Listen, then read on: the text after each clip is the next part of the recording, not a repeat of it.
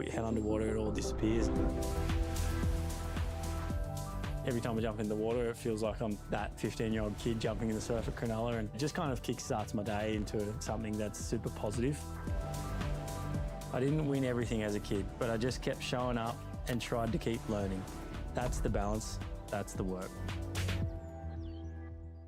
Life being so fast-paced, it's that one place that I go to be able to stop worrying about a lot of things, and I feel like as soon as you put your head underwater, it all disappears.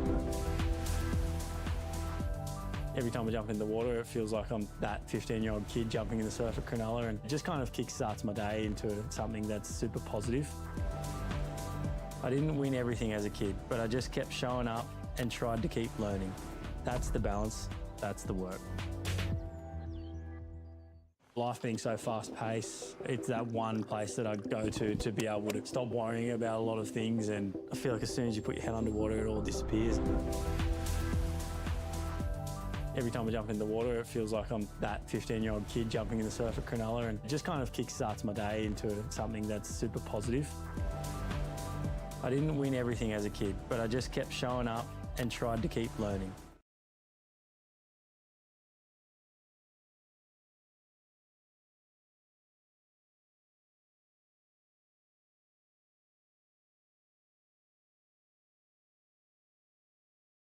On your screen right now is Ren Okano surfing. My name is Jessie Starling. I'm joined in the booth by my good friend Dai Wacko. And Dai, I am so happy to be, first of all, back commentating with you because I really missed you. And second of all, this is my first time in Korea. This is fun to be here. Good morning, and Good how morning. are you, Jessie? It's been a while since the last time we had the same, the commentary I know. work. But Too it long. feels like I've seen you every time there's a competition because you're always on the screen and you're doing great. Thanks, Dai. I've had so much fun this year, and then when True was like, there's an event in Korea, do you want to come over and work it? I was like, yes, this wave pool looks so fun.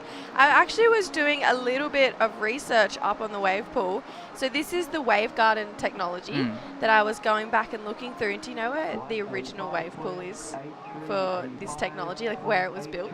Well, I have no idea. It was built in the Basque Country on Julian Lasser's land, and Julian Lasser is now a professional coach. He coaches our Cleanland at some events on the Championship Tour. Obviously, Keone Lasser, his son, really strong competitor on the Challenger Series. And the pool, still to this day, they're still testing, and every time they change or tweak something, they test it on the pool in the Basque Country. I've heard the story because I have a good friends in Basque Country, and I was there in February, and actually I was gonna go to that wave pool in Basque Country, but I didn't have time. Yes, I want to think go that, so bad. I really want to go there again, but I think it's way smaller than this, but there's enough space to just testing a new technology and a new wave, so it's pretty sick. It's incredible. Sorry, I just had to get that out there really quickly. I was quite excited by that. I was like, oh my gosh, this is Julian's technology. But right now, obviously, like I mentioned earlier, it's the round of 80, heat number 3. We've got 4 surfers in every single one of these heats in the opening round of the morning. Every single surfer is going to get 4 waves. So they're going to get 2 lots of the second wave of the set and 2 lots of the fourth wave of the set. And that format runs all the way up into the semi-finals. And then in the finals, each surfer gets 6 waves. So we've got a really fun format to go through for the next couple of days. Obviously, it's a nice, short and sharp event. It's 3 days long. Wave pool surfing, like I mentioned to you before, Dai, to me is like speed dating. We are just going to roll through all of this. In this heat, though, we do have Ren Okano, Ippo Suzuki, who is up and riding right now, Dai. 鈴木一本目のライディングになります。さあ、大きなカービングターン、テールを回してきて2発入れた後、もう1発、これはスプレーを上げてきました。そして立て続けにフィニッシュも決めてきました。Well, this is Diego up and riding now. Yeah, Diego surfs a lot out in D-Bar back home on the Gold Coast. He's getting some practice out on a little rip bowl at Cabba over the last week. Throws the fins around, chucks it, doesn't get the full rotation to just elevate that air reverse at the end there. So Diego, that's going to be his second scoring rise. So everyone in this here has already had 1 wave. And then Yuya, he's still to get now his second wave as well. So this is pretty interesting for me, Dai, because this is a wave that I'm kind of looking at for my first time. You've commentated here the last few years. As far as what you've seen, What are the judges going to like to get you into those deeper rounds and not keep your surfing too repetitive on this wave? You know, the wave pool competition is totally different compared to the real ocean surf competition. It's more about precision, and you have to be precise on every turn, and you have to execute cleanly. You have to ride out of the turns clean. And like, you know, Ippo had a great start. I love the first turn, just beautiful technique, and I love the third turn, throwing a lot of sprays and straight into the finish. So I love that kind of different variety of the turns. That I think that's exactly, you know, judges are looking for here. And Diego, sorry, just felt like he was really trying to get those excellent moments out here, and that's why he went a little bit harder at this end section right now. Knew he needed to just give ourselves something, because potentially just a little bit flat on those first couple of sections there, where Ippo looked really lively, really fast on his wave there. So scores locking in from Ippo. It's a 5.33 for his second wave. So based on his two scores, he is currently in the lead with a 5.33 and a 4.83. Diogo got a 4.33 for that last wave. So he's kind of sticking around that 4-point mark. Now when you look to Ren and Yuya, obviously both two very talented surfers, but they need to keep up with Ippo right now in this heat. Definitely, you know, I think in the practice sessions, I don't think they had a chance to surf on the T6 level. So probably it's gonna be their first time trying out this wave. So it'll be a practice round for them, but they have to adjust quickly. Wow, that was Iwase Yuya 選手の2本目のライディング. That was really unfortunate for Yuya. Yeah, you can see that takeoff. It can get a little bit tricky. It's a little bit steep. You got to be fast and quick on your feet right now. Ren, Okano, here die. Okano、レン、このライディングでバックアップを揃えたいです。3発立て続けにスプレーを飛ばしていきます。バックサイドで違ったターンを見せますが、しっかり4発決めてクリーンに前に出てきました。Beautiful surfing from Ren. Beautiful backhand attack. So he only needs 3.0. So definitely he'll improve his situation with the last ride. Beautiful full-turn combo. Yeah, such a unique way of competing, because it's a really set, obviously, wave. It doesn't have anything that's going to change too much about it here. We'll get back to this in a second. Yuya, just unfortunately, you can see just clipping that outside rail there, die. Well, I had a couple surf. Well, this is a replay of the last of Ren. Love the first turn to second turn, back to the power source, generating so much speed. There's, you know, no downtime in between turns. So beautiful full-turn combo from Ren. And let's think about this too. Yuya has now had 2 falls. He's got 2 0 point something score to his name. So he's looking at 2 points that are under 0.5. He's now really got to convert on those next 2 waves. He's unfortunately left and applied so much pressure to himself that he has to get the job done through this next set rotation. So we have 10 minutes to go in this heat, but obviously every wave is set, so you know exactly when it's coming. We have someone out on the wall telling all of our surfers what wave they need to go.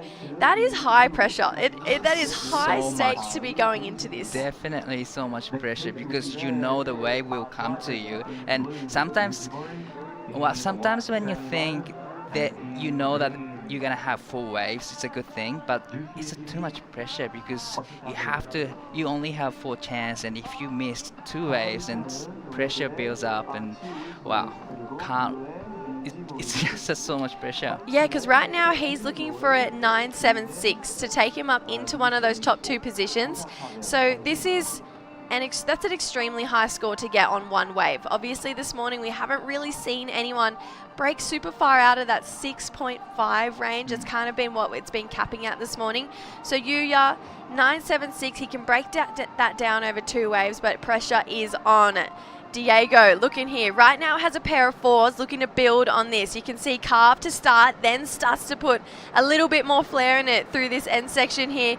Comes in, connects nicely with that end section there, so staying on the wave, not going above it this time like we saw in that last wave, and Ippo here die. 鈴木一歩3本目、2発目、ここでストールをします。ここでエアを狙ってくるのか。さあと回してしっかりとこれはメイクしてきました。少し変わった、アプローチでいいスコアを狙ってきています。A different approach from Ippo Suzuki. He kind of stalled But this is a replay of last wave for Diego. I really love how he adjusts compared to the last wave because he connects the dot really well on this one. Beautiful third turn and straight into the finish. So clean landing, that will give him a great point now. But this is the last wave for Ippo. I love the first turn, just tail slides. I love the second turn as well, and he stalled there. I knew that he's gonna stop the air, and he did. Clean landing there. Yeah, really interesting to note. Obviously, these guys are kind of swapping the sets that they take every single time. So Diogo on the second wave of the set there, and then we saw Ippo on the fourth wave of the set. That fourth wave really does have an air section at the end. It looks like it stands up a lot more than the second wave. I was kind of wondering if you stalled, that means you're just out of the timing of the wave, and that I'm not too sure how that's gonna affect to the point, because there's in the judging criteria you have to have the flow and speed. So you kind of, when you stall, you just disconnect with the wave. Yeah. I've never surfed this wave. I really hope that I'm going to get a chance to while we're here. But it seems like the type of wave where you actually almost want to sit on the foam during your bottom turn before you come up. Ippo did it really well on his second turn on that last wave, where it made me feel like I was watching him in the ocean, which I think is a good feeling to try and chase in a wave pool, especially as a judge if you're looking towards it, because you're like, oh, okay, sick. He's changing up each time. He's reading this wave. He's staying really tight in the pocket. But that then slightly put him out for the third turn, but then looked like he was trying to get ready for that air. It comes in. It is his best wave so far, so 6.4 for last of Ippo Suzuki. Ren Okano is still in the lead with a 6 and a 5.83. Let's see if he can build again here, Dai. 他のレンさ、このライディング、その差を広げられるか。一発二発と綺麗なバックサイドアタックを見せてきます。しっかりとパワーゾーンへ戻り、フォースターンもしっかりと綺麗に決めてきました。そしてこれが3本目、岩瀬優也一発目しっかり決めてきました。この波は大事な波になってきます。3発、これはいいライディングになってきそうです。そしてフィニッシュも前に出てくるか。これは決めました。プレッシャーがかかる中、素晴らしいライディングを披露したのが岩瀬優也。Great performance from Yuya Iwase. A lot of pressure applies on him, but still, he got a full beautiful turn. He had to rise to the occasion then. There was a lot of pressure put back on his shoulders. Let's take a look at these last two replays. So obviously Ren just going up and vertical on that first section there. Love the board choice too. It looks like he's got a carbon epoxy under his feet, but really clean, beautiful surfing. And then we look to this next wave. Obviously, like you mentioned, a lot of pressure going on Yuya's shoulders here, but once he made that takeoff, it looked like he was like, right, I'm ready. True, it's all about you making the first takeoff, but he did a great job. Full beautiful turn combo, and he right out of it. So now he's back in the heat. He has one more wave to show, and he has one more wave to, I think he needs to get a good turns on the last wave to, potentially maybe go to the air. Obviously, this week we're looking at the lefts as well all through competition, sitting on that T6 mode, which is what we're looking at right now. Does that favor the goofy footers here? Oh yeah, definitely. We're gonna see a lot of airs, but I really love seeing the natural footers on their backhand on this left, because the beautiful backhand attack and throwing a lot of sprays. So I think it's better for goofy footers as well as the natural footer. Yeah, I'm very excited to surf the left. I am. I think it looks really fun. Nice bowly sections all the way through. I think that fourth wave of the set really does suit those goofy footers more. Just being able to pop up into the air. Obviously, we have some really talented natural footers who have incredible backside air games as well. So this is going to be fun to see everything roll throughout this week. We also do have the Bonsai Asia Super Series happening all throughout the week, where we saw that last year go throughout a lot of the QSs in Asia. This time it's going to be select QSs. We're going to have Kei Kobayashi and Kokona Kawase in the yellow jersey. That'll change all throughout the rankings of the year. Right now though, Ippo Suzuki's last wave here. Carves in, comes in. You can see, wants to load up for something big on the inside into the flats here for Ippo. That looks tricky to surf. And then right now, Diogo out the back. Carves so beautifully. Nice and tight in the pocket here. And then he wants to go big on that end section. You can see the landing so much softer on that fourth wave, but unfortunately just couldn't get the ride out there for Diego. Definitely, you know, you have to time it right on the last section to actually get a great rotation. It's a bit tricky, but you know, they have to surf the best here. That was a great surfing from 一歩鈴木一歩の最後の波になります。一発目フィンを抜いてパワーゾーンに戻り、シグネチャームーブのカービングスライドターンをして、そしてここでエアを狙ってきます。フラットなセクションに着地しますが、ここはバランスを崩しました。Beautiful setup for Diego as well. Love the first turn, back to the power source of the wave. A nice, powerful turn, and now he's aiming for the section. Rotate. Unfortunately, he couldn't ride out of it, but he needed to do that because he needed to get 7.23. That was really unfortunate for Diego. Yeah, I would say Diego, he's such a fighter. He's a really, really strong competitor as well. You can see by his style and his stature, he is a power surfer. And so I feel like a wave pool probably wouldn't be a pet event for someone who is a really stocky, heavy, open water surfer. But Diego having to challenge himself, find a little bit of flow and almost cat-like reflexes in the wave pool here, I think is a great challenge for Diego. He needed a 7.23 on that last wave. It's going to come in short, so unfortunately we are going to lose him out of competition.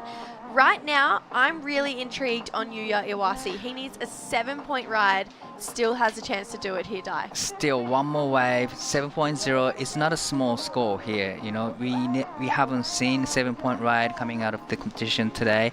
So probably you need to do something special on his backhand head, and he's gonna have the second wave of the set. So, well, a lot of pressures now. Oh, my heart would be through the roof. I would be so stressed out at this point. So here comes the first wave of the set rolling through. Like I mentioned, we do have someone on the wall letting the surfers know exactly what wave they should be going. Here we go, Yuya here, Dai. 岩瀬優也、7点が必要です。さあ、一発目きれいに入りました。スプレーを上げてきます。2発目もスプレーを上げてきました。さあ、ここは縦に入った。そしてフィニッシュのターンも縦に入りました。これは彼のベストスコアになってくるんじゃないでしょうか。そしてこれが岡野蓮、現在第1位のポジション。1発2発ときれいにターンを重ねていきますが、ここで引っかかってしまいます。Wow, it was interesting exchange from Yuya Iwase. He did everything he could do on the wave. This is intriguing to me because Yuya surfed this wave really beautifully, but I think to get up in a 7-point range, you probably need to set the fins free on that first turn. Potentially maybe go to the air. You can see such a technically talented surfer timing this wave so beautifully from start to finish, just having that really nice traditional drive out of all of these turns. Ren obviously not getting the completion on this, but still looking so sharp in the lead, such a clean surfer, and I feel like Ren and Ippo were the two standout surfers in that heat, and obviously Yuya with a couple of falls, I think executed so well under pressure in that heat there, but unfortunately it is not going to be the score that Yuya is chasing, so we will lose Yuya Iwase and Diego, unfortunately, out of the draw. We have Ren Okano and Ippo Suzuki moving on through to that next round.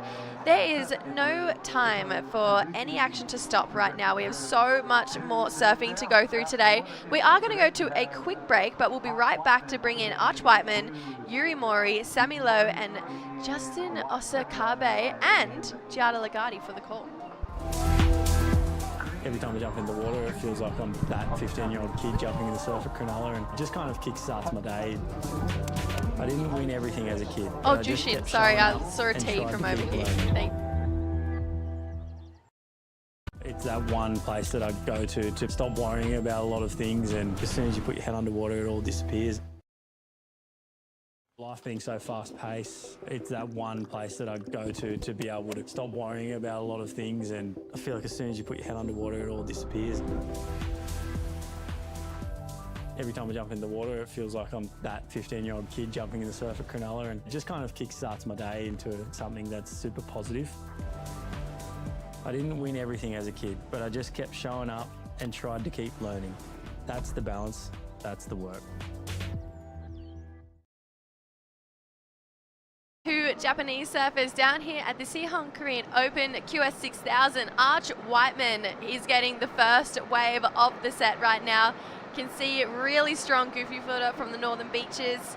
And now we have Yuji Mori up and riding on his first attempt here in the wave pool. Really strong power surfer, standing on his backhand right now. That end section has proven to be a little bit tricky to get completion on there. So big smiles right now from all of our competitors to be surfing this fun and perfect wave pool right now. My name is Jessie Styling, joined in by Giada. Giada, let's just throw you straight in. 2 waves. All right, so this is Arch Whiteman.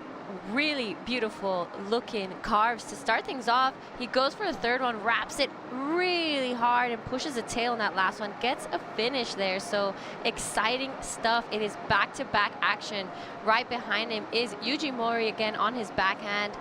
Beautiful looking turns here. I love that second one. He really pushed that back foot all the way around. Repeats it a few times, but like you said, that inside section is actually so gnarly. I've had some pretty heavy wipeouts there last year. It kind of just bowls up and throws you over. Yeah, it looks a little bit daunting, to be fair, when it comes in, but you've obviously been here, commentated here before as well. There was an event that I watched. I was in a different time zone, so I couldn't really tune in last year, but the first year that I watched it, Keijiro Nishi won, and he just looked like he was going above the lip on that first section. Just seemed a bit of a gear above by attacking that first opening maneuver. Do you think that same storyline is still going to continue through in this event? Oh, absolutely. Yeah. I think it's a type of like wave pool where last year people either clicked with it or they didn't. You know, I would find people that usually maybe in the ocean are like flawless, and then here they would just struggle. Like you just couldn't find a rhythm, you couldn't find the wave. You just have to be in tune with this wave. It's a little slower, I would say, maybe than a wave in the ocean that we would maybe be used to. So it's definitely something that you gotta kind of click into it. Sammy Lowe from the south coast of New South Wales. He's an Australian junior champion, represented Australia over in the ISA Worlds. Again, another really talented goofy footer, so I'm excited to see him on his front side here and potentially going up into the lip. Let's not hold back. First wave for Sammy so far. Looking really powerful. Continuing just a lot of energy right now from Sammy Lowe. This is the type of momentum you kind of want to come out the gates with. Felt like it was going to bury the nose at the end there. I got a little bit stressed out. And then, oh no, Jushin, unfortunately, we saw that happen to Yuya Iwase for the first 2 waves in that last heat. So he is going to pretty well lose a ride right now in this heat. Every surfer gets 4 waves. They get 2 lots of the second wave of the set and 2 lots of the 4th wave of the set. Sammy Lowe, though, what a statement to make to come out with that much energy in a heat. I was loving that wave from Sammy. Here we go. Let's take another look at it. So he starts off really strong here, really pushes it on that tail, does it again. I love this third one. You really takes advantage of this section that kind of bowls up on the inside. Almost takes his nose down there, but he made it out really nicely. And then just, you can see this has happened a few times.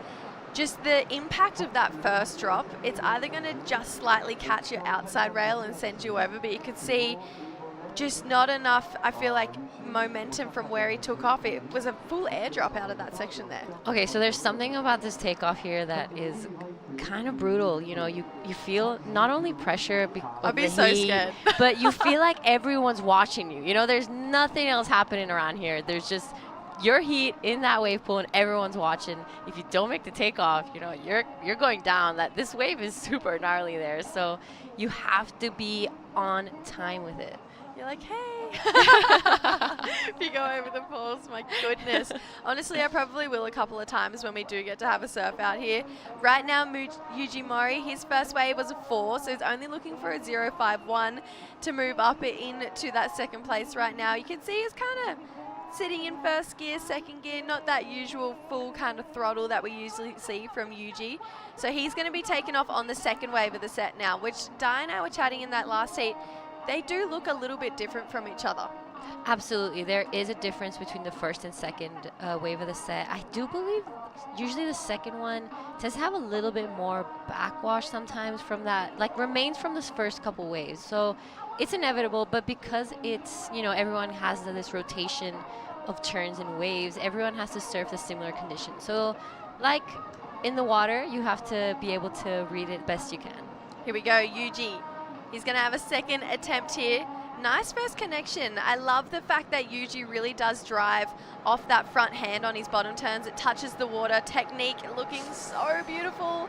And I completely jinxed him. So that's 2 waves where he's unfortunately hasn't got the ride out on that final turn here. Arch Whiteman now is going to give us the goofy foot flare of this approach. Now, the 4th wave of the set does tend to have a nice looking oncoming finishing section there. You can see Arch just felt like maybe slightly behind for that end section there. Usually we do see an air section come on offer on that 4th wave of the set, but Arch looking nice and sharp, but Yuji just such beautiful technique on this wave. Yeah, I'm loving this backhand approach that he has. You know, his center is really down low. He's really hitting the pocket right where he has to. Unfortunate there, you know, kind of digs that outside rail a little bit and goes down. But this one from Arch is looking really good. He's looking strong. I like that he wraps it all the way around back to the whitewash. Bit of variety there, you know, tries to kick the tail a little more.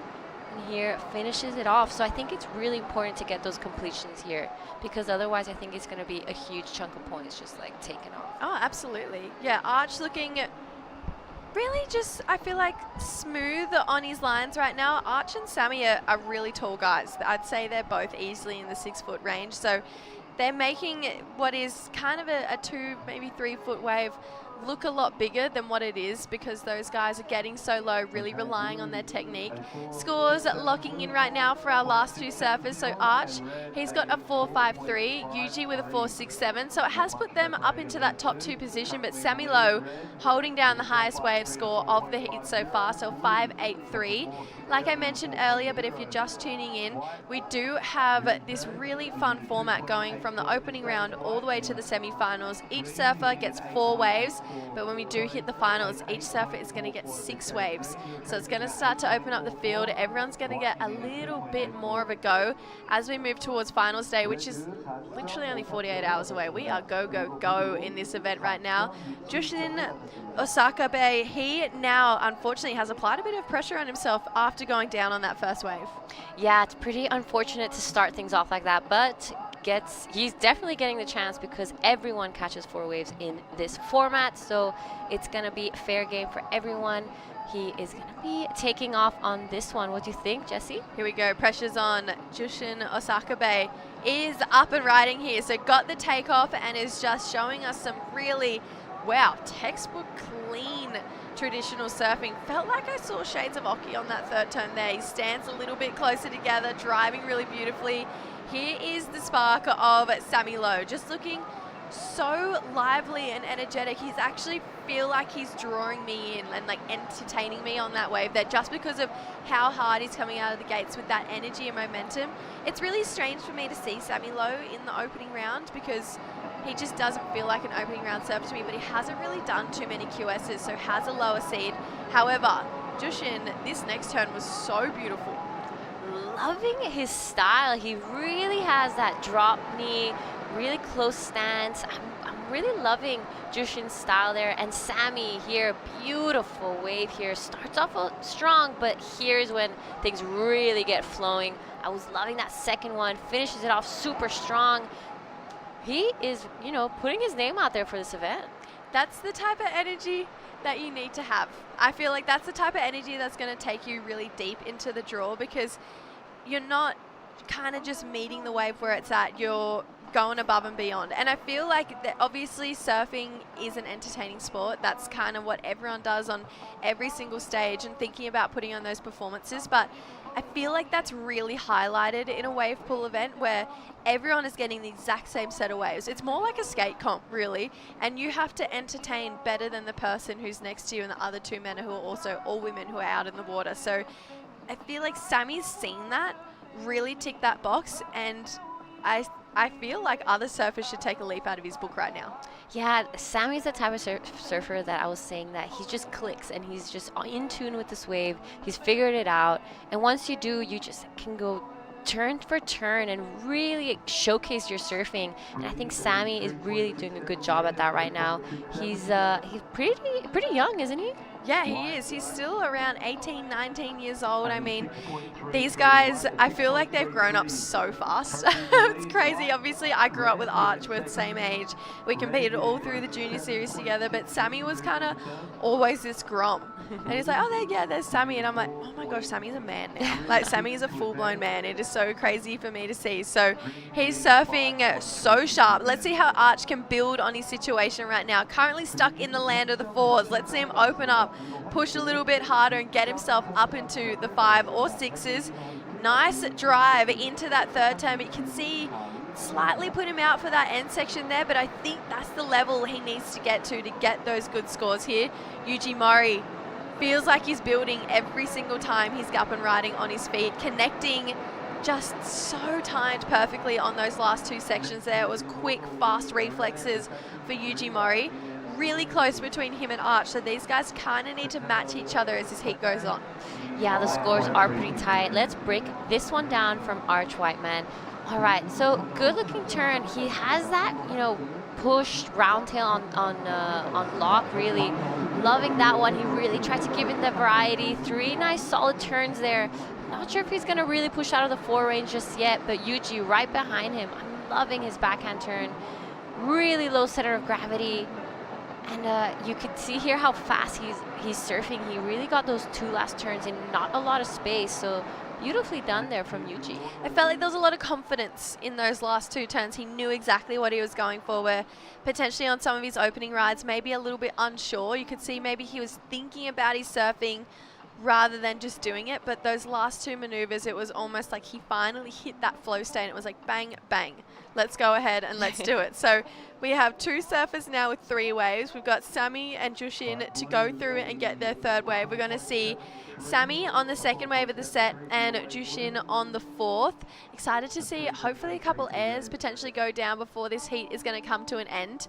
Right now they're 20-minute heats. Every single wave is spaced out. We've got 2.5 minutes between each set, so that's exactly how long we have to wait for more action to roll in, but it is quick. It is like speed dating, as I said to Di. It's seriously, you're just rolling through waves right now. We obviously have urban surf back home in Australia, and these guys would get to have a lot of practice down there, and if they were smart, they definitely would have done a couple of reps before coming to this event. Absolutely. I'm sure I saw a couple of Instagram posts of people really putting their rounds in, and these events take a lot of time. It's a lot of budget, so you want to be getting into those like later rounds and showcase your surfing out here. Sammy Low right now on your screen, he is currently in the lead, a 6.33 and a 5.83 for him. Here he goes. Sammy looking to build again here. Just again, he's not holding back. He's keeping that energy so upbeat. That bottom turn came from so far behind the whitewash. Let's see what he's got. Couldn't quite pull the air, but just exactly where he's placing his turns, drawing his lines out. It is really eye-catching. It draws you into that wave here. Jushin starting to build a little bit more as this heat goes on. Unfortunately, like we mentioned, lost that first wave after a bit of a steep takeoff for Jushin. He locked in a 3.67 on that last one. You can see some frustration there as well, where just not connecting with that wave here. But Sammy Low, the bottom turns on this wave, I felt like I was watching him in the ocean. No, I'm loving his act right now. He is looking solid. He has so much flow in between turns. You can see he doesn't, but besides there, he doesn't really do that double bottom turn. He just has that back-to-back one-line surfing that we all love. This is Jushin Osakabe. Beautiful backhand turn. I like his style. He has that drop knee that we'd love to see. Bit of a half turn there and wasn't really able to get that last solid finishing turn. He's a little bit out of rhythm in this heat, unfortunately. Had that takeoff moment that no one really wants to have when you're starting off a heat here. But yeah, hopefully he gets his reps in. Yeah, this is it's really nice to kind of like digest this as it's all going right now. Obviously, this is only the 4th heat of the morning. We've got a big day today, 27 heats that we're rolling through. Not only do we also have a shortboard QS, but we have a longboard QS as well. So then we see this wave format change. We get to see some of the world's best longboarders. I've seen a couple of guys who even compete on the championship tour come down to compete and hopefully get their spot back for that next season. So we're going to have so much variety over these next 3 days and getting to appreciate just the beauty of what longboarders can also bring to a wave pool too. Yuji Mori right now in this heat though, still stuck in the land of the fours, similar to what we're seeing from Arch Whiteman. Yuji slightly better than Arch, a 4.73 and a 4.67. Needs a 7.43 for first, but if you think if he's going to land a 5.5 at this point, that's really going to apply a lot more pressure on Arch, and this is these guys' last wave right now. Yeah, so it's now or never, and I'm pretty sure we're going to see a couple of them take to the air because you really want to make that difference between that surfer that is closest to you. This is your last chance. You want to create some space and confirm your spot in the next round. All right, Yuji, last chance here. Let's see if he can make the most of it. Nice turned first turn into a bit of a check turn for a second. Better looking third. Using that momentum and energy into the fourth. He's smiling with a completion on the fifth turn here. Arch Whiteman now. Just a nice arc to start this one off. Goes into it, he's a little bit hung up here, so has to go big on this end section. Arch chucks the fins out. You can see a bit of an awkward landing there. It felt like he had that landing too, but just that wave unfortunately pushing his board up and him too far over the nose there. So that it seems like it means we're going to lose Arch Whiteman, but Yuji, this was definitely building right now. Yeah, I'm loving it. You can really see his confidence build throughout this entire heat. That third turn was incredible. Backs it up again and gets the completion. I love that he's been smiling from the start of this heat to the end, so he's feeling pretty good. And Arch Whiteman, I'm unfortunate there for that last turn. I feel like he really stomped that air down, but like we mentioned earlier, this backwash kind of just got him there on the back of the tail. So unfortunate there for Arch. I don't think he's going to be getting that score he needed. Yeah, Arch Whiteman scores are locking in. It's not going to be enough. It's just a 2.6 for that last one. So we are going to lose him at a competition here.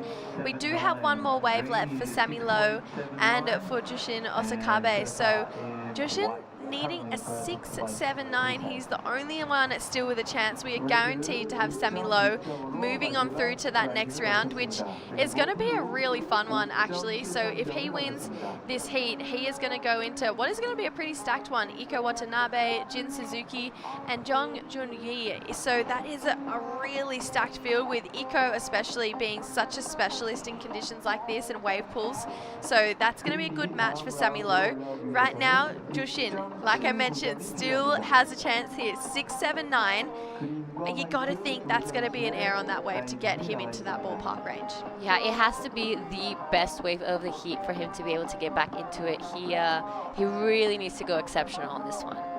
So we're going to see these waves start to pour through pretty quickly. Here's a bit of a burner wave start to roll through. Then the first wave of the sets comes in, but this man is going to be on the second wave. We've identified that the second and the fourth are the best for the surfers here in this format. Let's see what Jushin has got for us here. Gets the takeoff under his wave. Felt like that rail almost disconnected. Beautiful connection with this first section here. Drives up and into it for the second and the third. Looking a lot more patient and poised on that wave. 4 of his best turns of the entire heat on that last one. And Sammy Lowe buries the nose there, so he goes down. He is safe though. He didn't need that wave to move on through to the next round. He was already up in the lead. Jushin surfed a great wave here. I don't think it's going to be the score, but I love the fact that he got to showcase this type of surfing. Yeah, this is definitely his best wave of the heat. He really has this great style I like to watch. It's like pleasing surfing, and unfortunate there for him, he wasn't really able to string it together in the beginning. Sammy doesn't really need that wave. He is in first, going straight to the next round. So it's there we have it, guys. It's gonna be Sammy and Yuji first and second. Unfortunately for Arch and Jushin bowing out early here in Korea. I am going to step out of the booth and we're gonna welcome back in Dai Wacko for the call, and this is going to be a fun looking heat coming up for the round of 80, heat number 5. Do not go anywhere. We'll be right back. It's that one place that I go to stop worrying about a lot of things, and as soon as you put your head underwater, it all disappears. Every time I jump in the water, it feels like I'm that 15-year-old kid jumping in the surf at Cronulla, and it just kind of kickstarts my day. I didn't win everything as a kid, but I just kept showing up and tried to keep learning. life being so fast-paced, it's that one place that I go to be able to stop worrying about a lot of things, and I feel like as soon as you put your head underwater, it all disappears. Every time I jump in the water, it feels like I'm that 15-year-old kid jumping in the surf at Cronulla, and it just kind of kickstarts my day into something that's super positive. I didn't win everything as a kid, but I just kept showing up and tried to keep learning. That's the balance, that's the work. News here in Korea. We are currently in the round of 80, Heat 5. We have in red Saxon Reber, in blue Sentaro Sakai, white Maverick Wilson, and in green Masamune Uno. This is a beautiful sunny day. I'm Jara Legati. I want to welcome back Dai Wacko into the booth. Good morning, Jara. It's been a while since the last time we had the same. It has, entry. And on your screen is Saxon Reber. Good opening first turn, really pushes that tail in that second one, drives it again there, and he gets the completion. That is a great way to start your first heat. Right behind him is Sentaro Sakai on his backhand. Nice second turn there. I'm loving his style. I've seen him a few times in Karamas. Unfortunately, there goes down and over his rail. But good start from Saxon and Sentaro. Unfortunately there, we've seen a couple of the surfers just go down on that inside. Definitely. That was a beautiful surfing from Saxon Reber. You know, I really love his style. He's a stylish surfer. And just like you said, he had a great full-turn combo. But unfortunately for Sentaro, on the last section, couldn't really, ride out of the section. But I think it's really important you actually made that last turn to get a score. Yeah, absolutely. The judges are going to be really emphasizing on the completion here in Korea because it's a wave pool.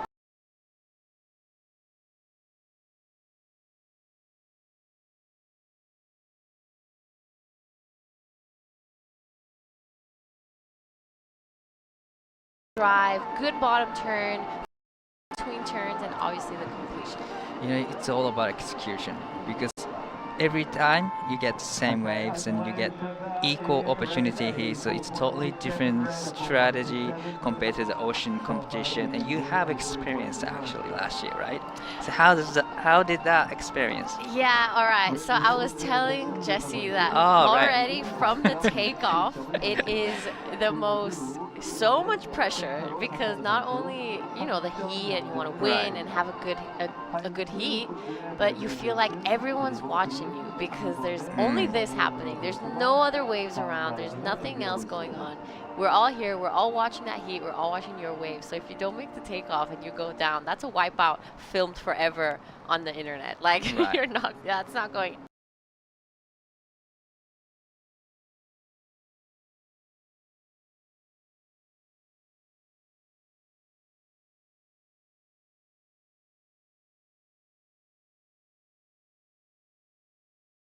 His face is actually there's a bridge in between the left and right, and all the people just standing there and just watching you how you surf, and it gives you a lot of pressures even in the free surfing, but this is a live action here. All right, so this is Maverick Wilson, yes, on the white. Good looking start here.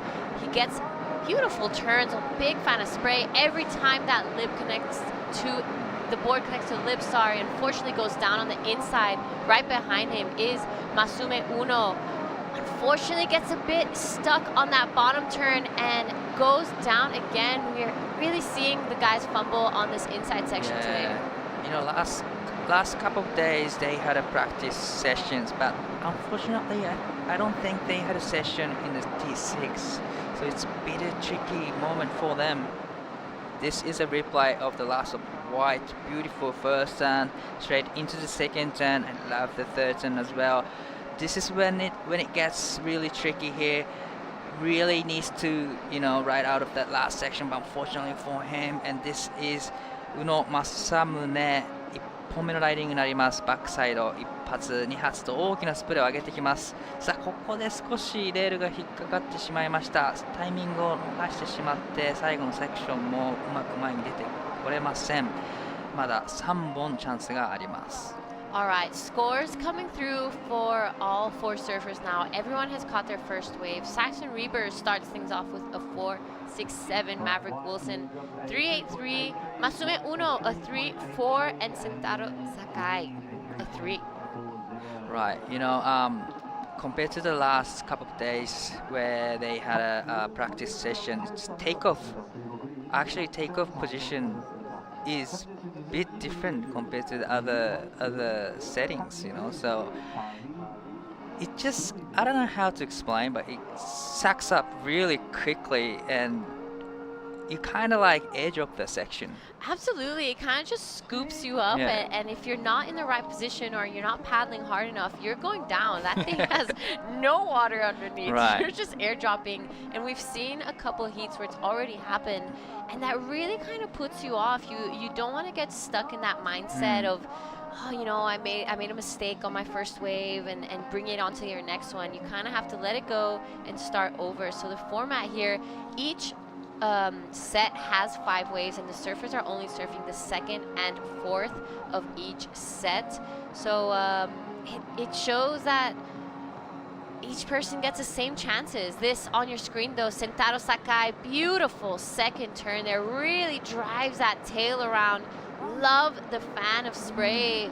He was liking it. He has that body posture of, nice completion. Saxon Reber now on his front hand. Good second turn there. I'm loving the speed that he has in between each turn. He wastes no time. Unfortunately, goes down there on that last turn, as we were saying. It also bows up on that inside, so you kind of have to get there early.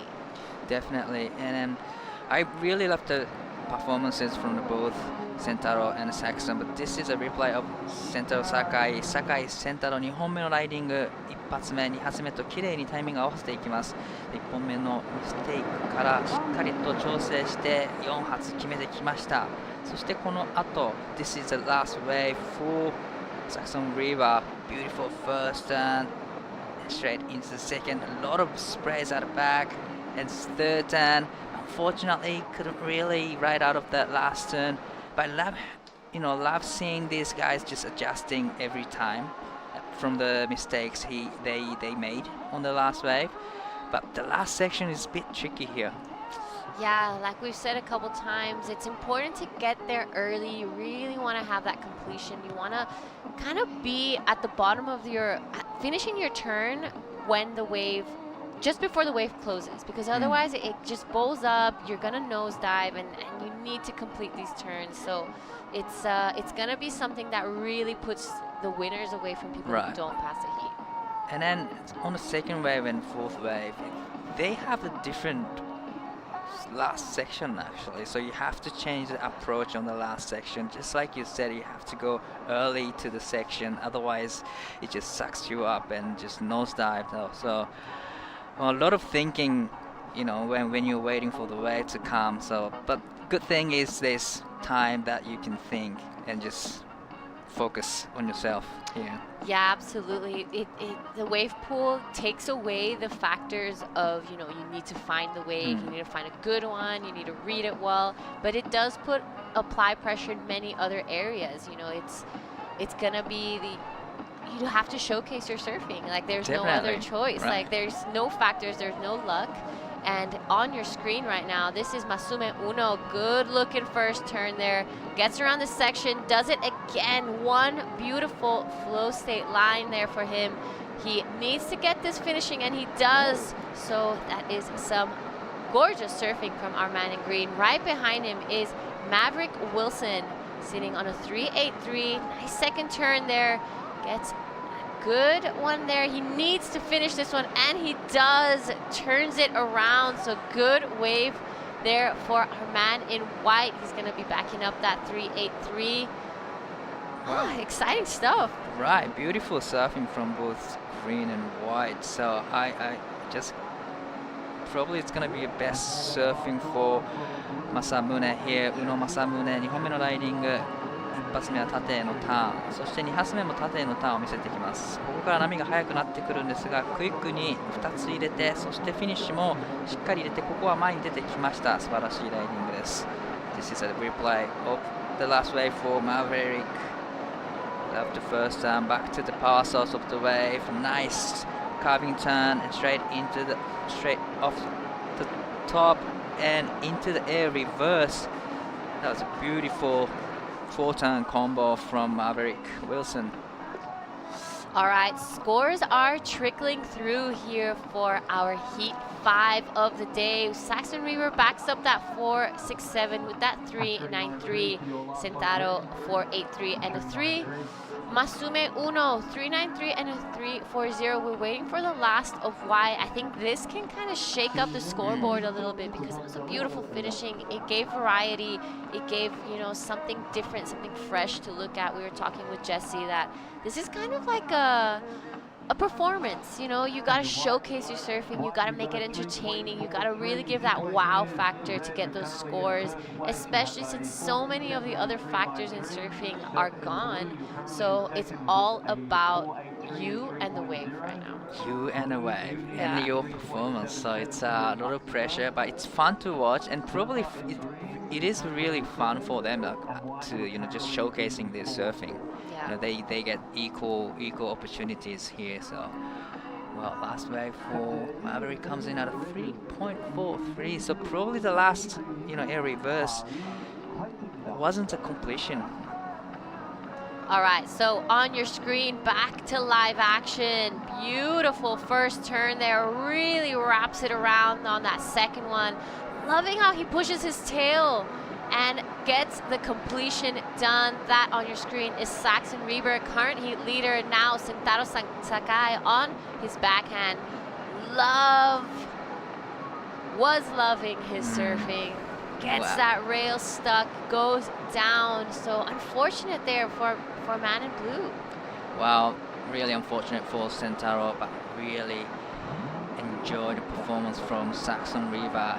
He gets the, you know, last section right out of it. Beautiful first turn, straight into the second. Some variety, beautiful off the top, and gets the completion on the last section. So beautiful surfing from Saxon Reaver. 酒井センタロウ、一発目綺麗なカービングパワーゾーンに戻り2発入れてきますが、3発目でノーズが引っかかってしまいました。これが3本目のライディングになります。4本目が最後の波となります。 All right, I think this is probably the third wave now for our man in white on your screen, Maverick Wilson. He is currently in fourth. He wants to get back into the advancing position. He wants to get back into this heat. You don't want to fly all the way to Korea and kind of drop out in these early rounds. It's not a good feeling. I'm sure many of these surfers have spent some time in the wave pool urban surf in Australia. It's probably the best way to get your rounds in for this event. Wow. Can you tell what he's thinking now? Because he looks really focused. You know, it's good to, like you said before, it's good to have the heat. Like, you don't have to think about the ocean. You just think about yourself, your surfing, and how to turn. But a lot of pressures. Yeah, like we've been saying, it takes pressure away, but it adds it on in different areas. So it's a lot of time, a lot of concentration. These guys put so much effort leading up to this event. So this is the third wave of Maverick Wilson, and Masamune Uno, will be right behind him. Each surfer gets 4 waves of this format. All right, here we go. Live action on your screen. On his forehand is Maverick Wilson. Gets a little stuck there on the top, but recovers nicely here. Gets a couple really good turns on this inside. Will he get the completion? He did. So it's going to be a good backup there. Right behind him on his backhand is our Japanese surfer in green. Good looking wave here. I'm loving his drop knee style. Gets that last turn in. Unfortunately, I'm not sure if that's going to be considered complete or not. It's a bit iffy, and you do not want to put the judges, you know, in that with that question mark. Right. So this is the last wave for Maverick. Edge up the takeoff section. A little bit stuck on the first turn, but beautiful second turn, throwing a lot of sprays. And third turn was another beautiful turn, and gets the completion on the last section. So it'll be a great number for Maverick. This is この正宗1発2発と綺麗にターンをしてきます。3発目まで綺麗にいきました。ここでレールが引っかかってしまってタイミングを逃してしまいました。ここは前に出てこれません。ここの最後のセクションをしっかり決めることが高得点へつながるポイントとなってきそうです。Alright, on your screen, that is where we are right now. This is Siheung Turtle Island. I don't know if you noticed. Yeah, Turtle Islands. If you go onto Google Maps and look at where we are, it has the shape of a turtle. So beautiful little info there for our people watching. Scores are coming through for our man in white. He goes into third. Unfortunately, not enough to go into that advancing position. We have scores come through now. Saxon Reber is still in first. Got a 617 and a 467. Sorry. Sentaro Sakai in that second position, 483 and a 3. Maverick Wilson looking for a 4.01. Masamune Uno. 391 to get into an advancing position. So not looking for a big score. Sentaro Sakai, I would say, is in a bit of a dangerous position. Each surfer now gets one more chance to move themselves into the next round, getting those points. This is practically like first event of the year, well, at least for me, you know. Well, definitely for most of people, this is going to be first competition. But we did have one competition in Japan last month, but this is a very important way for Sentaro. Yep, so pressure point here for Sentaro Sakai. Good looking surfing. He's taking it easy. Unfortunately goes down there. Is not able to get rid of that 3 right behind him. Current heat leader. Nice opening turn here. Wraps it around there to back it up. Kind of does a bit of a layback there. Gets a good finishing in. He wants to get rid of 467 and make sure he stays into that first. So good looking performance there for Saxon. Wow, definitely great performance from Saxon, you know, but unfortunate for Sentaro Sakai. Sakai Sentaro 4本目のライディングになります。1発2発と順調にターンを重ねていきました。このターン素晴らしかったですね。ただこのターンで少し上に行き過ぎたか、テールが抜けてしまいました。This is the last wave for Saxon. Beautiful first turn, trying to get rid of the 4-point range. Beautiful layback turn, and it gets the completion. So beautiful, you know, beautiful 4-turn combo from Saxon. So it'll be interesting to see what he's gonna get because he needs to get rid of the 4.67. All right, so that is Saxon and Sentaro done for this heat. Now we'll see what Maverick and Masamune do on their last chance. So this is our man in green on the screen. 3.91. That's what he needs. It's a small score. Oh, it's tiny. You know, he just needs to get completion on the last section because he's being, you know, booked the rail on the last section for the last 3 waves. 3.91 is a small score, but definitely it's not an easy point to get. Absolutely. Sentaro's going to be watching these last 2 rides very closely. His heart must be going 1,000 miles an hour. He's going to be like, fall. Oh, now he needs 4.11. Okay, so we had the last of Sentaro at 3.20 slightly improved his score. So Masamune now, 4.11 is his requirement. We have a couple of burner waves. He will be catching the second wave of the set, whereas our other surfer will catch the 4th. That is a format, and then they rotate. So if you caught the second wave on your first heat, here we go. Okay, last chance for Masamune. Good opening first turn here. 4.11 is his requirement. Liking that second one. Gets this good third in. Wants to put one more there. Unfortunately goes down right behind him. Maverick Wilson in third. Nice turn there. Unfortunately goes down as well. So it's going to be pretty tight. I think it's all down to Masamune's last one. 4.11 is his requirement. What are you thinking? It's gonna be really close because he did everything he could do on the wave. Really loved the first turn. さあ宇野正宗、このライディングで 4.11 が必要です。1発2発3発と綺麗に入ってきました。4発目ターン入りました。少し速いアプローチになりましたが、しっかりとメイクしていきました。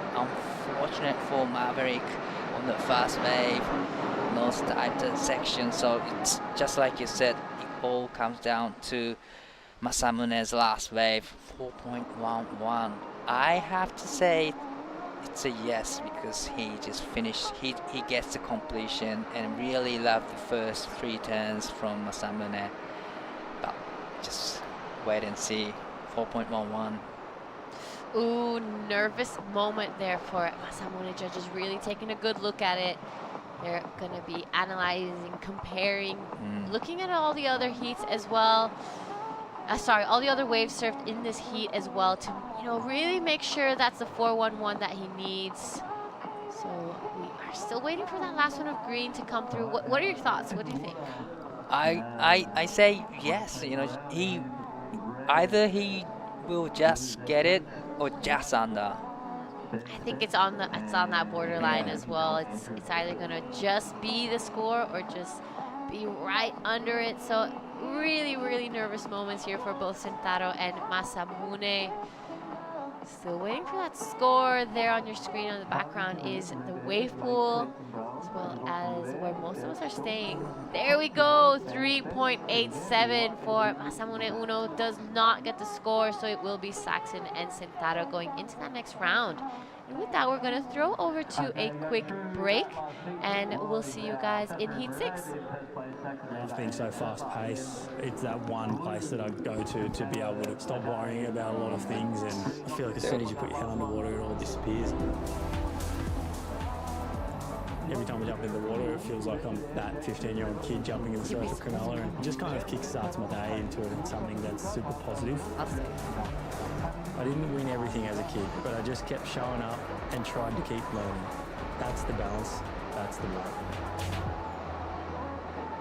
Life being so fast-paced, it's that one place that I go to be able to stop worrying about a lot of things, and I feel like as soon as you put your head underwater, it all disappears. Every time I jump in the water, it feels like I'm that 15-year-old kid jumping in the surf at Cronulla, and it just kind of kickstarts my day into something that's super positive. I didn't win everything as a kid, but I just kept showing up and tried to keep learning. That's the balance, that's the work. Life being so fast-paced, it's that one place that I go to be able to stop worrying about a lot of things, and I feel like as soon as you put your head underwater, it all disappears. Every time I jump in the water, it feels like I'm that 15-year-old kid jumping in the surf at Cronulla. It just kind of kickstarts my day into something that's super positive. I didn't win everything as a kid, but I just kept showing up and tried to keep learning. That's the balance, that's the work. Condition couldn't be much better this morning. We are at the wave park. This is 2026 Siheung Korea Open QS 6000. Welcome back, everyone. We are now into men's round of 80, heat number 6. We have Mike Clayton Brown, Zeb Stokes, Ben Spence, and Noah Andrew, all from Australia. So it's a Australian matchup. I'm here in the booth with Tippy. Welcome back. Hey Dai, good morning. Good morning. Yeah, good to be here in Korea. It's sunny part of the world here in Korea right now. It's a nice weather here in Korea, and it's not too hot. Just it's a great weather and nice water here and nice waves. I mean, great waves. The condition couldn't get much better. Yeah, I think this is one of the event that give the full consistency of a wave that they can offer to the surfers. A bit different format from the ocean, but here you can see and can give the right points for the performance. Already, Mike and Zeb had a wave, so this is a fast wave for Ben Spence on his backhand. Beautiful first turn, throwing a lot of sprays, gets a second turn in, and then third turn. This is important section, needs to get the last final turn in, but he did. This is Noah Andrew on his beautiful first and second, and a lot of power from this surfer. Unfortunately, he couldn't get a completion on the last section, but beautiful wave from Ben Spence. Yeah, you can tell there, like, some of the surfers are still figuring it out on that end section. Many surfers are, able to do something there, but most of them probably get a little bit stuck. What did you think of his first wave here? Yeah, I think this is hit all the criteria that the judges are looking. The flow is there, the power is there, and the finishing is also there. This is actually a really good opening right there. Two big slash right there. Just, I think this one, he's a bit unable to get out of that white water. But it's really important to get the last turn and then right out of it to get scores here at the wave park. But it's a tricky part actually to get the completion on the last section. Yeah. But have you surfed here? Yeah, I surf a couple of days ago. It's I think one of the team from WSL have to do a wave test, and I have a chance to get maybe a 5 to 6 wave. It was really, really fun actually. And yeah, it's a totally different wave from where I grew up in Bali, and to surf this artificial wave is also a good experience, because I think the future is going to be able to give every single wave should be the same if it's on the competition. Right. It's a different type of the best condition, best waves compared to your home. Bali has one of the best places to surf, but this is a different types of best waves. Yeah, I mean, for competition, I think this is really good, because if you have a wave and the other person don't have that wave, it feels unfair. But for this event, I think everybody have those wave number 2 and wave number 4, and this is a Zeb Stokes second wave. Yeah, and I have to say, he served the criteria right there. Big maneuver. The flow is there. This is Mike Clayton Brown live action. Beautiful backhand attack. Gets the final turn, and unfortunately couldn't ride out of it, but beautiful approach from both of the surfers. Just like you said, it's these two surfers just hitting the judges' criteria here. This is a replay of Zeb Stokes' last wave. What did you think? Yeah, nice opening maneuver right there. I think the second one is a bit stronger, little bit get behind that one, but able to do those last finishing right there. And this is also a good wave. Just I have to say, the judges have to really, put a lot of eyes on each maneuvers, because at the end of the day, every surfers are able to do high level of surfing, but the judges have to see which one is better from the other one. Definitely, everyone has the same wave, same equal opportunities here. That's why judges need to take a good look into the surfing. But 3.20 for the last wave for Mike Clayton Brown, and 4.50 for the last wave for Zeb Stokes. So Noah Andrew only needs 1.51 to go into the second place. His first wave comes in at a 3.20. So Ben Spence's last wave comes in at a 3.0. So it looks like no one's really getting the good scores yet. Yeah. So everybody stacks in the 3 and 4 point range now. So whoever gets the above 5 point range, they get the advantage. But there's still 2 waves written for red and blue. There's two more opportunities for everybody. So this is gonna be the second wave for Noah Andrew, waiting for the wave to come. And here he is. So for the first wave, just let it go. On the second wave, it's gonna be his wave. So this is a lot of pressures building up for Noah Andrew. Yeah, Noah currently sitting in the... yeah.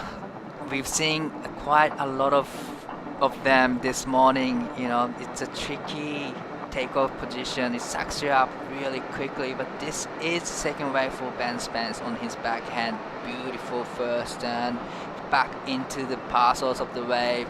Second turn, third turn, nice, and it gets the final section here and gets the completion. So beautiful combination from Ben Spence. This is the second wave for all the surfers, so they get 2 more waves. Yeah, I think Noah Andrew was on his on his second wave right there, as you can see. Second wave is actually the cleaner wave of this set. So this is wave number 4. So Noah actually letting go a really good opportunity on that wave. Great performance from Noah Andrew there.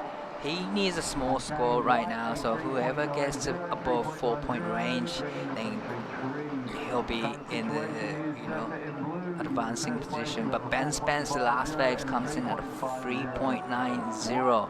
Now he's in the second place. So Zeb Stokes with a 4.5 and 3.50, he is in the first place. So this is going to be a wave number 3. So now Mike Clayton Brown will take the second wave of the set, and Zeb Stokes will take the fourth wave of the set. Yeah, so if Mike Clayton Brown want to take advantage on this wave, this is the time, because he's gonna have the cleaner wave. You know, the second set is considered the best wave, and yeah, he's looking for 371, because I have to say this heat is still open for everybody. Definitely, you know, it's still open for everybody. Just like it said before, everybody kind of stacks in the 3 and 4-point range right now. So definitely it's open for everybody in this heat. So 2 more waves for all the surfers. This is Mike Clayton Brown waiting for the wave to come. So this is going to be the wave number 1 of the set. He will get the second wave of this set. Here we go, the takeoff right here, right now, and yeah, surfer in red, opening right. Nice big one right there, Dai. Second one is also super tight. Third one is even bigger. This could be the one that he's looking for. Yeah. Beautiful surfing from Mike. This is Zeb Stokes. Beautiful first turn, second turn again. Gets stuck on the third turn, unfortunately, but gets to finish here and rides out of it. So he got stuck on the third turn, but still gets a completion on the last wave. So beautiful surfing from both Mike Brown and Zeb Stokes. Yeah. Yeah, that was a good exchange between those two surfers, and yeah, it will be interesting if Mike gonna get his score. He's looking for 371. I'm not the judge right here, but he was surfing really good. Definitely, love the first turn, straight back into the power zone, and another power hack there, and into the third turn, and it gets the finish there. So beautiful surfing. There's no downtime in between turns, and this is a replay of the Zeb Stokes.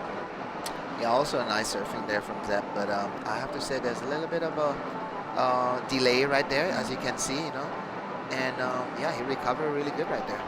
Definitely, he covers it really well, gets a completion. So we're still waiting for the last of blue, but last wave for Mike comes in at 5.17, just like he said. You know, finally he got the above 5-point range. Now he's in the first place with a 5.17 and 3.20. So having a 5-point is really, giving you a great, position. Yeah, I think 5 above is a really good advantage right now, because as you can see from the previous heat, there's a lot of 6s and 5 that advance to the next round, so that's a good number to have for sure. And the last wave for Zeb Stokes comes in at 4.03, so he's now back into the first place. Mike is in second, needing only 3.36, which is a small score. So this is going to be Ben and Noah's third wave. So Ben now needs 4.48, Noah now needs 5.18. This is the third wave. They get 2 more waves in. Definitely wanted to improve their concentration on this wave number 3. Beautiful first turn back into the power source. Gets stuck a little bit, but still managed to get the turn in. And it gets the completion on the last sections. Beautiful surfing from Ben Spence. And this is Noah. Gets the first turn in, and beautiful turn on the second. Get the third turn, and rotate that final section. Unfortunately, couldn't really ride out of it. Yeah, so I can tell a little bit about you know, for Noah, when he missed that first takeoff on the previous wave, it gets in his mind a little bit, because here's Ben's wave right here. Nice surfing also from him. That was a big one. And you know, he's eyeing to do the finishing. I think every surfer is just eyeing to do that finishing right now. Yeah. You know. So here we go. This is a Noah wave. I can see he's also a little bit wobbled there. You know, like, you know, this wave pool, they give you a really like a mental game for sure, because if you miss your wave, it's just it takes the whole heat. Something goes into your mind for sure. Definitely, you know, it's a good to have that, you know, that you're gonna have 4 waves, but if you miss 1 wave, then suddenly pressures comes in your mind, you know. Yeah, that happened on the first heat. One of the Japanese surfer, his name is Yahagi. I think there was a bit of a miscommunication or strategy or something, so he didn't go in his first wave.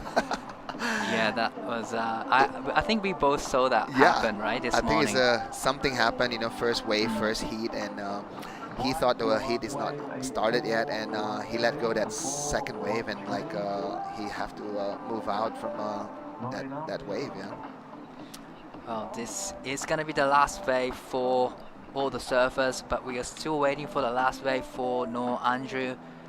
A few scores locked in already. Yeah, Ben Spence, he get a 4.13. 4.13 for Ben Spence and 3.33 for Noah Andrews. So the situation remains the same. You know, Zeb Stokes sitting in the first, and Mike Lake Brown sitting in the second place. And this is gonna be the last wave for all the surfers. This is Zeb Stokes up and riding. So yeah, Zeb's currently sitting in the first place right there. I think he just need to play it safe right here if you wanna, you know, make it like into his wave that counted. And looks like he's only need to replace that 4.03. This is Mike Clayton. Beautiful surfing from Mike. Gets the completion there. He is sitting in the second place. He needs to get rid of the 3.20. Yeah. 3.36 to go into the first. I have to say that was it. You know, that was a 3.36. Yeah, great it was a good surfing. Yeah, I think Mike, no, he only need to replace that 3.2, so his surfing was there. So this is a reply of last wave for Zeb Stokes. Beautiful first and second turn and third turn as well. And he gets the completion here, so we are still waiting for the last wave for both Mike and Zeb. So they both need to get rid of the 4-point range and 3-point range here. Yeah, you know, like the one that they think have a big threat for these two guys is actually Ben Spence. You know, Ben's only looking for 4.26, but you know, if they make a better numbers on their last wave, it's gonna give a bit pressure on Ben. Definitely, you know, those two surfers wanted to put the pressure on the other twos, but last wave for Zeb Stokes comes in at 4.93. He's extending his lead now, so Mike Clayton Brown now needs 4.25 to go into first place. Still waiting for the last wave for Red. Nervous moment for Mike and all the other surfers as well. Still waiting for the last wave for Mike Clayton Brown. This is gonna be the last wave for White and Green.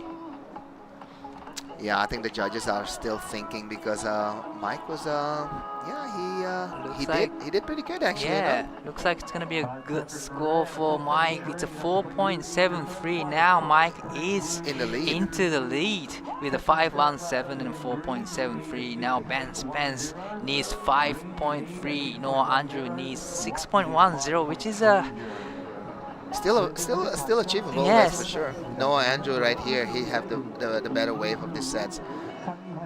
Nice opening right there. important way for him. Beautiful first and second stand. Really love the third stand. Gets a completion, so It'll be interesting. Right, it's gonna be interesting. But Ben Spence last action here. First stand, second stand. Great attack in the pocket. Beautiful third stand. That was a huge, and gets the completion here. So it's gonna be a great exchange here from Ben Spence and Noah Andrew. So Ben now needs 5.30 and Noah needs 6.10. So what do you think? Just a replay of the last green. Yeah, I think Noah will get his best number right here, Daya, because this is probably his best surfing on this heat, on this wave. So yeah, it'll be interesting. But he's looking for a bigger number there. He's looking for a 6.1. So I'm not sure. And this is Ben Spence. He's also looking for a number. Really good surfing right there, and they all get the finishing. So it'll be a good number for sure. But these two right have to be the best and the second best wave in this heat. Ben Spence needs 5.30 and Noah Andrew needs 4.87. So last wave for Noah Andrew comes in at 4.57, so it's not enough for Noah Andrews. Still waiting for the last wave for Ben Spence. He needs 5.30. Has to be the best wave in this heat. So still no indication from the judges. You know, judges are taking a good look into the last wave for Ben Spence. Yeah, I think they have to compare between Mike Clayton and also Zeb Stokes' number to get that one, because this is an important numbers for Ben Spence. He's looking for a 5.3, and yeah, we'll see. Well, nervous moment for Zeb Stokes and Ben Spence. You know, all the waves are written now, so there's no other extra waves here. Still, so last wave for Ben Spence comes in at 3.97. It's not enough. It looks like it's Mike Clayton and Zeb Stokes will be advancing into the next round. So we're gonna go to the quick break and we'll be right back after the short commercial. Every time I jump in the water, it feels like I'm that 15-year-old kid jumping in the surf at Cronulla, and it just kind of kickstarts my day. I didn't win everything as a kid, but I just kept showing up and tried to keep learning. Being so fast-paced, it's that one place that I go to be able to stop worrying about a lot of things, and I feel like as soon as you put your head underwater, it all disappears. Every time I jump in the water, it feels like I'm that 15-year-old kid jumping in the surf at Cronulla, and it just kind of kickstarts my day into something that's super positive. I didn't win everything as a kid, but I just kept showing up and tried to keep learning. That's the balance, that's the work. 2 heats away from rounding out the round of 80 here at the Siheung Korea Open QS 6000, one of the first major QSs of the season for this part of the world. Obviously, we have a co-sanctioned event between Australia and Asia, and we are watching it unfold right now. My name is Jessie Starling. I'm joined in the booth by Tippy Jabrick, and Tippy, we've got a couple waves to roll through right now. Yeah, this is a Kaisei opening, right? Really nice surfing, you know, like I have to say, like some of the Japanese and the Aussies, they have experience on the wave pool, because you know, there's a wave pool and also in Oz that been done a couple QSs, if I'm not wrong.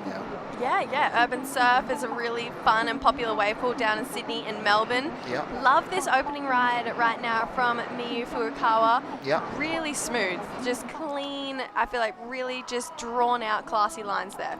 Yeah, I think one of the criteria is you need to maximize the full length of the wave. So I think Miyu is doing pretty good right there. TP, you obviously get to see a lot of these guys in action a lot of the year. A majority of the Japanese surfers actually spend a lot of time in Indo as well, trying to get prepared and ready through some of the off-season.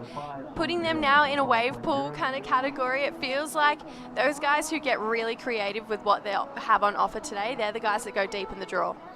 Yeah, for sure, because with this wave you can tell, between like a good surfing and great surfing. And whoever can draw like a really good bottom turn and a really critical maneuvers, you can tell. With this wave, there's no better comparison to put them in a wave pool. Willem Watson, he's one of those guys who has a really big bag of tricks, so can get really creative with his repertoire right now. He's going to start off really traditional. Again, like I mentioned, smooth, clean lines here from Willem. Tagging that nice one well as well. I love the fins coming out the back here. Yeah. Now on the fourth wave of the set, this is Willis Druma. So Willis, he lives down in Victoria, represents Torquay Board Riders Club a lot, gets the fins out as well. So these two guys are almost mimicking each other's waves back to back between the two young Aussies. But I really love that first approach from both of them. Yeah, I think they push harder on this wave, you can tell. This is like, I have to say, all the maneuvers are really tight, and that's what the judges are looking for. And even the finishing is right there. Yeah. And it feels like this is a nice setup, kind of a nice base for these guys to be able to build off. Yeah, but even the wave looks exactly the same, Jesse. I think if you have to surf the second wave, you have more advantage. It's a cleaner wave, and it gives you a bit of a better canvas. Yeah. I'm really curious to pick your brain, Tippy. Obviously, a lot of these guys do have these big aerial maneuvers that they can rely on if they need. Yeah. But some of these guys also don't. So how do they kind of keep the judges drawn in and entertained when they do have to stick to the same sort of repertoire? It's a funny thing. Last year, Katut won with a super tight maneuver. There's a lot of flawless, high impact, top turns. But guys like Jarvis Earl, surf really well, but he unable to surf until the finals day because he have an injury here. So it'll be interesting to see, in this pool, those aerialist specialists, if they can do something crazy here. I think the judges are going to reward them even higher. So you don't need to do an air to win this comp?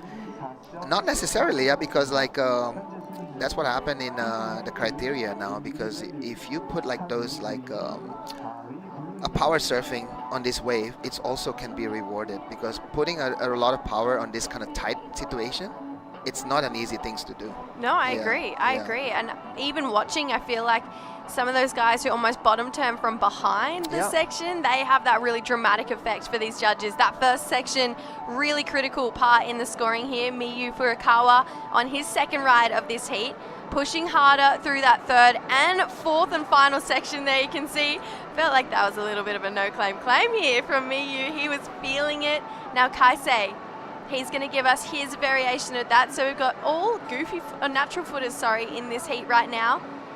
Just coming unstuck. You can see sometimes on that fourth wave of the set, that end section can get a little bit tricky to figure out. A lot of these guys kind of sticking to exactly what we're talking about, this really traditional approach here. Yeah, I think this is like an early, heat for all the surfers in the round of 80. They don't want to do something that, they're gonna regret it, because they just want to make scores and build up from there. This is their second wave, so if they want to catch better score, they can do it after the first wave. That's how I think. Love this guy's bottom turn, just completely immersing that front arm in the water before he gets up into the lip line here. So Kaisei already had a 5 on his opening wave, so this is definitely going to improve his situation, get him in a really good spot, take the pressure off those last 2 waves, which is another really key thing. If you can capitalize on these first 2 opportunities, you can really start to let go and get a little bit more free on those second 2. Yeah, surprisingly, Kaisei's second wave is a 377, so it's not even close to his first wave. So this heat is still wide open, Jesse, yeah, because everybody is just looking for a 3, a 2, and a 4. Yeah. Yeah, especially when you look at Kaisei, Willem, and Willis's opening wave. Kaisei obviously with a 5, Willem with a 5-5, and then Willis with a 4-7. Really, really tight opening waves there. So Miyu unfortunately left a little bit behind the pack here. His opening wave at 3-9. He's backing it up with a 3-8-3. So that's kind of where the shoe is on the other foot right now. Miyu, he got 2 first waves, but now he needs to lift on his second 2. So unfortunately a little bit more pressure starting to apply through the back half of this heat right now for Miyu. Let's see what these 2 young Aussies can do on this next exchange right now. So we're going to see right now Willis on the second wave of the set for the first time, and then we're going to see Willem on the 4th wave of the set. It's funny, it almost pushes you a little bit wide as that first wave comes through. So positioning, even though we're in a wave pool, is really key right now for these surfers. Here we go. Willis Druma locked in a 4-7 for that first wave.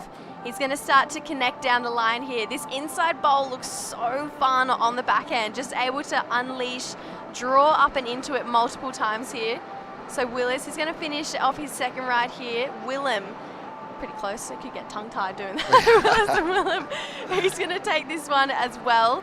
Looks like he's on an epoxy surfboard here too. So again, both of these guys capitalizing on those waves right now, but I still feel no one really doing anything to set them apart from each other.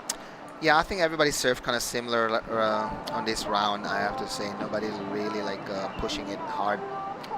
I'm sure like all the surfers, they can do a lot of tricks on their surfing, but they just want to make sure they get advance from this round. Not that Indo needs it at all, but just out of curiosity, is there a wave pool in Indonesia? There's a plan to build one, so hopefully they claim it's gonna open in 2028.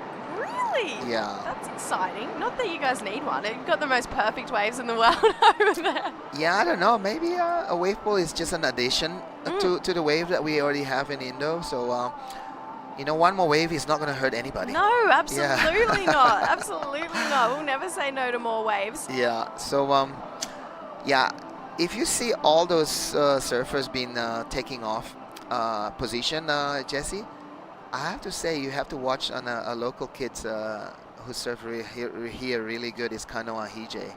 He surfs, his taking off position is so close to the wall, and he can do like a lot of crazy stuff here. So one of the reason why, because Kanoa is like no stranger here. He's been training here since the pool is open. So he's a really good surfer, and he surfed really well also in his longboard. He won it last year. Yes. Yeah, he's multi-talented when it comes to equipment. That is right. I forgot about that. Yeah. I actually, this is kind of my first time really taking a good close look at this wave, and I did a lap around the pool before and actually seeing it's pretty intense at the takeoff. Like, I know it would seem easy, like watching it on screen, but there's actually a lot of pressure riding on. Like, that's your opportunity. It's not like you can just hop back on and get the next wave. Like, no, that's it. Yeah, even on the high level of CT surfers, I've seen like somebody miss a wave on the wave pool. So it's pure pressure also. Kaisei, he's going to push a little bit harder, it feels like, on this wave. That's the level that we want to see from him. Slightly hung up there, but you could see got the energy over that front foot. He's completed the ride out.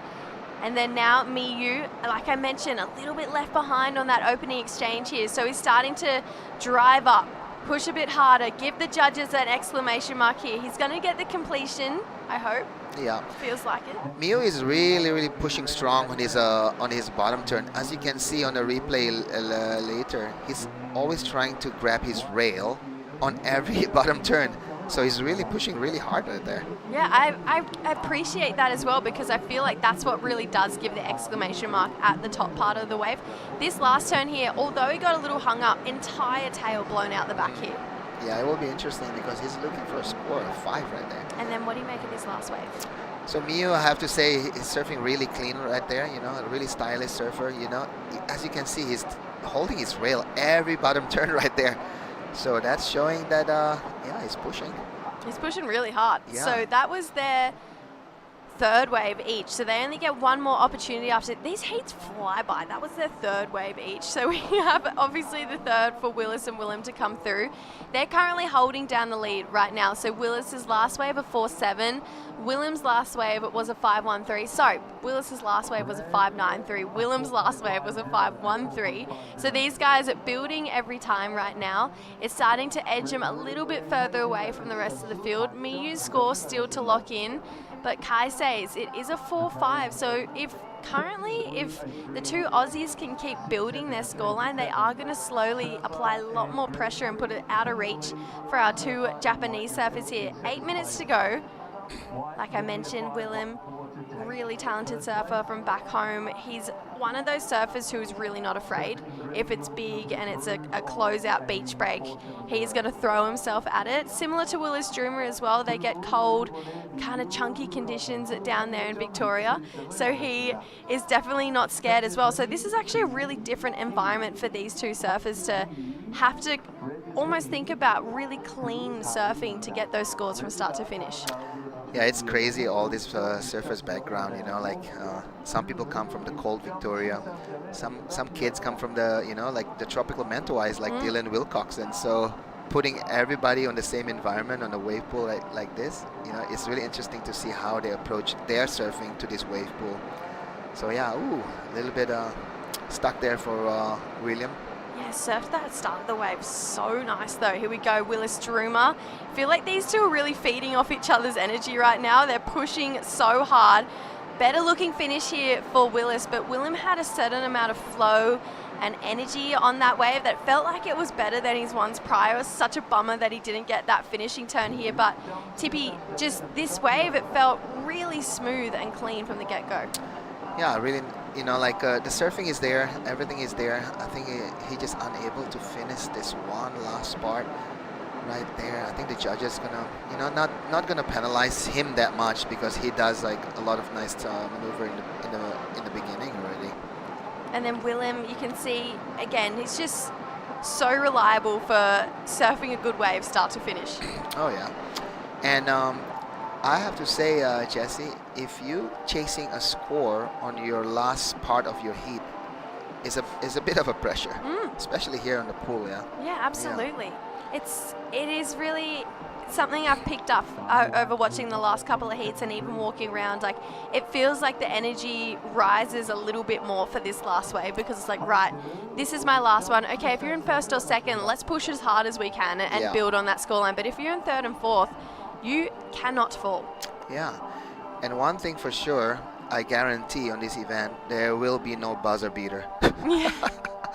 Everybody have to get their wave according to their, what do you call that? Their rotation. Their rotation. Yeah. There will be no like, oh, I fall down. There's, like 50 seconds to go. I catch one more wave.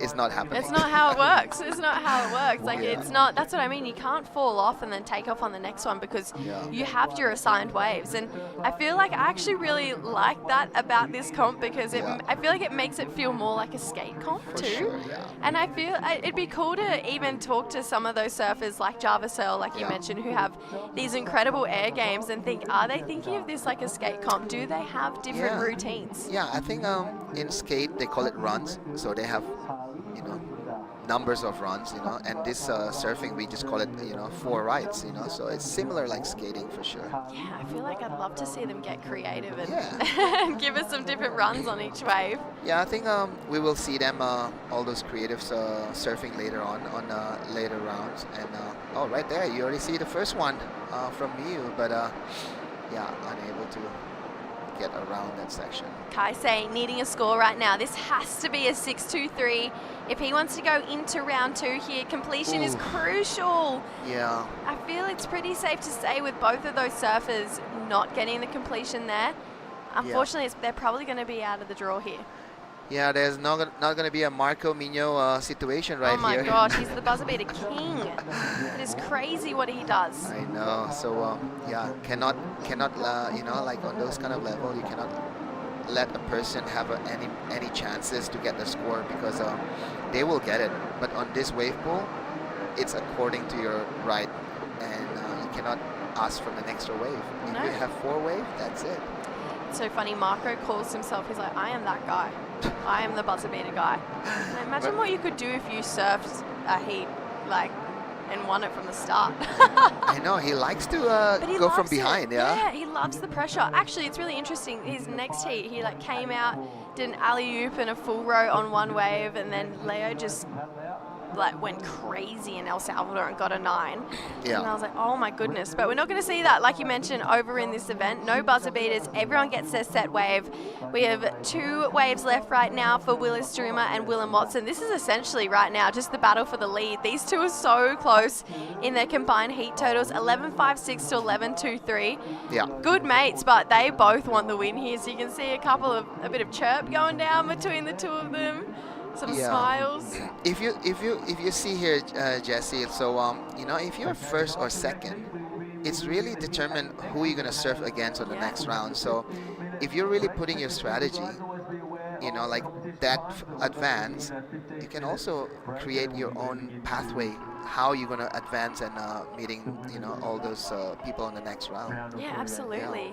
It'd be interesting for people to even like look ahead, see, okay, I'm either gonna go on this heat or that heat. Yeah. And if you get second, you might be like, I actually would prefer to be in that heat. Yeah. Like some people might play a game a little bit that way. So that's also something that is starting to fold through every single part of the WSL now. Here we go, Willis Struma. This is his final wave here. On the second wave of the set right now, you can see a little bit hung up on those first 2 sections. That was a better looking connection. Let's go big. Show us an air.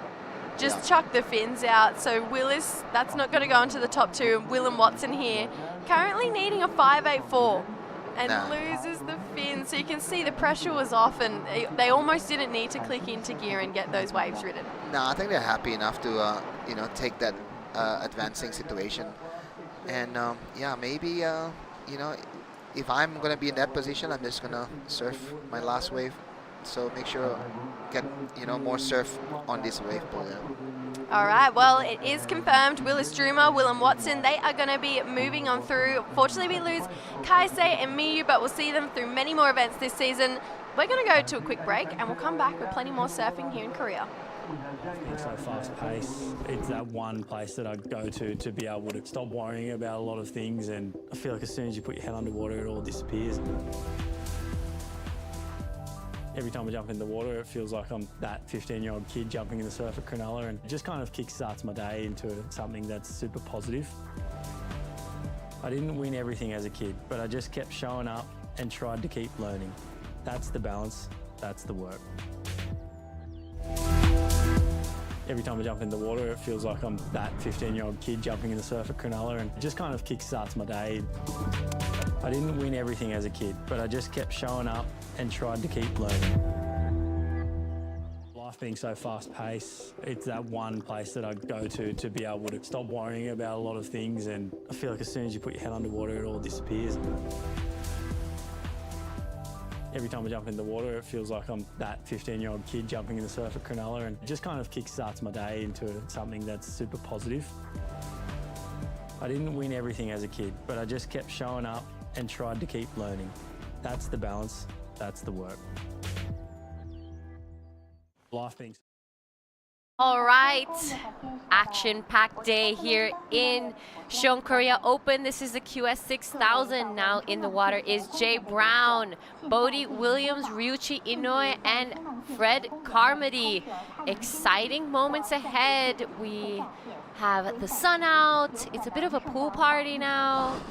And in the booth with me, Dai Wacko. Wow, straight into the action. This is the first wave of this heat. All right, Jay Brown on his forehand, big gouge there to start things off. Does it again.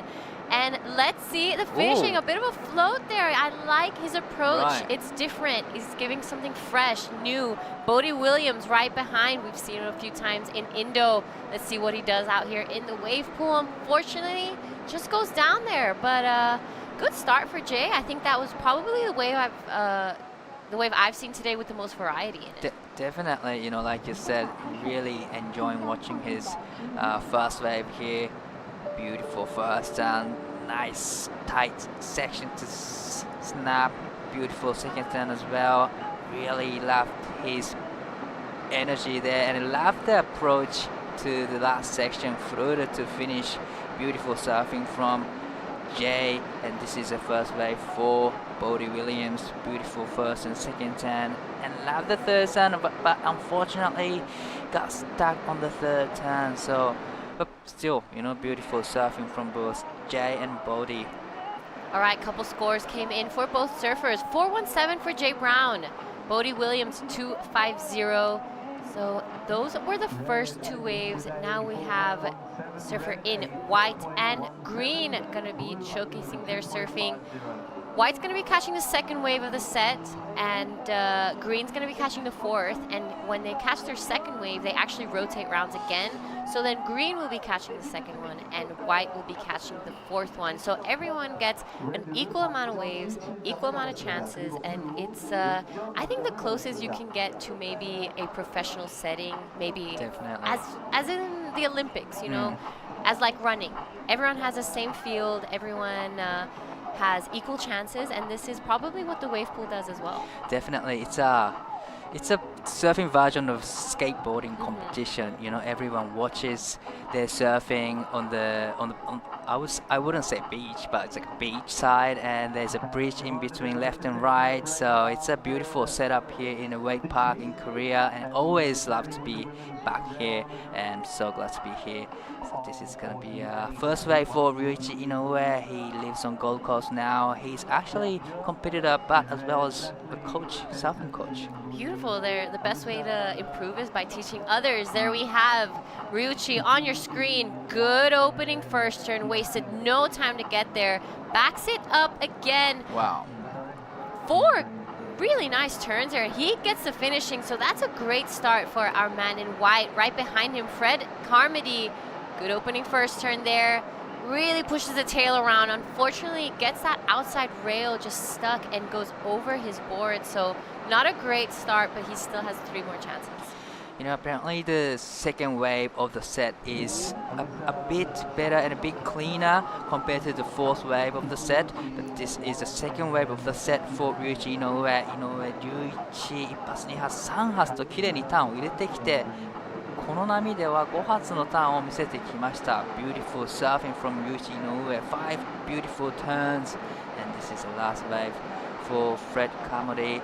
Unfortunately, got stuck on the second turn. Beautiful surfing from Ryuichi Inoue. He did 5 beautiful turns actually. Yeah, so good stuff there. Scores are through. Ryuichi's wave 483 jumps straight to the lead. Jay Brown second. Bodie Williams and Fred Carmody with a bit of work to do.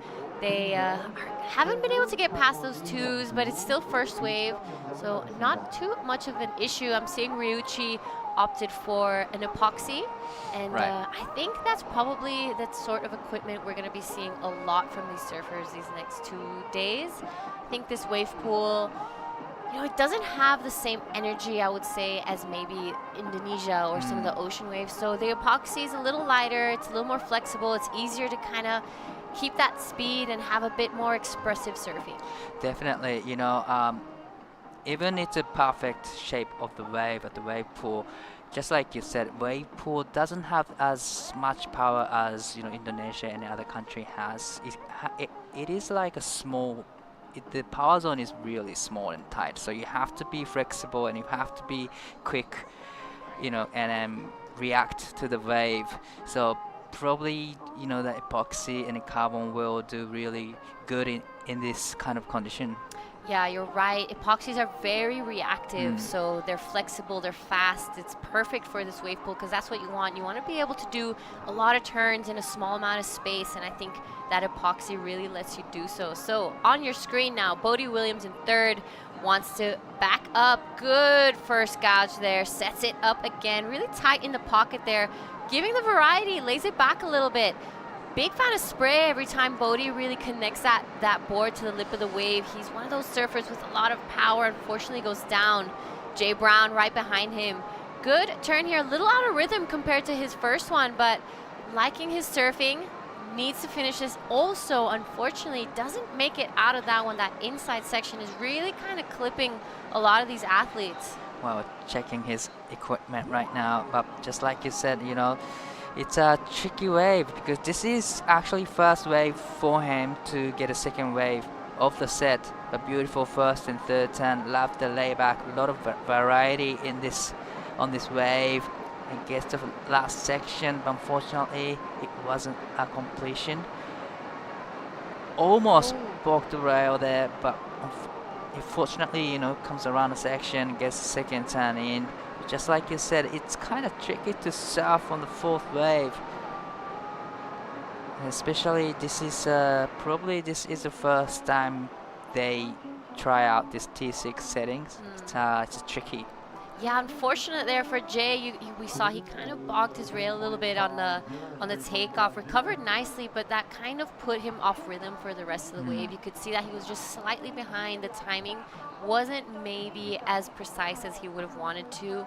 But he does go to first at 277 for his last one. Bodie improves his score, 350. So early days out here. It's early days. Early days, yes. Still, it was a second wave.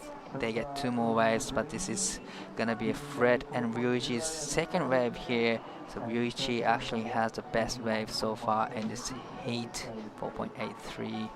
Fred Kamori, probably he needs to get back into the competition. He will adjust the mistakes he made on the last wave. Nervous moment for him. Just waiting for the wave comes in. When the machine starts, it sounds really loud next to you, so it gives you a lot of pressure. Yeah, once that machine starts, churning, your heart starts beating, you're like, here we go. It's time, and on your screen, live action, Fred Carmody on his backhand. Good first turn, sets things up. Nice, stronger second one.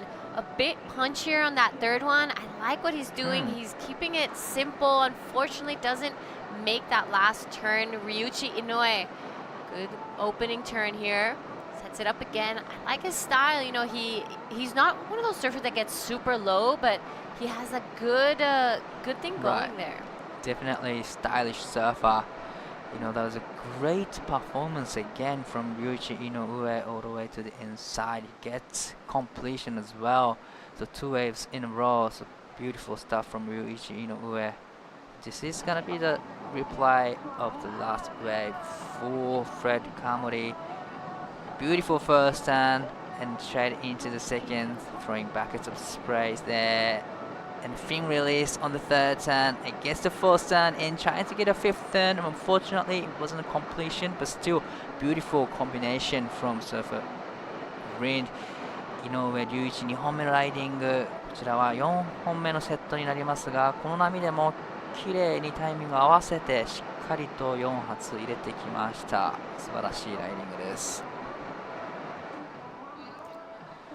All right, so all surfers have 2 waves under their belt. We're waiting for the last 2 scores to come in for white and green. I think Ryuichi's definitely going to be jumping into first. We constantly see all morning, like we have 1 or 2 surfers that really click well with the pool, and then others that just mistime it a bit. I think a huge factor could be style. If you're a bit heavy-footed and one of those surfers that like more water to it, this wave pool could be a bit of a struggle. Definitely, I am the guy who wants to put the rail, like front rail in. So probably I'm not the type of the person who does well on the wave I don't pool. know. I saw you in China and you were killing it. So I think you might be lying to me. But like you said, style will matter in the wave pool competition. Absolutely. I think the lighter you are on your feet and the easier for you to gain speed yourself, it's easier. For example, a lot of surfers that maybe come from Indo, we rely on the wave power a lot. So I don't know how to generate my own speed. In Japan, I can't surf. So we tend to struggle a little more. So on your screen, Jay Brown really busts those fins out the back, wraps it around, giving variety, what judges want to see. Does a big fin bust again, finishes it off. Super speedy. I'm loving what he's doing right now. Right behind him, Bodie Williams wanting to get back into this heat. Much better looking wave there for him.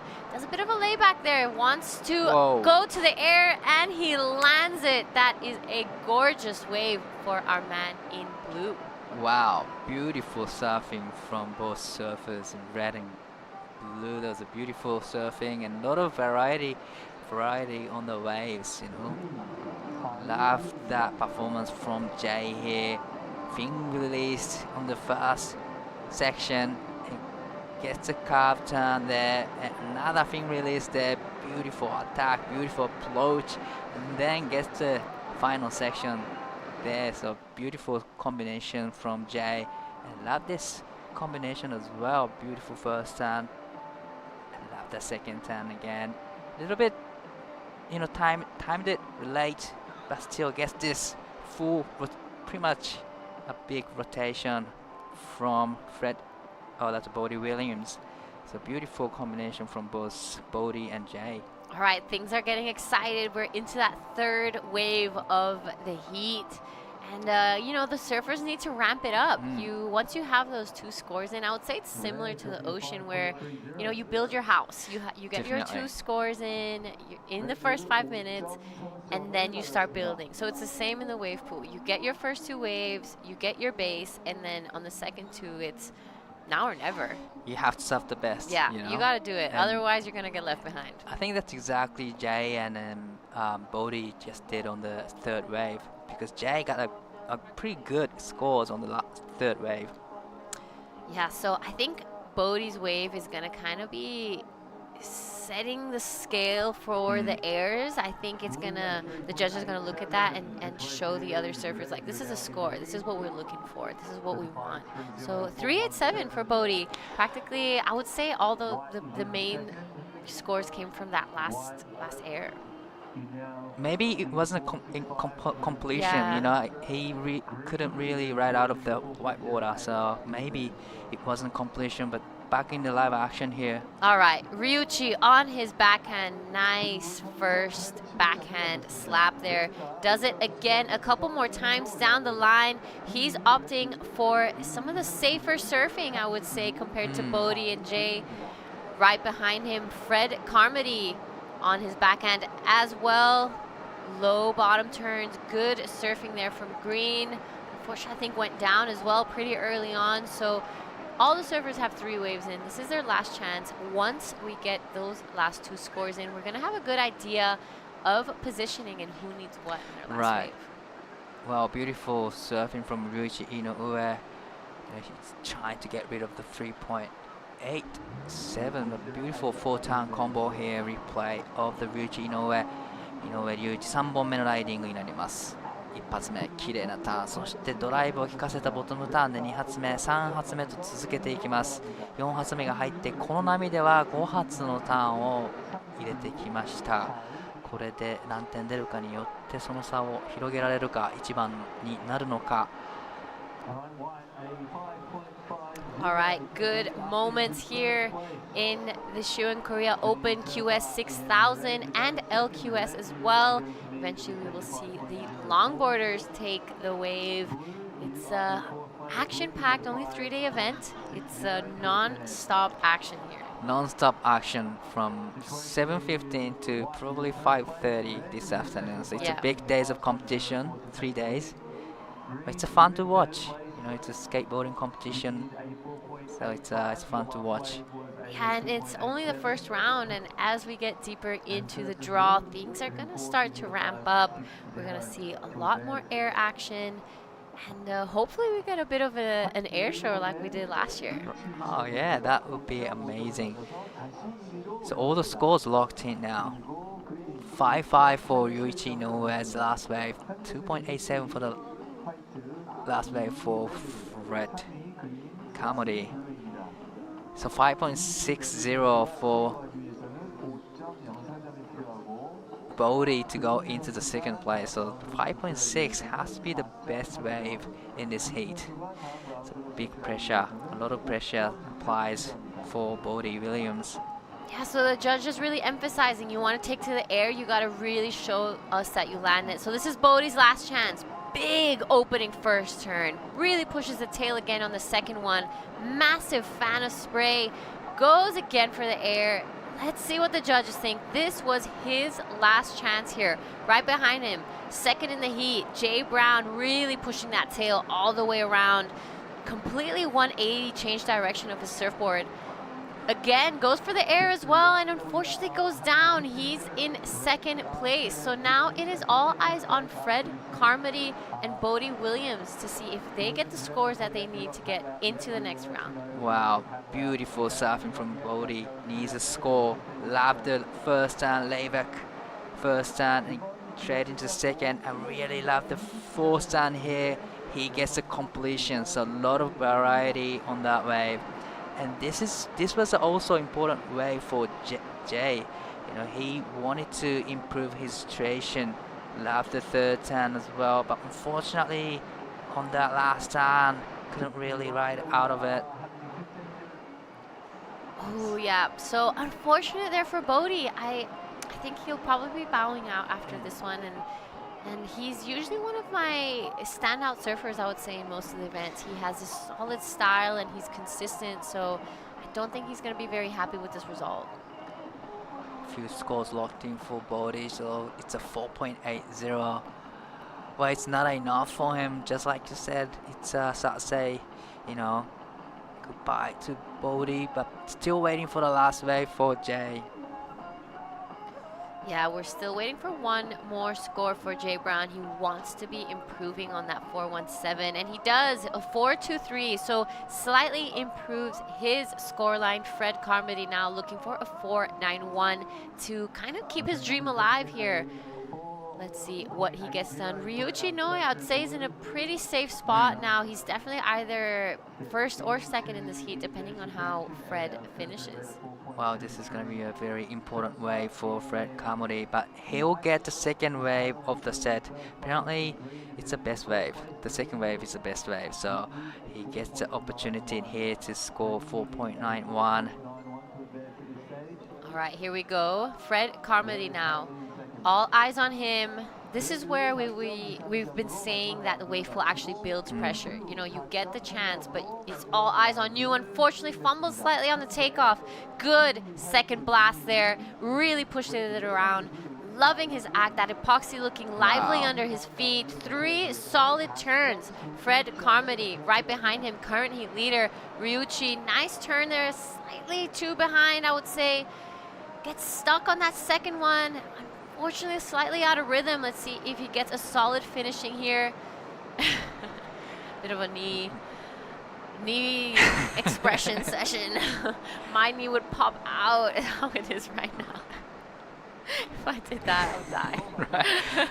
Well, that was a beautiful surfing, but unfortunately the first, takeoff position, he kind of fumbled the section, but still beautiful 3-turn, 4-turn combo. So he needs a score 4.91, and this is a replay of last of Ryuichi. Ryuichi 最後の波になります。この波は他の3本と違い少しタイミングがずれてしまったように見えました。ただ彼は現在第1位なので、次のラウンドへ進んでいくと思います。All right, great moments here, waiting for scores. Fred Carmody 491. Is Jay Brown in a bit of a dangerous spot? Right. 4.91 isn't a big score, but definitely you need to have a decent turns to get the 4.91. So pretty much you need a 5 here. Yeah, he's looking for a 5. He needs something solid, and the scores are trickling through. It's looking like Fred Carmody 617 jumps to first. Ryuichi Inoue into second.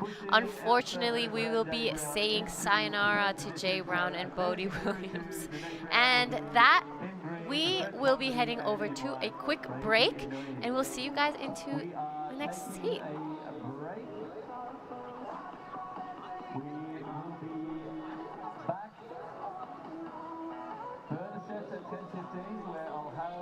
The women's round of 48 heat 1 panel out. When the All right. Being so fast paced, it's that one place that I go to be able to stop worrying about a lot of things, and I feel like as soon as you put your head underwater, it all disappears. Every time I jump in the water, it feels like I'm that 15-year-old kid jumping in the surf at Cronulla, and it just kind of kickstarts my day into something that's super positive. I didn't win everything as a kid, but I just kept showing up and tried to keep learning. That's the balance, that's the work. Life being so fast-paced, it's that one place that I go to be able to stop worrying about a lot of things, and I feel like as soon as you put your head underwater, it all disappears. Every time I jump in the water, it feels like I'm that 15-year-old kid jumping in the surf at Cronulla, and it just kind of kickstarts my day into something that's super positive. I didn't win everything as a kid, but I just kept showing up and tried to keep learning. That's the balance, that's the work. Life being so fast-paced, it's that one place that I go to be able to stop worrying about a lot of things, and I feel like as soon as you put your head underwater, it all disappears. Every time I jump in the water, it feels like I'm that 15-year-old kid jumping in the surf at Cronulla, and it just kind of kickstarts my day into something that's super positive. I didn't win everything as a kid, but I just kept showing up and tried to keep learning. That's the balance, that's the work. Life being so fast-paced, it's that one place that I go to be able to stop worrying about a lot of things, and I feel like as soon as you put your head underwater, it all disappears. Every time I jump in the water, it feels like I'm that 15-year-old kid jumping in the surf at Cronulla, and it just kind of kickstarts my day into something that's super positive. I didn't win everything as a kid, but I just kept showing up and tried to keep learning. That's the balance, that's the work. Life being so fast-paced, it's that one place that I go to be able to stop worrying about a lot of things, and I feel like as soon as you put your head underwater, it all disappears. Every time I jump in the water, it feels like I'm that 15-year-old kid jumping in the surf at Cronulla, and it just kind of kickstarts my day into something that's super positive. I didn't win everything as a kid, but I just kept showing up and tried to keep learning. That's the balance, that's the work. Life being so fast-paced, it's that one place that I go to be able to stop worrying about a lot of things, and I feel like as soon as you put your head underwater, it all disappears. Every time I jump in the water, it feels like I'm that 15-year-old kid jumping in the surf at Cronulla, and it just kind of kickstarts my day into something that's super positive. I didn't win everything as a kid, but I just kept showing up and tried to keep learning. That's the balance, that's the work. Life being so fast-paced, it's that one place that I go to be able to stop worrying about a lot of things, and I feel like as soon as you put your head underwater, it all disappears.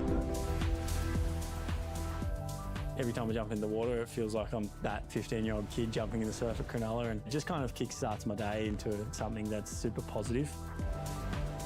I didn't win everything as a kid, but I just kept showing up and tried to keep learning. That's the balance, that's the work. Life being so fast-paced, it's that one place that I go to be able to stop worrying about a lot of things, and I feel like as soon as you put your head underwater, it all disappears. Every time I jump in the water, it feels like I'm that 15-year-old kid jumping in the surf at Cronulla, and it just kind of kickstarts my day into something that's super positive. I didn't win everything as a kid, but I just kept showing up and tried to keep learning. That's the balance, that's the work. Life being so fast-paced, it's that one place that I go to be able to stop worrying about a lot of things, and I feel like as soon as you put your head underwater, it all disappears. Every time I jump in the water, it feels like I'm that 15-year-old kid jumping in the surf at Cronulla, and it just kind of kickstarts my day into something that's super positive. I didn't win everything as a kid, but I just kept showing up and tried to keep learning. That's the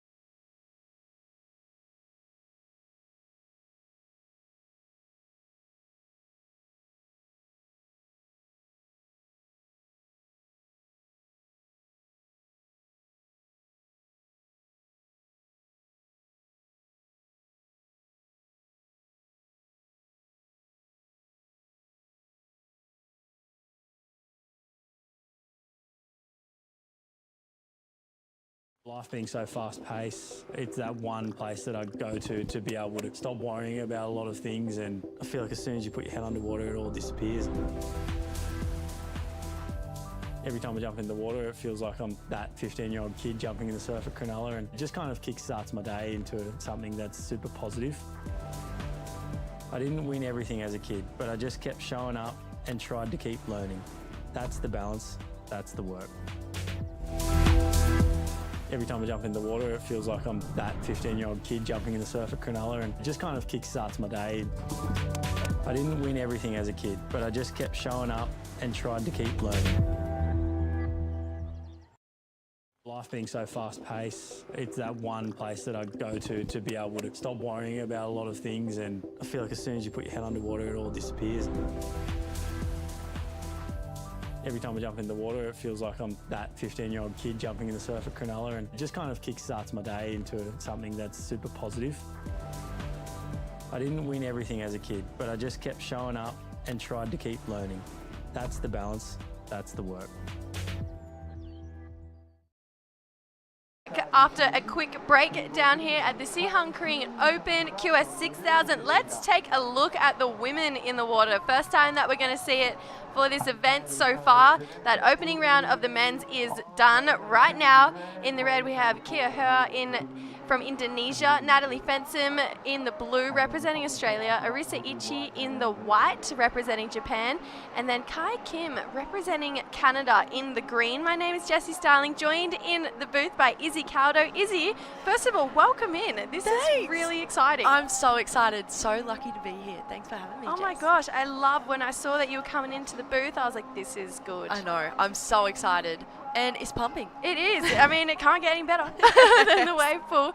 It obviously is really fun, this T6 setting that we have. The men made the most of it all throughout the morning, and it feels like it's those surfers who are capitalizing on that first section as well as getting a good end section turn that are going pretty well so far. Yeah, I was talking to a few of the boys like Zeb and Noah and things like that, and they said it's so daunting. The takeoff is a bit of an air drop, then they got to think to go into that first turn and then finishing it. You can see the judges are really giving the surfers the score with that finishing. Yes, definitely. Obviously, I feel as we get deeper into the draw, we'll start to see airs start to unfold as well. So we're just going to wait for this next set to roll through, and we're going to really start to ramp up. Obviously, Nat Fensom, she's had a couple of wildcard appearances in Challenger Series. She's looking to get herself there full time. Being over here in a QS 6000, it's going to give her the best chance to really get herself onto that Challenger Series. Here we go, first wave of the women's division. Let's get it underway right here. Kia looking really nice, beautiful, classy bottom turns there. I love when a natural footed surfer goes left and puts their hand in the wall for a bottom turn.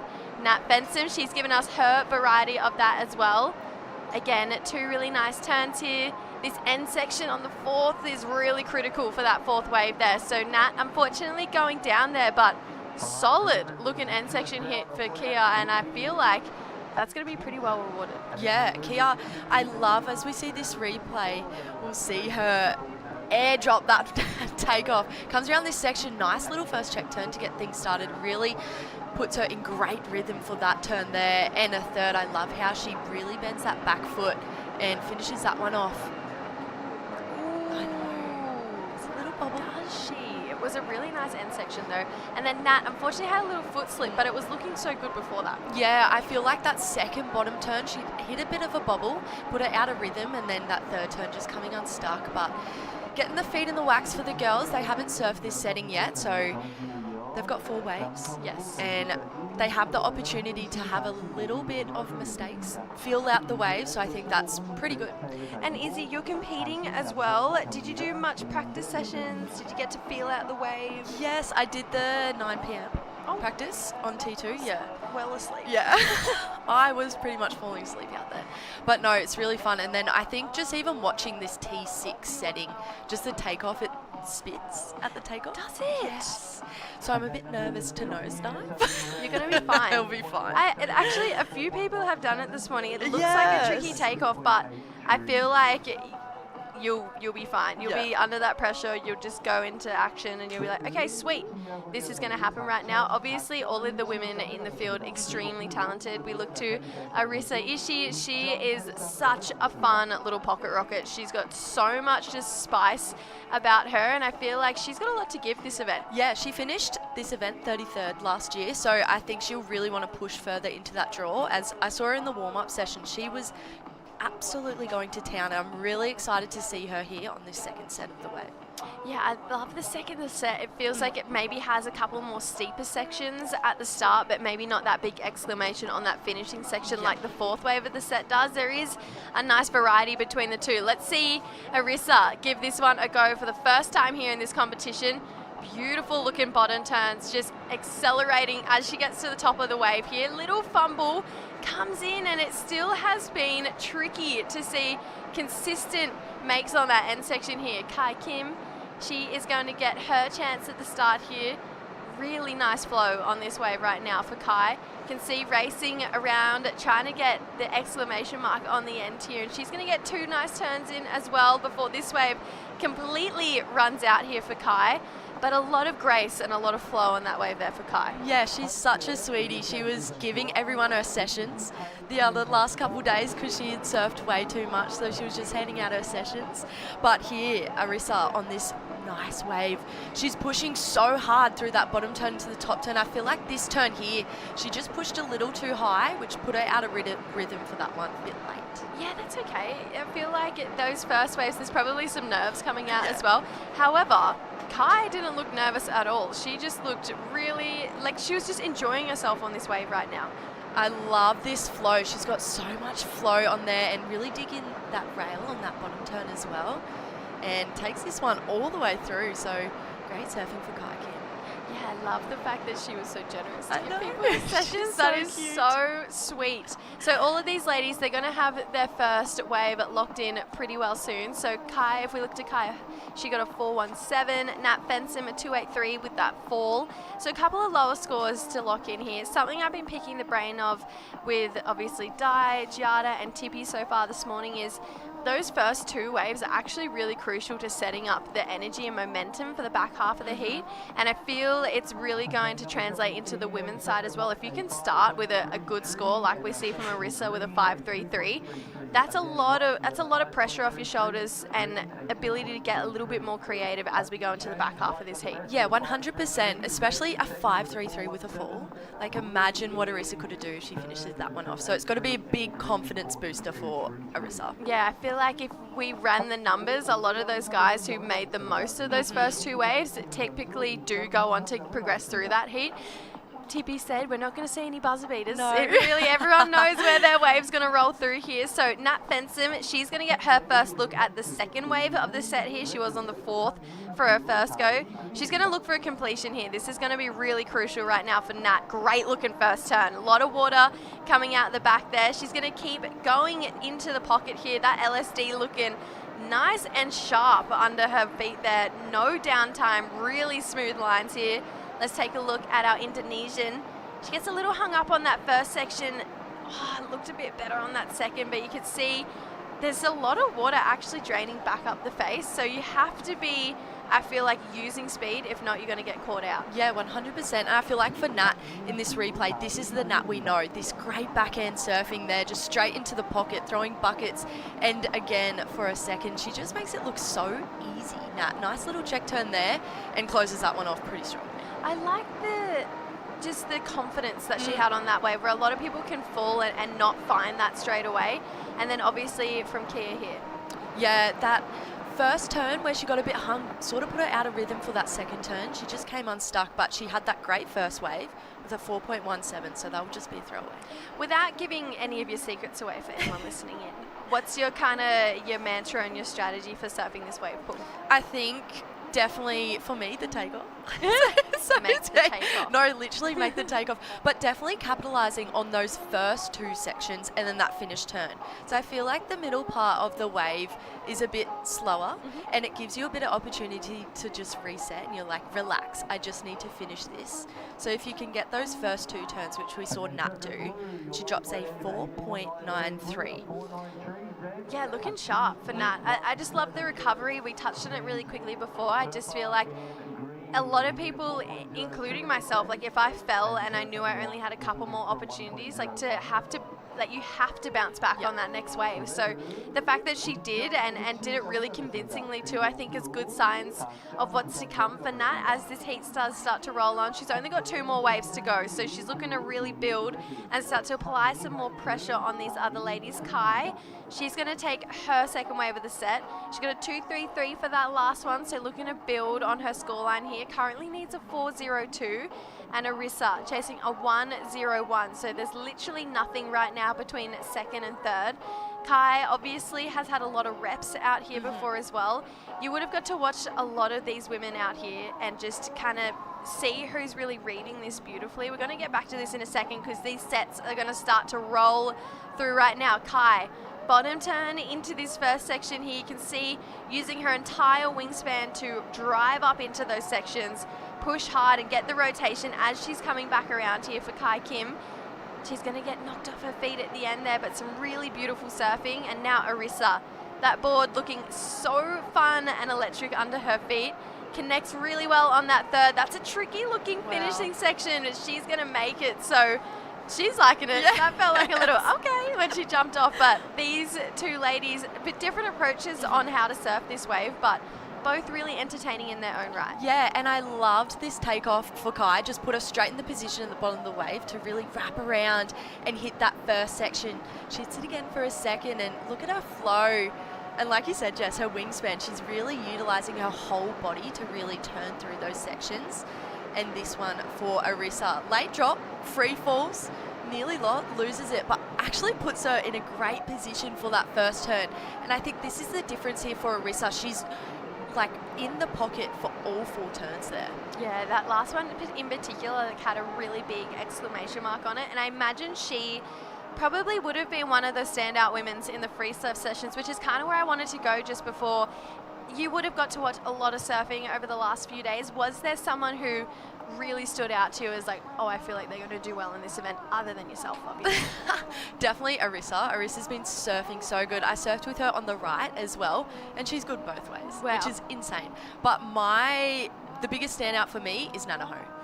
She was doing air reverses like nobody's business, making them look so easy. So I'm so excited to see her bring those into the draw. Another one as well, Oceania Rogers. She was doing a couple airs as well, which was really cool. I know. I love to see the women's progression. And that's a big part of the criteria as well. Yeah, if there's any way to do it, it's here. Like, it is really the most contained environment. Obviously, we have Stab High now where we see everyone going to the air, obviously, in that. But it feels like that has really taken women's aerial surfing to a whole nother level, and it's giving them just this really contained environment to try out new things, tweak the tail, give us some variety of grabs as well. So hopefully we get to see a couple of those in competition. I know there's a lot more pressure once the jersey's on, and especially in these 4-woman and 4-man heats, you do have to convert. Right now though, Kia, she's going to take off on yet her 3rd wave here right now. That last one was a 2-1-7. Didn't put her up in the top 2, so this one crucial right now for our young surfer representing Indonesia.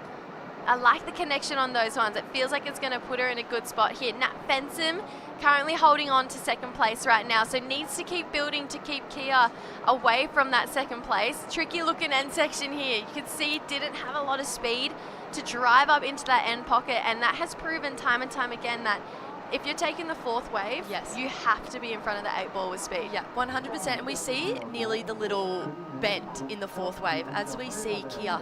This replay here, nice first bottom turn, puts her straight in the pocket, throwing buckets. That's a better turn there, really talking her head all the way through. And I love that 3rd turn, and just unable to get a 4th, but I feel like the damage was done there for Kia. And Nat, a little bit behind here, just gets a bit of whitewash to the face, sort of puts her out of rhythm, but she does well to land that 2nd turn. And nice little check turn for the 3rd, but just comes unstuck on that 4th. But Nat's got a 4.93, and that last one a 3.13. and Kia, her last wave, a 4.43. So like you said, Jess, a bit of changing in between second and third here for Kia and Nat. Yeah, and it's funny because they're on the same rotation. Yes. So they're going to be watching each other, building on each other's scores right now. So Kia going back into second. Now Nat is going to need a 3.67. Arissa looking really just confident and comfortable right now in that first place. I feel like she's just getting started too. It doesn't feel like this is her peak. She's got so much more to drive and build towards right now. So Arissa, she's going to take this next second wave of the set. Then we're going to see Kai on the fourth. Kai, unfortunately, with a pair of twos. Now, her surfing, so beautiful. Like I mentioned, there's a lot of grace and flow with her style. I just feel like maybe not capitalizing on those really critical sections at the start. Yeah, and it's so hard with the late takeoff. It's you sort of want to go wide to sort of make sure you land that first turn, and I feel like Kai's doing that to really finish those waves. But as we see Arissa, she's really utilising the pocket here, and it's getting her the biggest scores. I've been told to watch where Kanoa Hije sits. Oh. He sits apparently on the wall, basically, and takes off there, and it puts him in like this perfect spot. And he doesn't just do it on a shortboard, but a longboard too. He is so multi-talented when it comes to riding different equipment. We're going to see him come up later in the men's draw. Right now, Arissa looking to build on her lead here. So much power, so much flow, and the board's pretty too. It looks incredible under her feet. Massive end section turn here for Arissa. She loves the feel of it. Kai now can see went to go up into that opening section here, but she's going to go for something big down the line here for Kai Kim. Racing around. She loves it, just really pushing hard on those end sections. Unfortunately, those fins did skid out a little bit, so scores to lock in for Arissa and Kai, but this is what I mean. Arissa is just getting better every single time she's up and riding on her feet. Yeah, and like you said, it really is that rhythm as we see, just straight into the pocket, throwing some fins there, and again. So first and second and third turn, even a fourth. Yeah. And that's the difference between, I think, all the other women in this heat. She's really utilising the pocket of the whole wave. Kai Kim here, nice bottom turn there, just a little bit below the lip for Kai, and she opts to race it section.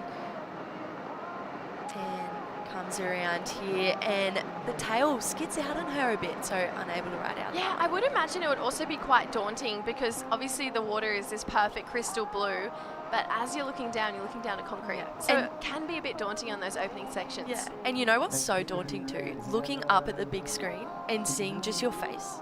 Oh Just my on God. the big screen. Incredible. While you're sitting and waiting for your wave. Incredible. Like, oh wait, that's me. Yeah, hey. And it's kind of cool though, because you can watch your wave back and be like, Yes. oh, I should have pushed a little bit harder there, or maybe if I release my bottom turn a little bit later, it'll do this. Like, I think that's actually a pretty cool perk to like being here at a wave pool in such a controlled environment. And it's funny, I was talking to Tippy about it earlier. It is our version of a skate comp. Oh, 100%. And I love as well, you see coaching on the wall, because you can. Yes. You can, I'll be there if you'd like. Yeah, I'll please. yell. Yeah. Please. I can Yell make at me. signs. Yeah. Yeah. Don't nosedive. No, yes, oh my gosh, stop it. No, I would never. I would so never. That's funny. Noah's job. He's got that. Nat Fensim here, currently in third, so she needs a 3.67. If we think back to a couple of her rides, especially that 4.93, she was pushing really hard. Her timing was impeccable. She had zero downtime between her turns, really nice flow. That's exactly what she needs to channel right now, because yes, she needs a 3.67, but it feels like she's probably going to need a 5 or more. So Nat, she's going to take a look. This is the wave, the actual setting that she got her best wave on so far. So better looking third turn there. This is already feeling like a better wave. Buried it on the last, but got some good moments before that. Let's see if Kia can answer back here. Lovely looking first turn. Just felt like a little bit buried on that second, which is going to put her out of rhythm here, but goes into it for the last turn. I feel like that wave's not going to go into Kia's top two, so it really is going to be down to Nat's last wave here. And it'll be really interesting to see if that fall on the end section, where that's going to put Nat in terms of score. As we see this replay, it is the second wave of the set, so it is that cuppier wave. Nice first turn and a second slash there, throwing more spray. Third there, letting the fins go, and that's where she sticks the nose in a bit. I kind of liked it though. 3.67, there was two really nice turns in the middle there. She capitalized on that first. If it came in just under, like it wouldn't be super surprising, but I felt like it had enough to maybe get it there, and then obviously just going for it on that end section there, but that board completely falling out under her feet. So I feel like Arissa was safe to say she's definitely going to make it through this heat right now, but Nat's given her, even with a fall, every opportunity to get that score. Yeah, and if we look back at a 3-1-3, I feel like this wave was better than a 3-1-3. She gave herself more opportunities to get right in the pocket. So we'll wait and see what that score comes on through. 2 judges saying no, 1 judge so far saying yes. So it really is going to come down to these last 2 judges. Where it balances out, we do get another yes. Score locks in. She needed a 3.67. She got a 3.7. So Nat goes up into second place. Unfortunately, we do lose our young Indonesian surfer out of the draw. This means her last wave comes in as a 3.43. So she, unfortunately, is out of competition right now. Kai Kim is the last surfer who can ruffle some feathers and really break into that top 2, needing a 6.16. So we've said she really has to capitalize on those steep opening waves, but Arissa with a smile because she knows she's moving on through. Oh, and if I was surfing like Arissa, I'd be so stoked. We've seen her kick out and the little jumps on the end. I definitely think she's feeling it. Oh, absolutely. There's a lot of personality in her surfing. I love seeing it. I feel like she's got room to build every single heat. Let's take a look at Kai here. Can see, take it off a little bit wider, making sure she's getting the landing on these opening turns here. Beautiful surfing from Kai. Like I've mentioned all throughout this heat, the flow she has is impeccable. It's one of her strengths here. Airdrop out of this takeoff here for Arissa. Pushing hard on this first section, and a lot of water coming out the back on the second and the third. Just so well timed. Unfortunately, as I said that, she mistimed that end section there, but she is having so much fun. She's absolutely going to take out this heat. And I feel like there's a lot of really good takeaways as well for Kia and Kai, because the wave pool heats are nowhere near easy. Oh, no way. And it's so hard to, you either really gel with the wave pool or you don't. This was my favourite wave of Kai Kim. That last turn, finishing off so nicely. So Kai should be so happy with that. This is a difference. We see Arissa really take off on the wall. It puts her in the perfect position to come around the section and really be right in the pocket. And wow, just pushing so hard, but yet making it look so easy. Well, it is going to be confirmed right now. Arissa Ishii is going to be taking this one out with a solid looking heat total. Nat Fensom from Australia, she's going to be moving on through as well. Unfortunately, losing Kia and Kai out of the draw. Plenty more women surfing coming up. I am going to step out of the booth and welcome back in Giada Legati right after this short break. Life being so fast-paced, it's that one place that I go to be able to stop worrying about a lot of things, and I feel like as soon as you put your head underwater, it all disappears. Every time I jump in the water, it feels like I'm that 15-year-old kid jumping in the surf at Cronulla, and it just kind of kickstarts my day into something that's super positive. I didn't win everything as a kid, but I just kept showing up and tried to keep learning. That's the balance, that's the work. Life being so fast-paced, it's that one place that I go to be able to stop worrying about a lot of things, and I feel like as soon as you put your head underwater, it all disappears. Every time I jump in the water, it feels like I'm that 15-year-old kid jumping in the surf at Cronulla, and it just kind of kickstarts my day into something that's super positive. I didn't win everything as a kid, but I just kept showing up and tried to keep learning. That's the balance, that's the work. Life being so fast. All right, sun is shining here in Siheung Korea Open QS 6000. We are back to live action. In this heat right now, we have Hinano Shimizu and Hinata Shimizu, both sisters, Holly Wishart and Lillian Bassett. I'm Giada Legati, and I'm in the booth with Izzy. Hey! I'm super excited. The girls are all out here, and it's a gorgeous day. Unfortunately, I think, a bit of a fumble for both Hinano and Hinata on their first wave of the set, so not a great start. No, yeah, me and Jess were talking about that takeoff. It's so much harder than the T2 setting, which we've all been warming up on, and it's literally an air drop and then it spits. So it's so intimidating. Yeah, you're absolutely right. It just kind of bowls up and scoops you over. So unless you're on the perfect spot or paddling really hard, you can do that. Yeah. So you definitely want to be watching out for it. There are a couple of the Bonso replays here. Unfortunately, both sisters going down just back to back, but it's okay. They still have 3 more chances. Which is so good about the pool, getting 4 opportunities. And I was talking to Jess before, it's so good being able to see your replays on the live screen, and as well as having coaches on the wall. Yeah, I was talking to a friend just now actually saying that it's great when you get a good wave, but when you get a wipeout, Like, you do not want to be watching wanna that look. replay. You're like, do not.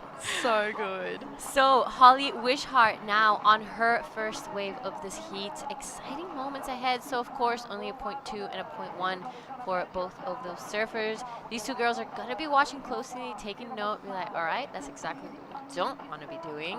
You too, because you'll be surfing. Yes. Heat 8. Are you excited? I am. I'm really excited. Yes. Okay, without giving too much away, watching these heats, what have you taken? Definitely, as we see, it's a lot suckier. The second and the fourth wave are really different from each other. So I think the second wave, it gives you a little bit more time to pace yourself. And then the fourth wave is really bowly. But I think getting that deep bottom turn and putting it right in the pocket. We've seen a couple girls go a bit wider, but I think the judges are really rewarding, like we saw Arissa in that last heat, that in-pocket surfing. Yeah, I think what the advantage is maybe with the backhand surfers is Yes. because you can kind of open up your chest a little more and really have that low center of gravity. It's easier to be tighter in the pocket. This isn't like an ocean wave where if you're out on the on the face, it does lose a lot of power. So right now, live action. Holly Wishart, good looking first turn here. Loving the snap. Wraps it around a little bigger, a little more farther out, like we were saying. Nice little belay back there, giving in variety. 3 different turns, really nicely done. So Lillian Bassett now on her backhand. Good first turn here, sets things up, setting the pace for the rest of the wave. Nicely done on the second. Gets a little stuck there, but manages to kind of pull through. Will she ride out of it? I don't think that will be deemed complete. Yeah, I love Holly surfing. I feel like Holly surfing's gotten so much better in the last year. She didn't do this event last year, but she's been spending lots of time in the Mets. As we see this replay, I love this bottom turn. Straight into the pocket like we were talking about. Nice wrap. And she is on her forehand, so she's got to really focus on that in-pocket surfing and closes that one off so beautifully. Yeah, so really nicely done for both the ladies. This is gonna be a great battle. I would love to see Hinano and Hinata because they're both incredible surfers. I've seen them in the QS around Asia quite a bit, so they have a solid name. It was weird to see both of them fumble. Yeah, and especially Hinano, she got 9th at this event last year. So quarterfinal finish, she's looking to better that, or if not get the same. So she is a name in this draw, I would say. But yeah, both the twins in the same heat. Absolutely. Imagine. I was actually watching them get ready and I was like, that's so I unfortunate. know. Like, I don't know if I would be happy or not if I Yeah. had a sister and being in the same heat. Like, it could be so competitive. Yeah. But do you have siblings? Yes, I have a sister and a brother, but they don't surf, Okay, so which is good because they can just watch me. supporting. Yes, but yeah, Jessie and True, I'm sure when those girls were competing, the exact same thing as well. I know they both got so nervous when they were in Taiwan, watching each other and surfing against each other. So yeah, it's really interesting to see the twins. It's so funny, they're on the same rotation as well. Yep, that is a pretty crazy coincidence, but I'm sure they've sorted it out. They both want to pass this heat. 2 ladies get to go through. So a couple scores came in for that last exchange for white and green. It was Holly Wishart with the best wave of the heat, a 5 to get things rolling. Lillian Bassett, a 2.5. So good start. That's a really nice base, and I'm sure they're going to be wanting to kind of build their score throughout the heat. Now, with 3 waves left, it's similar to the ocean where you build your base and you want to build it up. These are the 2 ladies who unfortunately weren't able to have a solid concrete base, but this is looking much nicer now for Hinata Shimizu on her backhand. Nice, graceful style. We've seen it time and time again. Hinano almost fumbles again on the takeoff, but manages to stick with it. there. Much better second and third turn. Starting to look a bit more like herself. Unfortunately goes down as well. So it's going to be a bit of a hard one on her confidence. Yeah, wow. Hinata just really capitalized on that opportunity. We did see both the girls free fall drop again. And I feel like Hinano just lost it a little bit, but this replay of Hinata comes straight around this section right into the pocket, and this middle section is where we see her go to work. Huge turns here, just throwing absolute buckets, and closes that one off. All right, nicely done there for both our Japanese surfer on their backhand. There we saw where she kind of fumbled a little bit on the takeoff, but manages to recover here. Did some two beautiful turns, and unfortunately gets a little late to that last section where we said you want to get there early, because if not, that landing is just going to be so dry and you don't want to be finishing on that concrete. No, and it's so explosive. Both the sections are just coming at you at once, let alone the ankle deep concrete. So that as well comes into it. But as we see, even though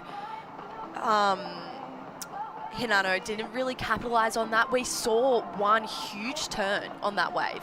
So we know what she has, and with two more opportunities to go, I feel like hopefully she's in the right headspace and she can really show us what she's made of. Absolutely, and there we have 617 Yep. for Hinata. That is one of the best waves of the day, actually. We haven't seen too many surfer kind of bust into that 6 range, so it's refreshing, it's nice, and I'm happy to see the ladies out there. It's always a great time when the girls are out in the water. It's inspiring, as we said before. It must be good for you. You're going to be analyzing every single heat now, getting ready. So have you had any wave pool practice before this event? Yes, at the 9 p.m. sessions, which has been good, but that's usually my bedtime, which is it's fun.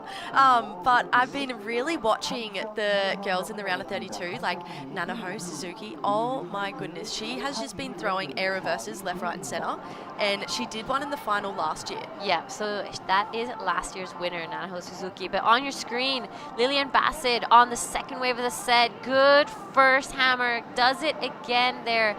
Opts for the third one, a little farther out, and unfortunately gets there late, isn't able to shut that one down. Holly Wishart digs her rail and goes down. Yes, so unfortunate for Holly there. Bit uncharacteristic, like I was in the same session as Holly and she was really nailing those takeoffs, so maybe a bit of nerves, bit of everything going into play, but she's still got 2 more opportunities. Yep, so here are the replays. Break it down. Yeah, I love this wave for Liliana. She gets so low, and I love this bottom turn. Really gives her the power and the speed to really push into those top turns. That was her best wave. Absolutely, this is definitely her best wave. She's going to put her name back into this heat, backing up that 2.5 nicely. So Holly, there, yeah, goes down. That is not looking pretty good. We did say the fourth wave of the set tends to be quite different to the first one. I think it has a bit more of a warble to it because it's like the remains from the first 2 waves. But, you know, it's still a beautiful, perfect spot. Yes. Yeah, and it's so Liliana's last wave, a 3.77. So I feel like that was a great wave, and Hinata and Liliana are currently tied for first. I feel like we haven't really seen the women capitalize yet. Hinata's 6.17, but her backup's a 0.10. So this whole heat is really, really close. Absolutely, the 2 sisters there now waiting for their third set. Hinata really pushing it, 617. She is dying to get rid of that 0.1 because, you know, as you get deeper into the heat, you start to really want to push. You want to build your scores. You want to start giving the judges a little more, but not too much. This is still early days, first heat, first round, so you want to keep a couple of tricks still up your sleeves for the upcoming heats. And do you think for Hinata and even Holly and Hinano as well, having those falls, they might be sort of safety surfing a little bit to make sure they get their makes? Absolutely. Yeah. We've definitely been seeing them a little safer than what we usually are probably used to from the girls, but like we said, you want to be surfing at 65-70% this early on in the contest. You don't want to be pushing it so hard.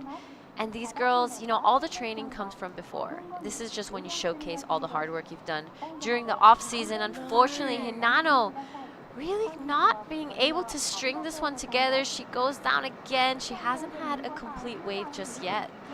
Right behind her, her sister will be taking off on this one. Good looking first turn there, tight in the pocket, wastes no time to get that second one in. Almost fumbles there. She needs a completion. She backs up her 617 really nicely. Yeah, saw the little claim at the end, so she loves that. So uncharacteristic though for Hinano. So, Yeah, sometimes those days just approach where you just cannot put it together, and it doesn't matter how much or how hard you try. You just are out of rhythm. And I was telling Dai earlier on that sometimes in this wave pool, you just see people rock up and they just can't find the rhythm with it, and they just can't seem to connect and string their waves together or kind of build that score. Here we saw her on the takeoff, straight off the bat, just go down. We have our current heat leader, Hinata Shimizu. great first turn there. Straight in the pocket, wraps it around for a second little check turn. As we see, the fourth wave has that little bend in it, so she did well to ride out of that one. Yeah, there we go. A bit of a, what's up? What more do you want? Watch me go. Yes. All right, more live action on your screen. That is the wave pool where we currently at Siheung Korea Open QS 6000. This is also a longboarding QS where later on we will be seeing some of the longboarders take to the screen. I love how graceful and elegant they make this look. So exciting days ahead, so much surfing. So you're gonna wanna tune in. This is a beautiful day out here in Siheung. Yesterday we had a bit of a cloudy, stormy day, but the sun did come out. Yes, yeah, even this morning it was a little bit cold. I had my jacket on, and then as soon as I came down here, I was sweating. Yeah, lots of walk-ins, so you Yes. start to get moving and you're like, all right, it's actually not so cold here in Korea. Well, Hanada's last wave, a 5.27. So I feel like Hanada is feeling pretty confident right now with this last wave that she has. I feel like she's going to go for broke. She has nothing to lose, and she's pretty far ahead out of the rest of the field. And just a small score for Hinano, a 0.33. She's only looking for, though, a 2.95. All right, here we have it. Holly Wishart now. This is her third wave. Let's see what she manages. Good first slice there. Wraps it around, really pushes that tail. Sets it up for this one. Nice fan of spray. Let's see if she gets to finishing, and she does clinch to it. We'll see if that was deemed complete on the back. Lillian Bassett currently in second. Wants to improve her 250. Nice looking turns there. I love how low she gets. Doesn't get that last section in, but did all the work out the back, so we'll see what the judges think. Yeah, that wave for Lillian, she just looked so much more confident. She was pushing a lot harder, and I felt like she was putting her board in more of the critical section for her. So I think that was definitely her best one, even with the fall. Holly Wishart, that's a better takeoff for Hol. And nice wrap there to get things started. Pushing so hard, like you said. And comes through here, nice turn there. A little bit late. Sort of in two minds, it feels. She wasn't sure what to do, but I don't know if she gets the ride out. What do you think, dear? I don't know. That was looked a little incomplete to me. What do you think about this one? Yeah, Lillian, like I said, pushing so hard. I love the compression she gets off the bottom. Really puts her in the position to really talk through her upper body and throwing buckets. So personally, I think that was her best wave, but could be so wrong. Absolutely. I totally agree with you. She's getting that 2.5 out the window, but you're right. Holly Wishart looking like she wasn't too sure what she wanted to do. She was kind of doing that double, triple bottom turn, looking at the section like, oh, and then kind of went for it. So in contest, you just have to, decide and conquer. Yeah, and I think with that fall as well she had on her previous wave, maybe she was thinking, oh, I got to be a little bit careful, but her last score, a 4.43. So puts her into second on the back of that 5-point ride. Last of Lillian, a 4.27. So we were right. It was her best wave. So great surfing for Lillian. She's looking for a 5.16. And Hinano looking for a 6.10. We see Hinano's last wave about to come on through. Yep, so all 4 surfers have got 3 waves. This is the last chance. That is your current situation. On the screen, it is Hinata Shimizu in first, Holly Wishart in second. Hinata will be catching the second wave of this set. She is in a pretty good spot. You know, she's looking pretty confident. She's been killing it. Let's see what she manages to do here. Nice opening first turn. Smoothly into the second one. Loving her act. She's looking confident, and I want to see her really slam this one down, and she does. So she is leaving pretty nicely. Hinano, unfortunately, gets kind of stuck a little bit on that first turn, but that second one was massive. This is the Hinano we are used to. Does right out of it. She finally gets it all together. Unfortunately, a little too late. Yeah, well, she was looking for a 6.10. Now, we have not seen many sixes. Obviously, Hanada's got a 6.17, so hers has got to be just below that. It's going to be really interesting, but we saw her get a little bit hung on that first section, but really capitalized on that third turn. So it'll be interesting to see what happens as we see this Bonsoi heat replay. Hanada, current heat leader. This is the surfing we love to see. We can see she's so free, she's so loose. Confidence is spraying out of her while she's spraying so much water. And close that one out for Hanada, current heat leader. She won that heat. Yeah, I think she definitely did. I mean, it's early days, so we have 2 more waves to be ridden. This is Hinano Shimizu this turn, though. I love that. She really threw buckets. Does it again here, manages to ride out of it.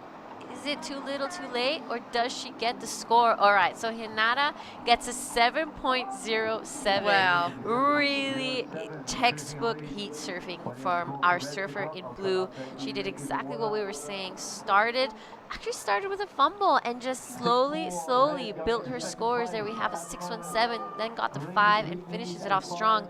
Hinano 6.40 goes straight to second. So things are starting to heat up in this round of 48 heat 2. We have 2 more waves to be ridden. Holly Wishart, Lillian Bassett, all eyes on you girls. 4.74 and a 5.47 are the requirements. Wow. And Lillian, she's on this second wave. Holly's on the 4th wave. Holly's looking for a 4.74. She's already got that 5, but as we were talking about Hinano, that second turn really pushing. That's what the judges want to see. Yep, you're absolutely right. That is what the judges are looking for. They also want to be surprised and refreshed. So when you see those new things come together, it really, the judges drop those big scores easily. Now on your screen, Lillian Bassett. Nice, solid first hook there. Really compresses into the second one. Massive fans of spray. Pushes and really pushes that tail down. Unfortunately, doesn't ride out of this one. Holly Wishart out the back. Nice slice there. Sets it up again. Loving her scene. She needs a 4.74 and goes down as well. So, Hinata and Hinano started off a bit iffy, but it looks like they kind of recovered quite nicely. And that's the thing with this opportunity of having 4 waves. You're able to make those little mistakes, but those girls just had the mindset to just go, I don't care, I'm just going to surf, and it's paid off. Yeah, and that really shows some strong competitive mindset there, because it's not easy to kind of let go of the mistakes you have. It's simple to be able to fall into that rhythm of oh, I did that mistake, and you're in that negative mindset and you bring it into your next wave. So here are the Bonsoi replays. Talk us through. Yeah, I feel like Lillian's just building. You can see the confidence on that. That was a great turn there. Again, not capitalizing on this finishing turn, which is where we're seeing most of the scores come from. All right, and it is official. Hinata and Hinano go through. Holly and Lillian, unfortunately, bowing out early. Yeah, Holly, great surfing for her. Just doing so many nice pocket turns again on her forehand. A bit harder to get straight into that pocket like we were talking. All right, so that is the end of the heat. Thank you guys for tuning in. We'll see you guys into heat 3 of the round of 48. Life being so fast-paced, it's that one place that I go to be able to stop worrying about a lot of things, and I feel like as soon as you put your head underwater, it all disappears. Every time I jump in the water, it feels like I'm that 15-year-old kid jumping in the surf at Cronulla, and it just kind of kickstarts my day into something that's super positive. I didn't win everything as a kid, but I just kept showing up and tried to keep learning. That's the balance, that's the work. Every time I jump in the water, it feels like I'm that 15-year-old kid jumping in the surf at Cronulla, and it just kind of kickstarts my day. I didn't win everything as a kid, but I just kept showing up and tried to keep learning. Life being so fast-paced, it's that one place that I go to be able to stop worrying about a lot of things, and I feel like as soon as you put your head underwater, it all disappears. Every time I jump in the water, it feels like I'm that 15-year-old kid jumping in the surf at Cronulla, and it just kind of kickstarts my day into something that's super positive. I didn't win everything as a kid, but I just kept showing up and tried to keep learning. That's the balance, that's the work. Life being so fast-paced. All right, pool party's still on and pumping. Jasmine Studer, Aura Zeflin, Alani Morse, and Rika Shoji in this round of 48, heat 3. Two of the girls already caught their first waves. I'm Jada Legati. I want to welcome back my dear friend Dai Wacker. I'm back. He's back. Wow, it's nice weather outside. It's getting hot compared to this morning. Nice day to go into the pool and nice wave. Yeah. It's cooking. Yeah. Perfect tides, perfect winds. Everything's looking really good out there. All right, so a couple replays. What do you think of this one, Dai? Well, first wave of the heat. First turn, little bit of a check turn from Jasmine Studer. Unfortunately, got stuck on the second turn. And this is his first wave for blue. A little bit of fumble on the takeoff and get stuck on the second turn again. So it's yeah, like you see, you know, it's tricky condition out there, but it's perfect, but as well as it's tricky. So you have to know exactly the wave, what wave will do. But yeah, that was unfortunate for the both of surfers. All right, so I just want to quickly mention, I don't know about for the rest of the world, but for us in Indonesia, the Penang Cup is a huge thing. So we have the honor of watching Jasmine Studer, last year's Penang Cup winner. So that is a massive, massive thing. It's a very prestigious contest that we have in Bali, in what I think is Bali's jewel wave. The Penang Cup is to watch. So big achievement for Jas Studer, and huge congratulations to the Studer family. Definitely, it's one of the biggest comps in Bali, I guess, because after the heat, there's so many people surrounded and just celebrate her. So yeah, so on your screen now, Alani Morse, nice opening first turn here, sets it up again for the second one. Speedy surfer, I'm liking her act here, gets 4 nice turns in, good solid start. Right behind her, unfortunately, Rika Shoji goes down late to the takeoff. Maybe needed 2 more strokes and she would have made it in really nicely. You know, you have to nail the takeoff timing right here for the T6 setting here. So, well, that was really unfortunate for her. But like you said, this is the first wave for her, and that was a great surfing first turn. Great, throwing a lot of sprays on the second turn here, and gets the third turn in and gets completion on the last section as well. So beautiful 4-turn combo from Alani Morse. Comes in 5.17, so it's a good start for Alani. Yeah, the turns were smooth. There wasn't much downtime on that wave. She did those back-to-back textbook surfing, and we like to see that. It's entertaining, it's fun. So all 4 surfers have their scores in. Jasmine Studer in second, 2. Alan, Aura Zeflin, also known as Alan, sorry, a 1.73. Rika Shoji, a 0.20. So Alan is part of that Kandui clan. She is always out here with Dylan and Ray Wilcoxon and their younger brother Jaden as well. So a big shout out to everyone out in Kandui. I'm sure they're probably watching this heat, and a beautiful family, beautiful community. It's great to see them always traveling together. Definitely, it's totally different condition right now. You know, it's on season in Mentawai, I guess. So Yes. definitely, she's been surfing the perfect waves in Indonesia. But this is another different type of perfect wave here. So I'm just looking forward to see her surfing here. Yeah, so Allen has that very graceful, elegant, feminine style that we really like to watch. She has that closer stance when she's surfing. You'll see her now when she catches a wave. So very nice to watch. Very young as well. I think Allen must be 16 now. Wow. Yeah. So bright future ahead for Allen. Let's see what she does on this second wave of the set. She needs to nail this takeoff. Looking pretty good. Let's see. Nice first turn. Loving it. Bit more of a check turn here. She really starts to push it. Wraps it around again. Loving her style. She needs to complete it, and she does. Good start there for Allen. Jazz Studer right behind. Good check turn here. See what she does. Bit of a, safe surfing from Jazz. Not exactly what we're used to seeing. Does not right out of this one. So I see Jazz kind of holding back. She has the handbrake on. She isn't really surfing like at her full potential.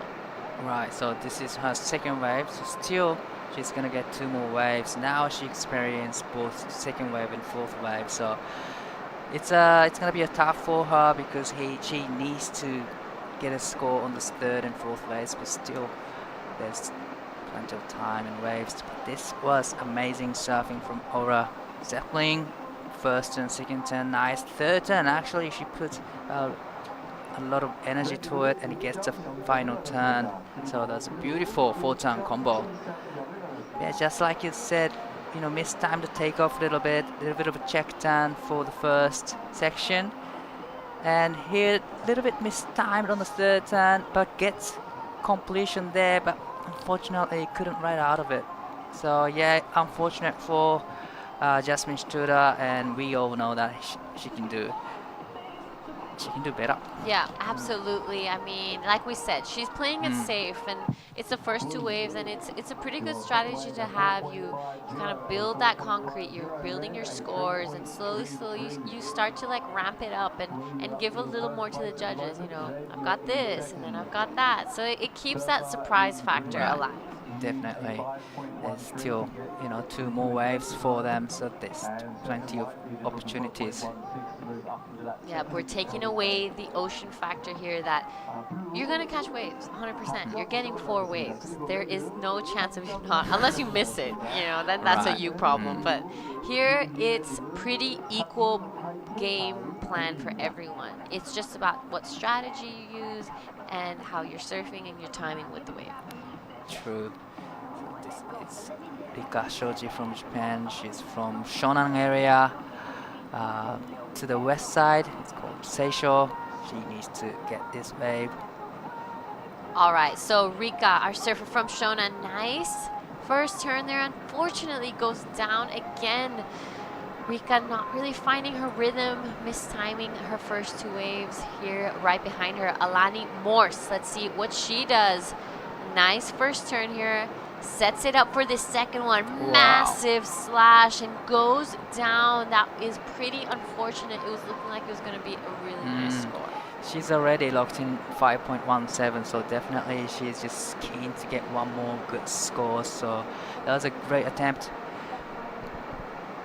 庄司理香2本目のライディングになります。テイクオフの後1発目綺麗に入りましたが前に出てこれなかった。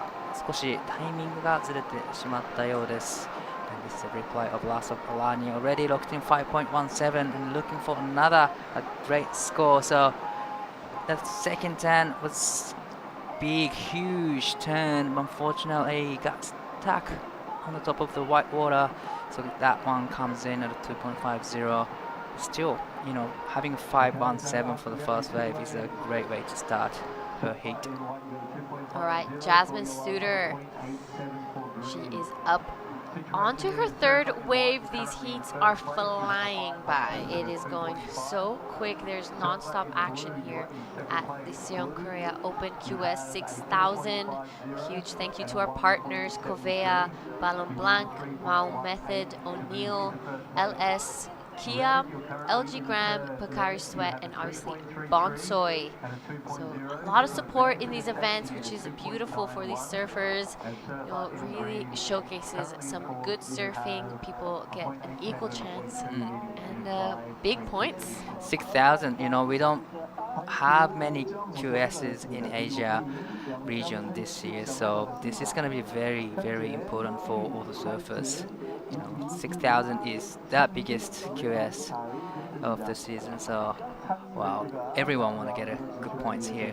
Yeah, unfortunately, our usual first stars, Korean Nias, were taken out, so this is practically the first event of the year.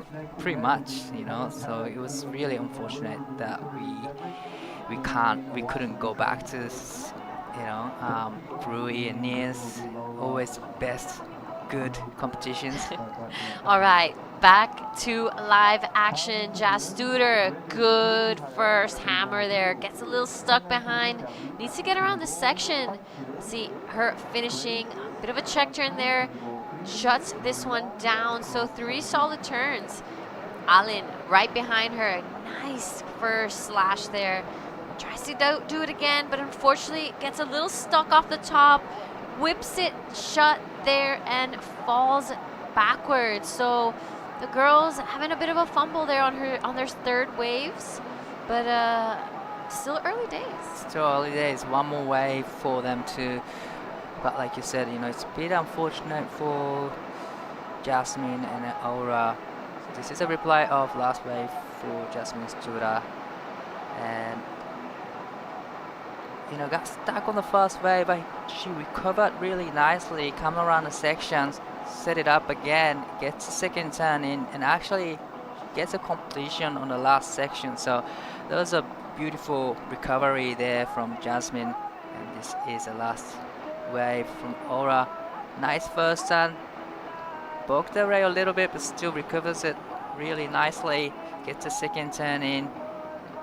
And that was a big turn there, but unfortunately goes down. So a bit of unfortunate for both of, you know, both surfers here.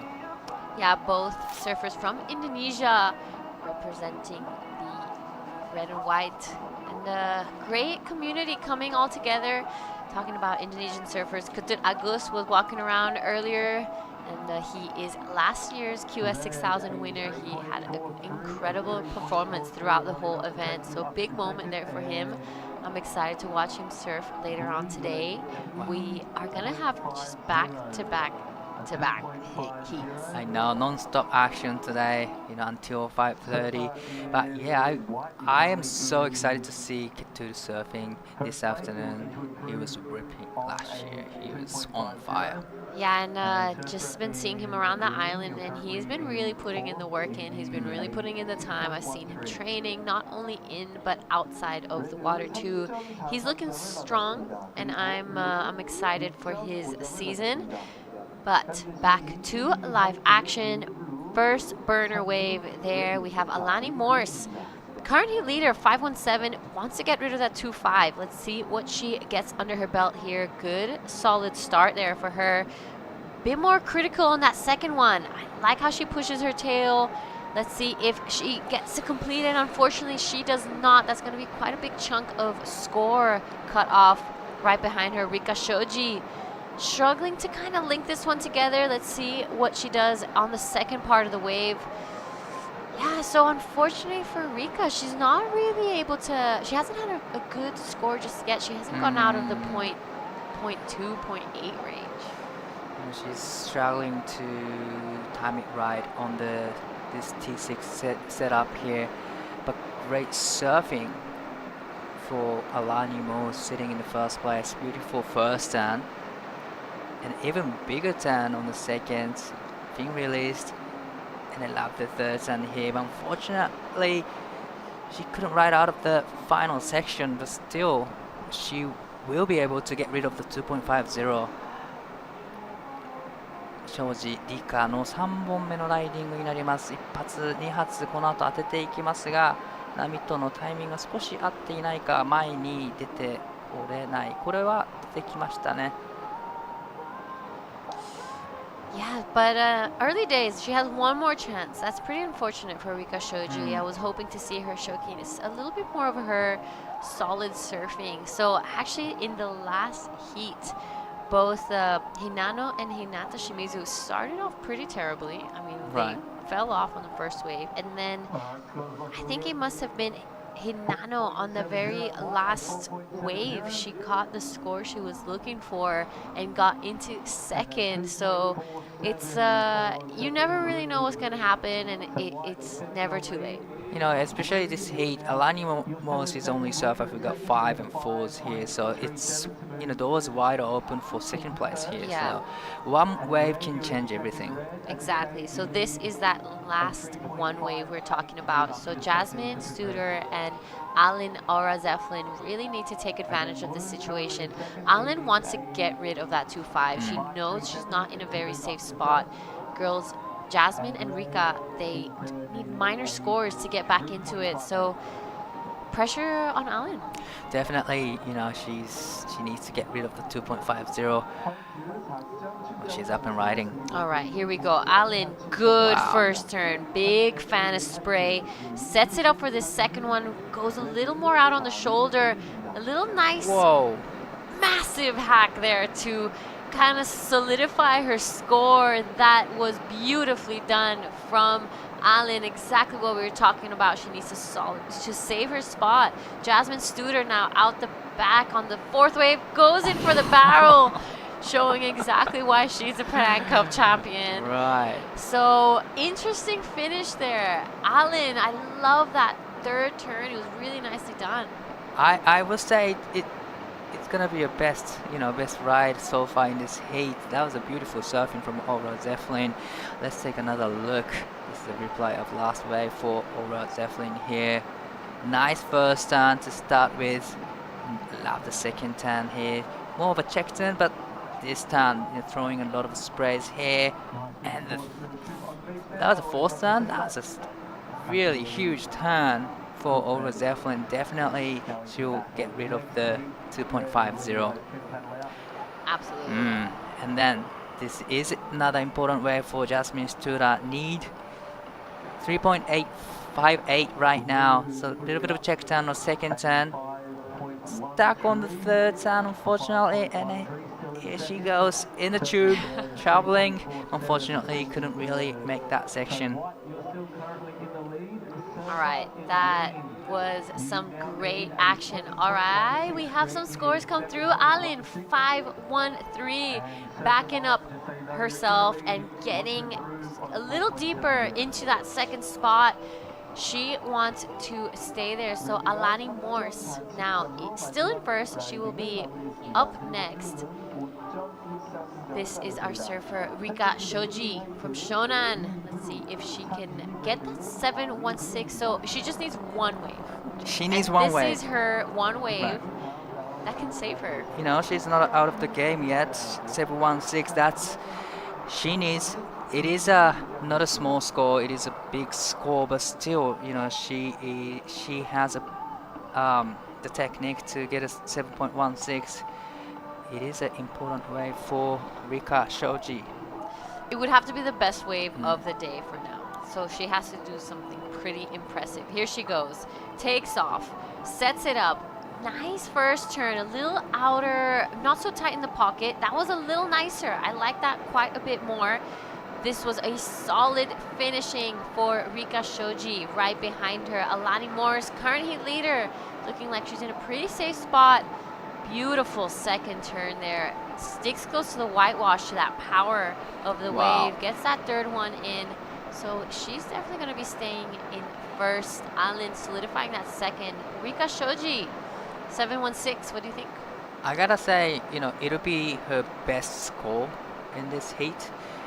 But 716, I think she needed to do little more to get a 716. But it'll be her best score in this heat so far.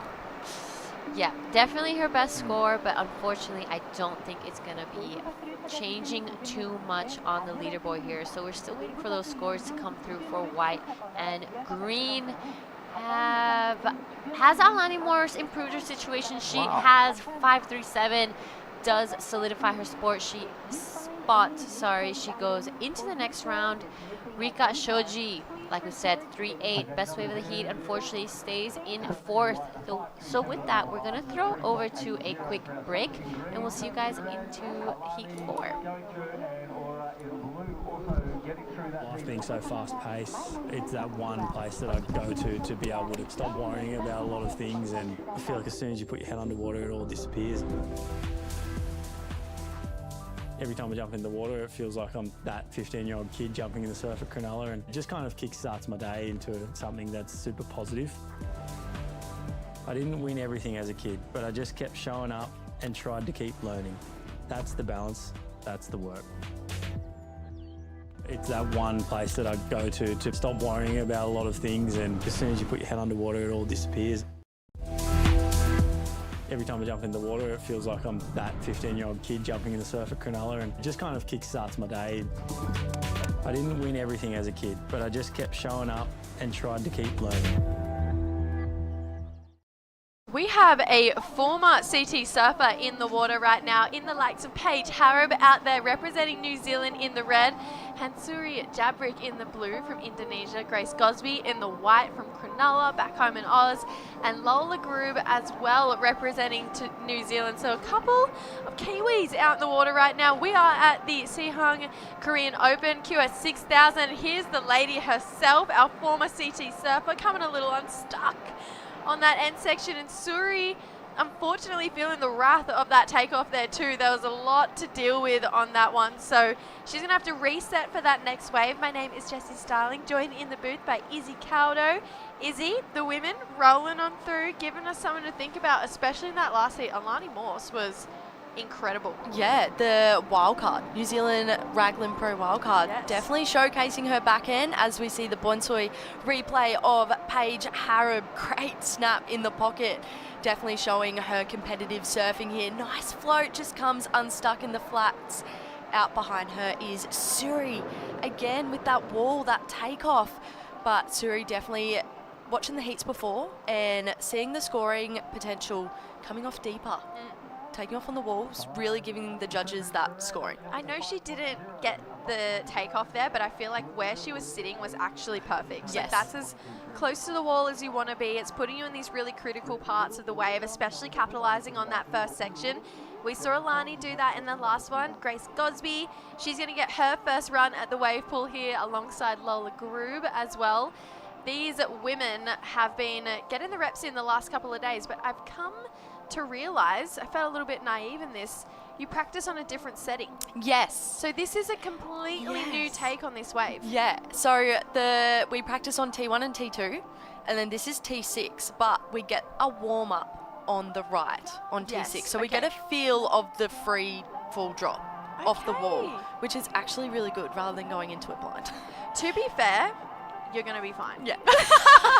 Every time I'm like, You're gonna the be wall. fine. The wall, you look at me, there's like a little shake in your eye. I'm like, no, Izzy, you're going to be absolutely fine. You're so talented. So funny. And it happens to everyone, honestly. Like, it happened, I'm going to fully call him out. It happened to Sammy Lowe this morning, and it happened to Yes. Saxon Rebar in competition last year. Like, some of the most incredibly talented surfers. It's probably going to happen to me, too. Well, it's going to happen to me. But these ladies obviously want to capitalize on these first waves, especially when they're in a heat. Like we've mentioned all throughout the day, everyone gets 4 waves, 2 waves on the second wave, which we're seeing Grace take a look at right now. Airdrop on that first section. Really smooth lines here for Grace. Pushes hard on that second turn. Connects nicely on the third and the fourth. Okay, really great surfing here from Grace Gosby. And then unfortunately Lola as well, feeling the wrath of that drop. It is so steep there. It's such a fine line of wanting to be close to the wall, but also knowing you need to capitalize on these first couple of waves here. But you got to put yourself in the best spot. So that's what these women are doing. But Grace looking really sharp, especially on this second turn. Yeah, I love this. She's such a tall surfer, Grace. Comes around this section, that's where all the power comes from there. And nice little snap there, finishes it off. So she'll bank that one. She reminds me of an Amelie Burke Yes. standing the other way. Really strong, taller stature woman Yeah. who uses power to their advantage. And I think Grace really identifying that at a young age, where there was a lot of these younger girls around her getting big results, and then I felt like maybe wasn't quite living up to her potential, but now is using her extra height and strength to her advantage. Yeah, and we saw last year she only did the Newcastle QS 2000, where she got 5th, but it's really nice to see her throw her name in the hat at these bigger comps. I feel like these international ones as well, they prepare you better for the Challenger Series than maybe not the co-sanctioned ones, just purely because you're getting that international field. You're getting the feeling of what it's like to be like, okay, I'm really good in my region. Let's see how I fare up against someone in a different region. And most of the time, we get international competitors outside the Asia and Oceania region too. So I actually feel like as far as it goes, we're probably the luckiest part of the world because of these co-sanctioned events. Yes, and even surfing against the likes of Paige Harrop, who was on tour, and seeing her competitive side come out. I saw her warming up, and it's just, she just has so much knowledge. And I think for Grace and these younger girls coming through, even Suri, surfing with someone like that is really inspiring. Yeah, definitely. I feel like Paige, I love the fact that she keeps showing up to these events as well, wanting to put her best foot forward. So she got a 5 for her opening wave. Grace Gosby getting the best of those first waves there. So she locks in a 5.1. Suri with a 0.23 and Lola with a 0.13. Suri's going to take off on this next wave here. So let's see if she can capitalize on this one and adapt to the situation. You can see pushing herself slightly off the wall. She's got the takeoff on lock here. Nice looking first turn. Drives really hard through that bottom turn. Puts her in a better spot here for the third. You can see that end section on the second wave is actually really hard to get up there quickly and navigate it. Paige now taking off on the 4th wave of the set, but her second wave of this heat. Nice connection on that second turn there, but it just felt like maybe the board just was flatlining a little bit. It wasn't super on rail to give her the speed she was looking for. Yeah, and I don't know if it was the takeoff we'll see in the Bonsoy replay, but she was a little bit late, which put her a bit late to that first turn. She got a bit stuck in that white water, as we see, here we go, Suri. This is a better looking wave. Like you said, Jess, taken off wider. Another tall girl, Suri, great first turn there. You can see pushes so much harder in that second turn. And third, and then finishes off that one there. And Paige, bit hung at the top, which puts her in the later part of that wave. Comes around this section again, but sort of at the bottom, like you said, Jess, and getting hung. You can see just where she airdropped out of it. Her board had to land flat and completely wiped off all of her speed. So by the time she actually got back up into that first section, she had to generate her own speed and didn't connect with that first section in that steepest part. So going in, didn't have much more drive to give her that acceleration she was chasing for that finishing turn there. Lola, similar situation to what we saw Suri in on that last lot of waves. She kind of needs to make the most of this one right now. Yeah, and Lola has under 16 girls, New Zealand champ, so she has that competitive side. We've seen her in New Zealand. Really excited to see her and Chloe, her sister, in here in the QS 6000. I've surfed with Lola and Chloe a bunch over in New Zealand. I'm honest, I've been there a lot over this year. I went there a couple of times, and they are just the sweetest family and really, really talented as well. I feel like they can really hold their own in the sense that if it's a crowded Raglan lineup, they're going to be out there and taking some waves. Good, as they should. I think so too, and I love the fact that they're so sweet, but they can hold their own, and now starting to venture out into these international QSs, which is just going to help keep building their careers, and especially at a young age, it can be daunting to do these events. Yeah, and these girls are 15. So Lola is only 15, which is so cool. Here we go. Lola getting the takeoff here on the second ride. So this is already going to be her best so far. Nice connection on that second section. Better looking one for the third here for Lola. Tricky looking finishing turn on these second waves, but Lola reading that beautifully. I feel like these goofy footers have a better read on these waves. Great looking turn there for Grace Gosby. Get a little hung up at the bottom of the wave. Connected really nicely again with the finishing, but she has got so much power off that back foot. And I love the fact that she is driving so hard on these wave pool waves. And that's what I think is the difference with Grace. She carries so much speed through those turns. As we see this Bonsoi replay of Lola, this is her best wave. Nice slash there in the pocket. Comes around this section and slashes there for a second. All the way through the lip, that was her best turn. And comes through this section. We haven't seen many girls get through this section. Nice little cutting into the safety zone there, but out behind her is Grace. Nice takeoff. And little check turn there to get things started. This is that huge wrap, open up wingspan. She gets hung, digs the nose, but like we said, Jess, that speed she carries through didn't really phase her. No, not at all.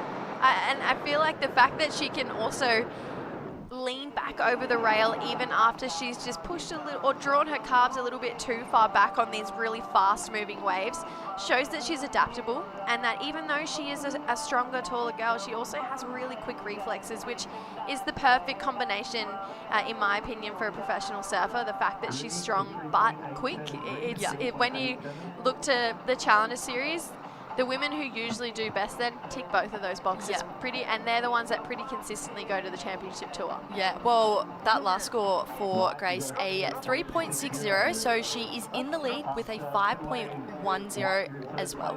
Paige, a 5.00 and a 2.00. I feel like it's pretty close. Both Suri and Lola only looking for a 3.18, and then Lola looking for a 3.14, so pretty tight heat. Both surfers, or well, all surfers still got 2 waves left. I love the fact that you can watch every single surfer's waves. Yes. It must be such a fun experience because it's not very often you actually watch your competitors' waves too. So these ladies are going to keep a really close eye, and I feel like that's going to fuel the fire for Paige Harrop here. She loves to win and make sure she's getting the jump on this junior generation here. She is representing the vets and doing it in some fine form right now for Paige Harrop. 3 big turns. Going in for a 4. She's going to get the completion there. This is what I mean. She is going to feed off these young girls' energy right now. Suri looks like she took off a little bit deeper, had a nice first turn, but it just set her a little bit off time for that second section there. Yeah, and it's really interesting that I've noticed all the goofy footers take off on the wall with their board facing straight. As we see Paige, free falls, whereas Suri will watch her take off on an angle on her backhand. But wow, Paige, oh my goodness, showcasing her surfing. This is why she was on tour. Insane. So that was an amazing wave. You know who I feel, actually I'll tell you about that later. I'll see Suri's replay. And Suri, like we said, that takeoff, nice first turn, sort of hit that bobble that we're seeing on that 4th wave come through. So the girls really having to navigate that on that 4th wave. But that's the great thing about swapping in the rotation. Everyone gets a go at the 2nd wave and the 4th wave. Yeah, it seems to be that second wave is suiting Suri surfing better. Yes. Unfortunately not capitalizing on those 4th waves in her 2 opportunities already. But I feel like what we're seeing from Paige and her style of surfing is actually being pretty well replicated on the championship tour right now with Anat Leilior. There's so many similarities between the two of them. And again, like I mentioned, Paige probably seeing Anat, that's going to really fuel her fire to come back to the championship tour, because with surfing like that, it's easily that she could get back there. Yeah, and Paige was 25th at this event last year, so with surfing like that, she's gonna push further into the draw, and it's so nice to see her showcase that sort of surfing, especially off last year. She was ranked 12th on the QS, and I really want to see her back on that Challenger Series because that's where she belongs. Oh, absolutely, I agree. And I feel like there's so many women who have either retired or just do a couple QSs who aren't on that Challenger Series that you could say. I mean, Keely Andrews really comes to mind as well. She still absolutely rips. She competed on that championship tour event too, and I feel like it's so interesting just seeing all of these veterans that you're like, you shouldn't retire. Yeah, I know. So good at surfing. Yeah, and even like Paige is 36, and Filzy, she's around similar age as well, and I think it's so inspiring, and it's pushing women's surfing as we see Grace. Here we go, Grace looking to really start to open up and build the scoreline here. 2 nice turns. She would have seen what Paige did on her last wave. She's given us her best variation. Wow. Lovely looking end section here too for Grace Gosby. So this is going to build here, and it's going to make it a little bit harder right now for our young New Zealand surfer Lola. Beautiful surfing on this wave though. Timing that third turn slightly late. So unfortunately that is going to make it a little bit tricky for the ride out there, but kind of right now is the Paige and Grace show. Yeah, well, Grace on that replay, we'll be able to see it's just so graceful. No pun intended. I love the flow she has, and she just makes it look so easy as we see. Nice takeoff, a little bit wider again, puts her in this position to great first looking carve and puts it straight up in the pocket. The judges really are rewarding that critical surfing, heaps of speed, and plants that last turn. Grace looks really connected with the wave pool. I feel like some people maybe don't get that connection and some people do, but Grace looking really sharp. And Lola, I would say relatively new to wave pool surfing. Yeah, and we can see Lola in her style. She stands a bit taller, so she's really having to push through those top turns to not get as hung. As we saw, she just coming unstuck in that last turn there, but actually, that's a really good point. I feel like some of those surfers who do tend to stand a little bit taller maybe struggle a little bit more with wave pools rather than those surfers who have this really low center of gravity and drive, instead of bending from the hips, drive from the quads, the glutes, and use that part of their surfing. And if you look back to previous winners, that kind of really does translate, especially on the men's side. Keijiro Nishi, Katut Agus, both surfers who are really low center of gravity surfers. And even Nanaho, watching her in the practice sessions, she is just so low, and it really gives her so much power, so much speed. Arisa Ishii, she was so low on her bottom turn. So that's pretty interesting to take out, that this wave maybe does require you to get a little bit lower than what you're thinking. Yeah, because even we did see Grace got a little bit hung up, but on her second to last one, but because she is that taller stature, she does have so much power, she was able to push through those, which is really interesting. Let's see how Suri can start to answer back here. She's got one last wave to really make something happen right now. She needs a 6.77 right now. Lola, she needs a 5.73. So those two ladies are the ones we're really keeping a close eye on here. Here we go, Suri on the second wave of the set. No, just completely losing her footing there. Unfortunately for Suri, that's going to be really frustrating, knowing that she could have got it done there. Yeah, it's so hard to see as we see Paige. Paige, beautiful bottom turn. So much aggression and just power in her surfing here. She's going to keep this one flowing all the way through. She wants to win this heat, not the completion she's chasing. She has a 6.5 and a 5 already in her lineup, so she's looking pretty well safe to make it through this heat. But Suri, that is heartbreaking to watch, because we knew she definitely had the potential to give herself the chance to get that score. It's so tricky, and I've been watching a couple of the girls and been taking off a bit lower, so like towards us on number 3. Whereas I've seen like Grace and Paige, they're paddling into it from further away. So as we see this Bonsoi replay, Suri really taking off right where it's cupping and just hitting that lump coming back towards her. Paige Harab though, great free fall drop, puts her in the perfect position for that carve. And I feel like she's not pushing too hard as we saw her previous ones, just sort of a winning lap. What's the power like on this wave? It's so powerful. Yeah. It looks it. Yeah, it's really, especially through that middle section, I feel like the first section gives you the pace to really sort of reset and set yourself up for that middle section. And then that middle section, you've got to choose the right turn to not get too hung up, but not miss the rest of the wave. Yeah, it seems like it's some wave pools I feel like maybe don't meet you with the energy that you're coming at it with, but this one in particular seems to have that same push and grunt back towards you. Yeah, and it's really interesting. I think Grace does it so well. She really utilises the takeoff to give her that speed, and she carries that speed and momentum all the way through the rest of the waves. Yeah, love seeing the girls just absolutely give us their best right now. 2 last waves to take a look at here, Grace and Lola. Lola needing a 6.73, so she's got a 3.87 and a 2.93 in her lineup here, so she's got to go pretty big to get herself that score. Yeah, and we've been seeing all morning, it's so hard to crack into that 6 range. We saw Paige with a 6.50, but even Grace a 5.50 and a 5.10. That are two huge scores for today. Yeah, absolutely. I love seeing these women start to push the boundaries a little bit more, and this is the energy that you need if you're going to be stepping into that round 2, because the bar's going to lift yet again. Lola, she's going to have a crack here. Needs a pretty big score. It's a 6.73. Nice second turn here for Lola. You can see that epoxy looking really loose under her feet. Unfortunately, bearing the nose on that end section there for Lola.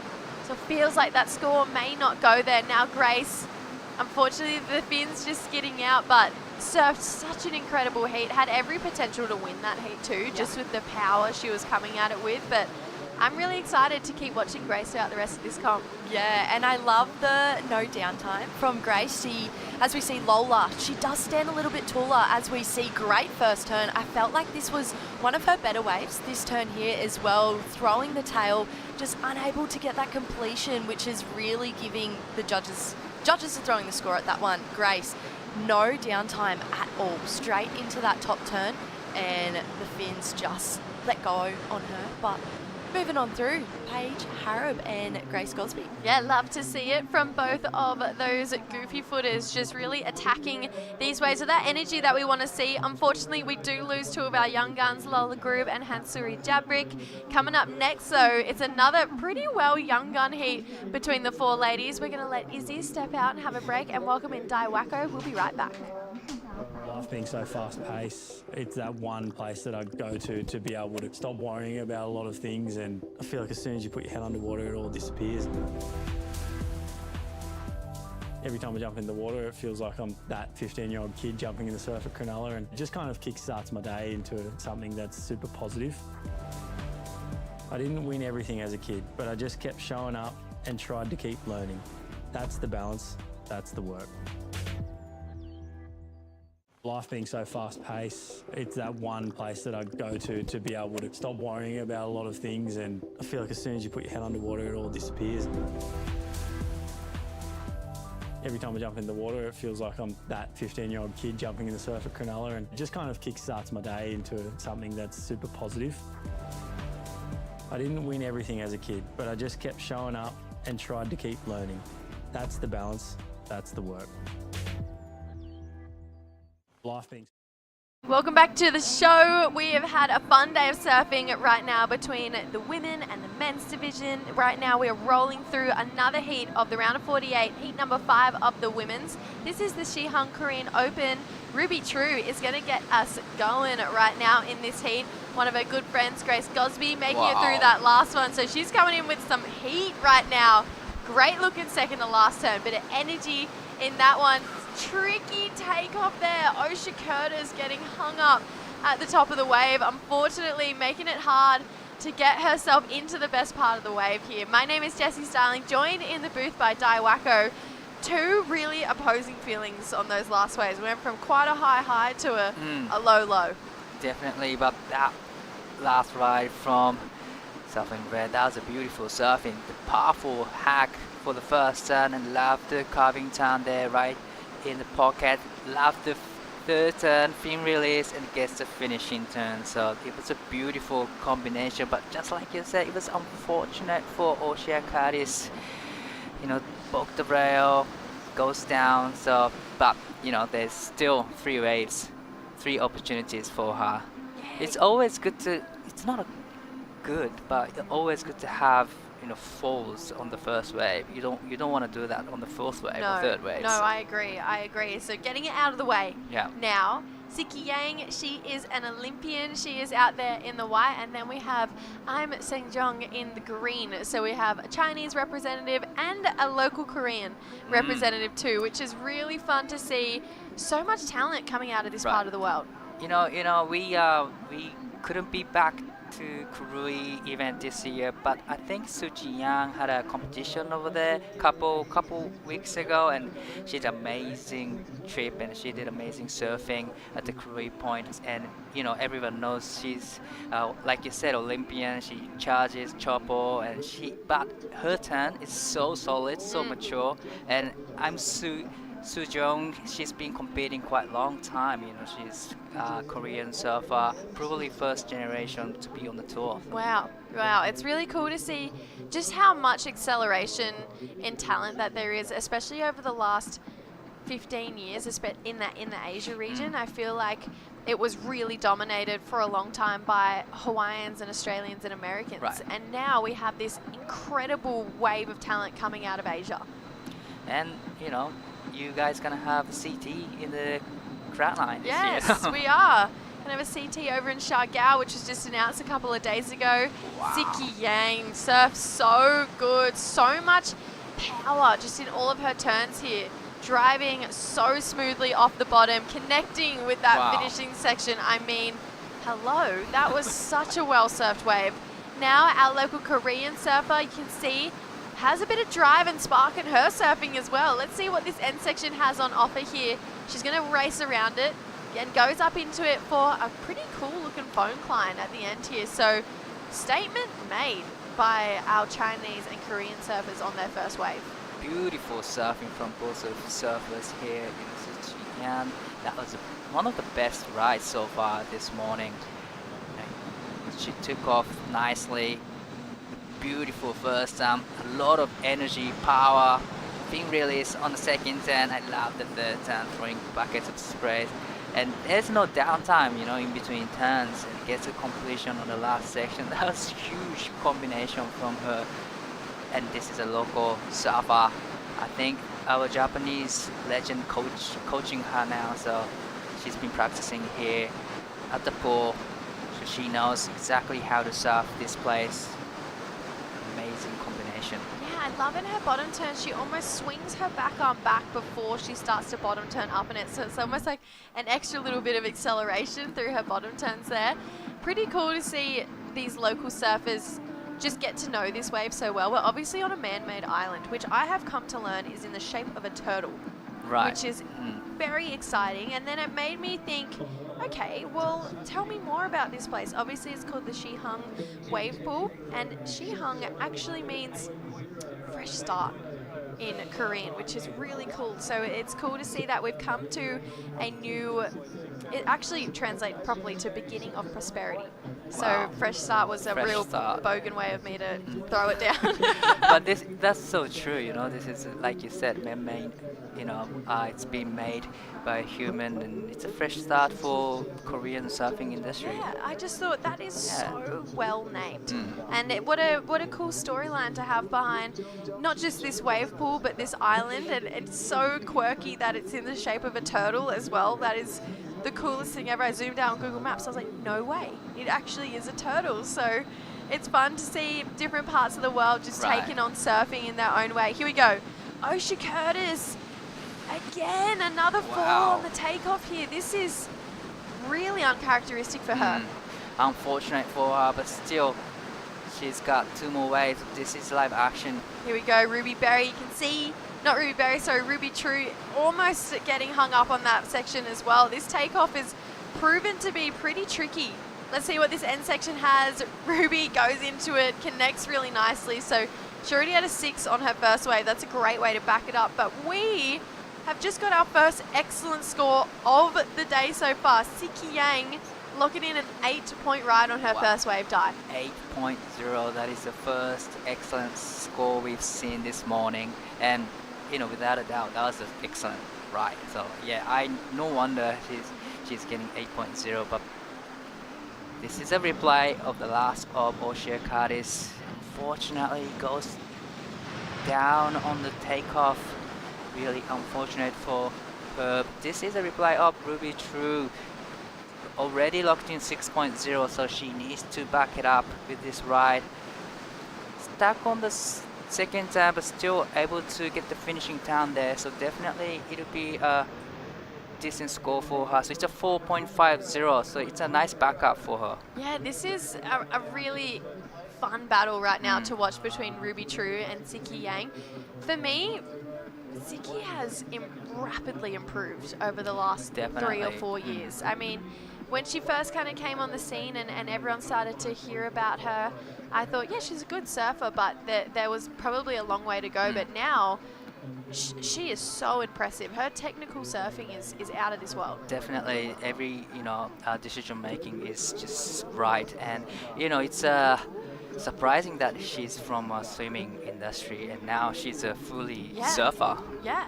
It's so interesting just to even watch her story kind of unfold, and the fact that she's also so driven to getting better at being in the air. Like, she really is ticking all the boxes and taking all the right steps to get herself to where the best surfers in the world are. And then she's still young, So she's young. still 18, I guess 18 or 19, so still bright future. So can't wait to see her surfing again in this pool.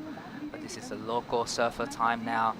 Here we go. Siheung is going to take off on the second wave. Here, this is the first time we're seeing her on wave number 2. Love that bottom turn technique. Watch her throw her arm back before she bottom turns up into it. Connects lovely with that finishing section too. So she is throwing down some nice turns as well here. Ziki. Wow. So much power. That second turn. No, I really wanted to keep watching her surf there. I was so just entertained and drawn in. I wanted to be like, oh, here we go, what's to come? But Ziki Yang, her backhand, it feels like she surfed this wave pool a million times. Yeah, definitely. And then she only needs 2.5, but she's done that job on the first section. But this is a replay of local surfer. Beautiful technique, nice first turn, and the second turn, more of a check turn on the second turn, but still great turn on third. It gets the finish here, so that ride just shows us she's experienced surfer at this pool. And this is Ziki Yan. Love the first turn, throwing a lot of spray. She's a powerful surfer here. Unfortunately, booked the rail on the second turn. Probably she eyes to the next section a little too early, but definitely she's got the technique here. I know we're only 5 heats into the women's division, so this is probably really early for me to say, but I haven't seen anyone come and attack as hard as Ziki has attacked so far in the women's draw. That's Definitely. the new level. And then she looks like faultless, she doesn't push anything, but she just unfolds her purse surfing there. So definitely she's gonna be the one to look out. Looks like Osha and Ruby maybe having a little chat back and forth about where Ruby's lining up for those takeoffs. Osha, such a talented surfer, absolutely charges Nias. She loves pulling in and getting barreled off her mind over in that part of Indonesia. Just struggling a little bit now on this takeoff, which actually shows that it is a really technical part of the wave where you have to meet that takeoff with so much speed. If not, unfortunately, you're going to get hung up and fall. Definitely, the takeoff position, takeoff zone, it's like wave stands up so quickly, so you kind of have to paddle into it really fast. Otherwise, the wave just sucks up really quick. So it's a challenging, tricky. There's a potential to move over slightly, but then you're probably not capitalizing on the best part of the wave here. Here we go. Ruby True, you can see, just had that perfect takeoff spot where she bottom turned straight up into that first section. A lot of drive. Again, Ruby from my hometown in Narrabeen. So she is surfing so good. Feels like by the looks of it, the Narrabeen lefts have been pretty good. Here we go, Osha. Again, this is so sad to watch because she's such a good surfer, but just unfortunately fumbling a little bit at that takeoff. Right, we all want to take off right beside of the wall, but it's tricky position there. But this is a replay of Loss of Red through great first turn, love the second turn, back to the power source of the wave, and she just lays into it on the third turn, and it gets finished. So another great surfing, trying to get rid of the 4.50 now, but unfortunate for Oceania Curtis. This is third time in a row falls down on the takeoff. It's such a shame because she is such a good surfer. Like, she really is, and you can see she wants it so bad too, and that she technically did make that takeoff. It was on the bottom turn because she didn't have enough speed paddling into it. Where she took off with her feet was further up than what she would normally be used to. So by the time she bottom turns, she's burying the part of the rail that you want to keep out of the water, and that's why paddling in with so much speed and intention looks really, really crucial here. So tiny little fundamental changes, and Osha Curtis's whole heat would be different. Definitely, you know, it's unfortunate for her, but still she's got one more wave to showcase her surfing in this heat. But looks like Ruby's last wave comes in a good score. Yeah, Ruby True locks in a 5.5, so she now goes back to the lead. Siki Yang, she's going to be looking for a 3.5 now to regain first, and then I'm Soo Jong, a 7.74. For Osha Curtis, unfortunately she's comboed, so she does need 2 scores to get herself into that top 2. So this next wave is all about just showing us what she's got. Definitely, and that's pretty much exactly what she wants to do, just showcasing her surfing at this pool, one of the best shape in the, I think, on the tour. Yeah, I agree. I love this wave pool. I was talking to Izzy in that last heat. She says there's a lot of power in this wave as well. It really does meet you where you're at, rather than some wave pools maybe not meeting you quite where you're at here. So it's cool to see Korea really progressing just the power of this wave pool technology. Siki Yang, our Olympian, just so entertaining. I love exactly where she's placing her board on these waves here. A little bit hung up, but still got the nose back up there for one more turn at the end. That was really impressive. I'm Soo Jong, a little bit hung up on the takeoff here, but that second bottom turn had so much venom behind it there. So I'm Soo Jong, she's going to keep building here. I feel like it's not going to be that 7.74, but those two ladies look like they're having a world of fun out there right now. Wow, definitely. They are having great fun in the water now. You know, Siki Yan's last wave, that was a beautiful ride again. She's looking to get rid of the 3.10, but I'm sure she's done the job. This is a replay of last of white. Airdrop the takeoff section. Nice first turn. Didn't rush anything here. Great second turn here. And another third turn, blocked the rail a little bit, but she recovered really well and managed to get the final turn in. So great combination. She was kind of out of the power zone there for the first turn, but still managed to come back, come around the section. Unfortunately, comes unstuck on the second turn and couldn't really ride out of it. But still, they still got one more wave to serve. See where Siki's last wave is going to lock in at. No scores as of yet. Was needing a 3.5 to regain the lead. I liked it. I feel like it probably will go into that 3.5 world. I don't think it's as good as her 8, but I think she's definitely adding to her situation right now. And then we look to I'm Soo Jong. Her last wave locks in at, it's not going to go into a top 2, just a 2-point ride, but Siki Yang is going to regain the lead here, 5.73, so goes back to the lead. Ruby True now needs to answer back with a 7.74, which has proven to be hard to get, even to get a 6 today for Ruby. I mean, that actually feels more like an 8 than a 6. Oh, definitely.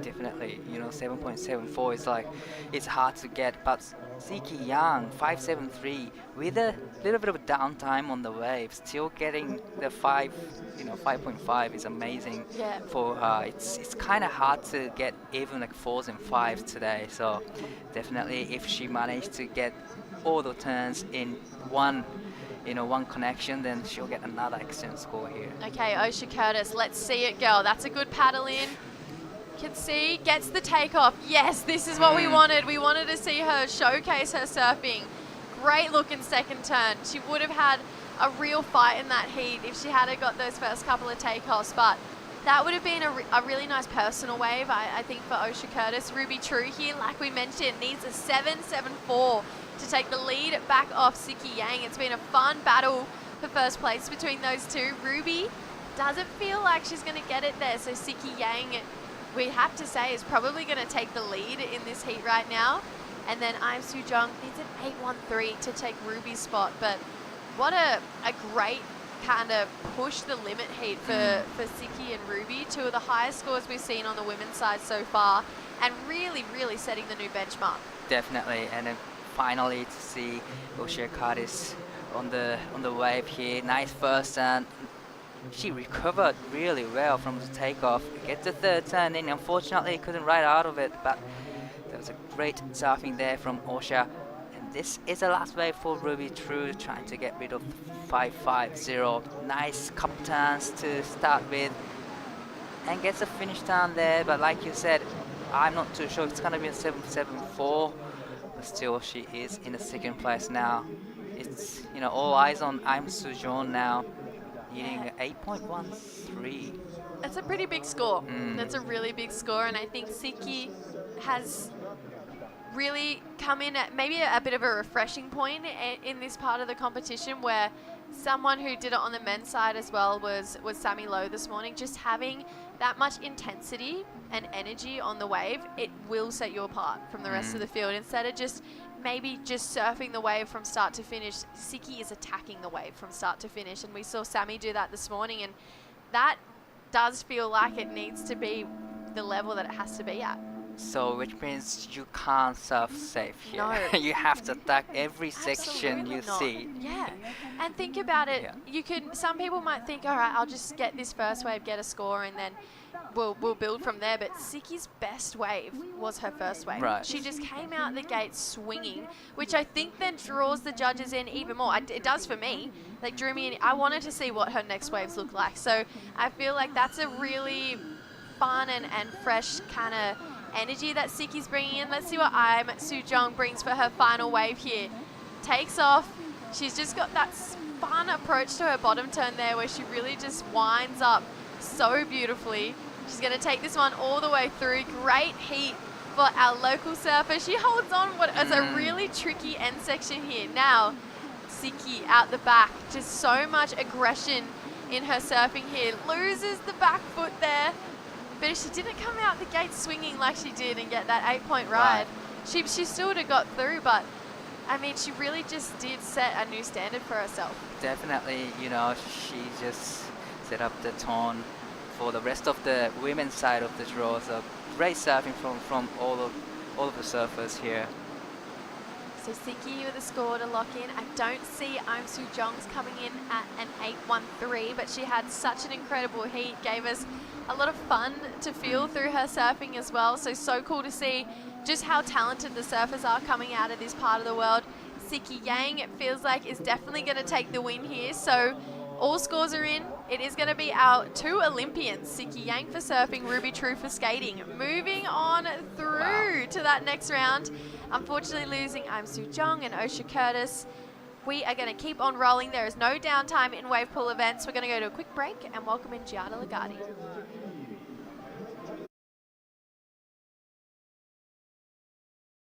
Life being so fast-paced, it's that one place that I go to be able to stop worrying about a lot of things, and I feel like as soon as you put your head underwater, it all disappears. Every time I jump in the water, it feels like I'm that 15-year-old kid jumping in the surf at Cronulla, and it just kind of kickstarts my day into something that's super positive. I didn't win everything as a kid, but I just kept showing up and tried to keep learning. That's the balance, that's the work. Every time I jump in the water, it feels like I'm that 15-year-old kid jumping in the surf at Cronulla, and it just kind of kickstarts my day. I didn't win everything as a kid, but I just kept showing up and tried to keep learning. Beautiful afternoon here at, actually beautiful morning at this wave park here in Korea. This is 2026 Siheung Korea Open QS 6000. We are now into women's run 48 heat number 6. In red, Gio Lorenzen, Philippa Anderson, Hannah Baca, Yutin Tan in this heat. My name is Daiwako in the booth with Giada. Welcome back and straight into the live action. Great couple turns and gets a finish there. That was Gia Lorenzen. Great surfing, great stuff.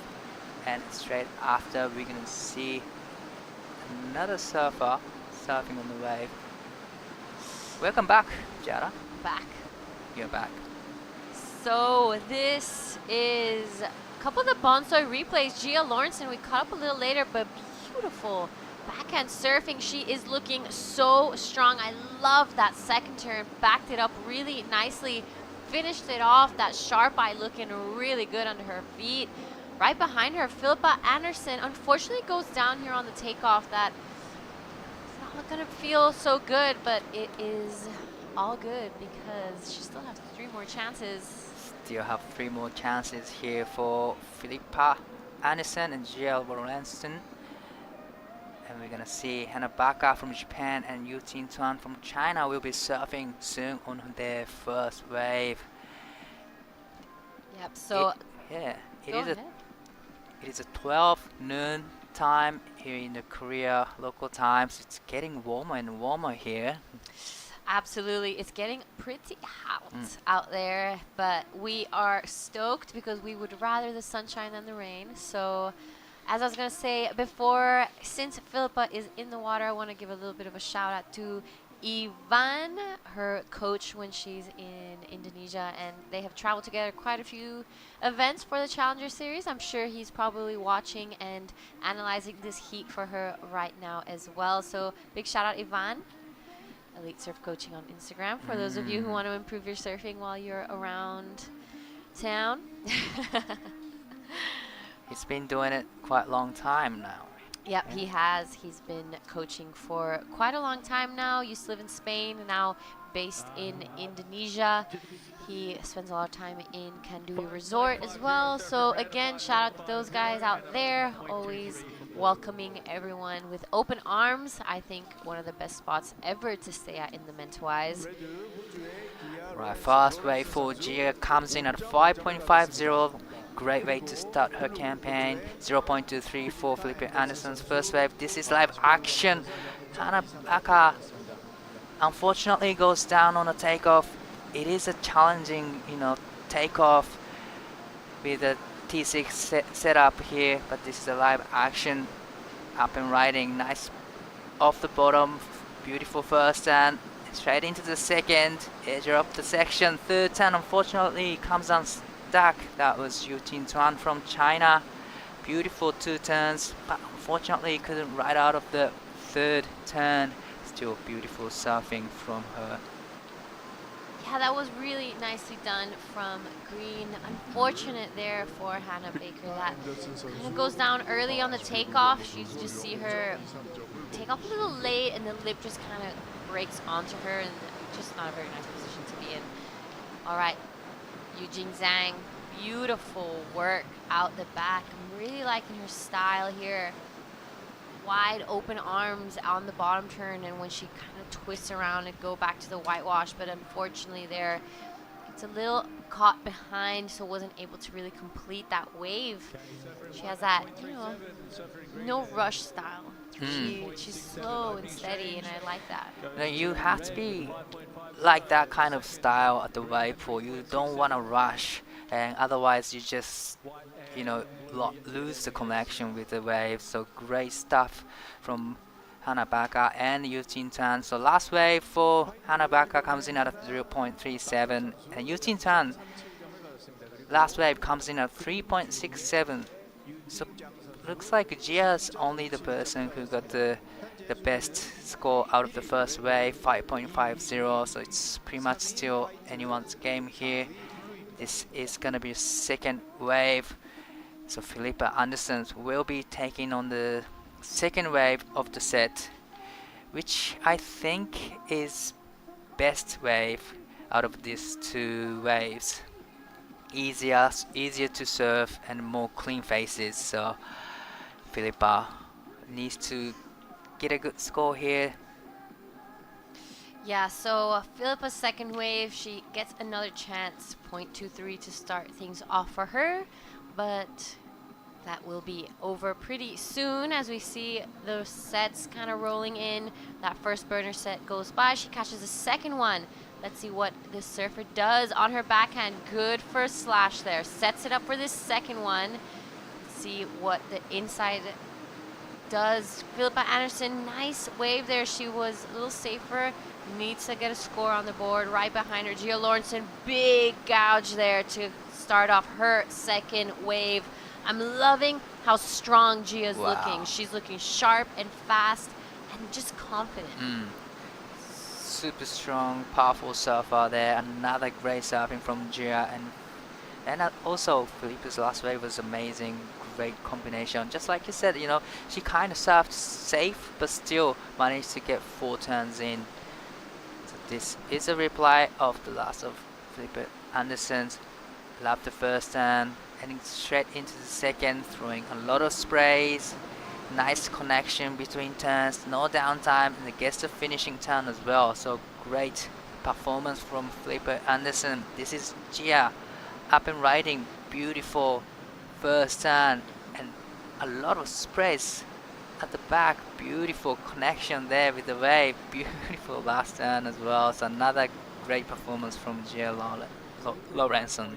Yeah, so Gia, I see her with this newfound confidence this year. You know, I'm liking what she's doing in this wave pool, and we saw her yesterday on the elevator up. We're like, so how'd your session go? She was like, good. Confidence, you know, Good. you can tell from her body language. But confidence is actually the key, because it's not a long wave here, so you kind of have to be on point from the start to actually get a good score. So confidence is a really important key fact here. But looks like great score on the way. So Gia's last wave comes in at 7.00. So now she has 7.0 and 5.50 sitting in the first place. Great surfing.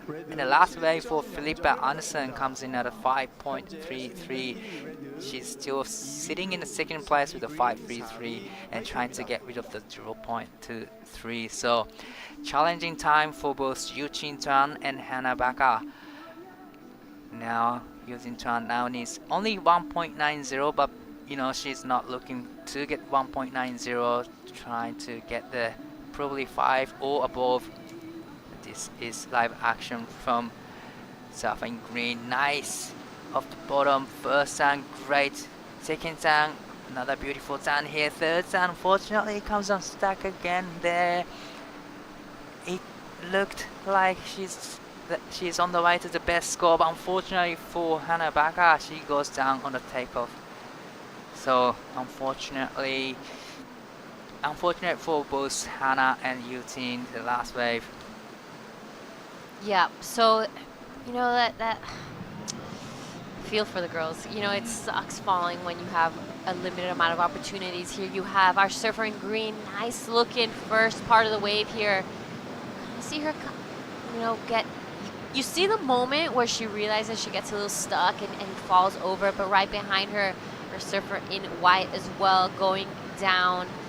2 more waves for the girls, so it's early days still. We've seen a couple of heat turnovers with those last waves, so it's not done just yet. Yeah, like you said, it's not done yet. 2 more waves for all the surfers. So last wave for Yu Jin-tuan comes in at a 3.27, 0.20 for Hannah Baka's last wave. So Hannah Baka is representing Japan, but currently lives in California. So she's used to any kind of waves, you know, smaller waves and big A-frame waves as well. So definitely she's got the skill to showcase her surfing here at the wave pool. This is gonna be an interesting exchange. This is gonna be a 3rd wave for all the surfers. Yep, so for those of you just tuning in now, the setup and of this contest is obviously different to ocean surfing. We have the surfers getting 2 waves from each set. There are 4 waves in every set. They catch the 2nd and the 4th.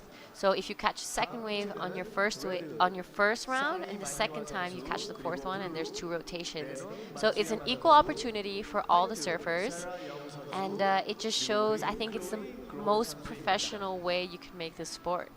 Definitely, it is the best, you know, competition when it comes to the surf competition, because everyone gets equal opportunities here. This is live action from Gia Lorenzen. Great first turn, straight into the second. Powerful hack there right in the pocket. A big turn on the 3rd section there. It's only 3 turns, but that's a beautiful 3-turn combo there. Felipe Anderson up and riding. Great first turn. Love the second turn there. A lot of power on the second turn. Bogged the rail a little bit, but still managed to get the finishing turn there. So both of them had a 3-turn combo and beautifully done. Okay, Gia Lorenzen is seriously taking my breath away in this heat. That was such a good wave. I love that. I think she's going to get something better than a 7 because look at this. Let's break this one down. She takes off, straight off the bat, does this big first gouge. Does it again here, and this one. Boom! Really slides the tail around. 3 solid turns. What'd I say? That was quality over quantity. Right behind her, though, Philippa Anderson, not very far behind. This second turn was huge. So we'll see her complete this one as well. Both girls getting 3 turns in, but this one, what do you think? That was beautiful surfing there, especially on that last turn there. Like you said, fin released, but throwing a lot of spray as well. So she's showcasing power, flow speed, everything. So she checked all the boxes that, judges need to look. So it's gonna be a great score, and a great scores on the way for Gia Lorenzen. It's a 7.50. It's the best wave of the heat so far. Yeah, all right. So Gia Lorenzen right now, I would say, is doing some classic textbook heat surfing. That is, you couldn't make a better heat. She started off with a 5.5, got a 7. 7.5. She just needs to get one more better, and then that's like she built a mansion, not a house. And that's a great, great surfing. And now everyone knows you need only 3 turns to get 7.5. That was a 3-turn combo, and a lot of people doing 4 turns and getting 5 and above. But 3 turns are enough to get into this good score range. Yeah. So she is putting all the speed, power, and flow. Check, check, check. She's done it. Let's see what Yuting Zhang and Hannah Baker bring to this one now. Live action. Right, live action. Hannah been riding nice off the bottom. Beautiful first turn, throwing a lot of sprays. Nice second turn there. It gets the third turn in. Probably one more turn here, but unfortunately nose dive to the section. But 3-turn combo, beautifully done. And this is important way for Yuting Zhang. Beautiful first and second turn, edge of the section, gets the third turn in, and gets the last turn in. So completion, she needs 6.16 to go into second place right now. But I would say that last ride will be her best score so far. Yep, absolutely. I have to agree with you. I mean, the girls are really ramping it up on this second part, like this last part of this heat. They're bringing it to the table. Let's break this one down from surfer in white. Hannah Baker, solid first turn here. Sets it up again. Like in this wave that she is selecting. I mean, she doesn't have a choice. Okay, Yuting Zhang, close behind. Sets it up, goes really upside down on that wave. Does it again, a little more carved out this time. She sets it up to finish it off, and she does so. That is definitely her best wave. We are gonna wait for this score to drop before we give you an updated situation, but clearly Gia Lorenzen running away with this one. Wow, definitely she's having a great time here. But last wave for Hannah comes in at a 4.00, which is the best wave so far for Hannah. Now she needs 5.83 to go into second place. Still waiting for the last wave for Yuting Zhang, but looks like it's gonna be her best score in this hit. One more score to lock in. It's a 4.60. So now she needs 5.24. So doors wide open for both green and white. So this is gonna be the last wave for all the surfers. Philippa needs to get rid of the 4.50 to secure her spot here. Yeah, Yuting Zhang and Hannah Baker looking for some pretty solid scores to be able to put themselves back into this heat. We'll see some of the burner waves kind of start to come through. When you hear that noise running, you're like, all right, your heart starts racing. Yeah, you're like, I'm ready. Let's see what Philippa Anderson does on this last wave. Right, Philippa Anderson up and riding. Nice off the bottom. Beautiful first turn. Straight into the second. Another beautiful hack there. And gets the third turn in. So is she going to make the last section? Unfortunately, she couldn't. So this is Gia's last wave. Needing to get rid of the 3.0. Beautiful big carving turn for the first turn. Get into the third turn. Fortunately, she also falls down, but still, beautiful attack from both Gia and Philippa Anderson. in this heat. Yeah, wow, I really like what Jia's doing. All right, let's stick with Philippa. Let's break this one down. The bonsai replay, good first turn here. I think this is the money turn though. Sorry, the next one is gonna be the money turn. Right. Here, she really pushed it. It was super fast and whippy. I think she opted for the epoxy for this wave pool. Jia Lawrenson really pushing it this time. Massive first turn there, sets it up, unfortunately goes down, but you know, she's in first. She has 3 really great scores. She's not really too worried, and she has the space to now kind of push it and get ready for the next heat and see how far she can take it. Wow, 3.00 for the last of Red and 4.27 for the last of Philippe Anderson. So she's not extending her lead here. It's gonna be a crucial last wave for Yu Jin-tan and Hannah Baker. Yu Jin-tan now needs 5.24, which isn't a big score, but still you have to be attacking every section, have to have the decent turns to get 5.24. White needs 5.83 to go into the second, so you know, pressure's building up for blue, white and green. Yeah, so these are the crucial moments of this heat and practically the most important. Let's see what the girls bring to the table now. It's all eyes on Yuting Zhang and Hannah Baker. Right. So probably a little bit of pressures now, but you know, all the surfers getting ready for this moment. Taking a breath. First wave is Abana, so second wave is gonna be her last wave for Yu Jin-tan, needing 5.24. It's a live action. Nice. First turn checked, second turn beautiful. So gets the third turn in, and then finishing turn. Unfortunately, she couldn't ride out of it, so probably she needed to get a, you know, the final turn. But unfortunate for Hannah as well. It doesn't look like they're gonna meet requirement.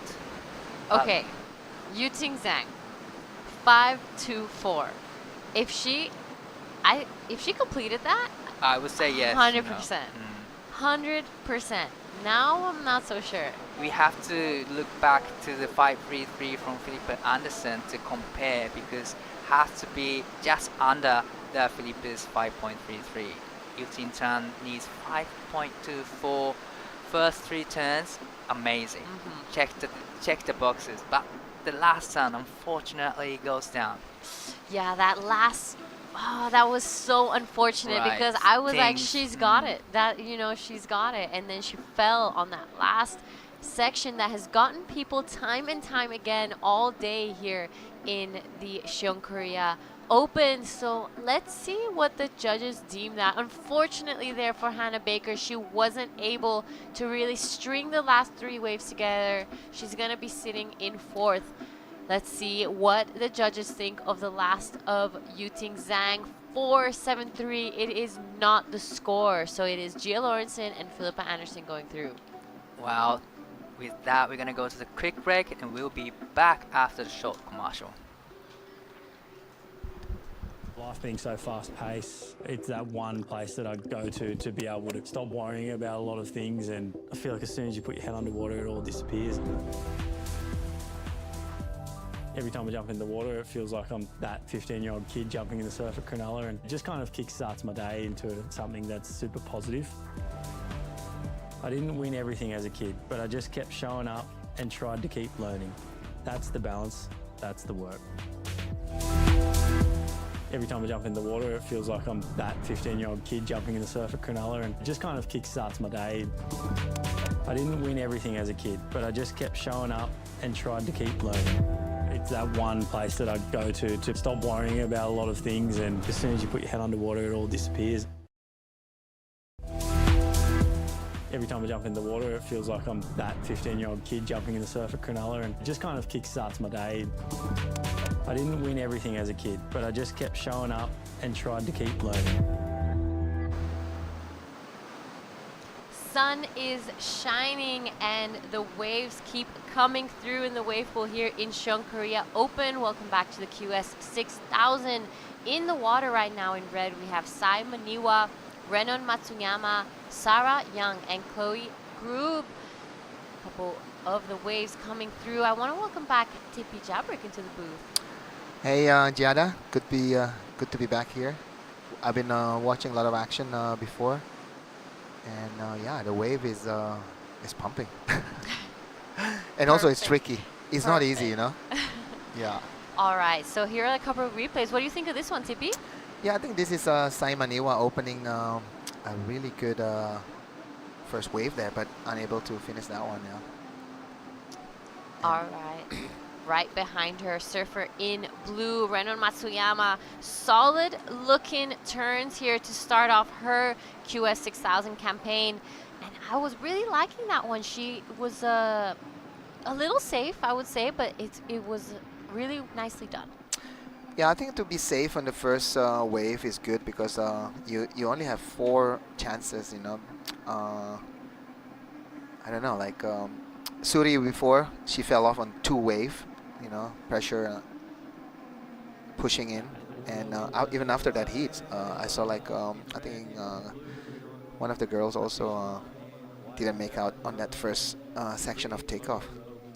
Yeah, it's definitely tricky. We've said quite a few times that takeoff, if you don't time it right, it can kind of falter the rest of the wave. It's easy to fall out of rhythm here and kind of miss a couple of the most important sections that come towards you. So it is so important to time your takeoff right. Yeah, I think what we can learn from any of, you know, for everybody that watching, you know, either you taking off at the wave pool here at Korea or Pipeline, people can still get wiped out, you know. Takeoff is the first part of every maneuver. So yeah, it's not an easy walking in the park. You know, surfing is quite, you know, takes time to be good at it.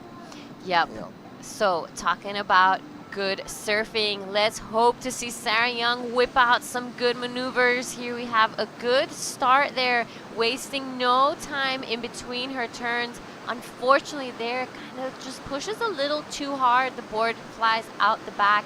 Chloe Grube now. Nice opening carve to start her campaign.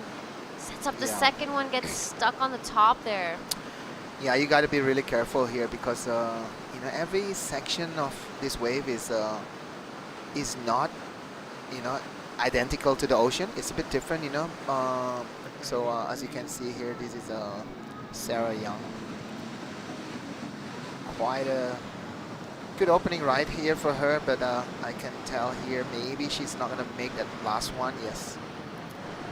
So Sarah Young and all these 4 surfers finishing their first ride. See, this is Chloe Grube from New Zealand. We've been hanging out with the family here with Lola, Chloe, and also their mom Amber from New Zealand. All right, so Suri was surfing a heat earlier, and in the wave pool, we've said a few times, we take out a lot of factors that we usually have in competitive surfing in the ocean. So how would you coach someone here? What would you tell them to do? What would you take out compared to the ocean here in the wave pool? Yeah, I think in the ocean there's a lot of like we can put the luck factor in the ocean. Yeah. But in the wave pool there's no luck. It's all about precision. It's all about you know, like focusing, you know. So I think the main thing that I can tell if they want to, you know, do good here on the wave pool is just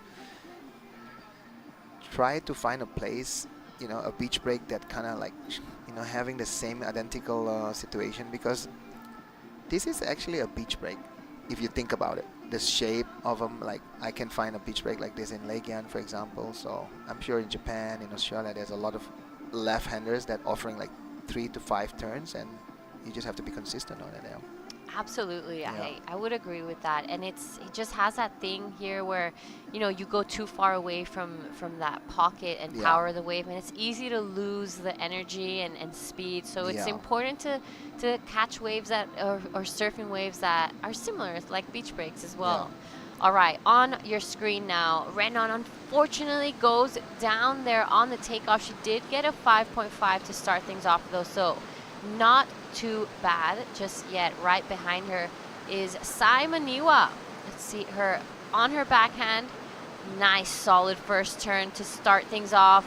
Oh, that's Really slams the second one shut. Oh, wow. Does not stop just yet. 4 solid turns for Yeah. Saimaniwa. I think that's going to be one of the biggest number on this heat, you know, if it's not as good as Renon's 5.5. So, yeah, it could go up there. I want to see how did Saimaniwa did on that wave. Renon just a little bit. If you can see like really closely on that takeoff, as you can see here, every boards are angled, you know, to the left of the wave. As a normal surfers, let's talk about this replay first. As we can see here, Sai is surfing really strong here. If you see a lot of angle of the takeoff here, they angle it, you know, like into the face of the wave. On the normal wave, we tend to go down on our nose and do bottom turn. I think here, a lot of people still adjusting. Is it they have to do that kind of like critical takeoff or like really sideways takeoff, you know? So it's a bit of a timing, I think, yeah. Absolutely, and it does just like scoop out, so you have to really have, if you're going to be taking off a little later, you have to have your airdrop on lock. Otherwise, we've seen it a few times, it's so easy to just dig your rail there on that takeoff and just mistime the rest of the wave. Yeah, and the crazy thing is here on the takeoff, you actually get sucked out into the back of the wave, and then you get sucked into the wave. So there's like there's a double situation happening here on the takeoff. You get, you know, sucked out, and then you get sucked into the takeoff bowl. It's a bit crazy. Yeah, absolutely. So anybody that seeing any surfers making a really good points here, like a result, we have to appreciate the way they surf. They're surfing like super amazing. Yeah. Absolutely, it is very difficult. It's not easy, but you know, these guys are some of the best in the world, and this is what it takes. All right, we are going to be seeing Chloe Group now take off on this one on her front hand. Let's see what the New Zealander does. Good first turn, really pushes the tail, does it again there. Let's see what she does on the inside as this wave just bowls up for her. 3 nice turns there for our surfer in green right behind her. Sarah Young goes down. Just like how we talk about it, you know, the takeoff is something that a big factor of the whole ride. So yeah, I think this is a note that everybody will take about the takeoff, that's for sure. And yeah, talking about big scores, Saimaniwa a 6.93. That's a big score for today's condition, no? 6.93? Sorry. 5.93. Oh, 5.93. There's a bit of glare there. The sun is shining out here in Korea. 4.83 to back it up. 5.5 and a 0.7 for Renan. Here are a couple of the replays. Unfortunately, white does go down. So this is second wave for both those surfers. Early days in this heat. It is not over just yet. On your screen, you see each surfer gets 4 chances. Equal play for them all. We've taken out a lot of the luck factor, tides, winds. It is exactly the same for everyone. Yeah, so the good thing is you're always going to think the second wave is the best one. So every surfer will have second wave, and then also they all going to have the fourth wave. That's how we do it. Yep. So we have all the scores now are through. Saimaniwa clearly in the lead, 5.93, 4.83. Renan Matsuyama with the best wave of 5.5. Needs to back it up, only has a 0.27. Chloe Group and Sarah Young with a bit of work to do, need minor scores. A 2.55 and a 2.11, but I don't think that's going to be the situation for much longer, as Renan only needs to just stand up on a wave, and she's already improving on that 0.27. So talking about like you know, like competition, Giada, you've been traveling and compete to a lot of places in Asia. So what do you take, you know, to a place like Korea? on your personal experience? As equipment-wise or experience-wise? Just experience. I think it is an incredible spot. It is so different to everywhere else. And we'll get back to that as we have some live action. Simoniwa, solid first turn. Doesn't waste time to get into that second one. Big fan of spray, really sharp. Unfortunately, goes down. Her rail just kind of sticks into the water there. Renon Matsuyama right behind. Loving this wave from blue. Definitely already got rid of that .27. She will be jumping straight into the lead with this one. Yeah, I think these two surfers are really dominating, showing their dominating way of surfing here at the pool. And yeah, Renon and Sai is pushing each other. Yeah, they're and it's funny to see them also both in the same rotation of this heat. So they are definitely putting their fist down, and they want to be into that next round. Sponsor replay. Yeah, this is Sai. Nice bottom turn, nice top turn there. Super solid. As you can see how low she gets on that bottom turn and putting a lot of sprays. Just that part is, I have to say, a bit of unlucky there. Yeah, this wave from blue, loving what she's doing. Really low center of gravity. That last slash, probably the money turn of that wave. But yeah, what we were saying earlier, I think Korea has something different. It's refreshing. You know, you come here and there's that contrast of these big high rises. If you look behind us, there's massive buildings, and in the middle of it all, this wave pool. So it's funny to see the differences here. The food is nice. The locals are really welcoming. Yesterday we had a little walk around Seoul, and it's refreshing. Yeah, I think big part of every destination in the world is the food. So I have to say, like, Korean food is really, really good. I love the, you know, as simple as just rice with kimchi is like amazing. Yeah. Oh, love me some kimchi. Yeah. It's definitely one of my favorite cuisines in the world. We have bibimbap, the famous Korean fried chicken, and so many dumplings. The Korean barbecue, you cannot miss that one. Korean barbecue. Definitely probably gonna head over there tonight after this beautiful day of action that we've had. All right, so first wave here for Sarah Young. She needs to get rid of that 0.23. Let's see what she gets up to. Solid first turn. Yeah, I think she got her confidence back here. That's for sure. Nice.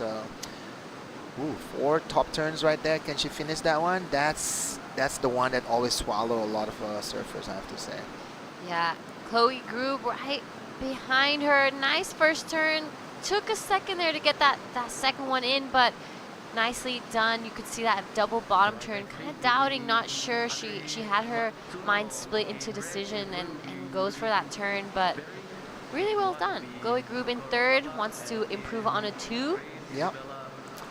As you can see, this is the wide shots of the pool. We are only using the left hand of the wave pool here. There's also a right-hander on the other side, but I think if you can see the flags, it's actually onshore on that side. So this is Sarah Young. I think could be her best wave. I would have to agree with you. I think this probably goes down as Sarah's best wave. It was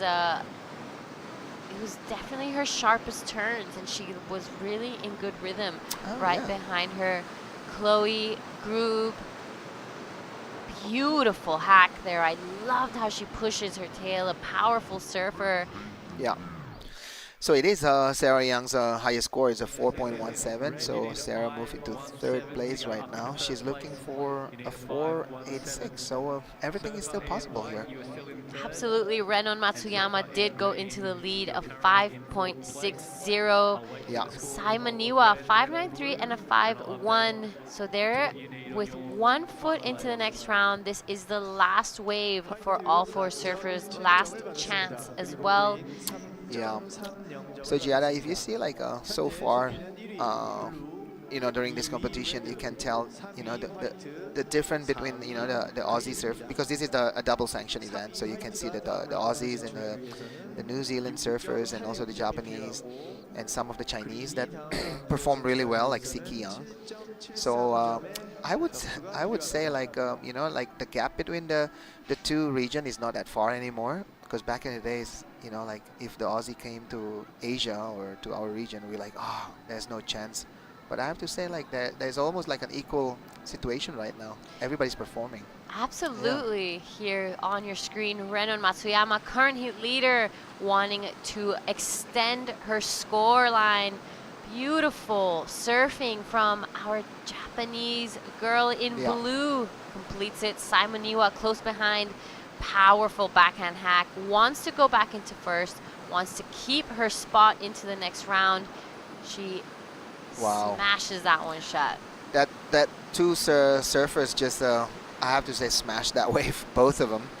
I think Renon have a little bit cleaner wave on that one, the second set. So it will be interesting if Renon can create more damage on that situation, because they both have a couple 5 and 6s. All right, what do you think of this replay, TP?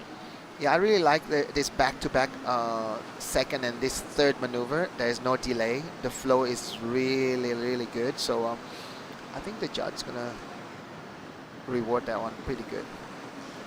Simoniwa out the back as well. Currently in second. Yeah. We'll see what the judges deem this one. But you're right. Have some of the judging criteria stays the same in the pool like it does in the ocean. We're still having that speed, power, flow, and the quality over quantity factor as well. So they're going to be replaying those scores, seeing the same surfer's own score, because they have the highest ones as well. So waiting for those two to come in before we start the last two waves of this heat. Sarah Young and Chloe Grube with a bit of work to do. Renon Matsuyama does improve. She gets a 6.30. Sai Maniwa a 5.67, making life a little harder now for Sarah Young and Chloe Grube. Yeah, I think if you are in the the chasing situation on your seats, it'll be the task is harder, that's for sure. I think one thing for sure, like, if you have a good lead since the beginning, you're gonna have a better, like, I don't know, like a situation in this heat. Yeah, so it's a lot of pressure now. 8.30 for Chloe and 7.43 have to be best waves of the day, so it has to be exceptional surfing. We'll see what Chloe Grube, our surfer from New Zealand, does on this one. Solid takeoff, unfortunately goes down. That's what pressure creates. You become a rock, so you stumble. Yeah. So one of the most important factors in competitive surfing is your mindset and how well you go under pressure. Sarah Young, nice second turn there. Gets a little stuck on the way down. Manages to stick with it. Here we see her. Yeah, I don't think so. That's the score that she's looking for, because the judges are really critical here. Yeah, at the end of the day, this is a QS 6000, so it is very important. A lot on the line for many of these surfers.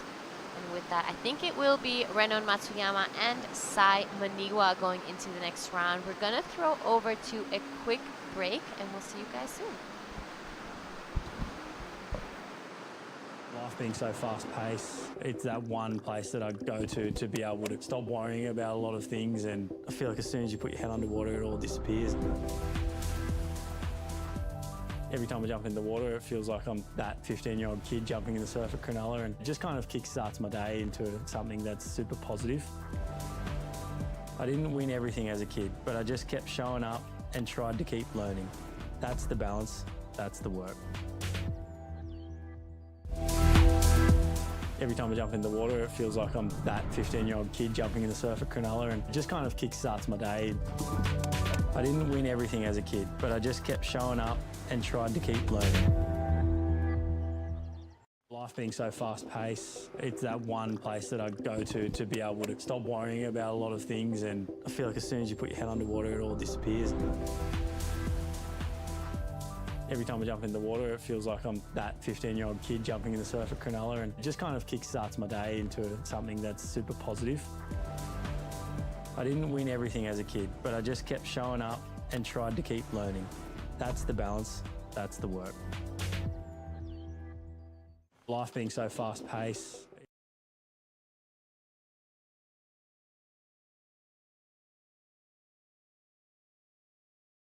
execution is very important at this wave pool, wave park. Siheung Korea Open Q6000. Now we're into women's round of 48, heat number 8. Henri Matsuno, Ruby Berry, Kokoro Baba, and Isabel Kado, 2 Japanese surfers up against 2 Aussies here.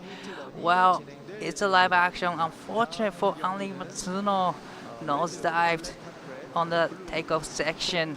My name is Dai Wako here in the booth with Jessie. Hi Dai, thank you. It's nice to be back, plenty of action. Right, so this is Ruby Berry up and riding. Catch the rail a little bit, but recovers it nicely. Gets the finishing turn as well. Unfortunately, couldn't ride out of it, so unfortunate for 2 surfers. Yeah, definitely. Ruby getting the better of that exchange there. Henri, we've seen a lot of the women unfortunately go down on that takeoff today. It has been taking some women down right now, but I feel like this is really good learning. Look how close to the wall Henri was here on that Bonso replay, just getting a little bit hung up as she took off on the roof of the wave there.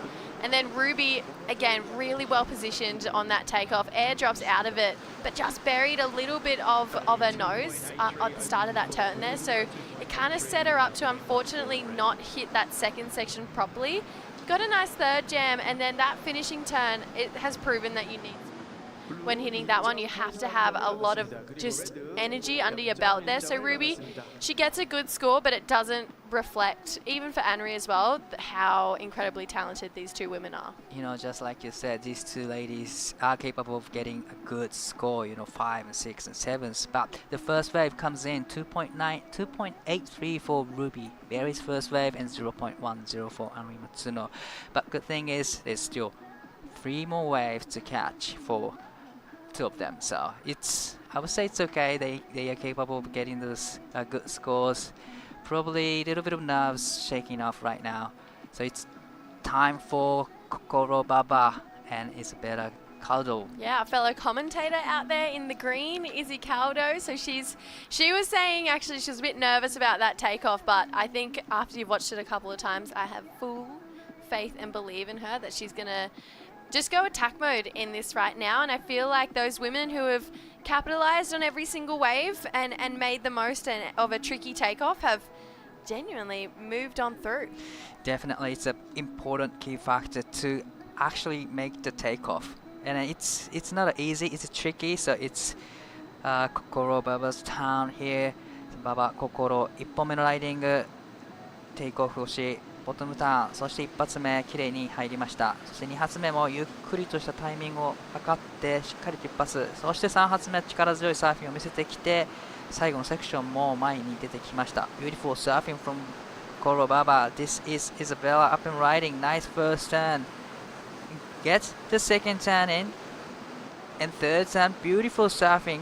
It's only 3 turns, but you know, a lot of surfers actually showcasing 3 turns and getting the 7s and 8s. So 3 turns are enough to get an actually good score. Yeah, I would say that they're probably the best 2 waves that we've seen so far in this heat right now. Love this one from Kokoro. I feel like she had a little bit of a fumble on that takeoff there, but now starts to wind up here. You can see just really well timed on those bottom turns and really gracious with the amount of movement that she has in the top part of her body. Had to be really quick with the reflexes between those last 2 turns there. So moving really, or gliding really nicely between all of her turns here for Kokoro. And then here we go, Izzy. You can see, I felt like maybe took off a little bit wider, but it actually put her in a pretty good spot for those 2 turns. And then belting it on the third. That was easily her best turn of this wave here. So Izzy Caldo with a good score, I want to say, on the way. Yeah, that was a good, strategy for her to, take off a little bit wider than, everyone else doing, and so that actually that put her in a great position and able to get the 3 turns in. So few scores locked in already. 5.83 for first wave for Kokoro Baba. That is a great score, and 4.67 for the first wave for Isabella. So it is a great start for both Kokoro and Isabella in this heat. Yeah, I feel like both of those women made the most of that first exchange and that first opportunity. I know Anri Matsuno and Ruby Berry, though, they're both competitors that do bounce back here. So I feel like we're going to see a really interesting next exchange. Definitely, Anri Matsuno got a 3rd or 5th place in the Hamamatsu Open we had last month in Japan. So definitely she's in a good rhythm, and she wants to get the good results here and trying to qualify for the CS next year. So we don't really have many QSs yet hit on the Asia Tour. So definitely this is going to be important for all the surfers from Asia region. But this is Ruby Berry. First turn, great, lot of sprays coming out of, and great carving turn, and get the 3rd turn in. This is gonna be a great number for Ruby Berry. 4 turns, great surfing, and this is Anri on her backhand. More of a checking turn, great 2nd turn, edge of the section, get the 3rd turn in. Unfortunately, she couldn't get a final section turn in, but still great performance, great techniques from both Ruby and Anri. I know it's not, but in my mind, I'm like, oh, they were big sets. Like, they were bigger. I was like, swell's coming in. Like, that's the way I was thinking when I was watching those last 2 waves. It just felt like these had a lot of energy in it, and I think that really does come back down to where these women are taking off. Ruby airdrops off that first section here on the Bonsoi replay, and I love that second carve, really opening up, drawing it out as much as she can, and then still staying reactive to get those 2 really nice turns in after that. And then out the back behind her, this is Ruby still from the lovely drone angle shot here. You can see just drawing that carve out a little bit more actually put her in a better position to attack those last 2 turns there for Ruby Berry. So that's absolutely going to be her best wave, and maybe even the best wave of the heat so far. And Anri, that was a tricky takeoff on her last one. You saw her feed skid a little as she took the airdrop there. So really well to keep the board maintained under her feet. And then from there, she just opened up and was looking really good. Well, great scores on the way for Ruby Berry. Looks like she's going to have the best ride so far. 5.67, so 2nd best wave in this heat so far. But that put her into the lead right now. So now Kokoro needs 2.67 to go back into the 1st place. But what a score, 5.67. Great comeback from the first mistake. Yeah, that's put her right back into this heat. That's exactly what she needed at this point, and I feel like doing that on the 2nd wave is actually going to give her so much space to move now that she's getting into those last 2 waves as well. So Ruby Berry answering back exactly when she needed to here. Anri getting a 4.1 for that last wave, which I quite liked it, and I think with a finish, there's no saying she can't also be up in that 5-point world. Definitely, with the mistakes, a little bit of mistakes on the last wave, I only got 4.10, but this is a light action from Isabella up and riding.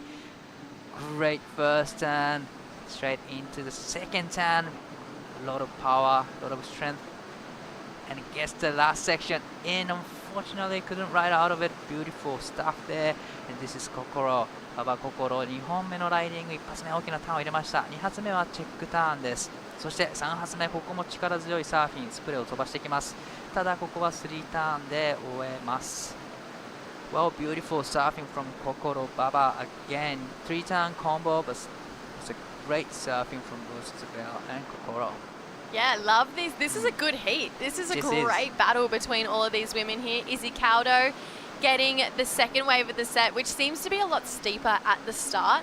And then now you can see that it's actually put her in this really nice pocket just to start to wind up and unleash on these turns here. Goes into it, tricky looking end turn there. She was so close to pulling it, but unfortunately just a little over her toe edge rail.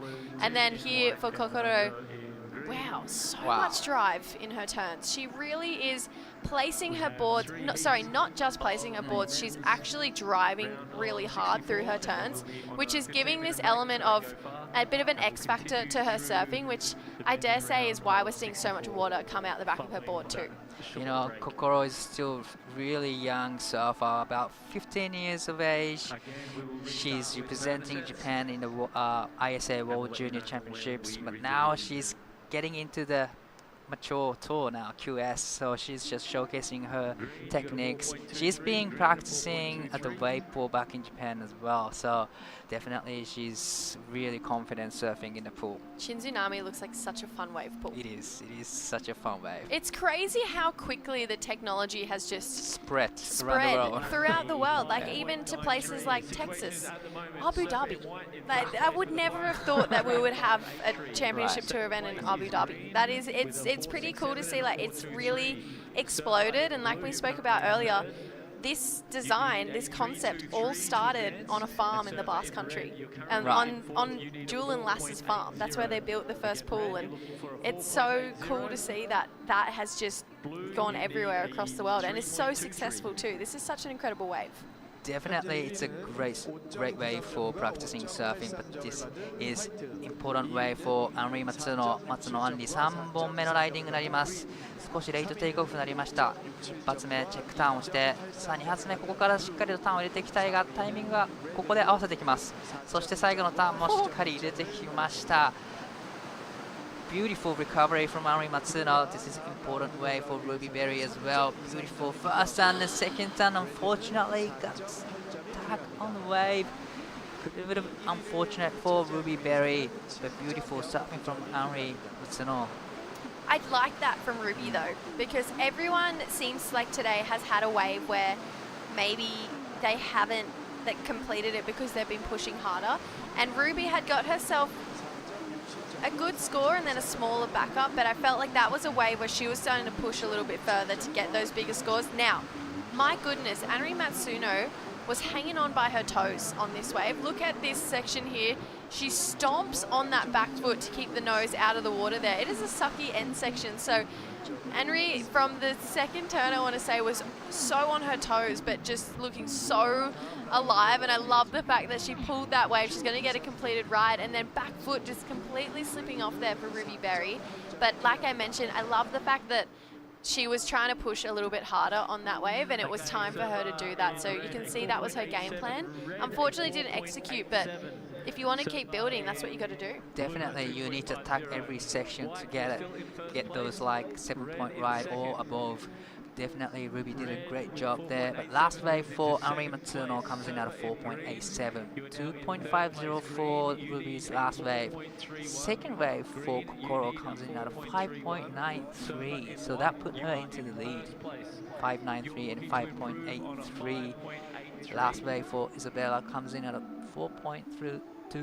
So now Isabella's turn, needing 4.31, and Ruby now needs 3.30. So it's like, doors wide open for everyone now. Yeah, this is a really close heat, especially for second. I mean, I feel like Kokoro is really starting to move herself away from the field here with basically 2 6s, and we've noticed that that's been actually pretty hard to get today, to get yourself into that 6-point range. But if we look back to previous heat totals, even in that last one, it's about an 11-point total will either get you the win or pretty much guarantee a spot in that next round. So Kokoro, she's already there. 馬場心3本目のライディング、その差を広げたい。1本目大きなカービング、そしてチェックターンをしながらスプレーを上げてきます。さあここは勢いをつけていってフィニッシュもしっかり決めてきました。Wow, looks like she's gonna better her situation, but this is important way for Isabella. Nice first turn, second turn, beautifully done. Straight into the third. Can she get the last turn in? Unfortunately, couldn't, but still beautiful 3-turn combo. Yeah, she looked frustrated at the end there. She wanted that finishing turn, but I actually thought as far as opening turns go, they were her best 2 so far. Definitely, like you said, it was the best surfing from Isabella, but this is a replay of Kokoro. Kokoro's timing on this wave pool is exceptional. She's just placing her board. It's further out than what you would say is like typically where it's supposed to be, but that's Right. actually setting her up perfectly for that end section, which is where she's getting a lot of this exclamation mark points from. And then Izzy timing this one beautifully as well. I love the fact that this one was really up and into that lip line. That was a steep looking section there, and it pushed her back down towards the foam, which actually put her in a really good spot for that third turn. But then when you look at it, it's like that then put her out of rhythm for the finishing turn. But as far as aggression, timing, and 3 really nice turns, Izzy ticked every box on that last wave. Yeah, I got a feeling that she's gonna get a good score on the third wave, but last wave for Kokoro comes in at a 6.73. That, you know, she's extending her lead right now with a 6.73 and a 5.93. Still waiting for the last wave for Isabella Caldo, needing 4.31. I gotta say, she checked every boxes, so I got a feeling that she's gonna get the requirement here. So few scores locked in. It's a yes, 4.90. It's enough to move into second place. So it is interesting and exciting heat. So it's gonna be a last wave for everyone. Yeah, one more wave to go for all 4 of our women, and then we actually roll into the men's side of the draw. However, we are going to have a quick commentary break to get a Korean broadcast up and running. So the commentators, this means because of that, we're going to take a short break. We've got about an hour, and then we'll be back to chirp your ear off for the afternoon, but you get to watch the surfing anyway. Wow, beautiful 2 turns from Ruby Berry. Needs score, but she just checked all the boxes. She's looking for 3.90. Unfortunate for Henri Matsuno. Falls down on the takeoff, but beautiful surfing from Ruby Berry. Wow, Ruby Berry, so needed a 3.9, definitely executed. That was a really convincing wave. And that was Anne-Marie's last chance. So they're the moments where you're like, no, she really needed that here. Ruby just connecting perfectly on that first section there. You can see cut that carve a little bit shorter, and that put her in a really good spot to go 1, 2 on those end sections there. A lot of aggression in her surfing as well. Anne-Marie took off so close to the wall. She had to take off like that earlier where her fins were skidding out at the bottom of the wave. She executed on one, but unfortunately couldn't do it on that one there, which means that Anne-Marie is going to be out of competition here. Wow, that was really unfortunate for Henri Matsuno. That was her last wave. She needed a score 4.71. Unfortunate, but looks like a good score is coming in for Ruby. It's a 6.37. It's enough to move into the second place. Now Isabella needs a score 7.14. It's a big score that she requires to go back into the second place, and it is going to be the last wave for her. Yeah, so it really is Izzy Caldo. Can she get that 717? She's looking at the second wave of the set, which we have identified steeper at the start. And then you can get a finishing turn, but you got to really make the most of that first section there. That's where bulk of the points are going to come from on the second wave here. Definitely, and I think that the second wave of the set has a more cleaner open face, but just like you said, it's kind of tricky. You have to approach the section a little early to actually get the completion. So wow, the pressure is building up for Isabella. So looks like the machines started now. He hears the sound. That's when you get the really pressure. That's when you feel the pressure. This is a very important way for Isabella, needing 7.14. Edge of the section. First turn, nicely done. And second turn, another beautiful turn there. Get into the third turn. Actually, she gets the fourth turn in. Right out of it. It's a completion. Fourth turn. What do you think? It was the wave. Obviously, she got the wave she needed. But I felt like maybe just lacking a little bit of X factor, especially when you see Kokoro on the way behind, just throwing so much spray. Izzy executed perfectly. She did 4 nice turns. I love that first one. It had a lot of criticalness to it. But I feel like you could see with the drop of the shoulders as she was coming in that she probably knew it wasn't a 7-1-4, but it was still a really beautifully surfed wave. But that 7, to get into that part, think about Siheung Yang and her 8. That was big surfing on that wave. So I think Izzy killed it. I don't know if it's going to be a 7-1-4. Yeah, you're right. It was a great surfing, 4-turn combo, but definitely you need to have the big last turn on the last section. So that's how Suji Yang got the 8-point ride. Still waiting for the last wave for Isabella and Kokoro Baba. But looks like Isabella's last wave comes in 5.17. It's a good score, but it's not enough. So looks like it's Kokoro Baba and Ruby Berry moving into the next round. So we're gonna go to the quick break and we'll be right back after the commercial. Actually, after the production break. Life being so fast-paced, it's that one place that I go to be able to stop worrying about a lot of things, and I feel like as soon as you put your head underwater, it all disappears. Every time I jump in the water, it feels like I'm that 15-year-old kid jumping in the surf at Cronulla, and it just kind of kickstarts my day into something that's super positive. I didn't win everything as a kid, but I just kept showing up and tried to keep learning. That's the balance, that's the work. Life being so fast-paced, it's that one place that I go to be able to stop worrying about a lot of things, and I feel like as soon as you put your head underwater, it all disappears. Every time I jump in the water, it feels like I'm that 15-year-old kid jumping in the surf at Cronulla, and it just kind of kickstarts my day into something that's super positive. I didn't win everything as a kid, but I just kept showing up and tried to keep learning. That's the balance, that's the work. Life being so, it's that one place that I go to stop worrying about a lot of things, and as soon as you put your head underwater, it all disappears.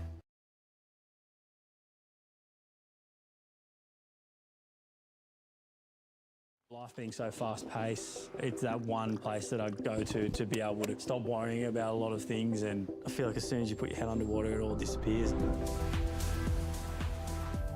Every time I jump in the water, it feels like I'm that 15-year-old kid jumping in the surf at Cronulla, and it just kind of kickstarts my day into something that's super positive. I didn't win everything as a kid, but I just kept showing up and tried to keep learning. That's the balance, that's the work. We are just keeping you guys on your toes today. Major plot twist. We aren't having the break for another 40 minutes. So we thought, you know what? Let's keep talking about some surfing down here at the Siheung Korean Open. This is a QS 6000. We have just wrapped up the women's round 1. Well, the men's round 1 is done as well. So what are we going to do? Men's round 2. Caleb Tancred in the red, Tommy Whitpain in the blue, Tim Bain in the white, and Manojo Yahagi in the green. Great heat. And on the Bonsai replay is Caleb Tancred, Challenger Series surfer. What a way to kick this heat off, Di. Wow, beautiful surfing from Caleb Tancred. Beautiful 4-turn combo. Get a completion. How's that? First wave. He just checked every boxes. So this is Tim Bain, his first wave. Beautiful frontside attack there. Beautiful third turn, fin release, and gets the fourth turn in and gets a completion there. So beautiful surfing from both Caleb Tancred and Tom Whitpain. It's not very often we see Tommy Whitpain on his front side. He is such an incredible backside surfer. Think back to Shargao last year, went all the way to a 3rd place finish in the QS that we had there, which is now a CT. How exciting is that? But Tommy Whitpain, yeah, like I mentioned, it's not someone who we usually see going left. Right. I just went to say right, and I was like, hang on. Well, wait a minute. But he grew up on a right-hand point break, so this is actually probably a pretty challenging event for Tommy Whitpain. But I'd love to see him get a big score. Caleb Tancred locks in a 617. T-Whip, a 383. Now Tim Bain's turn to get his campaign underway here in Korea. Really fast, lightning zippy surfer here from Tim Bain. He's just absolutely detonating this wave. That is the lightning zippy surfing I'm talking about. He is just so quick between his turns, and Manojo. 矢作ものじょ1本目のライディング、素早い切り返しでターンを繰り広げていきます。3回目のターン、そして4発目、ここは少し角度を変えたターンになりましたが、前に出てきました。Another repeat turn guy here. This is Monojoya Hagi.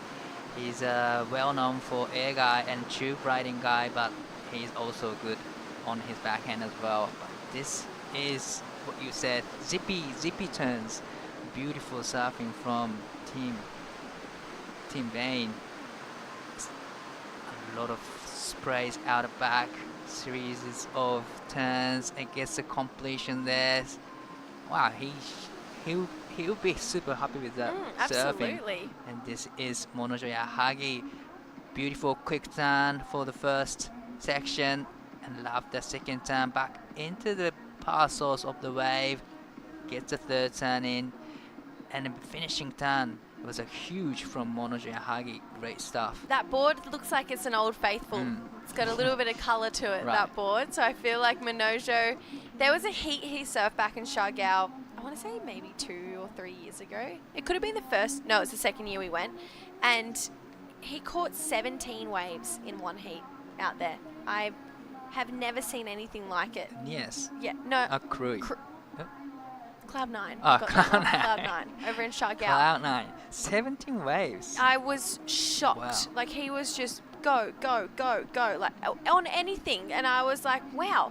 And he was still quite young then, but I feel like now it's been really cool to see his maturity not just grow in his surfing. And not saying getting 17 waves is bad, not saying that at all, but I feel like it's really cool to see his decision making and his surfing and witness it grow over the last couple of years. Definitely he improves how he approached to the heat, how he approached to the wave.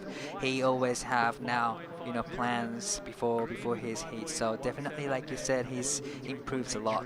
Yeah, I feel like he's got more to give too. I feel like there's still so much more room for Minojo to grow, which is such an exciting thing because it means he's got leaps and bounds to get better. He's already such a good surfer. Tommy Whitpain as well. He's one of those guys who feels like he's only just coming into himself over the last 12 months here.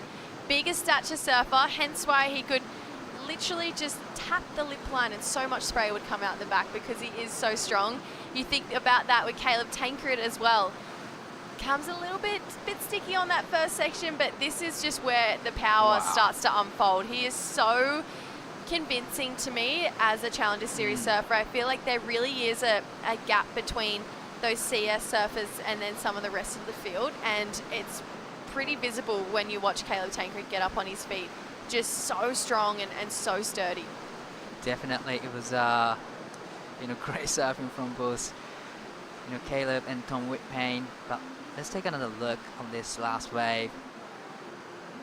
Beautiful first time, more of a check turn there, and just time it right and back into the pocket.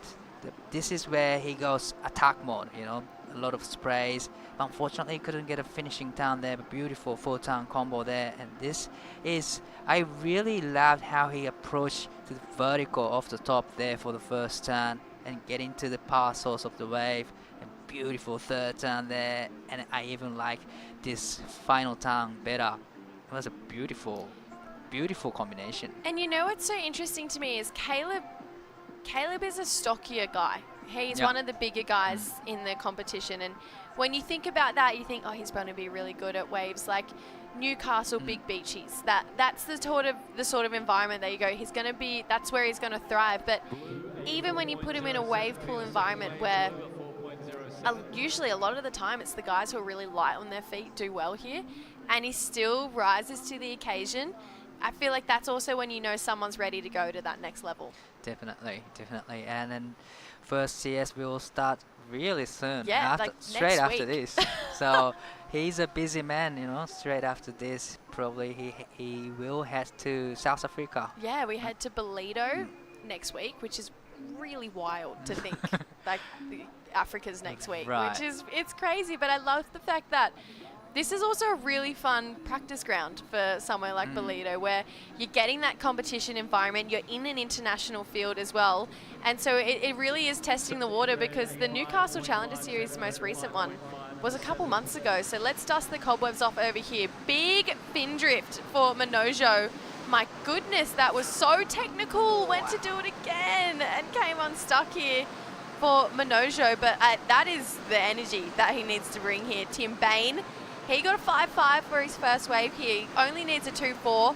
Feels like he's already done that. So much speed and sparkiness coming out of his surfing there for Tim Bain. And it feels like he's not even trying. I know, he doesn't look like he's rushing all the turns. He just, I don't know how to explain it. He just does it as with a flow. But he just throws the sprays so much. But this is a replay of Monojo Yahagi. Yahagi, Monojo, 素晴らしいファーストターン、フィンを抜いてきます。そしてセカンドターンも素晴らしかったです。ここの3回目のターンでフィンが抜けすぎてしまったようです。Wow, beautiful surfing from Monojo Yahagi, but this was another beautiful performance.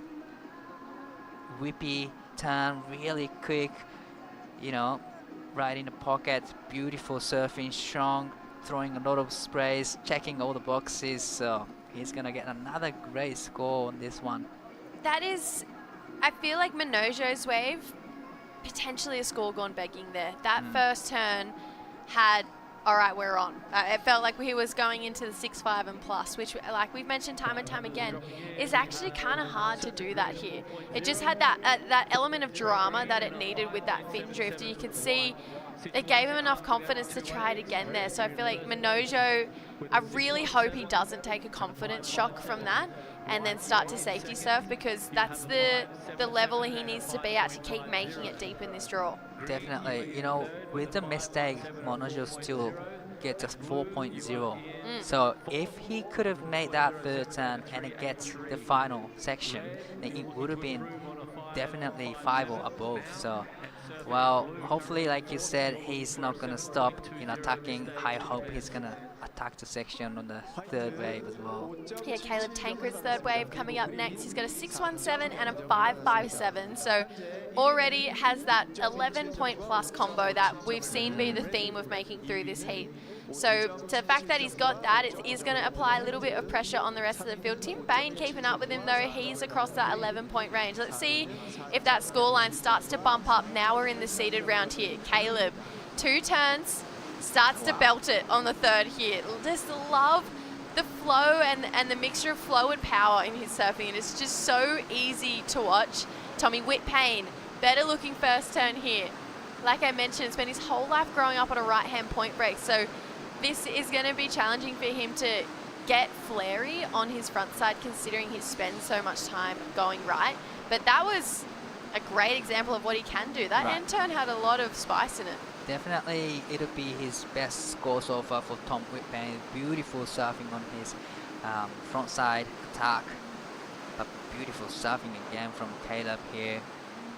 His eyes for the section. Nice off the top. More like checking turn on the second turn. I really love the third turn here, right in the pocket, solid pocket turn. And he gets a one more turn in here, a stylish floater to finish off. So great surfing. And this is another beautiful combination. You know, love the first turn, throwing a lot of sprays in the pocket. And then, like you said, he had a flareness in the last section here, so he's gonna get a pretty good, decent score for this one. So the last one comes in at a 4.33, which is the best wave so far for Tom Whitpain. But 7.17 for Caleb's last wave, so he is extending his lead.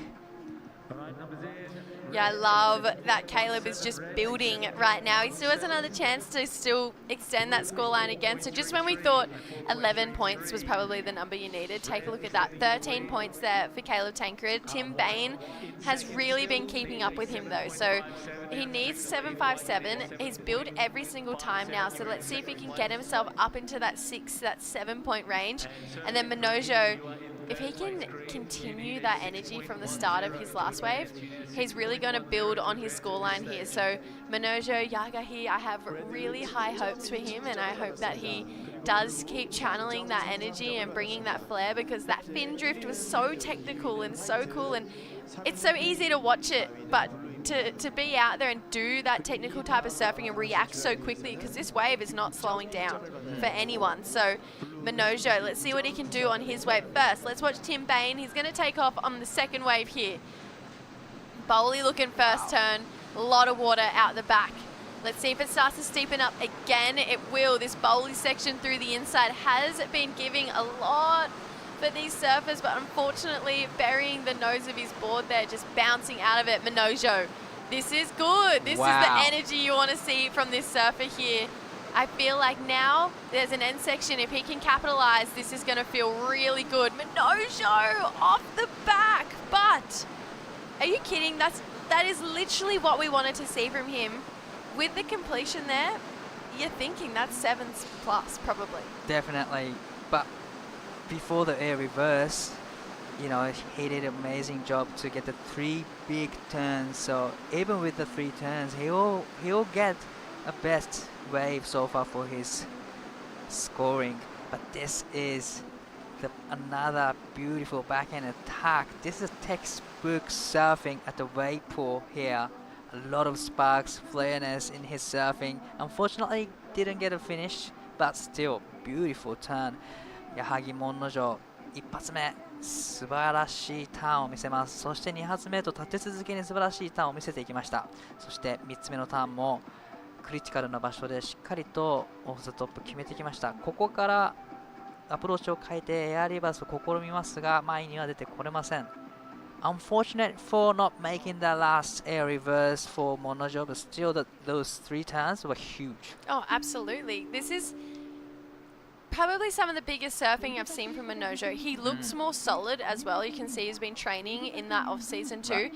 And in theory, this is kind of your first event for the season, right? For the Asia QS. So these guys have had a bit of time to get better at surfing and really start training and working harder. You can see Minojo, it's paying off for him. Obviously didn't get the completion on that last wave, but really, really good signs of what could be a really strong season for Minojo.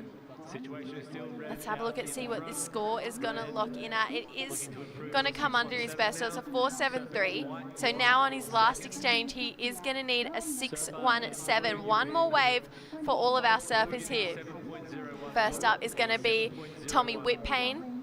He needs a big number right now. It's a 7.01 for T-Whip, so hopefully he can channel something big here, get himself up into that top 2, because he had such a strong campaign on the QS last year.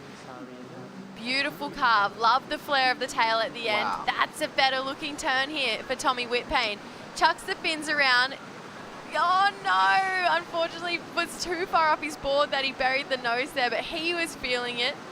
And you can see here now Caleb just, again, so classy, belting it, capitalizing on every section. There is really nothing went wrong in that heat for him then. That was such a smooth, just kind of scale setter now for this seeded round. So Caleb really lifting the benchmark yet again. I really enjoy watching those 2 surfers, 2 rides right now, you know.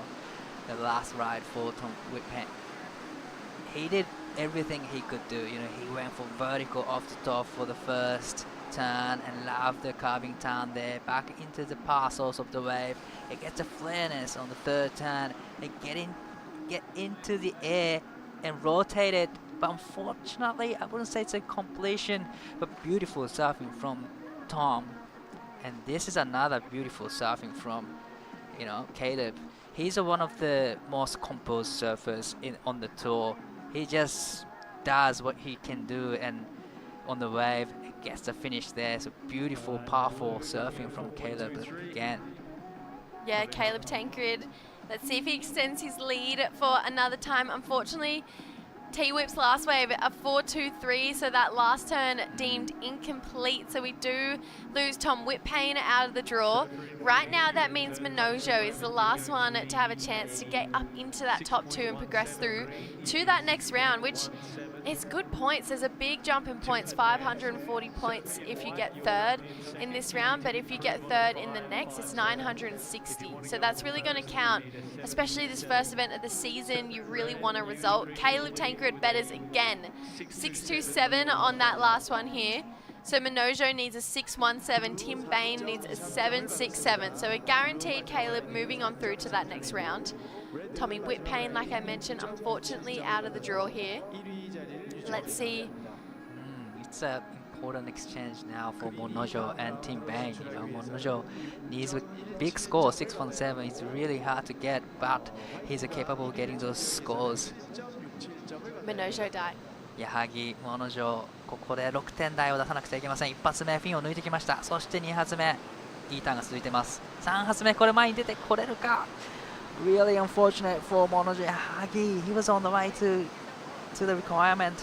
Yeah, definitely. Now Tim Bain here, he's guaranteed moving on through so he can be a little bit looser, and he's just surfing so good. I mean, that board looks incredible under his feet. Right, definitely. Really fast. Definitely, you know, the carbon surfboards are working really well in this pool, but Tim Bain might be, you know, improving his situation right now. But Monojo, that was really unfortunate for him. He was on the way to getting those requirement 6-1-7.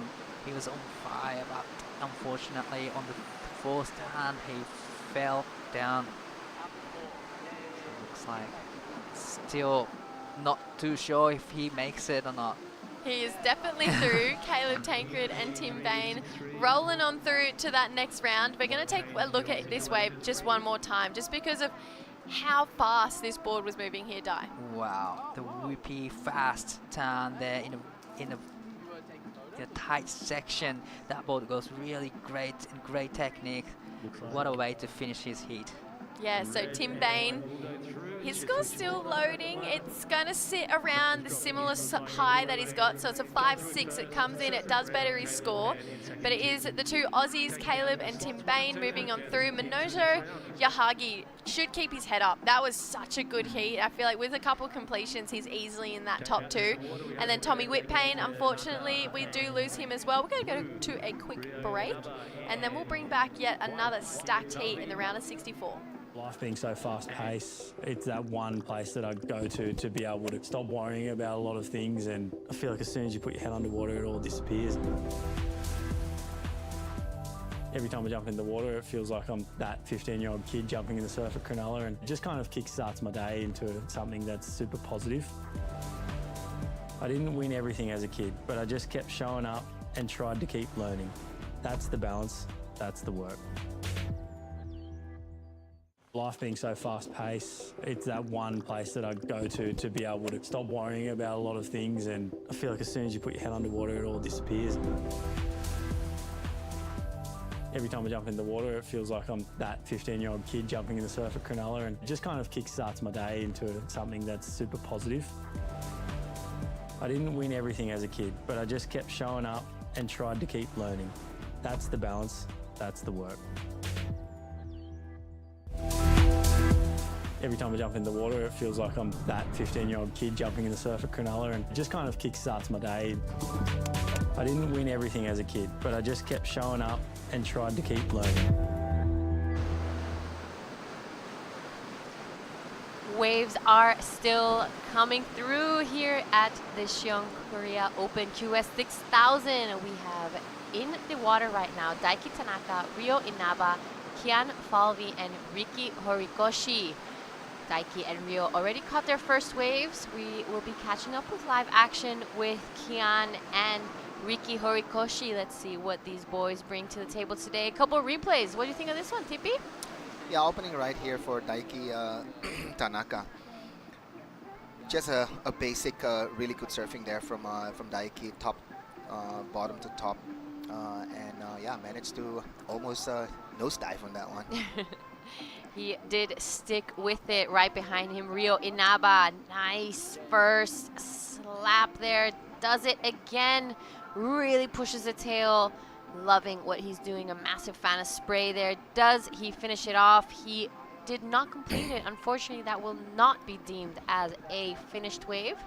So here we have on your screen Kian Falvi and Riki Horikoshi waiting for their opening rides to the Heat 2 of the round of 64. Yeah, the news on the beach, not on the beach. What should we call it? on the coastline. So yeah, the news on in the wave pool area saying 3 of them are Chiba surfer. So there's a Chiba affairs going on right now in the water. It's the people from Chiba against the Lone Estrella and Kylian Falvey, but Daiki Tanaka 6-1-7 to start off this heat.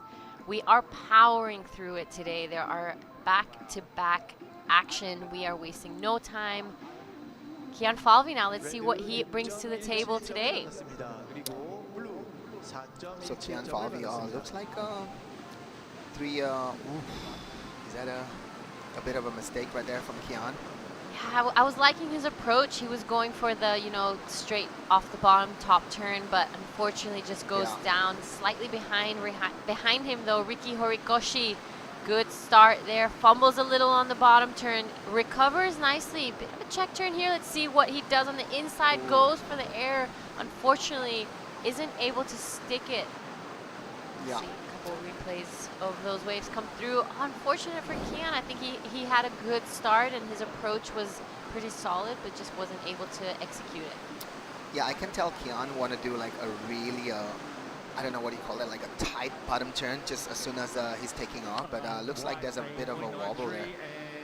This is Riki Horikoshi, the only, no, the goofy footer here with also Reo is also on his goofy footing surfing here. If he could stick that one, that could be a great finishing right there.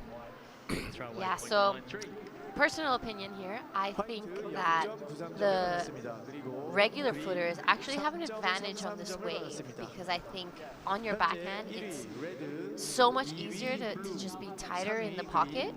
And I think it's really important on this wave specifically to stay close to that power section because as soon as you go like a couple 5 centimeters out of it, it's easy to lose that power and flow. Yeah, but I have to say also, Giada, if you're a goofy footer here, I think if you have an air game on your like on your arsenal, I think you also have an advantage here. If you have those like the traditional tight top bottom surfing, of course your backside will have those critical more of a surfing style, but if you have a really good like air game, I could say you just wait on the next heat. We're gonna have a Kainoa Hije. He will show us how to surf here as a goofy footer.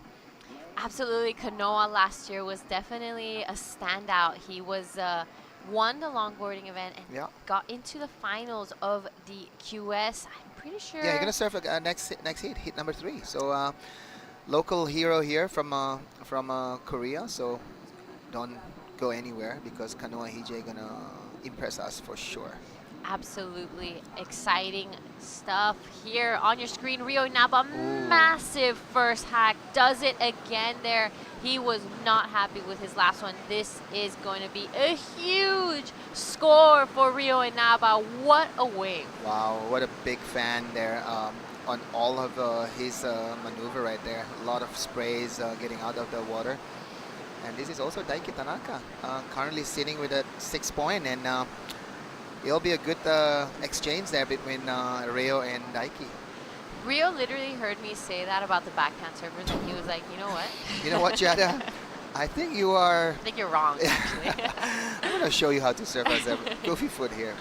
Oh, that was beautiful. Look at the style on Ryo Inaba. This 4th turn that he does, he really takes advantage of all the sections that this wave was giving him.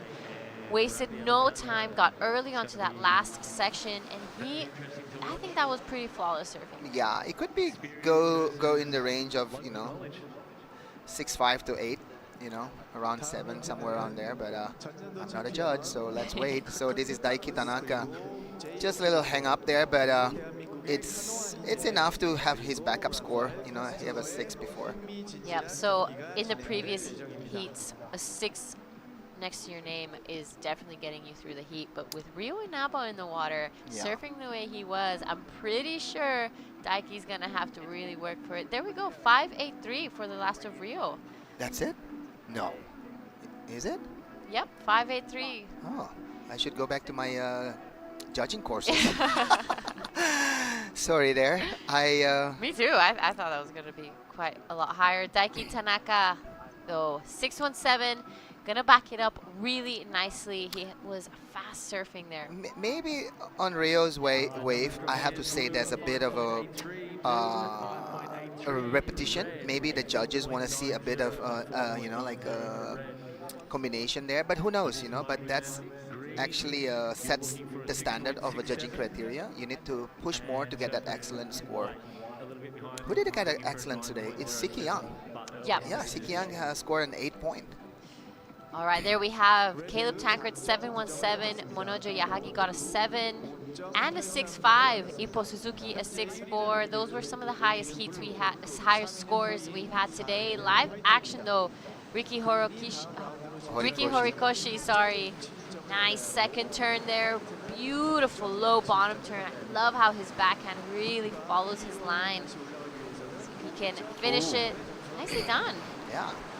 And at the back we have Kian Falvi regaining his mistake from the the first wave, he would love to finish that wave, but yeah, I think the judges really want to see a completion on your last maneuver, because it says on the judging criteria completion is a big part of getting that bigger score. If not, it will have little factor on your score. Absolutely, it is one of the main factors I would say of scoring. You really need to finish your waves to kind of show that control and that you have everything really worked out. So with the completion, you're kind of showing the judges, I'm under control. I know what I'm doing. This is how I want to show my surfing.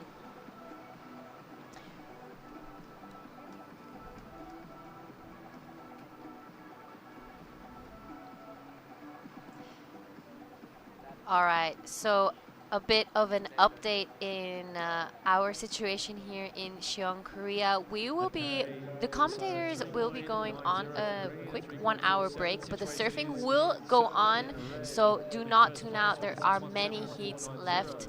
So with that, we'll say a bit of a quick goodbye, and we'll see you guys in an hour.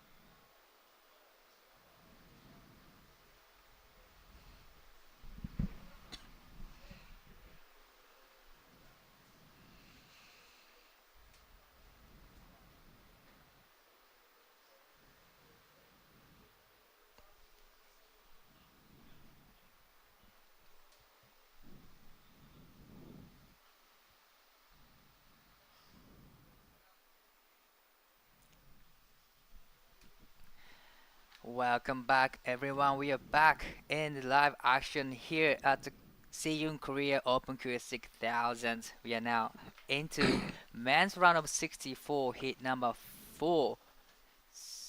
Three waves have been ridden in this heat. Tenshi Iwami and Roy Kanazawa have been ridden. I'm still waiting for the last wave for Roy Kanazawa. So 2 more waves for Dani and Takuto Ota. My name is Daiwako in the booth with Tipi-san. Welcome back. Yeah, good to be back here. We've seen a lot of action here, and one thing that goes into my mind is like how hard is Kanoa Hije ripping. Right, so in the last heat, Kanoe Hije scored 15.20. That is the highest score of the day 1 so far. Yeah, I think so. And like I said before to Giada or Jesse before, Kanoa is the person that we all have to put eyes on, and yeah, he performed. Definitely, he's the one to look out. Last year, he did a great job at the LQS event. He won this whole event. Kanoe Hije is one of the strong local surfer. So now he's looking to get a good result in this QS 6000, trying to get a good point as well to qualify for the 2027 CS Tour. Yeah, for sure. That's one of the reasons why all these surfers come here. This is a double sanction event, Australasia and also Australia and also Asia. So yeah, many surfers come from the Australian region, also New Zealand. From the the other region, we have the Asian region. We have Japanese, we have Chinese, Indonesian, Philippines, and also the local Korean surfers that compete in this event. So in the water, we've seen 2 waves have been ridden, and that's it for this heat number 4. Still waiting for the last wave for Dani Widianto, who is sitting in the first place. The last wave for Takuto Ota comes in at 4.23, so it's not enough to go into the second place. Last wave for Dani Widianto comes in at a 4.63. So looks like Dani Widianto and Tenshi Iwami moving on through to the next round. So we're gonna go to the quick break, and then we'll be right back for men's round of 16, heat number 5.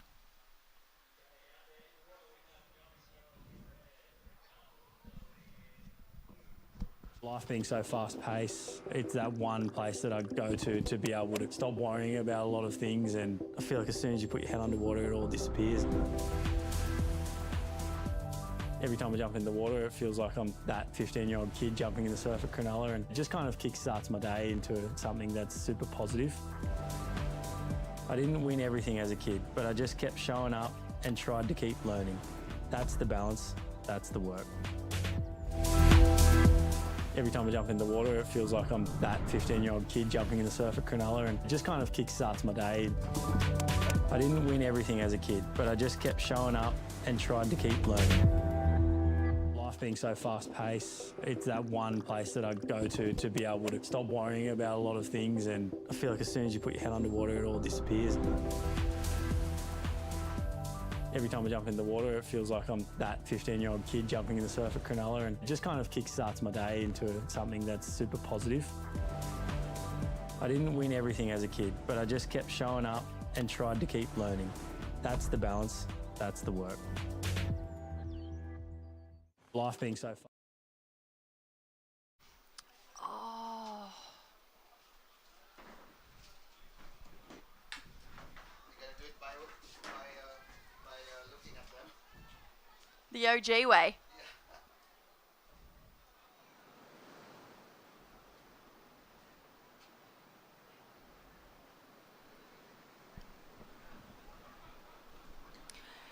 Welcome back to live action of the men's round of 64, heat number 5 at Siheung Korea Open QS 6000. We have Javiso, Rinta Oto, Taki Kanazawa, Ren Okano. I'm in the booth with Jesse. Welcome back. How's the break going? Oh, lovely. Watched a bit of surfing. I heard some crazy screams for Kanoa Hije when he was out there too. So it's pretty cool to see. Now we have a fun, just really stacked round, actually. Not fun. It's gnarly out there, but this heat looks really good. Like stacked heats. Like every heat are stacked now because this heat we have Jarvis Earl, Rinta Oto, Taki Kanazawa, Ren Okano. It's a great matchup. So 2 waves have been ridden so far. The Rinta Oto's last wave comes in at 5.17. Still waiting for the first wave for Jarvis here. Yeah, Jarvis, obviously, I feel like a little bit of a wave pool specialist. Like, he's just really got surfing this kind of format on lock, and this is actually a sensitive one. He did hurt his knee here last year, so He did. for him to come back and come back swinging by the looks of that first score is actually really impressive, and I feel like I want to give a little moment to that because not a lot of people go back to the place where they've just had probably one of their major injuries in their career. Definitely, it's a hard decision to come back here, but probably that's why he needs to come back. You know, he needs to come back strong, and he did come back strong.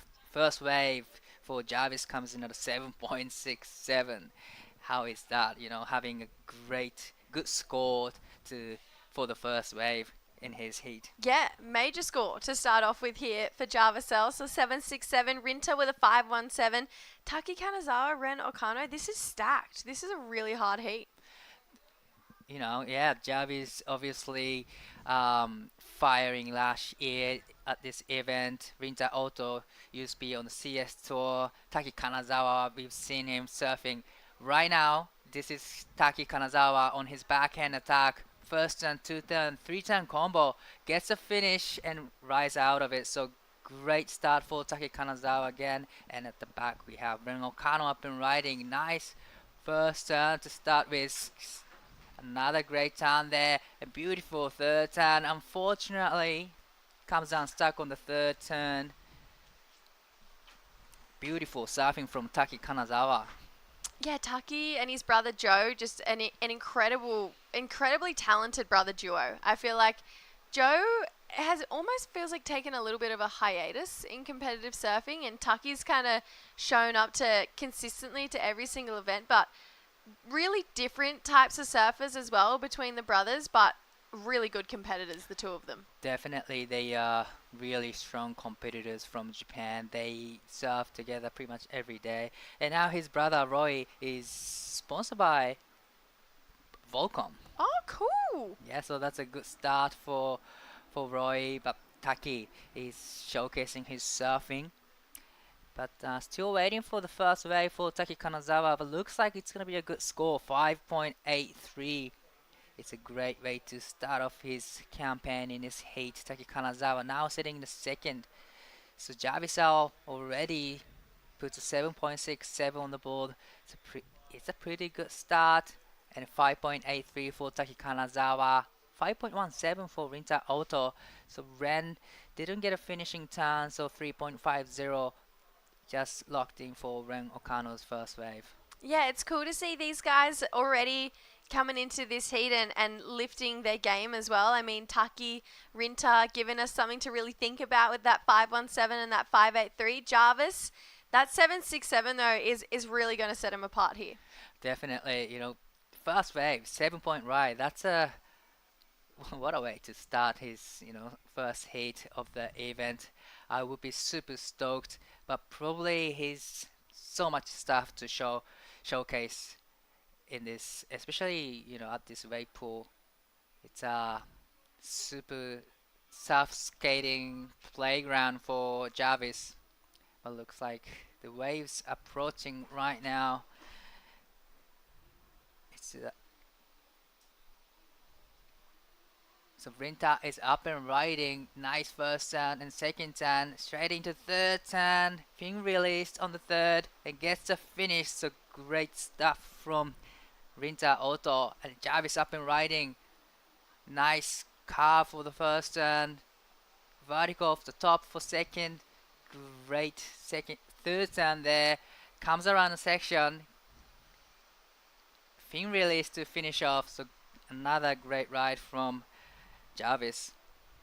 Yeah, Jarv, going to give us a full bag of tricks at this event. And we know he's incredible in the air, but he's also got really, really talented rail surfing as well. And this wave kind of demands all of the above, to be honest. Like, you need to be able to give us a little bit of elevation as those deeper rounds go on and start to push a little bit harder, but also know when to pull it back and start to get a little bit more serious with just pushing your rail surfing a little bit further than what they're going. So Jarvis, this is what I mean. He's such a good wave pool surfer because I feel like he knows exactly when to push and pull.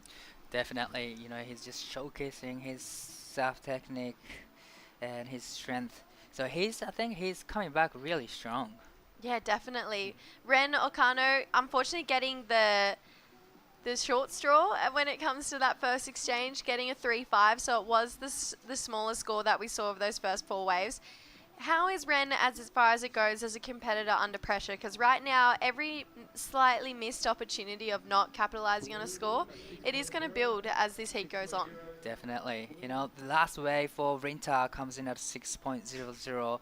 So he's starting building his house right now here. So still waiting for the last wave for Jarvis. So Ren probably needs to answer back. He's already locked in 3.50, but I don't think it'll be enough to make this round.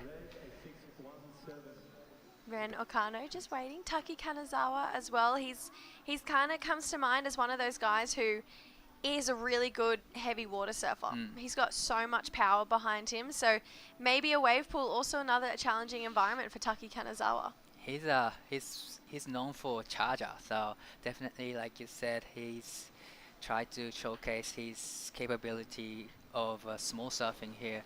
I wouldn't say it's small, but compared to the other places, it looks like waves approaching. This is Ren Okano Ren. さあこの波しっかり2本目スコアをしていきたい。2発目大きなターンを入れました。これも素晴らしいターンスプレーを上げています。そしてフィニッシュを決めました。これはいいライディングになりそうです。Great surfing from Ren Okano。金沢滝、このライディング何点出るか、素晴らしいリッピングを見せてきます。少しホワイトウォーターの中に隠れてしまいますが、フィニッシュも決めてきますが、少しレールが引っかかってしまいました。1本目で 5.83 をスコアして、このバックアップが何点になるか。Beautiful surfing from Ren Okano. Unfortunate for Taki Kanazawa, couldn't make the last turn, but beautiful surfing from Ren. Yeah, Ren, this is exactly the answer back he was chasing here. Needed to get himself in a position where, all right, I'm back in this heat. That second turn, the drive through it, also thinking this is the second time he's surfing today as well. So he's actually had 4 waves to try and find his rhythm out here. So it definitely felt like he clicked back into gear on that second wave there. And then Taki, again, just a really quick surfer. That third turn was really nice under the lip there. It felt like it had a bit more exclamation. The only thing is, if you're going to go under lip, it might not be the place to do it when it comes to that end section. There is so much oncoming water and power coming back towards. You can see here, he just bottom turns, and then unfortunately where his board met the lip line, it was slightly out of position, which is what forced him down there for Taki. But Ren Okano definitely putting himself in a better position here. So last wave for Taki Kanazawa locked in 3.77, which is a still decent score, but looks like a good score is on the way for Ren Okano, 5.73. So he's now back in the game, still in the 4th place, but now only needs 5.45. So now it's like it's everyone's game for now. The doors are wide open, especially for the 2nd place. And when you see guys like Rinta Otu, I mean, he's such a stealthy competitor. I feel like he always has a game plan and then a game plan for the game plan. For someone like Taki and Ren, who maybe don't have that really locked in just yet, Rinta's a really hard draw. Definitely, he's been coaching other competitors as well back home, so he's learning from competitors. So probably he's a really hard surfer to beat. But looks like Jarvis is up and riding. Beautiful first sound, a lot of powerful surfing and tail release on the 2nd turn. A little bit of a check down there, racing down the line, getting to the air, rotate. Wow. Sick completion from Jarvis. And this is Rinta up and riding. Rinta 選手、さあこの波で何点出せるか、しっかりとフィニッシュまでやっていきました。この波で 5.17 以上出すとその差を広げていきます。Wow, great answer back from both Jarvis and Rinta.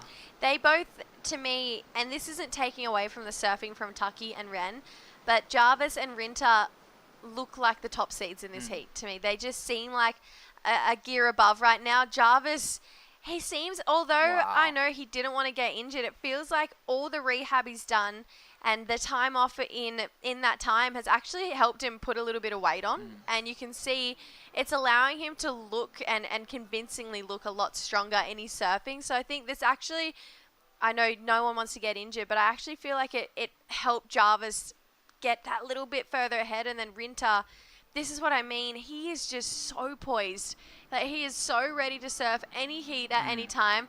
But the technique there for Jarvis, he has always had just an incredible ability to pull those off. I mean, some people are taught that and they learn it. Obviously, Jarv would have had to learn it too, but he also has a really natural ability for being in the air. So if I was Rinta and if I was Jarvis, to keep yourself in those top two positions, this is exactly the surfing they need to be doing. Definitely, you know, these two surfers just showcasing why they are in the top seeded. So great surfing from both Rinta and Jarvis. So last wave for Rinta comes in at a 6.37. He actually improves his situation. He's still in the second place. He's extending his lead.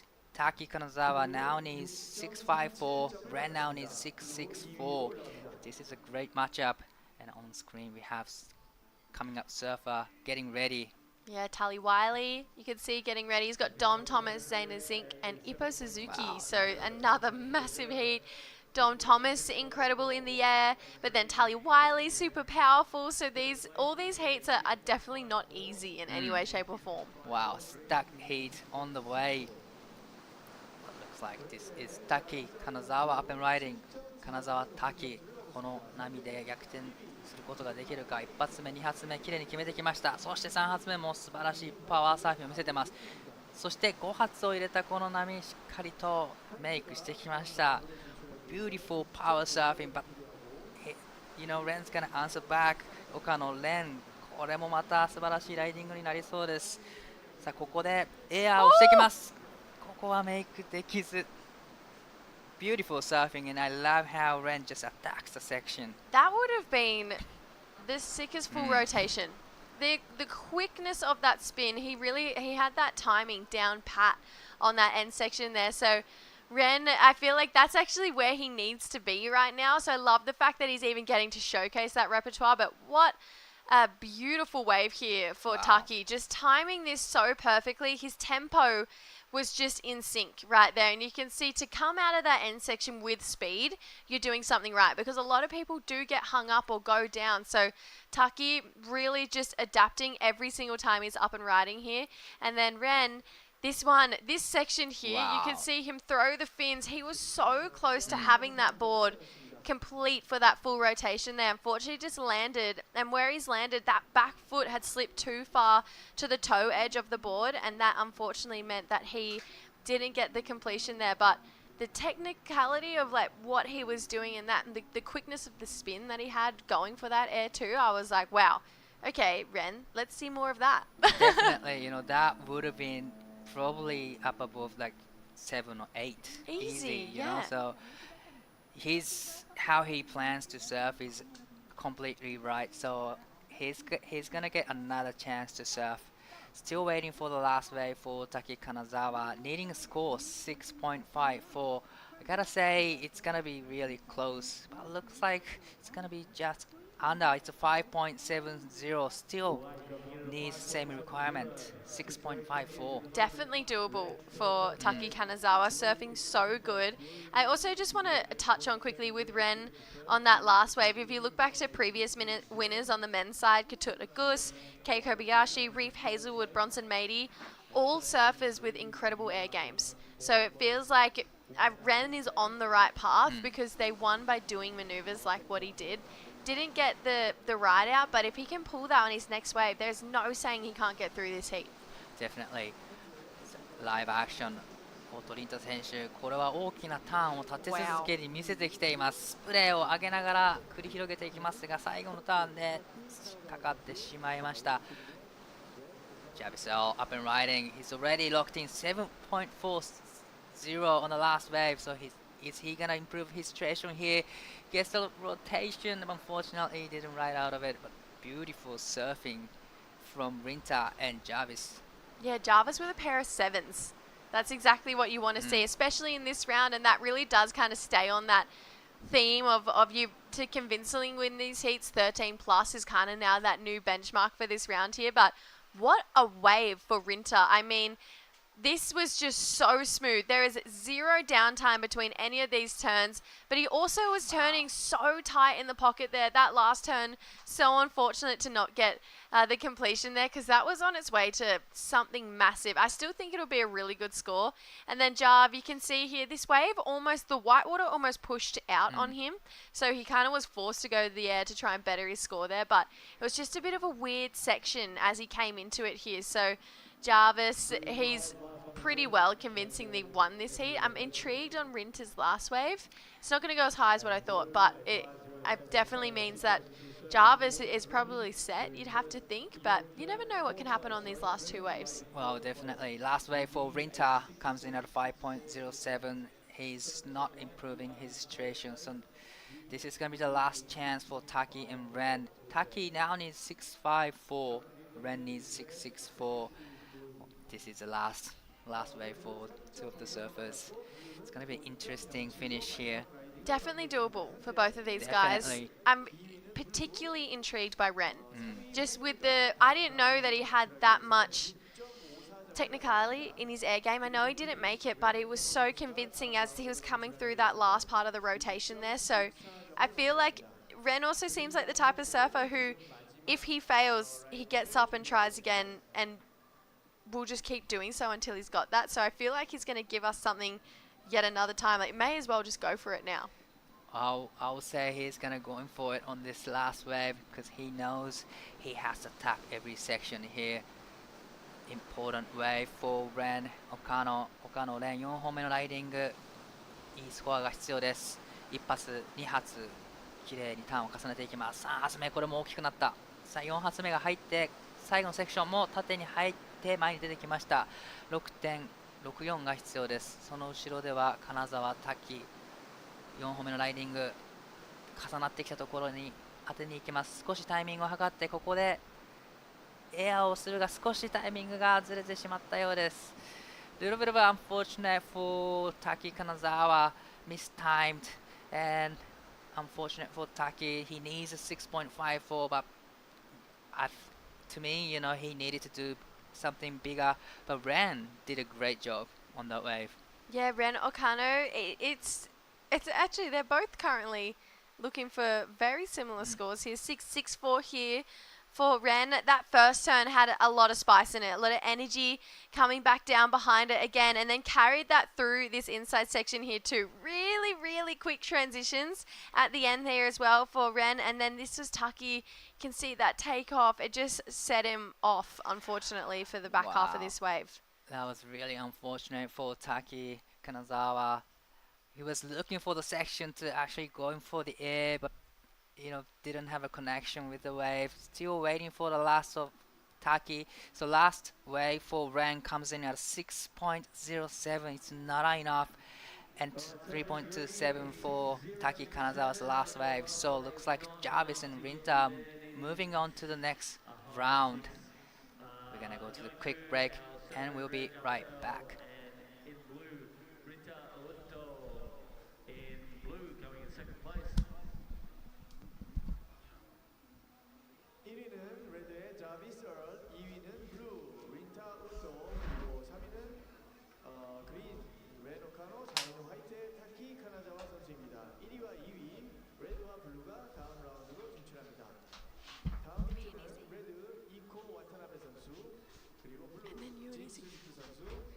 Yeah. It is on. Oh, yeah, yeah. Oh, shit. Strong girl.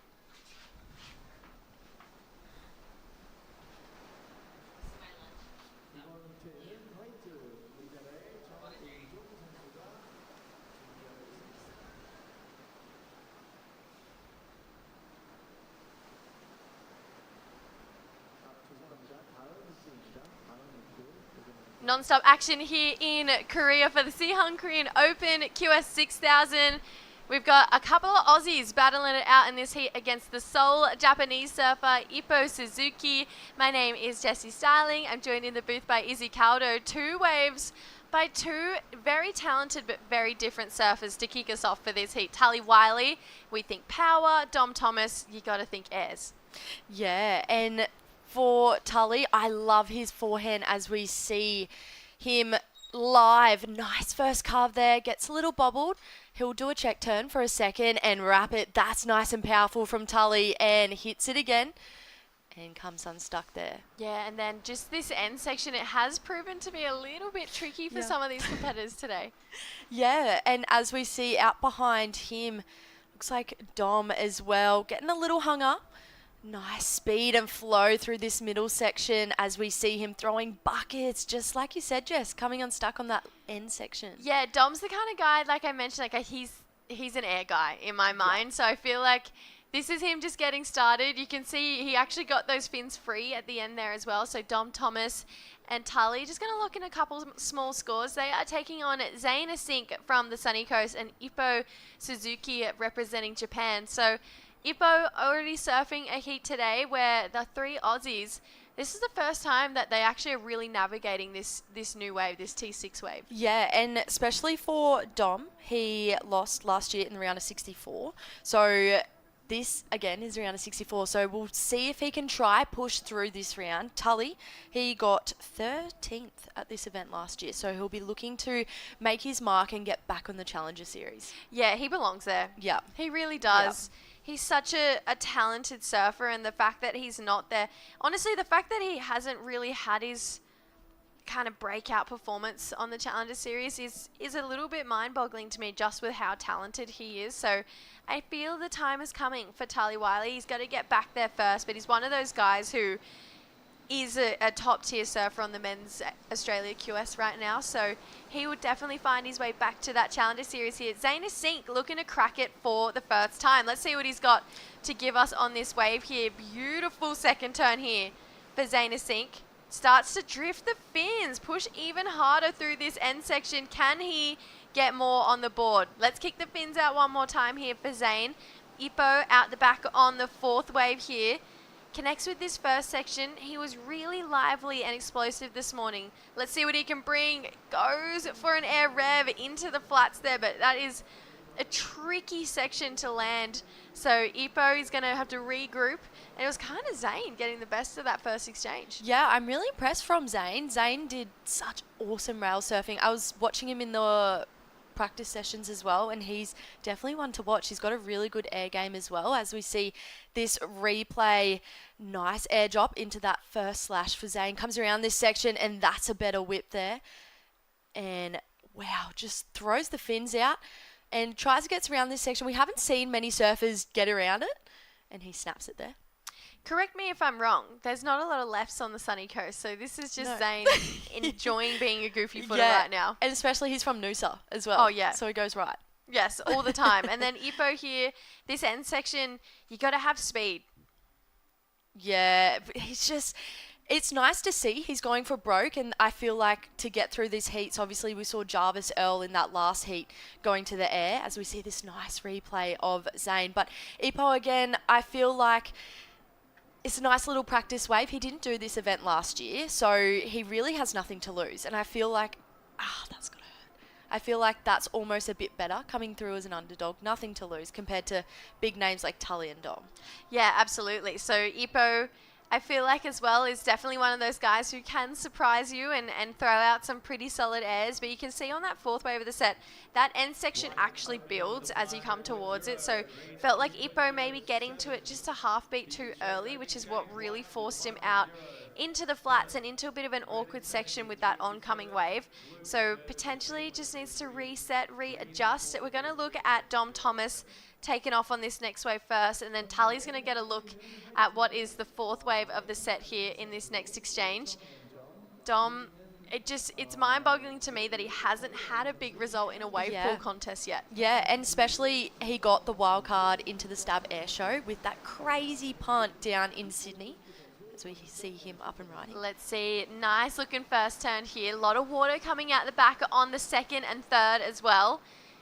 Really beautiful traditional surfing here. Goes super vertical on that end section for Dom Thomas. Now Tully looking to throw some power around on this wave here.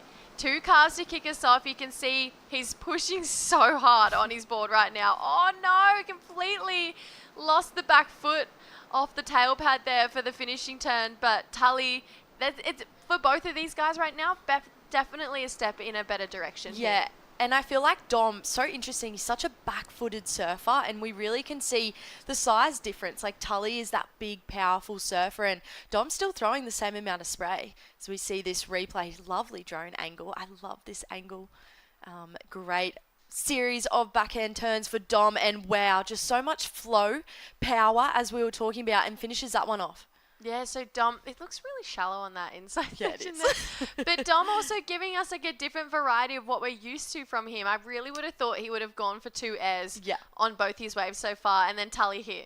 Yeah, wow. Just, we talk about power, and this is it. Tully just throwing buckets. I love his rail surfing as well, going from the outside to the inside. Look at that. So much torque. Really interesting. He doesn't really turn his head all the way around. He sort of stops it right there, and I feel like at that turn he was looking down the line again. He wasn't looking right in front of him, which is where we saw him boggle off. Yeah, unfortunately for Tully, he's going to really be wanting to bank a little bit more. That end section is going to be pretty crucial for getting himself one of those scores to push him across the line right now. Dom Thomas, he's looking like he's going to lock in a nice score in the 5-point range, which has proven to be a score you need to get through these heats right now. Zaina Sink, like we thought, did get the better of the first exchange, so it was a 5-point ride. Dom Thomas looking at a 4.9, and Tully a 4.43. So a ridiculously close heat right now between all the surfers. Yeah, I'm just waiting, like you said, I'm waiting for Dom to go to the air. It's really interesting because I've seen him do crazy ones on his forehand. I haven't seen him in a comp do too many on his backhand, so I would love to see that. Yeah, I feel like these guys are definitely going to keep us on our toes right now, bring some more energy into the back half of the heat. You can see Ippo. We're going to see him on the very next wave. This first one is going to roll through. That means Ippo is finally going to take off on wave number 2 of the set here. Classy takeoff. There wasn't a bobble in sight, which has put him in a really nice tempo for this wave. Draws that carve out, brings it in again to the power source. Now starts to go even bigger on that end section. I thought he was going to go for the air, and then he drew it out the bottom turn. I was like, oh, here we go. Zane here looking to hold down the lead. He wants to keep building on this right now. A big end section here can definitely capitalize, and you can see just how quickly that water rushes out. You almost, it'd be so hard to do. Like, I am no aerialist. I'm so happy to say that too. I just have a partner who happens to be really good at them, so he explains it to me. But that end section needs so much speed because it's either the flats or you land on the wave face and the board rips it out up under you. It seems like a really hard section to do airs on. Yeah, and I feel like Ippo here, he went so deep, like you said, like sort of hit the bobble, came up. Yeah, here we see it. He just pokes the nose towards it, and his front foot kind of comes off as well. So going huge, Ippo, and Zane Asink out behind him. Nice whippy surfing from Zane. Huge first turn. The judge is going to love that as he does a nice series of check turns to really set up for this air. And nice slow-mo here. He launches little bit lateral and just catches that outside rail. He landed in such a good spot because it had this really nice soft landing to it, but as he was coming back down, it started to steepen up again on that end section there. So it forced his board to pretty much rip out under his feet because it looked like his front foot slipped, but I would say that was more of the board stopping with the water coming up than Zane. So it is one of those ones where you think the 4th wave of the set is the better wave to do the air on, but maybe it is the second because it doesn't build towards the end there. So these guys are going to learn. You can see right now, Iko, or Ichi, we like to call him, Ichi Watanabe, is coming up next. Just getting a little bit of a breakdown from Taki Kanazawa, who we unfortunately lost in that last heat, but given him his insight into how this wave is working, what that end section is feeling like. Right now, those scores dropping in, so everyone getting their second wave here. Right now, Zaina Sink holding it down with a 5 and a 4.17. Dom Thomas with a 4-9 and a 3-3-3. So that means Tully currently looking for a 4-8-3. I wouldn't say anyone is safe in this heat right now because I feel like someone's going to catch fire and blow this out of the water here. Tully back on the second wave of the set here. Big steeper outside section. He's going to capitalize on it. Pushes and drives that tail into the third. Even more on the fourth here. That wave is over, but it feels like it's probably his best so far. Dom Thomas with a good amount of energy behind him here.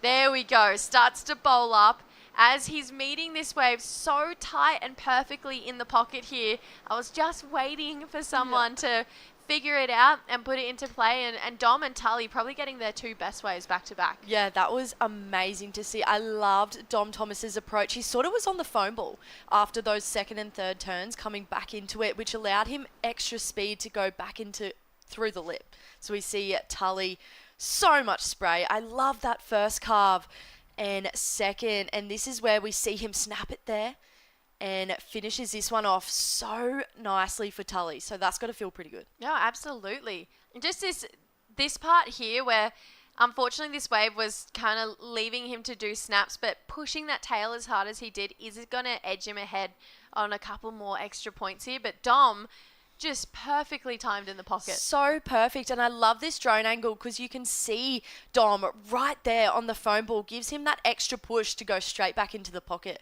And he does well to navigate that end section. And oh my goodness, just so vertical for Dom. I'm really excited to see where this score comes through. Yeah, I feel like this is going to sit really nicely. Definitely, I think probably the best wave of the heat. I think it's going to go and eclipse that 5-point ride for Zaina Singh. So happy to be wrong if I am wrong. But I just love the fact that he was building every single term. There wasn't a lack of, oh, what am I going to do here? He was just kind of sitting in that flow state and enjoying the wave as it met him there. So Tully Wiley, his last wave comes in as the best of the heat so far, a 5-4-3. Still waiting on numbers for that last one for Dom, but Tully was needing a moment right now in this heat to get himself in a little bit more of a comfortable position. Yeah, and with Tully only having one wave left, I feel like he would have a bit of confidence boost, but it's so close this heat that you can't really feel safe yet. And oh wow, there we go.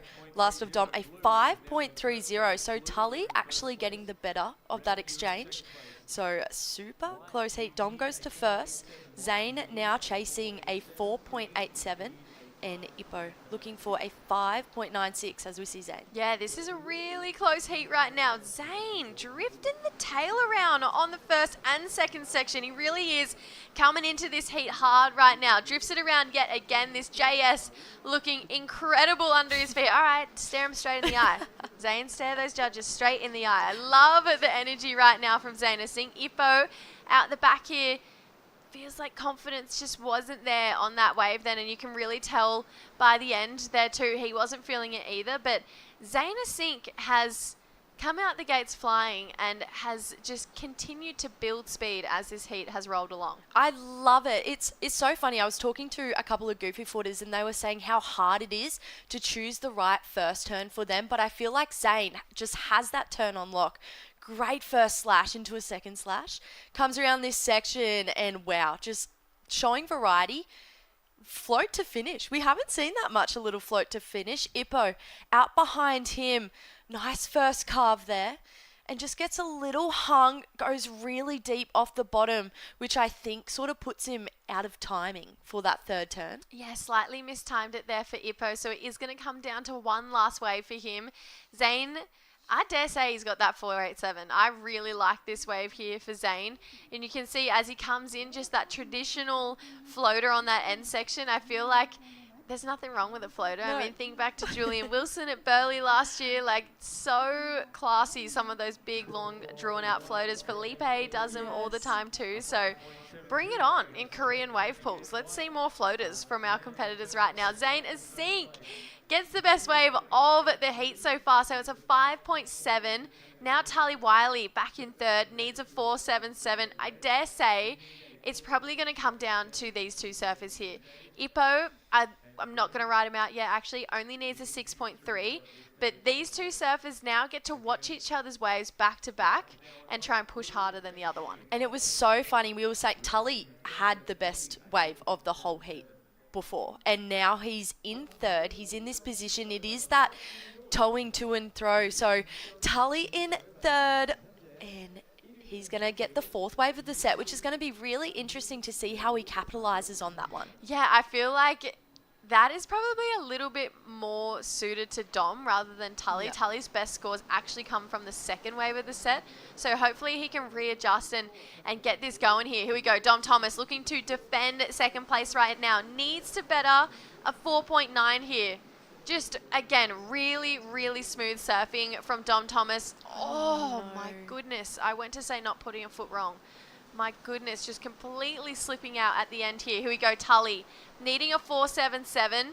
Carving to start. I feel like it's going to need a completion on this wave to really put the exclamation on it. He goes up into the lip line there, so plenty of work done. This is going to be really close between those two surfers. And I think what's really interesting to note as well, Dom obviously being on his backhand, he had no downtime. He went top to bottom, as we saw Tully pump to get through that next section. So it'll be interesting to see if the judges will score him down a bit more for the pumping. We have seen that sort of happen throughout the day. Let's look at these replays. Another drone angle as well from Dom. I just love his style. It's so nice to watch. He just looks so in rhythm. Nice series of backhand snaps, and this is where he went wrong. Just poking the nose there for Dom.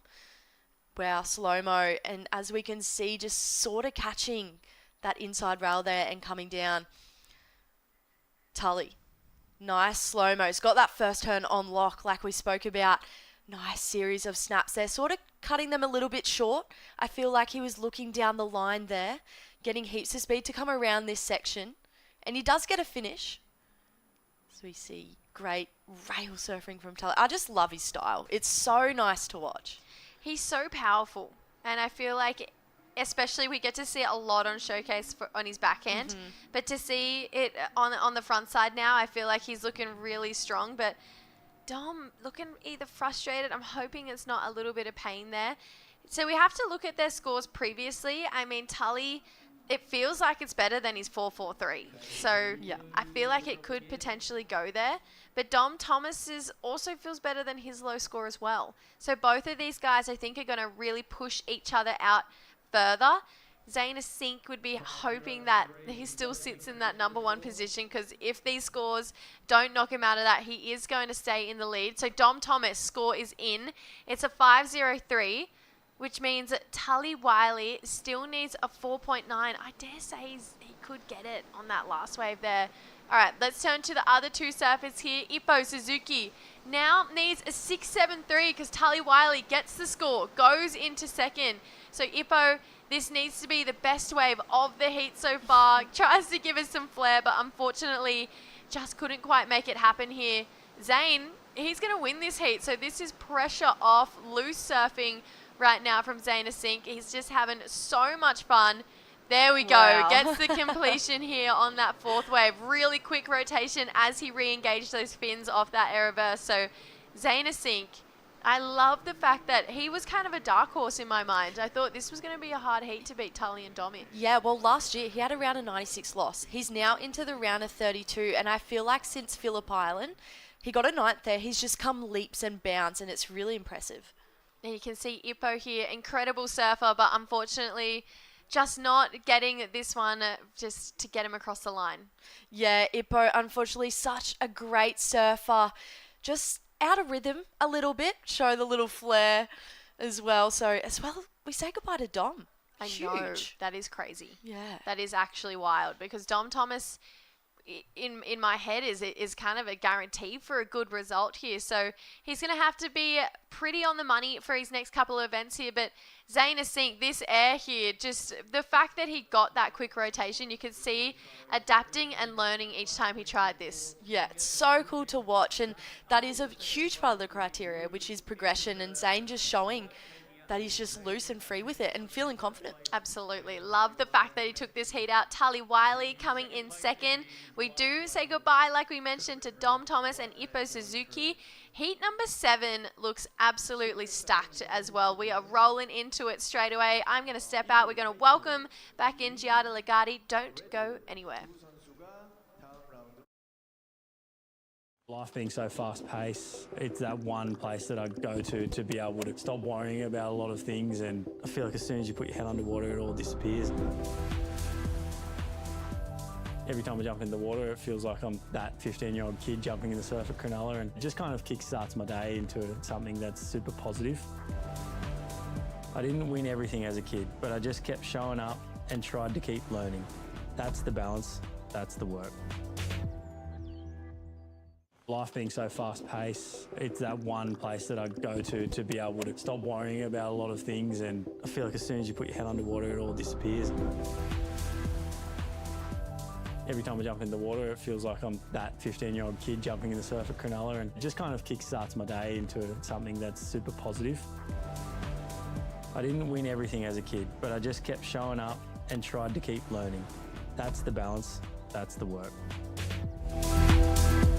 Every time I jump in the water, it feels like I'm that 15-year-old kid jumping in the surf at Cronulla, and it just kind of kickstarts my day.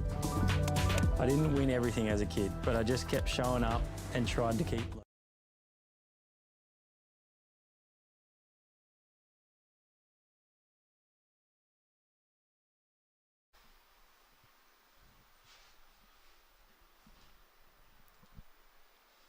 We pick things back up here in the round of 64 heat 7 in the water right now. Iko Watanabe, Jin Suzuki, Ui Jongjung, and Sammy Loy.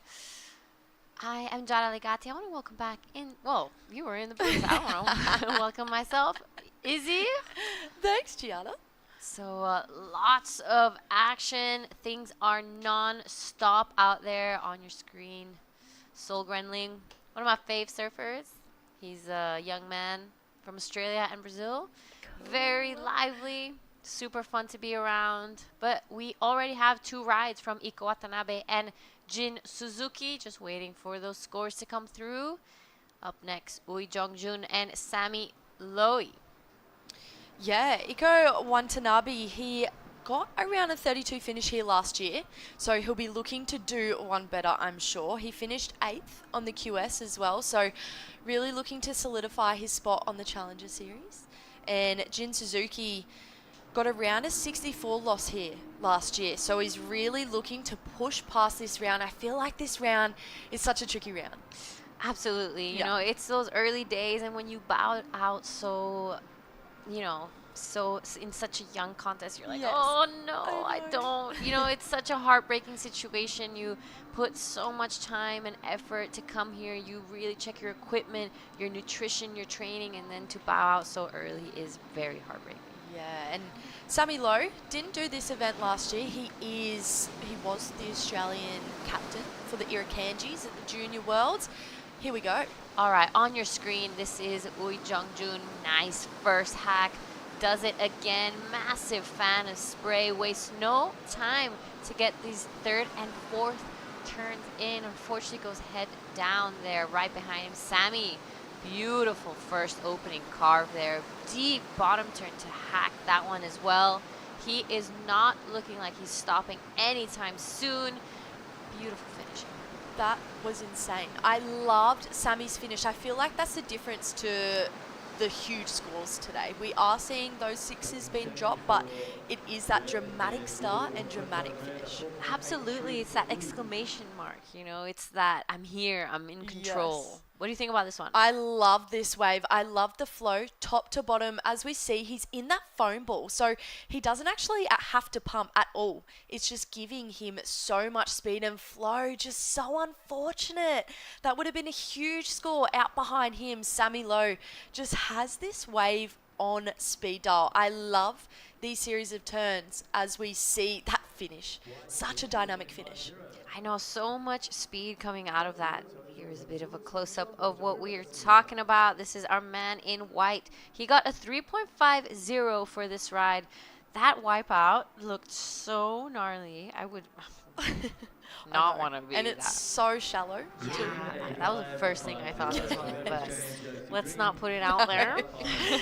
Sammy Low, 5.5 to start his campaign here in this round of 64. Still early days. First wave ridden for all 4 surfers. Sammy is a new name for me. Yes. He is really putting his foot down on this event, and I'm loving what he's doing. Yeah, Sammy's such a great young man. He's from Sydney way, and like I said, he was the Australian captain for the Irukandjis, and he's coming through the Pro Junior ranks, and he's a standout on the Pro Junior. But the QS, this is his first sort of time he's dabbled in it, and his surfing's doing the talking. He can be up there with some of the best. Absolutely. There's such mature surfing, and it's not easy to be under so much pressure at such a young age and to be able to execute and showcase the type of talent you have. So I'm sure he has many great things ahead. This is going to be Jin Suzuki now on this second wave with a set on his backhand. Good first opening turn. Wastes no time to get into that third one. Let's see what he does on this inside. Loved what he was doing, but unfortunately goes down behind him. Iko Watanabe really pushes that tail. This backhand got him a great result in China last year. He was one of the standouts for sure. A floater there to finish. Doesn't get around the section. Maybe not what he was hoping for, but Iko Watanabe is such an incredible surfer. He can finish this heat with just one wave. I love that. I loved the first turn. It was huge, and I feel like the judges are going to really reward that as well, especially for Iko. His first wave was just a 1.50, so this has got to feel pretty good, give him a little bit of confidence boost as we see this drone angle here from Jin Suzuki. Great series of turns. I love how low he gets, and by being that low, he generates his own speed and just coming unstuck. That's been the theme of the day, that end section. As we see him pushing so hard straight from the bottom out through the top, and like we said, just coming unstuck there. Out behind him, this is Iko Watanabe. Great first turn, and slashes it for a second. And wow, just going through the fields, he makes it look so easy, Iko. And I feel like he was sort of caught between two minds on that last turn. Float, snap, not sure, pull out the back. So Iko Watanabe was actually the 2025 Men's Junior Asian Champion. Wow, so he's so young. Yeah, many big results for Iko. He's very young, and like I said, he had a really, really great run in China. He's represented Japan in many ISA events, so he is a name, and the Asian Series events. He got third in the Corona Zero event in Japan, so I thought he won for some reason because he was on fire. That's so cool. Yeah, I remember seeing he got 5th in Siagao as well last year, which is so cool because that's now a tour stop.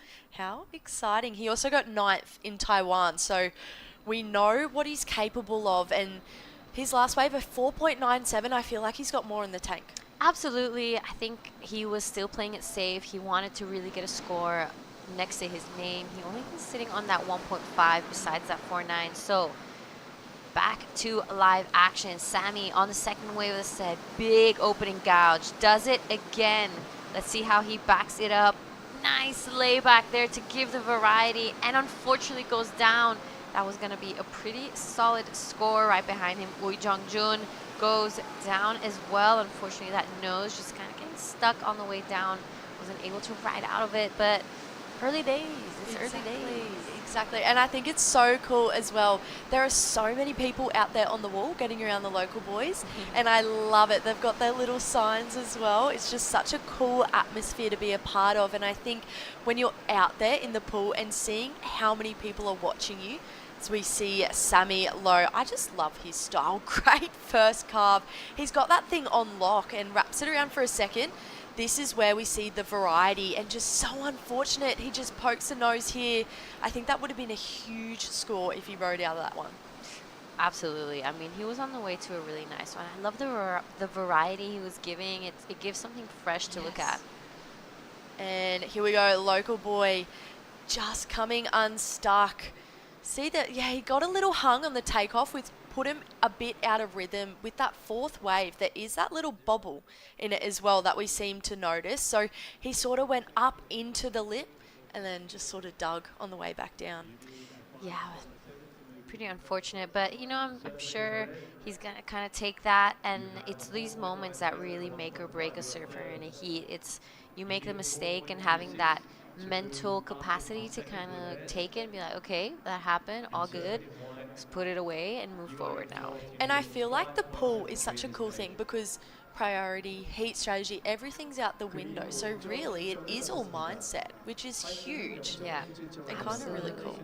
It's probably, I would say mindset is probably like 75-80% of Yeah. competitive surfing. It's such an important factor that sometimes I think people don't value enough the amount of training you have to put with your mentality outside of surfing. I know a lot of people now are doing a lot of breath work, Yes. mindful meditation, and like just being present and being able to control your emotions. Because as easy as it sounds, it's absolutely so hard. Yeah, it's a nightmare sometimes when you're like freaking out and you're like, breathe, and Your you're not breathing breathing. gets faster. Yeah. All right, Iko Watanabe now on his backhand. Good opening turn there, backs it up nicely. Let's see what he does. This inside bowling up, and I just jinxed him. He was on the way to a great score. Right behind him is Jin Suzuki. Two beautiful sprays there. I love how much water just goes out the back. He Wow. finishes it off nicely, gets early to that end section, doesn't fall, shows the completion, gives that exclamation mark that we were talking about to the judges, saying, I'm under control, this is done. Yeah, and Sammy Lowe had a fall, then Iko Watanabe also had a fall, so I think the finish from Jin Suzuki right there is going to be a huge factor that comes into this heat. As we see Iko Watanabe, I love his style, straight into the lip, such a dynamic first turn, into a second and a third. This is where he sort of bobbles, just, I don't know if it was a little lateral, put him on, sort of hits a lump, digs a nose, just feels a little uncharacteristic for Iko. Yeah, you're right. And Jin Suzuki, like I said, I just love how compressed he gets. He generates his own speed, and wow, there we go, top to bottom, no downtime, using his whole wingspan and twisting his head so fast to really make sure he gets to that section early and rides out. All right, we're waiting for that last wave of blue to come in, and it does. Let's give a bit of an update. Sammy Lowe now 5.5 and a 5.10. He's in first. Jin Suzuki jumps to second, a 5.60 and a 4.83 right next to his name. It's Iko Watanabe and Ui Jong-jun with a bit of work to do as we get to the second half of the heat. Iko looking for a 5.47, Ui Jong-jun a 6.93 to kind of keep this dream alive and get into that next round. There is the man in white on your screen. Some exciting moments ahead. This is going to be a bit of a nerve-wracking finish. Scores are pretty close. Yeah, I feel like if I was Sammy Lowe, I'd be feeling pretty good right now. I've got 2 5s. I can sort of let loose, but again, with Iko Watanabe, Jin Suzuki, and the local boy chasing you can't be safe. Yeah, I don't think anyone's ever really safe here. We saw that heat earlier on when the two sisters Yes, fumbled, exactly. and then suddenly they just came back at it. So now this is his moment. Ui Jong-jun, nice first hack. Doesn't even wait for this inside section. He is going all the way to town with this wave. Eyes this section down.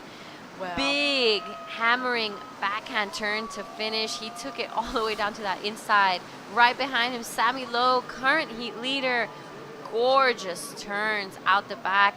I love that he doesn't rush things. He's slow. You can see that he's really precise and timing it well.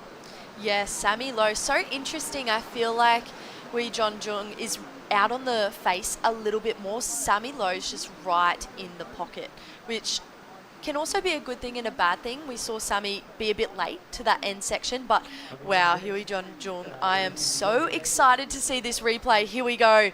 Great first bottom turn. Absolutely no downtime. Throwing buckets, just huge lip turns, gets heaps of speed, and I thought he was going to go for an air, but whacks it again for a finish. Oh my goodness. Me too. I thought he was eyeing down the I section. know. He was like, he's taken to the air, but No, I really think this was such a smart approach for the local boy, just getting a nice completion because he had that 3.50 and that 0.87, and score drops in a 5.67. So it is the best wave of the heat right now, Sammy Lowe. As I spoke about, we can really see him stay right in this foam ball and just comes unstuck on this turn. So that won't go into Sammy's top 2. Wow, I really love Sammy's style. It's so fast, but he's really fast, but you can see that he's not rushing it, Yes. which I actually adore. I think it's one of my favorite things to see in surfers, where they take their time, they read sections, and they're doing the more quality over quantity approach, which I Yes. think is super important. And Sammy's really powerful, but he's such a light-footed surfer. So like you said, Gianna, he can just generate speed so fast, and I love it. All right, while we wait for this next 2 waves to come through, you had a heat earlier Yes. on. You have that insider information. So tell us, what's the wave like? What's happening? What's going on out there? It is so cool. I thought the wall was really scary. It's not that bad. I was a little bit wider though, but it's so interesting. Your heart pounds as we see Jin Suzuki on his last wave. Nice first snap in the lip. He's currently in second. He's looking to solidify his second position, and wow, that's a better looking turn for Jin Suzuki. Can he finish it? And it rides out cleanly. Beautiful ride. Iko Watanabe right behind him. The 2025 Asian Junior Champion. Nice turn there. Really pushed the tail. Loving how quickly his board changes direction. He wastes no time at the lip of the wave. He is such a fast surfer. Yeah, I feel like that last turn he didn't quite ride out. You can sort of see a little bit of frustration on his face. I don't know. He was looking for a 5.47, but with white and green still yet to catch their last waves. Here is the replay drone angle. I love this angle. All right, this is our man in blue wanting to save his spot and be into that next round, Iko Watanabe. Unfortunate there for that last one. Yeah, I feel like off the first turn, he was a little bit late, which forced him to do a carve for his second, and then he just felt out of rhythm, and he was so close to riding out. He had to pat the dog, but in that safety zone, you just sink in ankle deep water. I love that saying, pat the dog. Pat the dog. All right, so situation is Jin Suzuki jumped to the lead with that last one. He is in a pretty good spot now. That last wave came in at a 5.17, so snatches it off Sammy. He's not going to be liking that. He's going to hear it, and he is going to showcase some great surfing next. Oh, as we see Iko Watanabe, it just goes to show how much pressure, training, these surfers dedicate their whole life to an event like this, and it's so upsetting when they don't get the result they want and all their hard work, but there's plenty more events. We're just at the start of the season, so I know Iko Watanabe, he was sitting third on the rankings with a good amount of points in the round of 64 at LQS 6000, but he'll be looking to throw this event away. Yeah, so heartbreaking. Honestly, that I know. been there, Iko. It sucks. I know, but it's just it's like a moment. Yes. But yeah, it shows how much this means to these surfers and how important it is to get these heats down and under control, back to live action. This is Sammy Loy wanting to stay in second. Beautiful carve. I love how much he really uses that upper body when he goes down. Doesn't stop there. Air drops that last turn to finish. Right behind him is Ui Jong-jun wanting to put himself back into his heat. Nice couple turns out the back. It's a little stuck there. That rail kind of bogging. He gets the completion. Will it be enough? He's needing a 4.93, so a big ask for today as well. Pretty much a 5. Yeah, that's gonna be a 5. They're gonna be replaying the other scores of both Jin Suzuki and Sammy Loy. So it is our man in green in a bit of an iffy situation. I don't know, in my personal opinion, if whites is gonna be enough. I think his 5 was quite a bit more, had a bit more of that wow factor to it. Yeah, and I feel like Yui Jongjung got hung on that third turn, and that middle section is where we see most of our points come in, as we see Sammy Lowe replay. Oh my goodness, he's just building his house. Huge first turn, straight top to bottom surfing for Sammy Lowe. He just looks so confident and free, and finally we see him plant that. I love it. Yeah, that was some great stuff there. So we're waiting for this last score of white. And there we have it. White's last one comes in at a 4.67. Unfortunately, not enough to get into that advancing spot. So with that, we're going to throw over to a quick break before we see each other in Heat 8.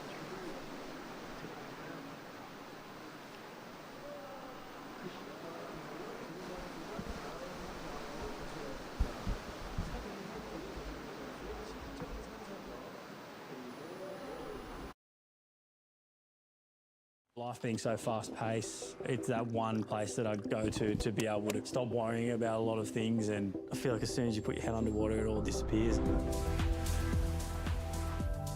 Every time I jump in the water, it feels like I'm that 15-year-old kid jumping in the surf at Cronulla, and it just kind of kickstarts my day into something that's super positive.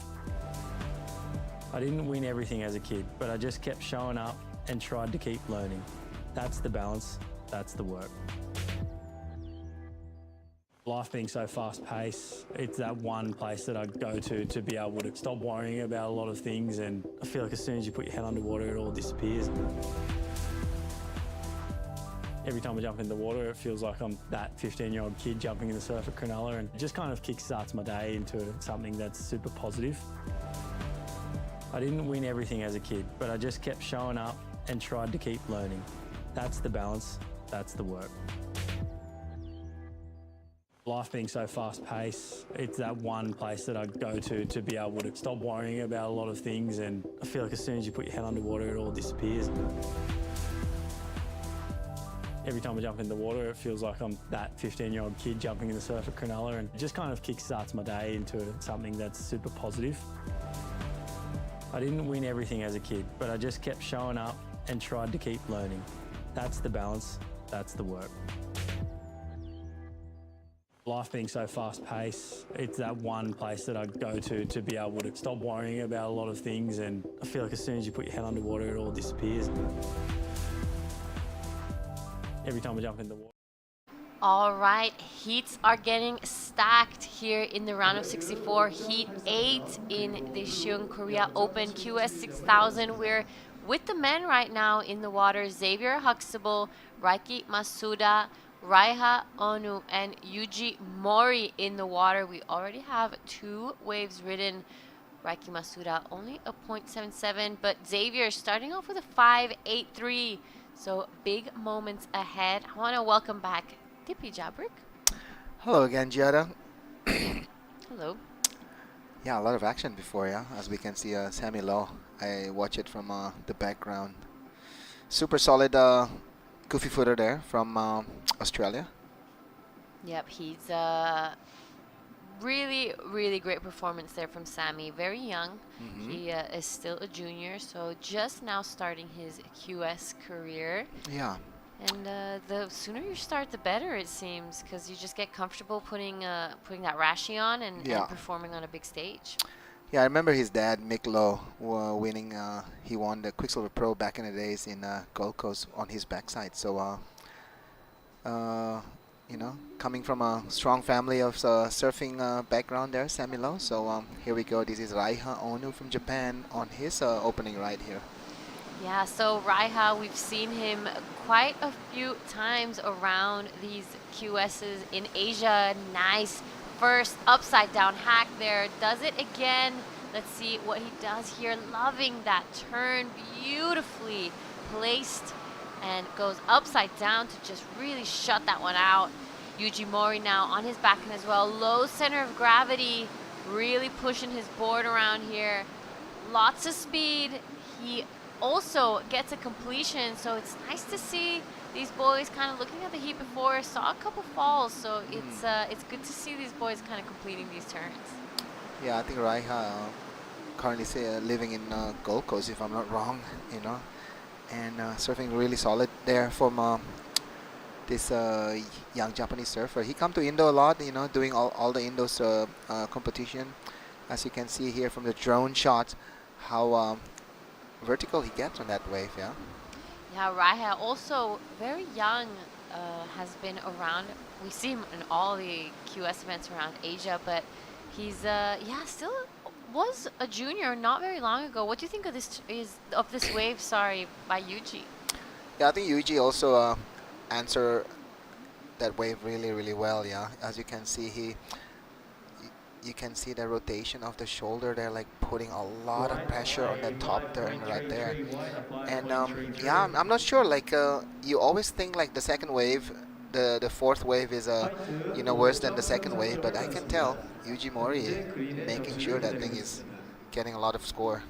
Yeah, I've heard that comment quite a few times. The fourth wave is definitely different to the second, and I think it just matters.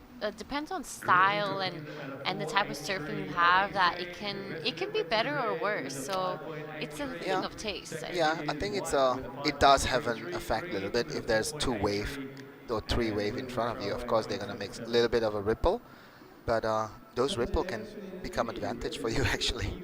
Yeah. And now we're gonna see Xavier Huxtable on his second ride. As we can see, what was his opening ride there, Giada? A 5.83 for Xavier. So Raiha's first wave comes in at a 5.33. Yuji Mori a 4.83. So good start for Xavier and Raiha, both sitting on some pretty solid fives. This right now is Raiki Masuda on his backhand as well. Good opening turn there to start things off. Already way better than his first turn. I love his style, really low center of gravity. He doesn't waste time between turns. He is pretty solid. Xavier Huxtable behind. Good, solid turns. Yeah, you can tell the difference between Xavier's lines and the other guys. He really attacking that lip. The other guys really trying to put like a smoother, like a vertical maneuver, but Xavier just attacking that lip. So it'll be interesting to see if it's like the clean surfing gonna get rewarded, or this powerful wave that Xavier is demonstrating right here. All right, couple replays been thrown around here. This is our man in blue, Raiki Masuda. I really like this wave. He is super solid, and he really shows a confidence in his surfing. He didn't let that first wave really like fumble him in this one, so I think that's a super important trait to have. Yeah, as you can see, Xavier here, you see that white water that trying to break into that blue water right there. That's where he put his surfboards, and I'm really interested on what is the judges gonna reward on this kind of surfing, because he's really tight in the pocket right there. Yeah, he's it's great because that's where most of the power comes in this wave. It shows that he's had a lot of time in the wave pool. They have a wave pool in Australia as well. He won the wave pool comp. Right, that's true. Yeah, a couple of years back. All right, so while we're waiting for the next couple waves to come through, thank you so much to the partners: Covea, Ballon Blanc, Mayo Method, O'Neill, LS, Kia, LG Gram, Pocari Sweat, and of course Bonsoy. Yeah, I think Bonsoy is the one that helping out as the yellow jersey here for Asia. So here we go, a 6.0 for Xavier Huxtable, and I would love to see what's surfer in Japan. Is it gonna get? So Raiki's Masuda's came in at a 5.97. So close enough, yeah, actually. Pretty close. That was pretty back to back. Yeah. They were like neck on that score. Yeah, I think it's about like positioning your boards on the wave, and also all the flow. Like there's nothing wrong on it. So this is Yuji Mori on his second wave. Also nice surfing there, actually, Chiara. Wow. I can see Yuji Mori is a bit more like front-footed surfing there, and this is Raiha. Oh, he would not love that wave.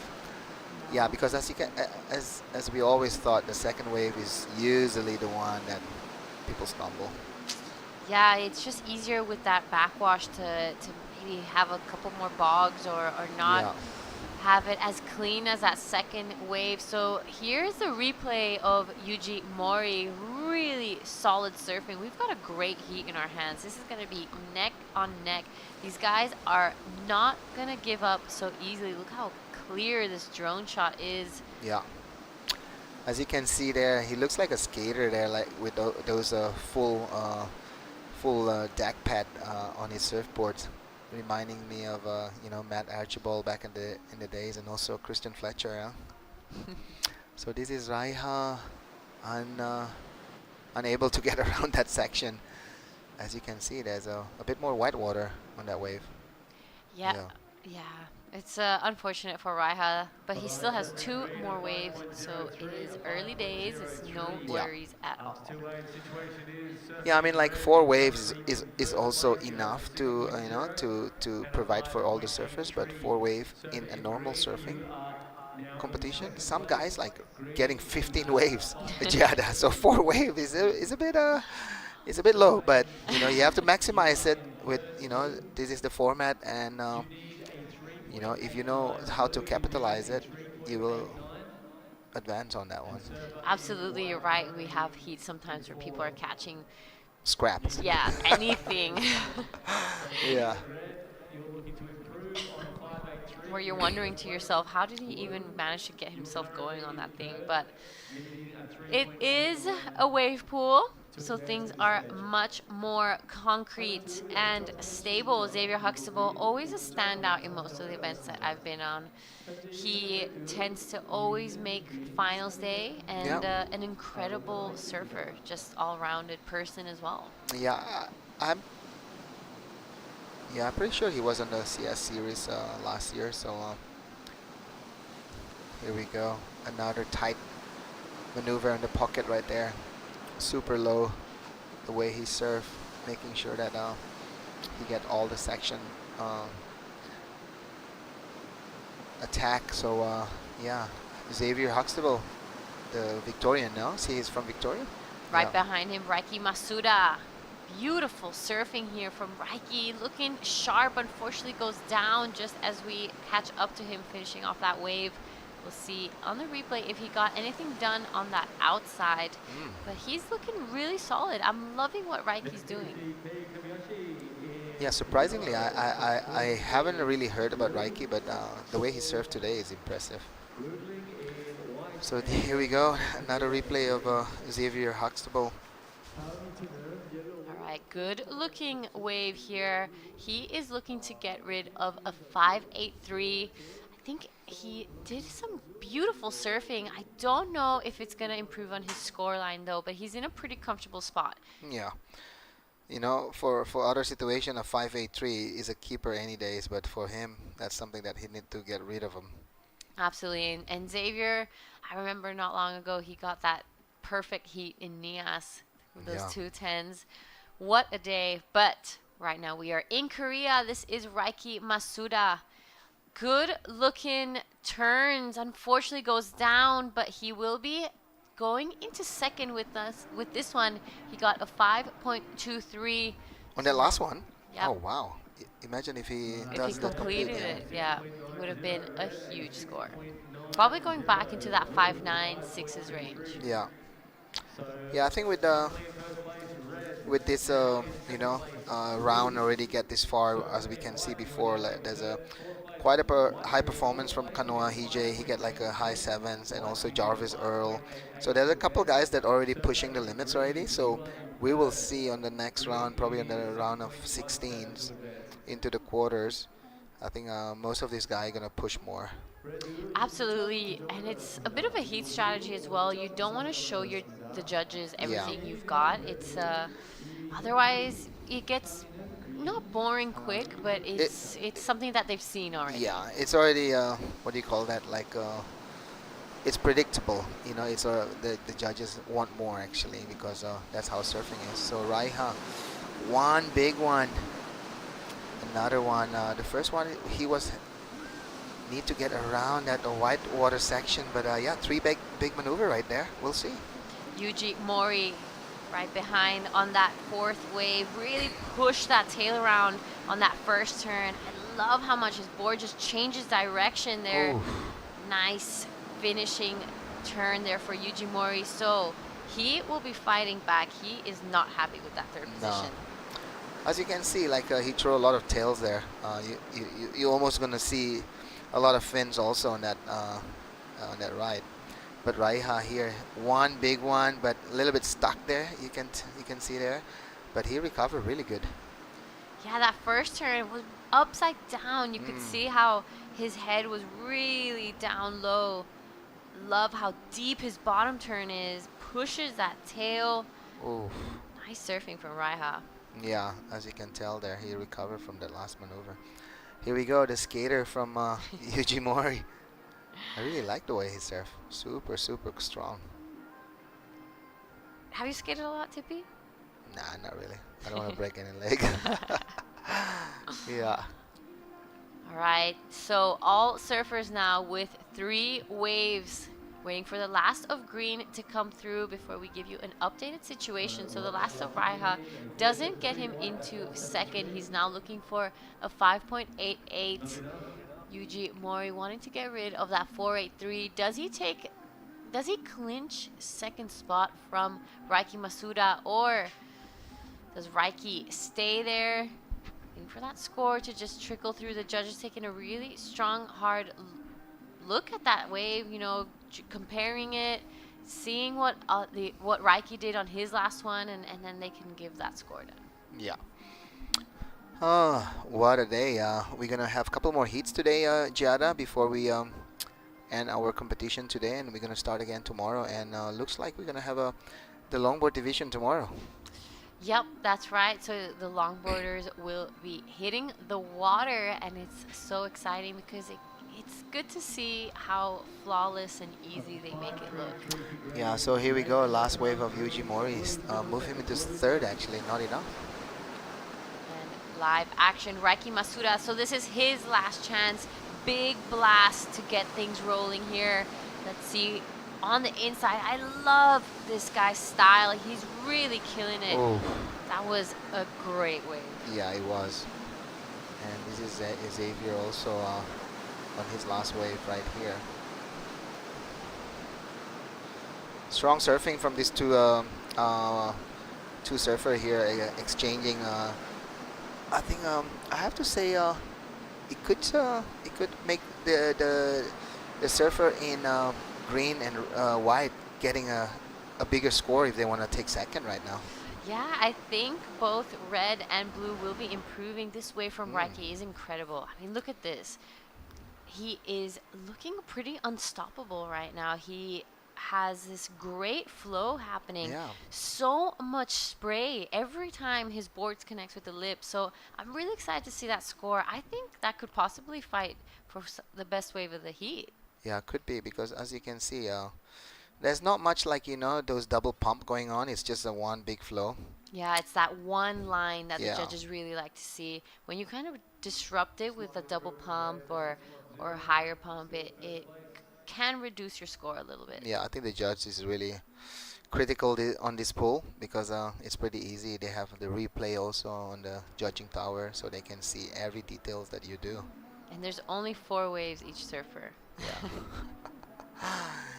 Like it or not, there's only 4 waves. There we have our man in red, current heat leader, still waiting for the last of blue to come through. So when the judges, take their time, it means that something's stirring, something's happening. The first scores start to trickle through, and I think we might be right. It's looking like Raiki might be going straight into first. Or maybe not first, but close to it. There we go. Last wave, a 6.87. So Raiki extends his lead over Yuji Mori and Raiha Onu. Yeah. Puts stomps that one foot into the next round. It's all eyes on Yuji Mori and Raiha Onu. Let's see what they bring to the table for these last waves. Wow, a 7.5 plus is what the requirement, and getting a 7 here is a big task.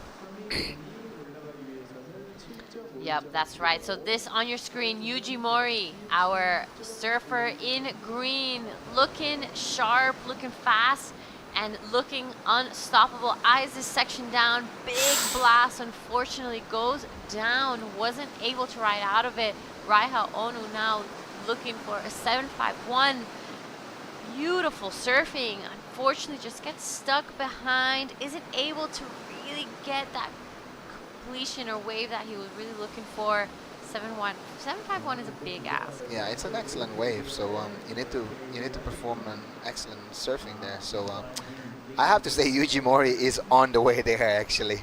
As you can see here, he's pushing really hard there. Nice surfing. It's just like right there on his fourth maneuver. He's kind of racing for something that little bit like shutting down things. You know, like those section is a tricky one. Yep, you're right. It is very tricky, and it's unfortunate there that he wasn't able to ride out and kind of fight for that position again. So it is looking like it's going to be Xavier Huxtable and Raiki Masuda going into that next round. We're still waiting for the last two scores of green and white to come through, but in my personal opinion, I think it wasn't enough. Yeah, so surprising for these two surfers. I have to say Yuji Mori and Raiha is probably a bit more, you know, like the person that we expect to do better, but Raiki is doing some kind of a surprise here. Yep, that's absolutely right. So Raiha's last one comes in. It is not enough. We're waiting for Yuji Mori now.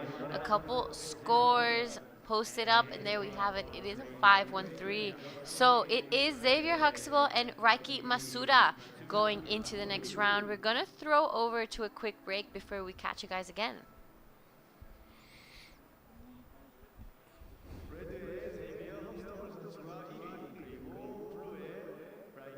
Life being so fast-paced, it's that one place that I go to be able to stop worrying about a lot of things, and I feel like as soon as you put your head underwater, it all disappears. Every time I jump in the water, it feels like I'm that 15-year-old kid jumping in the surf at Cronulla, and it just kind of kickstarts my day into something that's super positive. I didn't win everything as a kid, but I just kept showing up and tried to keep learning. That's the balance, that's the work. Life being so fast-paced, it's that one place that I go to be able to stop worrying about a lot of things, and I feel like as soon as you put your head underwater, it all disappears. Every time I jump in the water, it feels like I'm that 15-year-old kid jumping in the surf at Cronulla, and it just kind of kickstarts my day into something that's super positive. I didn't win everything as a kid, but I just kept showing up and tried to keep learning. That's the balance, that's the work. Life being so fast-paced, that one place that I go to stop worrying about a lot of things, and as soon as you put your head underwater, it all disappears. Every time I jump in the water, it feels like I'm that 15-year-old kid jumping in the surf at Cronulla, and it just kind of kickstarts my day.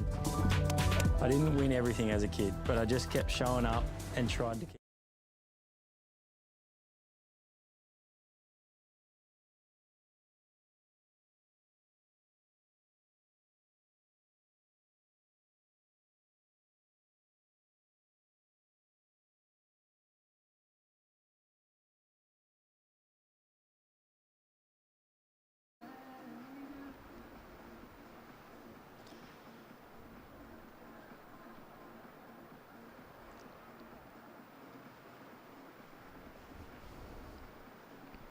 The #1 ranked surfer in Asia region will be surfing in this heat. Men's round of 64 heat number 9. Kei Kobayashi is wearing yellow bonsai yellow jersey in this heat, and we have Macklin Flynn and Saul Grunding and Saxon Reba. So what a heat again. My name is Dai Wako in the booth with Tipi-san.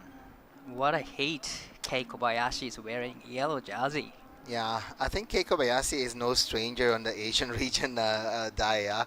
Everywhere he surf on the QS, I have to say he's like one of the standout surfer, and it's no stranger that he's wearing the bonsai yellow jersey today. You know, similar to last year, we're gonna have bonus prize as this is a Bonsai Asia Super Series stop number 2. So Kei Kobayashi is one step into the #1 rank. So it's a important heat for Kei Kobayashi as well as to qualify for the next year's CS. Yeah, for sure. So already 2 waves written in this heat. 7.50 is Kei's first wave, so this is so up and riding. Nice first and second turn.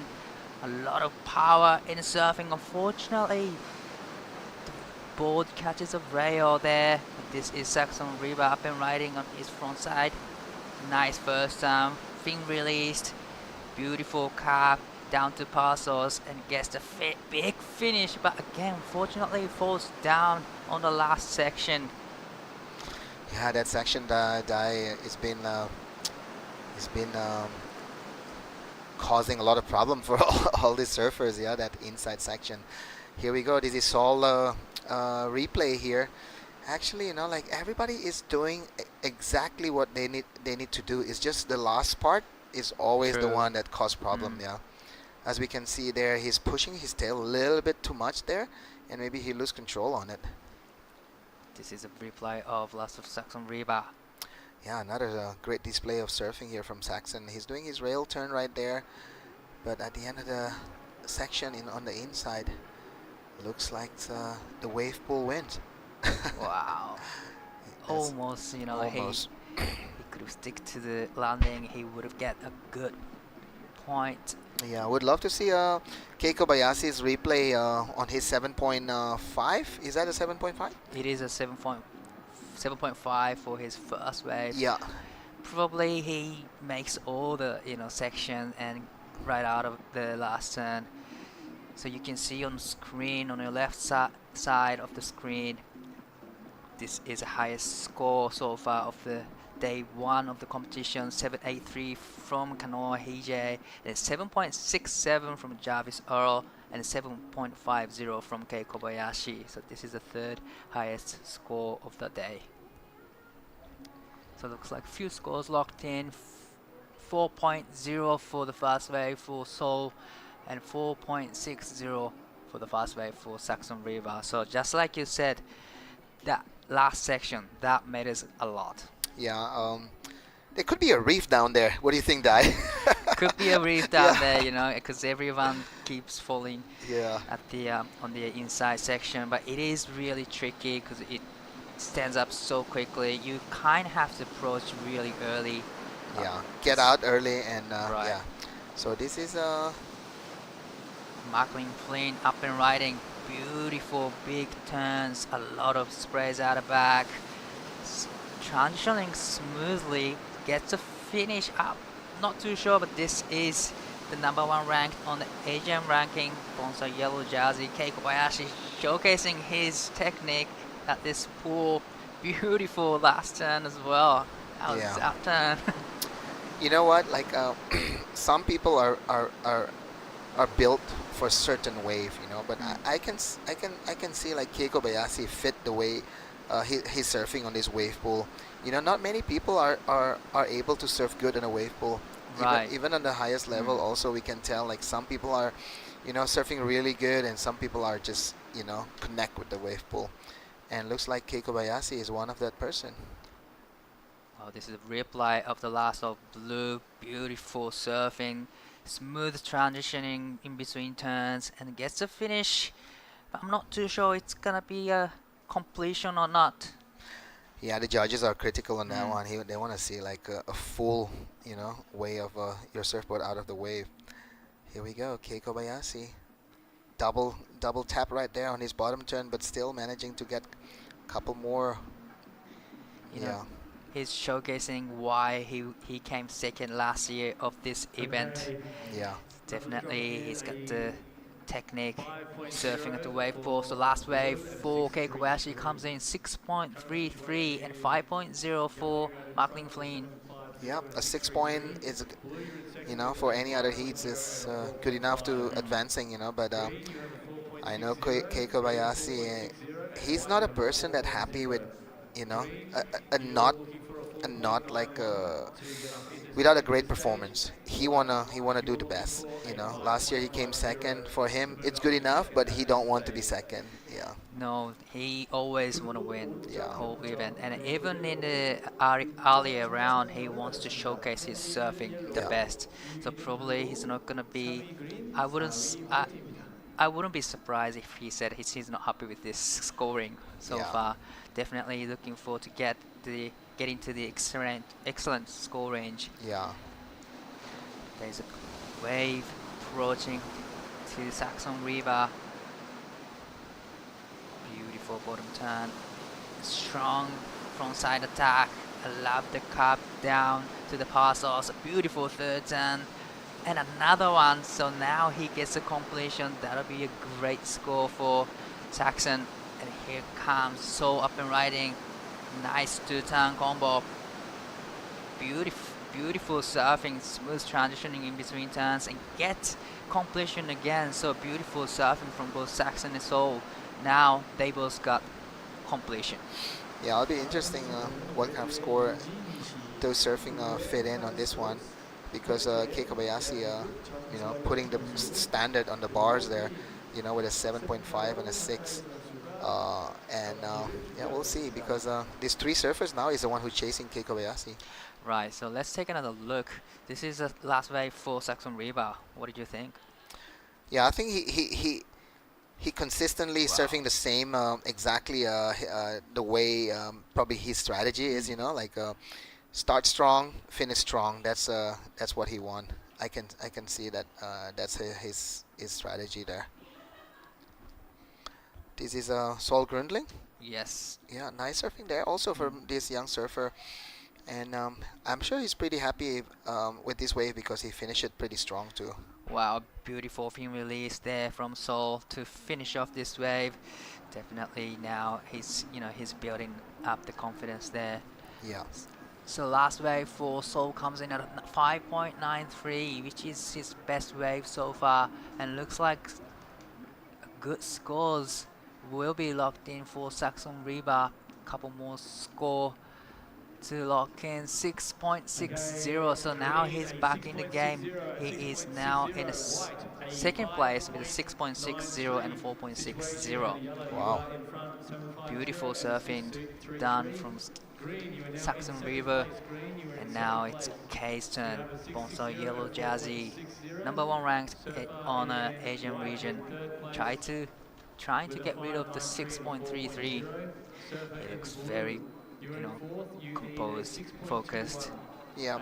Tell me a little bit about Kei Kobayashi.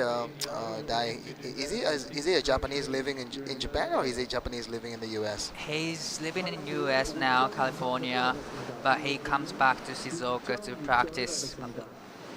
This is a live action from Kei. Nice first turn, big second turn, straight into the third, throwing a bucket of sprays and gets the fourth turn in. So another textbook surfing at the wave pool from Kei Kobayashi. This is McLean up and riding, needing a score 5.21 to go into the second place. Gets the completion. Yep, he did. Wow, I'm really impressed with Kei surfing right there. Super strong, super tight. He didn't lose any momentum there. And that will be his wave number 3, no? Yes. Yeah, so you have one more wave to go. Wave number 3, he's showcasing the textbook surfing at wave pool. What can he do more? I don't know. I think he can fit one more maneuver at the end, because you can tell he was eyeing on it, like after this one. Like boom, right there, you see? But the wave shot down, so I think he done enough. That's great surfing there from Kei, the power is there, the flow is there. What else is not there? Maybe in the future he can do some airs, yeah. Right, so this is a replay of Last of Blue. A beautiful bottom turn, beautiful backhand attack. Again, he's one of the strongest backhand attacker. Gets a completion this time. He learned his mistake from last wave. Still waiting for the last waves for both yellow and blue. I think it's gonna change a little bit of situation here, because McLean needs 6.21 to go into second, but it looks like it's gonna be close. Yeah, I would love to see Wow. what happened with K's number. Did he get a good number there? Yes, he will be getting good scores. It might even going to higher.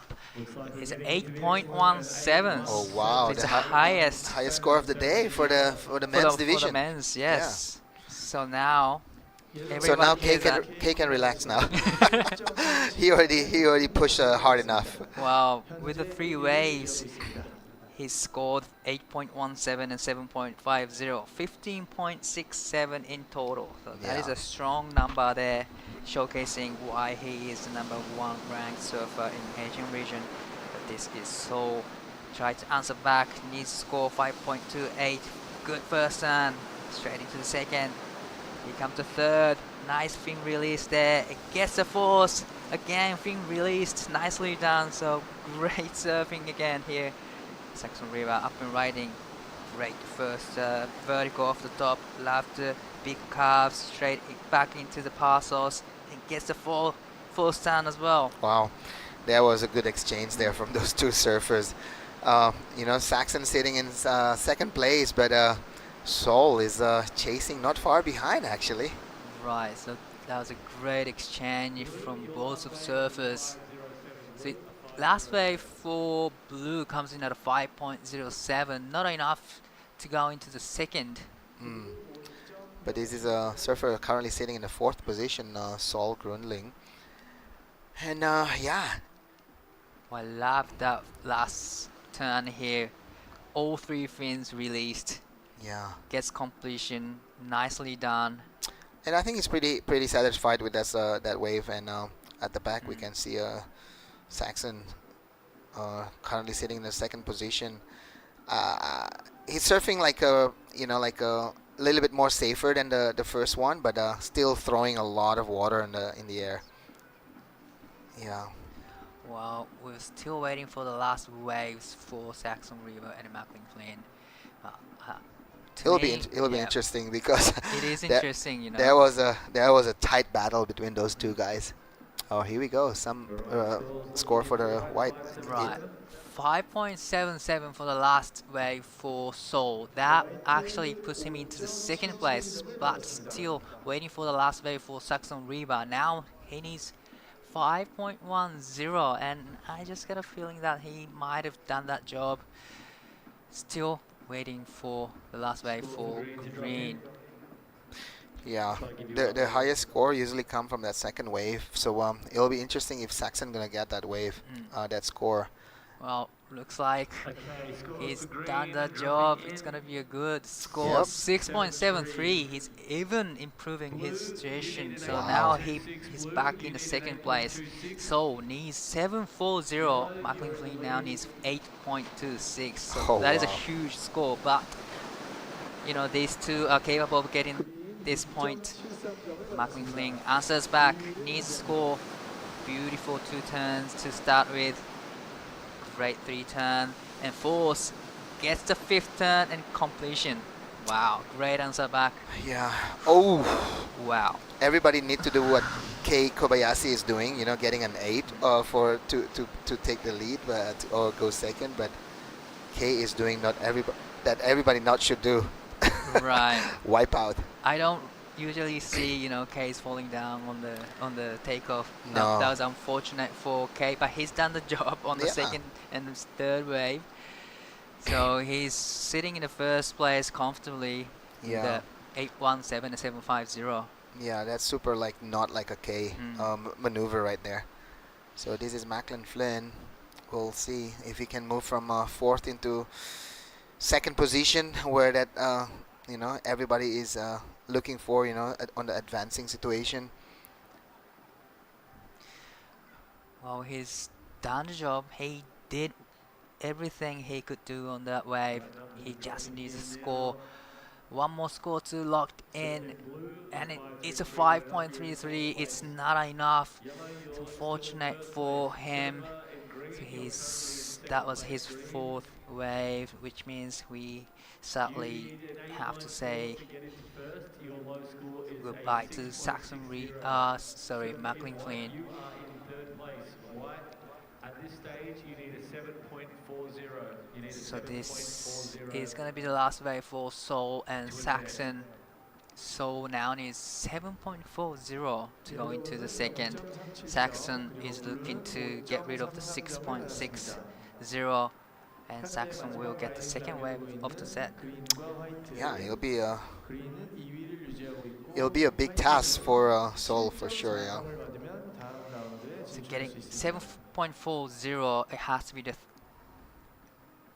not highest, but it's a big score. You know, you have to check all the boxes. No downtime in between turns. Have to be pretty much perfect. Yeah. Surfing. If I would be if I request, maybe I request a beast mode and get a barrel. That could be a 7.5 right there. So here we go. This is their last chance for putting any changes on this situation. This is Saxon River. Actually, he have a better advance here, going on the first wave here. He's currently sitting in the second position. Super nice top turn there. A little bit of wobble, but finished his job. He finishes the job nicely. So this is important wave for Seoul. Beautiful first fin release, nicely done. Gets the third turn in. He attacks the section, but unfortunately he goes down. I wouldn't think it's gonna be a requirement. So nah, that's not gonna be enough. But great attempt, you know, great attack from Seoul. He's pushing all he have right there on that wave, and if he could have made that last tail slide, it could be go up there, but yeah, it's not there anymore. Right, last wave for Seoul comes in at a 3.73. It's not enough. So it looks like Kei Kobayashi and Saxon River will be moving on to the next round. So let's take another look on the last wave from Saxon River. Still waiting for his last wave. Beautiful carve down to the pocket and gets the third turn in, and gets the completion on the last section as well. So that was a 5.20. He's not gonna improving his situation. He is sitting in the second. So Kei and Saxon will be moving on to the next round. We're gonna go to the quick break and we'll be right back.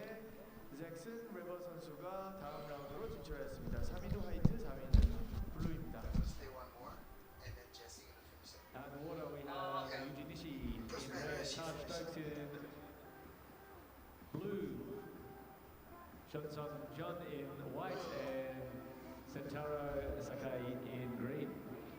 이번 히트는 우리나라의 전서현 선수가 화이트. Life being so fast-paced, it's that one place that I go to be able to stop worrying about a lot of things, and I feel like as soon as you put your head underwater, it all disappears. Every time I jump in the water, it feels like I'm that 15-year-old kid jumping in the surf at Cronulla, and it just kind of kickstarts my day into something that's super positive. I didn't win everything as a kid, but I just kept showing up and tried to keep learning. That's the balance, that's the work. Life being so fast-paced, it's that one place that I go to be able to stop worrying about a lot of things, and I feel like as soon as you put your head underwater, it all disappears. Every time I jump in the water, it feels like I'm that 15-year-old kid jumping in the surf at Cronulla, and it just kind of kickstarts my day into something that's super positive. I didn't win everything as a kid, but I just kept showing up and tried to keep learning. That's the balance, that's the work. Every time I jump in the water, it feels like I'm that 15-year-old kid jumping in the surf at Cronulla, and it just kind of kickstarts my day. I didn't win everything as a kid, but I just kept showing up and tried to keep learning. Perfect setup for surfing competition. Straight into live. This is a replay of the first wave from surfing red.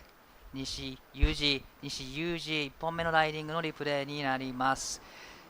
さあ3発4発と素晴らしいライディングを見せてくれたのはレッドにクレジットされている西裕二 at the back. This is a replay of surfer in blue Taj Stokes. Beautiful 4 turns. Gets a completion as well. Rise out of it super clean. So it's gonna be a great exchange between red and blue. Looks like A few good scores locked in for Taji Stokes' first wave. My name is Daiwa, in the booth with Tipi-san. Konnichiwa, Dai-san. Yeah. 6.0 for Taji's first wave and 6.67 for Yuji's first wave. Great exchange for two surfers, and on screen we have our local surfer Siheung Jun from Korea waiting for his first wave to approach, and we have Sentaro Sakai from Japan in green. So what a matchup here. Sentaro is from your side, no? He's from Sentaro Shonan. is from Shonan, Yeah. and he has got a great style Yeah. on his surfing, and really I'm a big fan of his surfing here. Yeah, super smooth. Mm. A lot of rail surfing there from Sentaro, yeah. And he spent a lot of time in Bali last month or 2 months ago Yeah. to practice. So he's a very, composed competitor here. But this is gonna be a first wave for Siheung Jun, up and riding on his backhand. Beautiful vertical off the top to start with.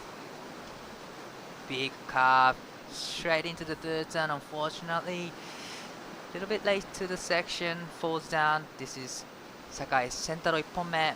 一発目綺麗に入れてきてパワーゾーンに戻ります。そして3発スピードのあるサーフィンを見せてきています。そして4回目のターン、これも確実にメイクしてきます。Beautiful turn from Sentaro Sakai. Yeah, really nice surfing there from Sentaro. Siheung Jun is also quite a strong surfer, I have to say, because the other day I was surfing with him and he's throwing a lot of water in the air. Beautiful vertical off the top to start with. Beautiful surfing, like you said. Yeah, really just unfortunately there, kind of missed the section at the end. As you can see there, he loses his grip on the foot and get down. Oh, looks like he's probably like friends and family right there. Right. Little bit of disappointment there, but this is a replay of Sentaro. Yeah, Sentaro is a young surfer trying to get his profile out there on the QS level. He also surfed a lot in Hawaii. I was surfing with him in Hawaii. He was there for probably a couple weeks, couple months. And yeah, good young surfer, strong, up and coming from Japan, I have to say. Definitely one of the upcoming young surfers. And Yuji Nishi actually won the national tour of Japan. He's a grand champion for the JPSA last year. Yuji Nishi, Yes. the skater. But the guy who surfed before, no? No, the Yuji Nishi in Or the one he's surfing right now. Yeah. Okay. So now Taji Stokes getting ready for his second wave of the set. He's already locked in a 6.00. It's a great way to start his campaign here in this heat with a 6. Yuji Nishi has locked in a 6.67. Wow. Also is a great score to start with. Yeah, that's why he's the Japanese champion now. Right. Yuji-san. He's the youngest brother of Nishi brothers. Like Keijiro and those guys? Ah. So it's a live action. Taji Stokes up and riding on his backhand. Powerful, quick, off the top. Nicely done. Third turn was great as well. And gets a fourth turn. Gets the completions. Great combination from Taji Stokes again. Yuji Nishi up and riding. Nishi, Yuji 1発目、2発目としっかりとパワーゾーンに戻ってきながら入れてきます。3発目、大きなスプレーが出ました。そして4発目もこれは前へ出てきました。素晴らしいライディングです。Another beautiful surfing from both Taj and Yuji. Yeah. Yeah, I think I remember Taj making to the final of crew event a couple years back, and he was winning the whole time. And if I'm not wrong, he was like, if it's Jarvis or one of the guy, yeah. So here we go, Taj Stokes. Nice surfing there, super strong. Him and his brother are here, yeah, Seb Stokes and Right. Taj Stokes. Wow, he's attacking every section right, Yeah. His technique is super precise. And this is Yuji Nishi's last wave. Yeah, also good surfing here from Yuji, able to get around all that section, and I think he's gonna do one big one right here. Yeah, just before the wave close out on him. Still waiting for the last two waves to lock in, but I got a feeling that these two waves will be another good scores for them. So probably Sentaro and Siheung Jun have to answer back. Yes, currently Yuji sitting in the first place, and Todd second. Green and white are looking for their second wave actually. How good is it, you know, when you finish your turn, when you finish your surfing, you can check yourself on the big screen, big monitor. And check the replay and Yeah. all your mistake or all the, you know, the good thing that you have done on the wave to get that score. That's what Kei Kobayashi been doing.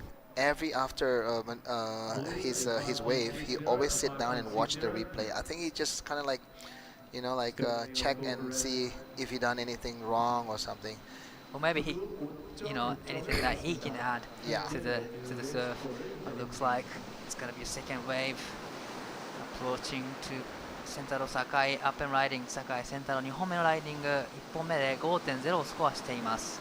1発2発と綺麗なスムーズなターンを入れてきます。3発目大きなスプレーを飛ばしました。そして4発目縦のアプローチ、これは前に出てきています。そして後ろからSiheung Jun up and riding, nice vertical off the top. Broke the rail a little bit, but recovers it nicely, gets the third turn, and this is the last section. Vertical hits, gets completion. So beautiful surfing from Siheung Jun as well. Yeah, you can hear all the fans on the beach are cheering for him. You know, every time there's a Korean surfers, you know, on the heat, there's a lot of supporters on the beach. And his family is looking really happy with that surfing from Siheung Jun. So first wave for him locks in at a 2.67. Definitely it'll be better than the first wave. So let's take another look. This is the last wave for Sentaro.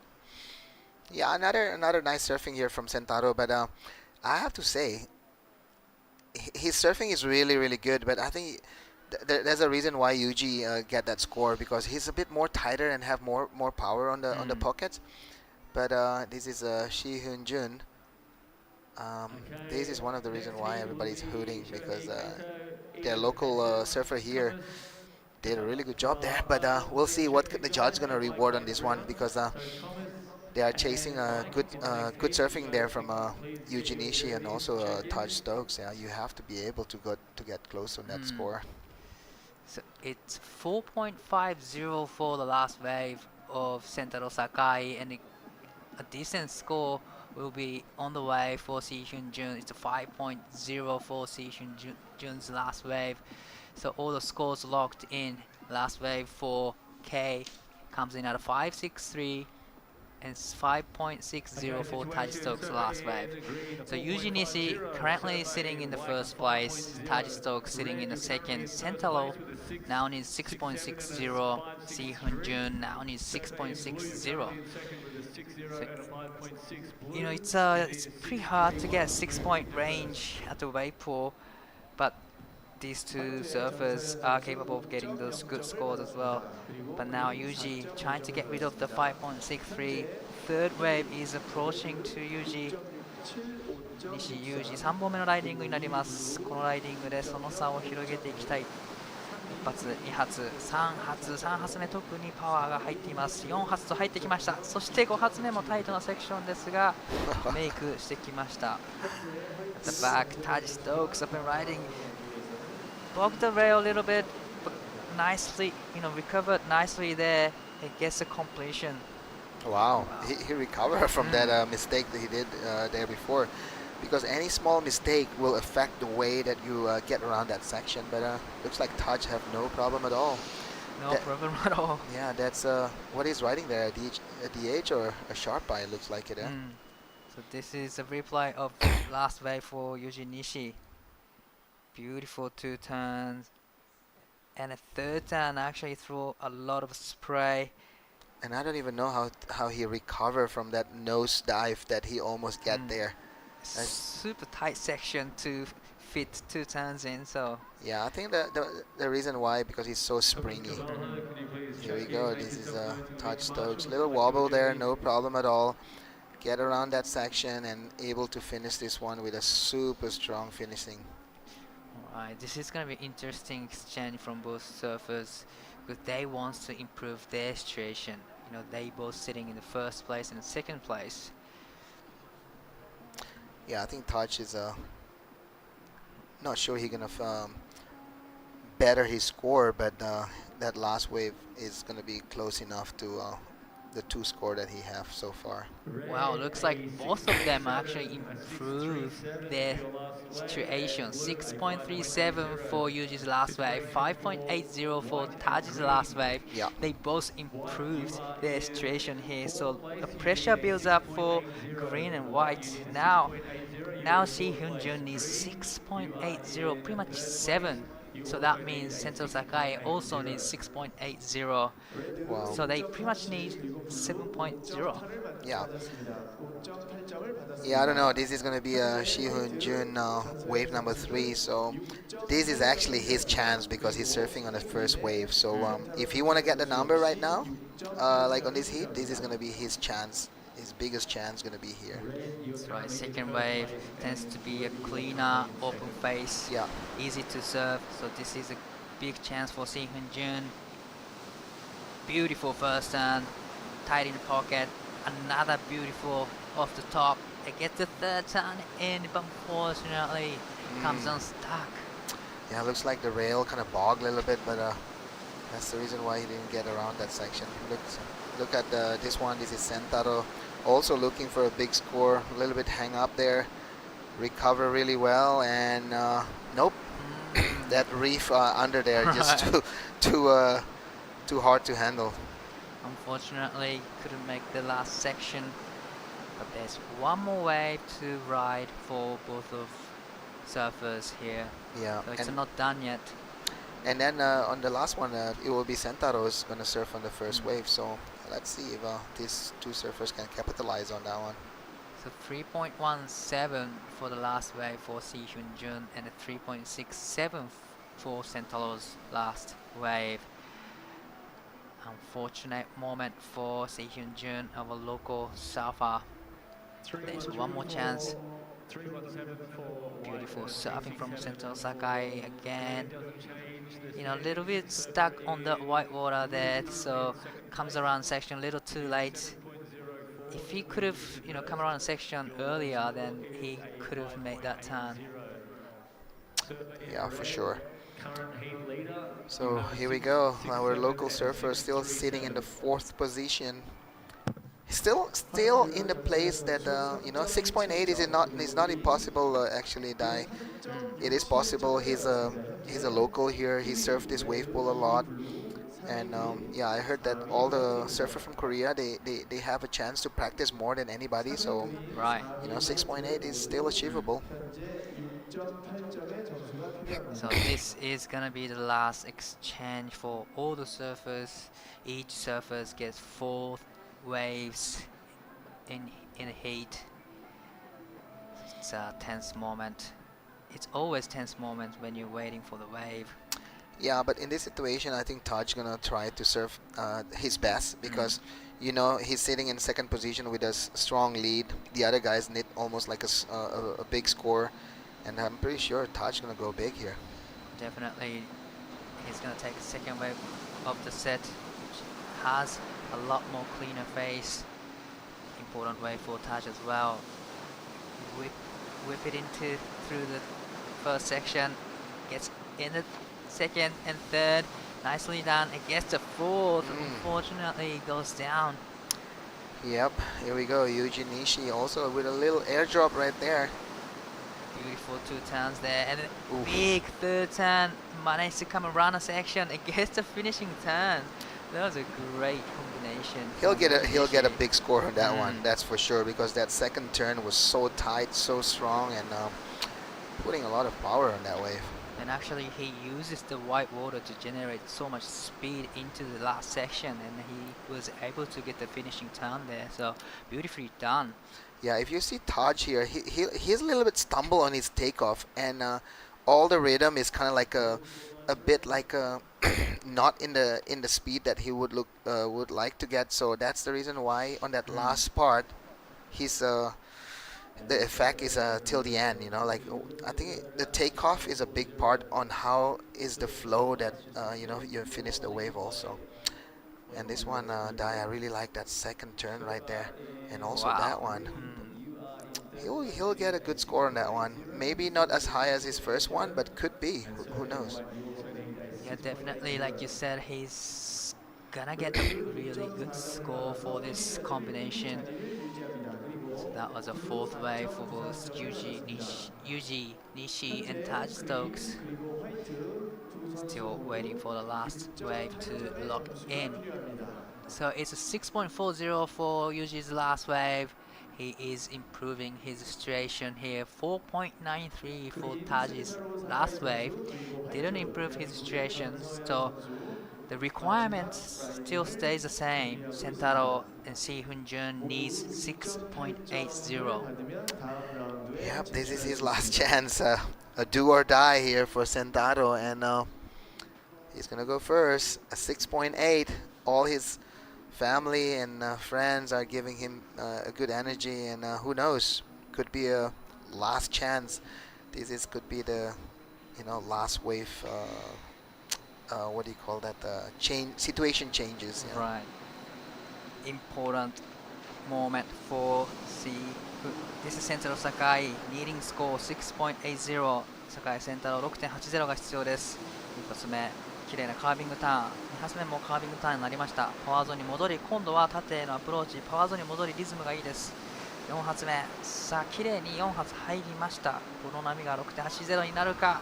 Unfortunate for Siheung He was needing a score but falls down on the takeoff. You can see the frustration from him.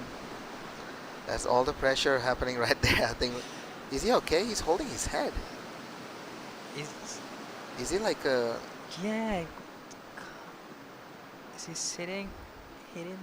Not too sure what happened there. Oh no, he's just shaking his head right now. So all good. He's just like probably like really frustrated with that takeoff. Yeah, all that practice on the wave pool, and yeah, at the end of the day, the takeoff is one of the most important here on the wave pool. So here we go, Sentaro Sakai. Is he gonna make this one? He's looking for 6.8. Well, a few scores locked in, but doesn't look like it's gonna be enough. One more score to lock in for Sentaro Sakai's last wave. So let's take another look on the last wave from Siheung. That was really unfortunate. Still waiting for the last wave from Sentaro Sakai. So yeah, he's looking for 6.8. What's the number there, Well, Dai? it's a 5.23, so it's not enough. It's a Yuji Nishi and Taji Stokes will be moving on to the next round. We're gonna go to the quick break. We'll be right back with the heat number 11, the men's. White and Mike Clayton Brown in green.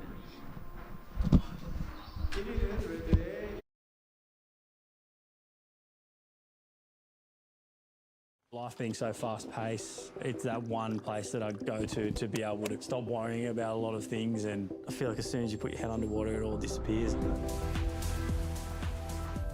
Every time I jump in the water, it feels like I'm that 15-year-old kid jumping in the surf at Cronulla, and it just kind of kickstarts my day into something that's super positive. I didn't win everything as a kid, but I just kept showing up and tried to keep learning. That's the balance, that's the work. Life being so fast-paced, it's that one place that I go to be able to stop worrying about a lot of things, and I feel like as soon as you put your head underwater, it all disappears. Every time I jump in the water, it feels like I'm that 15-year-old kid jumping in the surf at Cronulla, and it just kind of kickstarts my day into something that's super positive. I didn't win everything as a kid, but I just kept showing up and tried to keep learning. That's the balance, that's the work. Life being so fast-paced, it's that one place that I go to be able to stop worrying about a lot of things, and I feel like as soon as you put your head underwater, it all disappears. Every time I jump in the water, it feels like I'm that 15-year-old kid jumping in the surf at Cronulla, and it just kind of kickstarts my day into something that's super positive.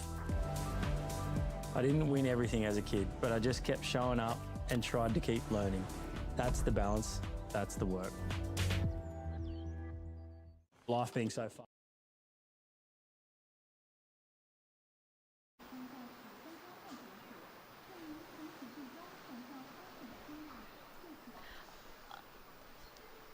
Action-packed afternoon here in Korea. This is such a gorgeous day. We've had so much go down.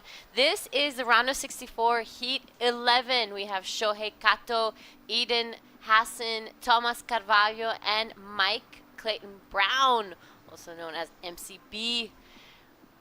This is Charlie and Jesse Starling in the booth. Oh my God, beautiful. That was an exceptional introduction to that. I loved that. This is a really fun looking heat right now. Shohei is kind of a wave pool specialist, I want to say. He is just so good in this environment. Eden Hassan, young gun from Port back home. He literally has had a couple of really big results and hasn't been doing too many QSs over the years as well. So stepping out of his comfort zone, being over here in Korea, but looking for yet another big result. And then Tommy Cavallo, Gold Coast. I have so much respect and love for his surfing. He easily is one of my favorite surfers. Anytime we get a really big swell event back home, he is the guy you watch. I mean, the way he surfs Snapper Rocks is incredible, but has an amazing backhand as well. And then MCB, he's been getting results for a couple of years now, but I feel like he's had a little hiatus from a good result. You're right. And then since I haven't seen them in Korean Nias this year, I feel like I haven't seen these surfers in ages. But this is MCB Thomas Carvalho on his backhand now, looking really sharp. I think all this day of surfing, he's probably been watching all the heats. He has this on lockdown. Unfortunately, I'm not sure if that would be deemed complete at the end. We'll see. MCB, nice hack there. He will be twisting it and giving a bit of flair. Unfortunately, isn't able to really ride out of it, but Thomas Carvalho, a solid start for him. I was really loving his act. Yeah, he's also repping a new haircut as well here. Usually has the long curls, but he's gone for the shaved head approach. I love that first wave. I am borderline curious on if that is going to be a completion, but a lot of damage done out the back before that. Tommy Cavallo easily has one of my favorite backhands. It is so smooth and just really easy to watch as well. I dare say that's going to be a completion. He came into this end section here and it felt like he got on the back foot enough. He got low enough here. It was just, I don't know. It felt like he was going to jump on his board and then potentially slipped out from underneath him there. But beautifully surf wave all the way prior to that. And here, Mikey Clayton Brown, from a really talented family as well. His sister, Elle, used to compete with my sister and I growing up, and she was so talented too. So Mikey still flying the flag for the Clayton Browns right now. Came unstuck at the end there, but I love the fact that he's going for that on the first wave. There's no reason to hold back. Let's just see it all, kind of all your cards on the table, just go for it straight away. I mean, it paid off for a lot of surfers today. So Mikey Clayton Brown, it is a smaller score without the completion, but looking really sharp. Yeah, so just looking at some of the scores that we missed from the first round, Shohei Kato started off with a 6. Wow. That's a pretty solid start. Thomas Carvalho, 5.43, so he is in a pretty solid second. MCB, a 4 to get things rolling in his campaign, and a 0.83 for Eden Hassan. Unfortunately, probably had a bit of a fumble there, but you know, the judges have been super strict on these finishing maneuvers.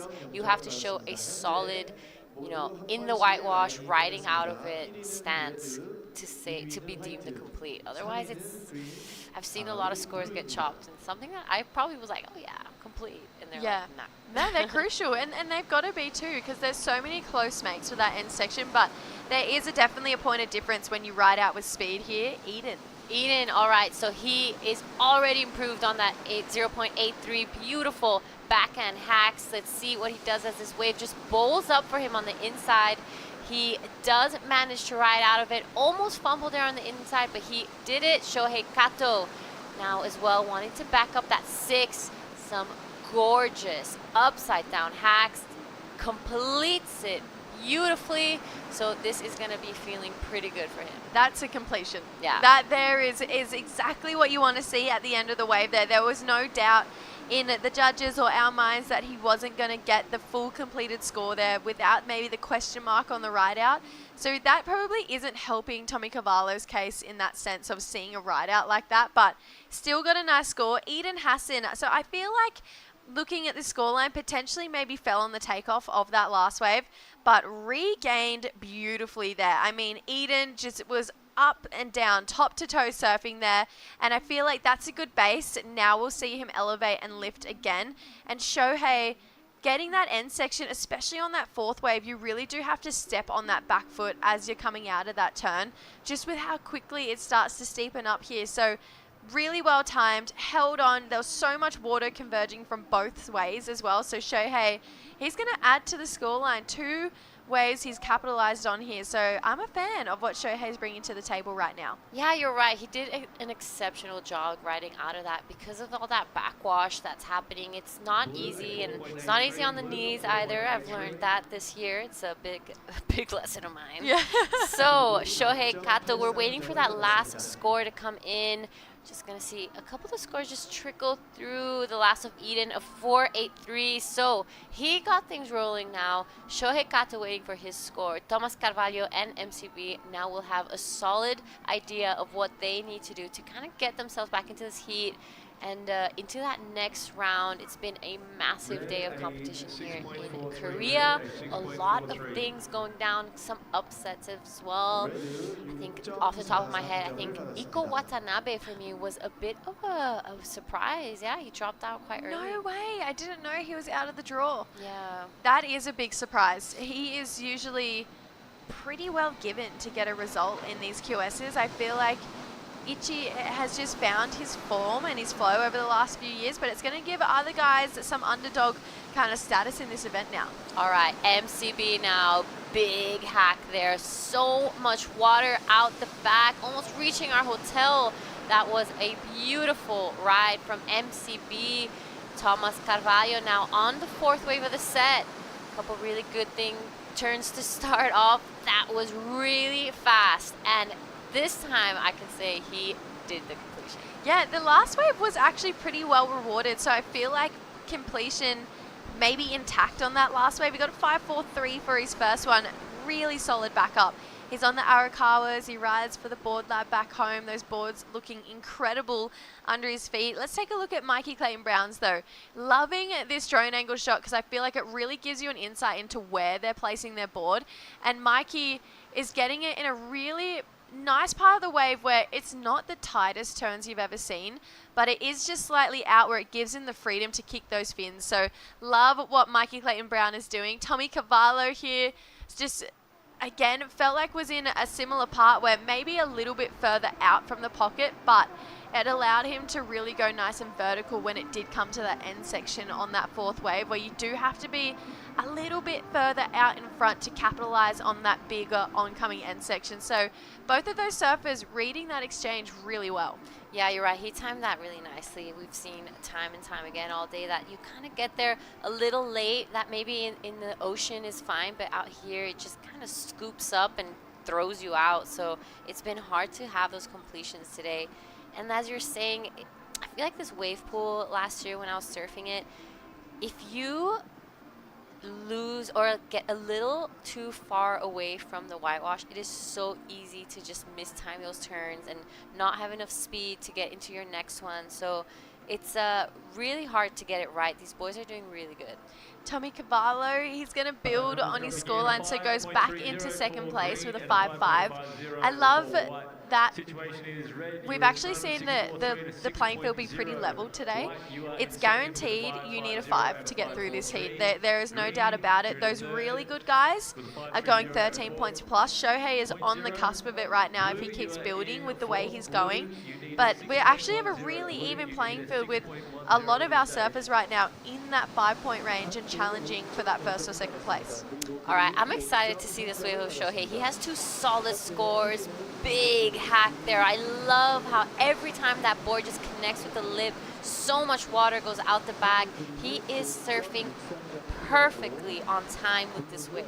Yeah, and I feel like some people have had a mishap wave, but he hasn't yet. Eden hasn't here. All right, so he's going to be getting that second score. Gets a little stuck there on the whitewash. This fourth wave, as we said, has a bit of lump and bump to it. He held on nicely, but just didn't ride out of that last one. Got there a little late. It's funny how sometimes that one mistake that you make earlier on can mistime the rest of that wave. Shohei here, maybe a bit of a board swap moment. Wasn't happy with what he had, but he was surfing incredible. Keep going. I did see him maybe communicate with someone like, let's swap the boards on that next wave. And I felt like it was, if you execute, let's try different equipment out, see what it's like in this environment. Maybe wanted to test it on that fourth wave there. But Shohei, like you mentioned, timing this so perfectly. Fins coming out the back there. I love when you can tell what fin it is too, because it's so far out. That's the Mick Fanning FCS fin, because he really does push so hard. And then Eden Hassan here had a couple of really great moments on this wave, particularly that third turn where he had to drift down over the whitewater. And that gave him confidence to push harder, and that's actually a turn that he is relatively consistent with making. But I think because that fourth wave, like we've mentioned, does have that oncoming section from the right, it makes drifting those fins in that particular part of the wave quite difficult. So a maneuver he usually has on lock, but maybe something he needs to adjust if he makes it through this heat and goes deeper in the rounds. All right, that was wave 3 for Shohei and Eden. I'm curious to see now Shohei's performance with this board. Is it going to be a he's going to get a 9, or is it going to be a if it's broke, don't fix it situation? But it's an interesting strategy. I love that he's feeling so comfortable and confident enough that he is going to switch it out halfway through a heat. And even if it's just for one wave, I mean, obviously he's built every single time he's stood up throughout this heat. He's hit that 13 points, so he's kind of in that really great benchmark now where we're seeing a lot of those Challenger Series surfers sit. He is a Challenger Series surfer himself. So I feel like Shohei, that is actually showing his confidence right now, and that's a little bit scary for other competitors. Yeah, you're right. Just that, board swapping moment, something that can kind of put a seed of doubt in the other surfers, like, should I be changing my board maybe? So we'll see now. Thomas Carvalho taking a look at this one. Bit of a misunderstanding there maybe. Mike Clayton Brown. Now good looking wave here for MCB. Let's see. On the inside, good hack. I like his timing. You can see a bit of a double pump there, but he got the completion, rode out of it. It was a bit of an awkward moment in conversation out the back. Yeah, I'm really confused.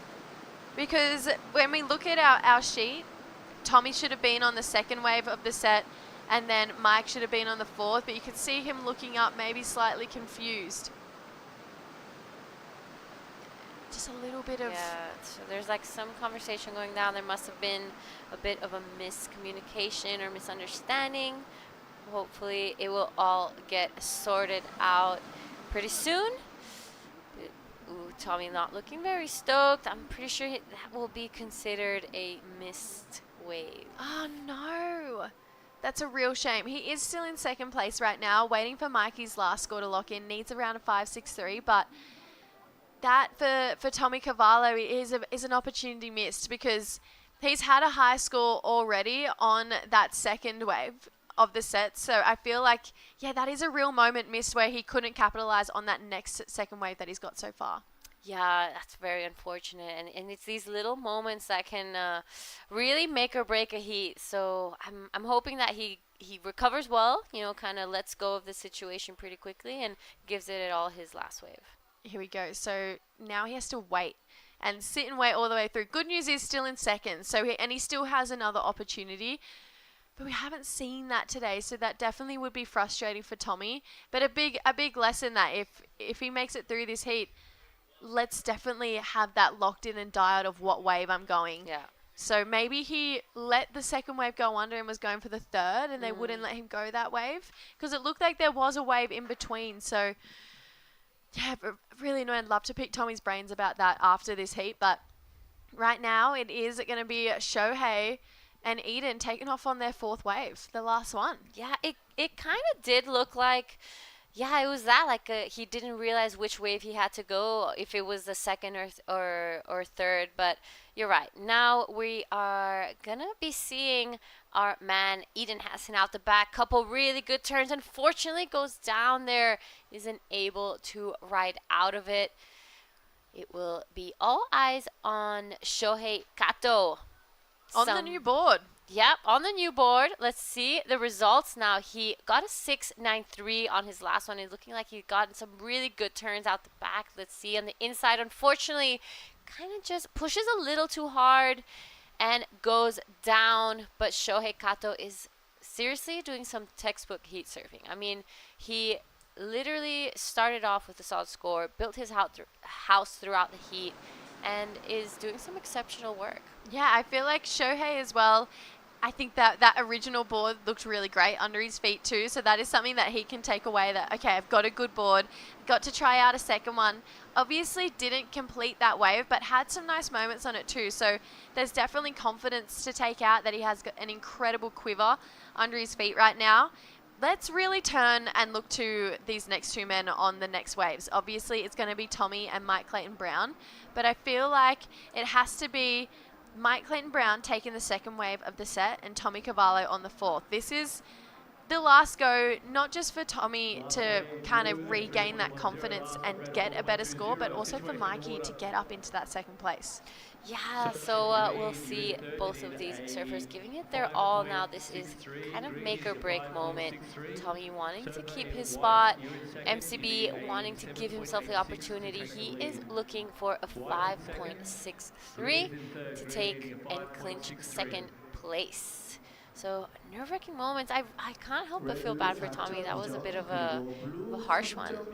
Yeah, I feel like just a little bit of confusion here. Still has a chance though. Yeah. It's definitely still open. Door is well and truly open. He is in second place. So that is what he can take confidence out of right now. Is he's got 2 scores. It does have him in second place. Mikey Clayton-Brown doesn't need much. It's a 5.63, but it has to be his best. So that does put a little bit more pressure on Mike. If you were Tommy, you just think, let's just get another better score. Let's just keep surfing, get another good wave, and even if it doesn't pan out, he already did the damage that he needed to do on those first 2 waves. Absolutely, and these things happen in the ocean heats all the time, so he just kind of has to take that mentality and bring it in here. But live action MCB, he is looking for a 5.63 on the way to a pretty solid score here.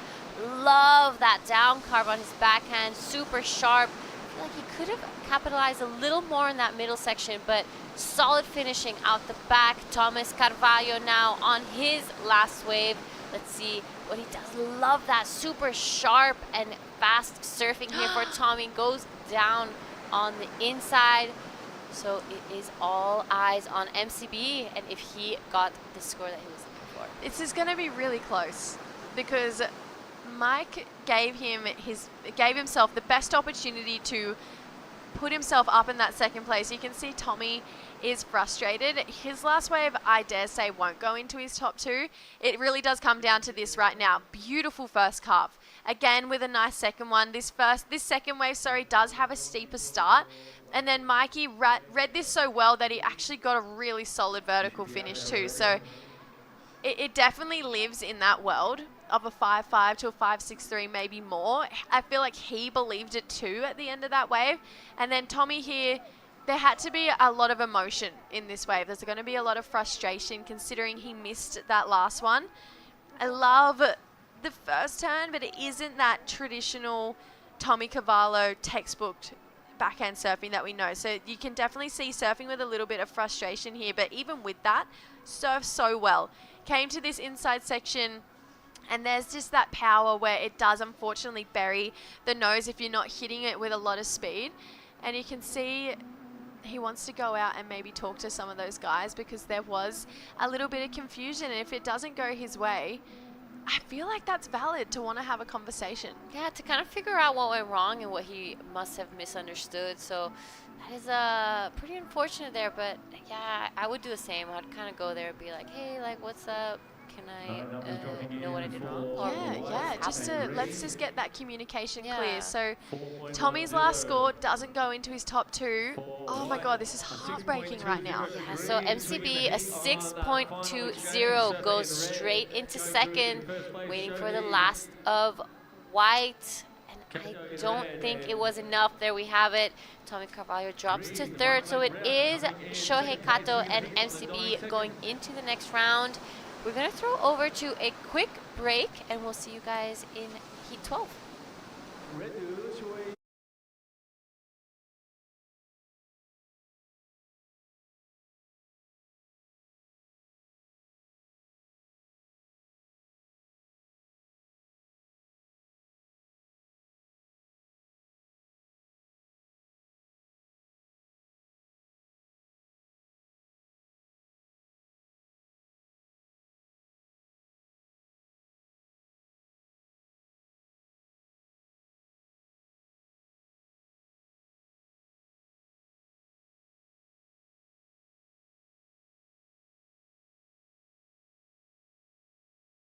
Life being so fast-paced, it's that one place that I go to be able to stop worrying about a lot of things, and I feel like as soon as you put your head underwater, it all disappears. Every time I jump in the water, it feels like I'm that 15-year-old kid jumping in the surf at Cronulla, and it just kind of kickstarts my day into something that's super positive. I didn't win everything as a kid, but I just kept showing up and tried to keep learning. That's the balance, that's the work. Life being so fast-paced.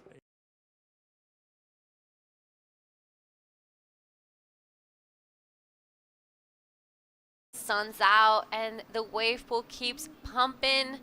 It is around 5:15 in the afternoon here in Korea. Siheung Open QS 6000, and we have already a decent score coming in for Hiroto Arai, a 6.50. Joe Azuchi still waiting for his first ride to come through. Ricky Sato and Zeb Stokes in this heat as well. It is myself and Jesse Starling in the booth today in the last heat. Yeah, last heat of the day. It's been a really solid opening day one. 27 heats that we've rolled through today. Maybe more, actually. I feel like I need to go back.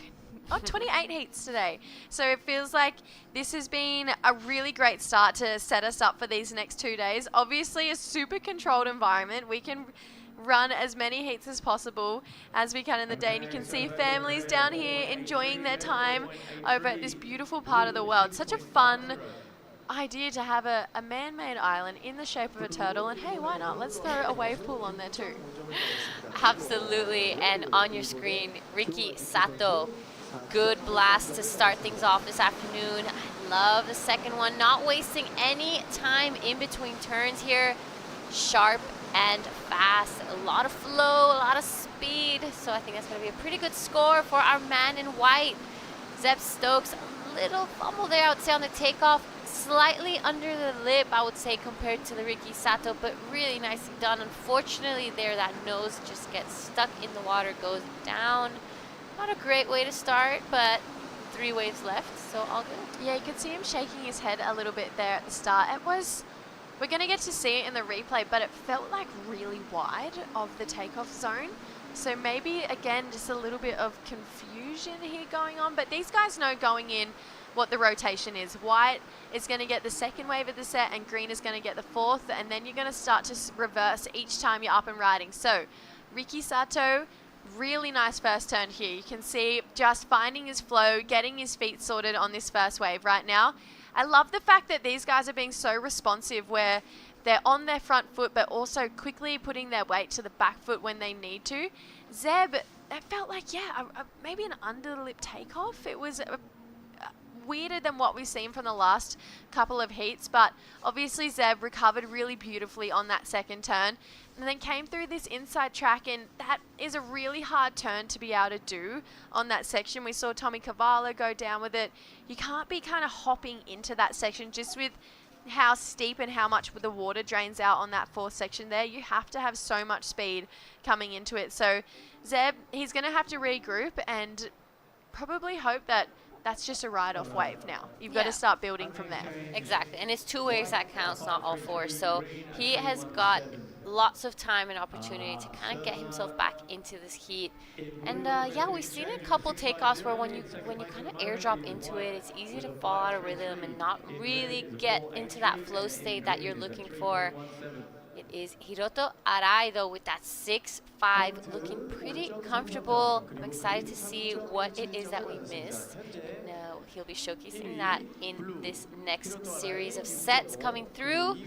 Oh, I can already feel your heart starts pumping when you hear that sound of the waves. So it's an exciting thing, and I love the variety of spots that we have here in Asia for these QSs. So many different waves. Hiroto, though, on his backhand. Good start here. Let's see what he does. Really low center of gravity. He's a surfer that has done the rounds before. Nice fin bust there.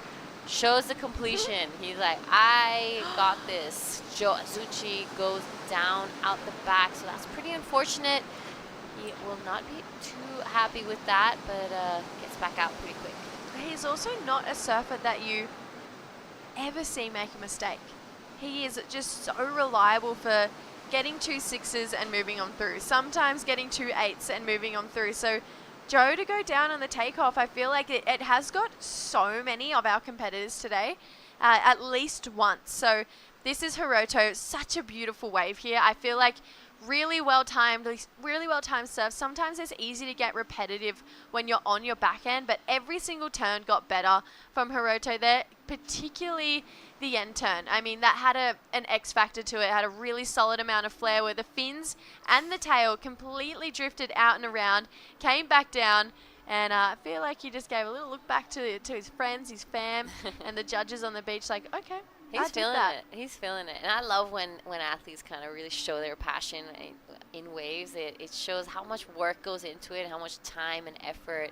We were saying with Izzy, there's just so many factors coming up to this exact moment. And in a normal heat, it's 25 minutes. Here, it's 4 waves. Like, that is actually not a lot of chances.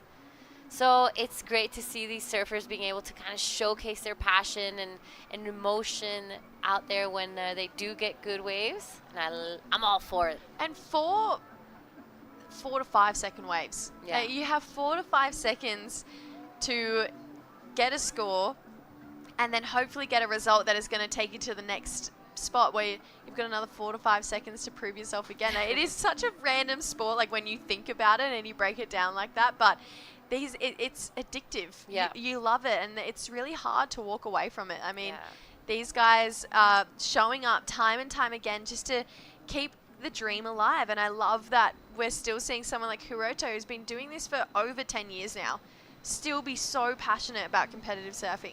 I don't want to give out some wrong information, but I would say Hiroto's close to the 20 mark. Yeah, I feel like that as well. Yeah, I think we're going to have to double check with Daiwako. But now, live action. This is Zeb Stokes on his backhand as well. Couple good turns to start things off. Wants to improve on that 317. Good finisher there for Zeb Stokes. That will be his second ride. Ricky Sato, a bit of an airdrop start, as we were mentioning earlier, but he manages nicely, giving a little bit of variety, giving the judges something to really think about. Unfortunately, goes down there. Yeah, he read the start of that wave really well. I mean, got super vertical up in that first section, and then just slightly got hung up when it came down to the third. But prior to that happening, I thought to myself, here is one of those surfers that can just gel with a wave pool. That was the type of energy that I was seeing from Ricky Sato. Zeb's best turn on that wave was hands down the last turn. It felt like he finally got loose and free when maybe was a little bit sticky on those first couple of turns.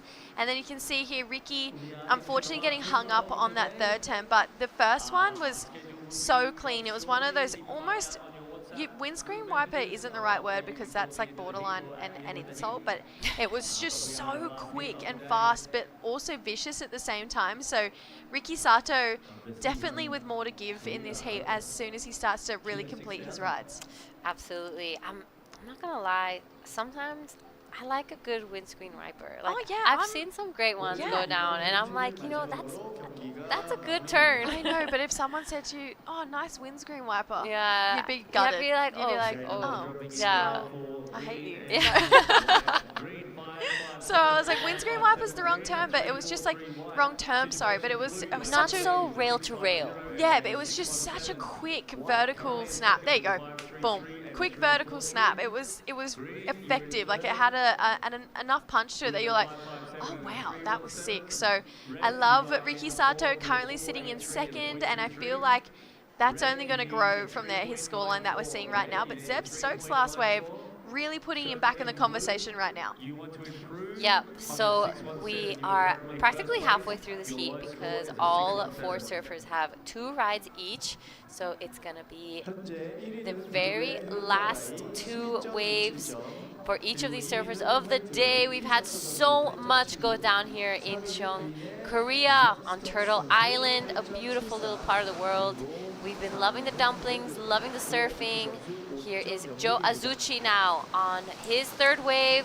Let's see what our man in red gives us. A couple beautiful turns, just linking it all up together. Really pushed the tail out on that last one. He was liking it. Gave a bit of a staunch stand there. Hiroto Arai, though, showing exactly why he has a 6.5 and a 617 next to his name. He wants to be stomping a foot down into the next round. Unfortunately, just gets a little pushed off the wave there by the whitewash. Wasn't really able to ride out of it, but he's looking like he's in a pretty good spot. Yeah, definitely. A lot of passion in his surfing right now from Hiroto. Joe Azuchi, I'm stoked he recovered from that last one. I mean, to have a fall like that on a takeoff would get into anyone's head, but he was just looking so sharp and powerful by the time he got back to his feet. And I think Joe, that's the crisp criticalness that we're used to seeing from Joe Azuchi.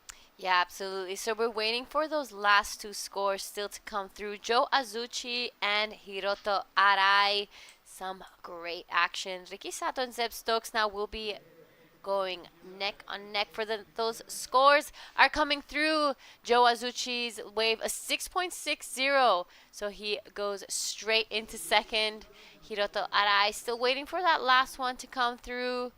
But exciting moments, and that's a pretty good score for Joe Azuchi. Oh, absolutely. Joe would be loving that right now. So definitely going to put a little bit more pressure on to Ricky and Zeb, but they were slowly getting themselves back in this heat and deep and truly into this conversation here. So still with a chance to do so. I believe we've got some waves starting to roll through here for our competitors. Obviously, we're going to see Ricky on that first set, the second one, and then we're going to see Zeb on that 4th. And I feel like looking at their waves and the type of surfing that they're doing, I actually think that's the most well-suited wave to each of those surfers. Yeah, you're right. So, all right. Hiroto Arai, 5.57, his last one, doesn't factor into his top 2. But we are waiting for those sets to kind of fumble in, and it's been a great day of action here, Jessie. What do you think would be some of your highlights? I really loved Siki Yang's 8-point ride in the women's side. I thought she just came out swinging. She was so ready to go. And then seeing some of those Challenger Series surfers, I think really did bring home that those guys actually are a really big gear above. So they're doing some incredible surfing. Right now, though, we do see Zeb Stokes belting this one through the inside here. He's looking to better his situation right now with a 5.87. So it has to be something pretty substantial. But they would be my top 2 moments. Giada, what would be yours? Oh, all right. Good question. I would probably say Rafinha Castro had some great moments for me, and he's a good friend of mine. I think Couture Agus as well, just because they're like good friends. And it's good to see them kind of get their ball rolling. I see how hard they train back at home and how much this means to them. So those will probably be my highlights. And obviously, hanging out with you and everyone in this booth and being back together with the team. I love this. I love this. And I feel like as well, I do have a low light, is I would say seeing Ichi Watanabe get knocked out of the draw. That is really gutting for me. I know. Yeah, I know. It was pretty heartbreaking. But let's get back to this heat at hand for those watching at home. A couple scores did come through. It is currently Hiroto Arai still in the lead. Joe Azuchi in second. Riki Sato in third. He needs a 6-1-1 to go into that advancing position. And Zeb Stokes a 5-8-7. So early days still in this heat. I'm pretty sure all 4 surfers have had their 3 waves ridden. We are reaching the very last critical moment now. Only 1 wave left for all 4 surfers. Let's see if they make or break under pressure. It's pretty interesting though. Like, you'd have to think Hiroto Arai's pretty well through this heat. Joe Azuchi is definitely, he definitely could better with that 4.83. That is still very dangerous territory to be in. Riki Sato though needs less than what he's already got in his lineup. Actually, sorry, I read that completely wrong. He needs a 6-1-1, so needs his best wave so far. And so does Zeb Stokes. So there's actually a lot of pressure right now on those 2 surfers. But when you look at that as a whole, if Joe betters his score and takes it from a 4.83 to a 5.83, that number drastically goes up for Riki and Zeb. So it really does come down to what Joe does on this next wave here. Yeah, absolutely. So it is going to be a really interesting afternoon and finisher here in Siheung, Korea. I want to give a bit of a thanks to our sponsors, but it's looking like we have some waves come through. Surfer in red, Joe Azuchi, good first blast. Does it again on the second one. He is going to take this one all the way to town. Unfortunately, goes down there and isn't able to ride out of it. So that is pretty unfortunate for our surfer in red. He won't be improving his score line. He already has that 6.60. So some pretty solid scores for Riki Sato and Zeb Stokes. So Zeb and Riki, it's now or never. It's time to level up. And I feel like these are also the moments that take surfers from being a qualifying series surfer to a challenger series surfer. If you can handle these high pressure situations, because every single heat on the Challenger Series is a high-pressure situation, then you're ready. You are ready to level up and you're ready to take that next step. And I feel like this is a really good testing point to see, have these guys done the work in the off-season and got themselves not just physically and surf talent-wise to a better place, but mentally as well to take on these challenges of, right, I have one last wave, it looks exactly like my last one did, and I need to find an extra 0.5 in this wave. How do I do that? Yeah, you're right. I don't think people put enough emphasis on how hard it is to maintain, that not only fitness level, but also mentally prepared for contests kind of mentality when you're on your off season, because it's so easy to kind of get distracted and spend time with family and friends and want to go out. So keeping that concentration up and keeping that ball rolling is super hard, but it really shows when the contests start who has been putting the work in and who hasn't. Yeah, it does come back to, I know it's so cliche, but those 1%ers. Like, honestly, it's one of those things where you see those guys working, and girls working day in and day out, trying to be better people, better athletes, better surfers, and that really does pay off. I am such a big believer in hard work pays off, and you can see it translate directly to those people who put their head down and just do the work, get it done, make the better decisions for themselves. That's what gets them across the line. I mean, it might take longer than you think. Look at Leo Fioravanti. Yeah. It took him 10 years, but he got there because he worked so hard at it. So I think that really can trickle down and translate, and should translate into every single stage in this sport. Yep. So we did have a ride for Zeb Stokes just now. Looking like a bit of frustration when he finished that one. White out the back. Couple good backhand turns there. He's eyeing a section down, takes to the air. Unfortunately goes down as well. So I do believe I can safely say it's going to be Hiroto Arai and Joe Azuchi taking this heat 12 out. We're going to wait for those last scores to come through, but pretty safe to say that's going to be the score. Yeah, it is definitely going to be Hiroto and Joe. We are going to have to send Ricky and Zeb packing, but there is going to be plenty more QSs for them to try and get that momentum going and take that next step to get some points to move up into the Challenger Series. But on that note, Giada, it's been a great day one. Let's go home and get ready for day number 2 and maybe get a surf in. You surf for me, gal. Yeah, so just waiting for that last score for Zeb Stokes to come in. Looking like it's just now starting to trickle through some pretty solid numbers, but I don't think it's going to be enough, and it's not a 5-6-3 for Zeb Stokes. It is Hiroto Arai and Joe Azuchi, who we will be seeing tomorrow. We are going to throw to a break, and we'll see you guys bright and early tomorrow morning.